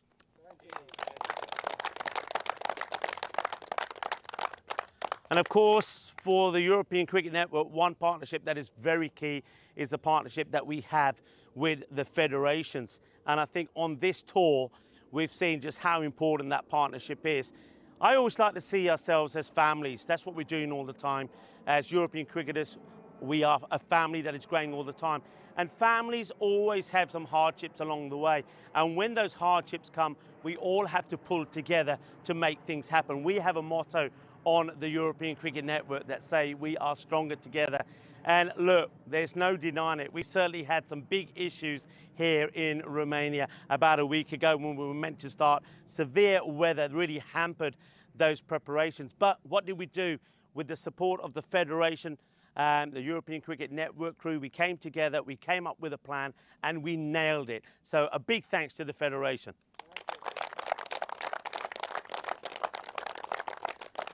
And before I move further, I also think this is an appropriate time to thank not just the Federation for all their work and hard work, and of course their hospitality, but also I'm looking around here and I'm seeing a lot of players, not just from the likes of the Phoenix side and also from the Bliss Warriors, but of course earlier from the other two teams as well, from the Gladiators that were here, from the Royal Eagles. A lot of players were giving up their time to be here, to be mopping up water, to be marking up the boundary lines, to be doing everything that needed to be done to make the cricket happen. There were players, there were non-players, and I think what you showed here in Romania, that as cricketers, you really are a close-knit community and a family. And I want to thank you all for all the effort that you put in to make this happen. So well done. Give yourself a round of applause.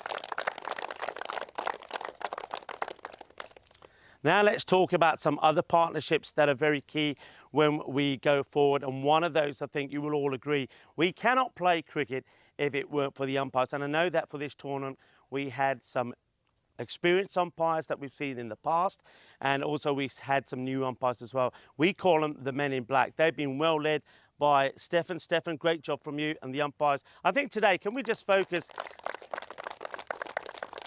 I don't want to focus just on the two men that worked today because, of course, Steph had a really good team here today. But you guys know how warm the last few days have been. And Ramesh and Damindra, you guys have done every game today. You've been absolutely brilliant. Well done. So from one team to another, the European Cricket Network crew, I've already mentioned the hard work that's been put in by all the players and everybody associated with cricket here in Romania. And I think the blue crew, some of them are packing up things as we talk. And Marzi is standing over there at the moment. Marzi, you and the crew have been absolutely brilliant. What you have to remember, folks, is the same way that we really do appreciate the sacrifices that you all had to make, changing your plans with work, your plans with your family. It's the same for the blue crew. A lot of these guys should have already been home by now, and they had to stick around and make those sacrifices as well. So let's give a big hand to the blue crew.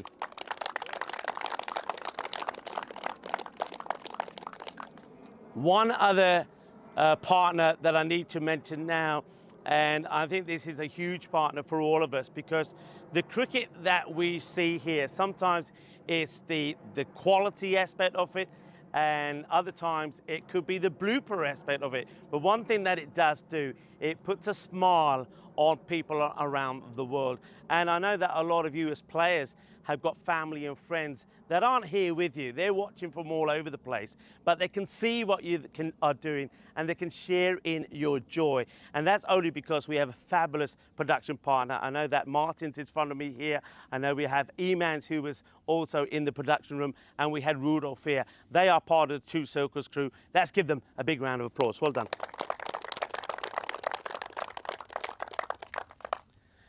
It's been a short tour, but it's been an enjoyable tour. It's been 4 days of action.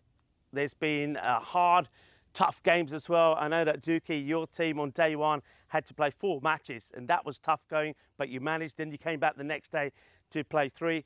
And during that point, you were at top of the standings and you were looking pretty good. You were putting some great defences in. You were the great defenders, weren't you? You weren't getting too many runs on the board, but you showed just what you could do in defending those small targets.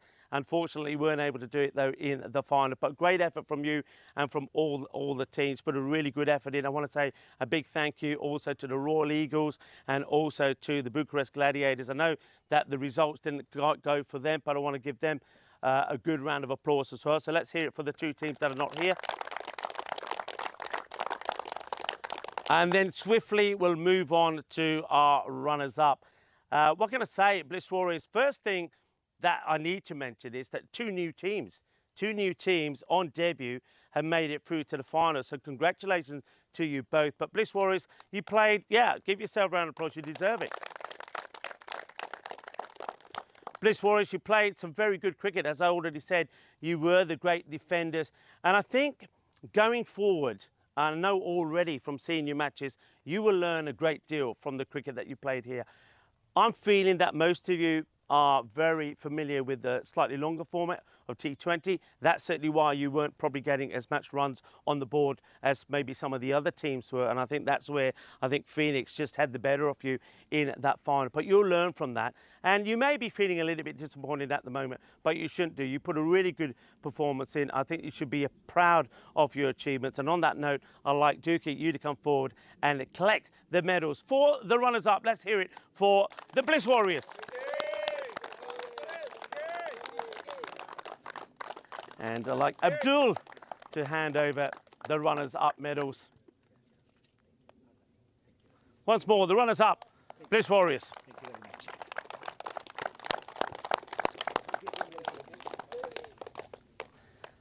Now, before we move on to handing over the winners' medals to Phoenix, I want to talk about the most valuable player, the MVP.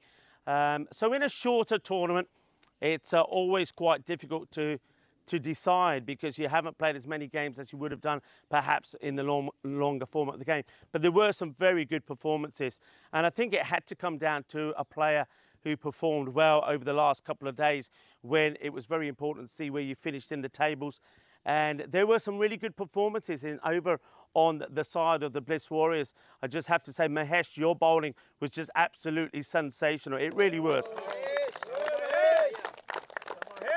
Great bowling, and really every time you bowled, you were always causing problems for all the batters. And then when I talk about the Phoenix, it was again another great bowler on your side, Khadka. I mean, you were absolutely fantastic. I mean, the number of wickets that you took, every time you came on, you took wickets. And I don't know if you were injured towards the end of this tournament, but you were just bowling from a couple of paces, but you were still picking up the wickets. You were the leading wicket taker, so congratulations to you. But your MVP, and Stefan Gooch, the tournament referee, will be presenting you with the lovely trophy from Locker Lifestyles. The MVP has to be a man who put the big performance in for you guys when it mattered.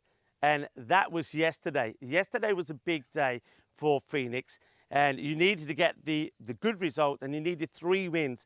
And to get those 3 wins, one guy was exceptional. 3 player of the match performances because it was 3 half centuries on the row. Bilal, you are the MVP.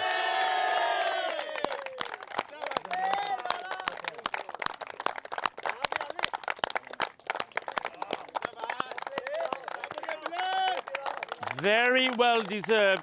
And I also want to say, Bilal, not just because of your batting, one thing that you were really exceptional in as well was your wicket keeping. You were superb behind the stumps as well. That's why you thoroughly deserve that. So well done. So what I'd like to do now, I'd like the captain of Phoenix to come forward and take the medals. Well played. You are the winners. And then afterwards, of course, you will pick up the trophy. So come forward and receive your medals first. Just the medals. So, and let the captain come forward first for the medals. And it will be Shana Ghazi, who's here, who is the ambassador of Bangladesh, that will be doing the honours. So come forward. And it's a great pleasure to have Shana Ghazi here, the ambassador from Bangladesh. And once again with Phoenix, what was very impressive with their performance yesterday as they come forward and receive their medals is not just those 3 wins, but to be crowned the champions, winning 6 matches on the spin. So it's a very good performance indeed.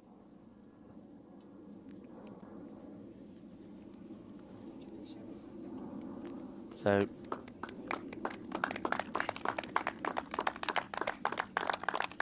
and of course, while the players are getting ready to pick up, of course, a magnificent trophy like to remind you all that the cricket doesn't stop tomorrow. Of course, while we've been going here, we've seen cricket in the European Cricket Series in England, and Hornchurch has been happening as well. We've seen some really good high-scoring matches there. Of course, that will continue tomorrow. In fact, you can change over to watch some more matches there tonight as well. They've probably got halfway through their 4th match, and there's one more match there to play later on. But tomorrow there'll be 5 matches, of course, from Hornchurch, and then, of course, a little bit later on towards the end of the week, we will start the cricket in Czechia as well. So plenty of cricket coming up on the European Cricket Network.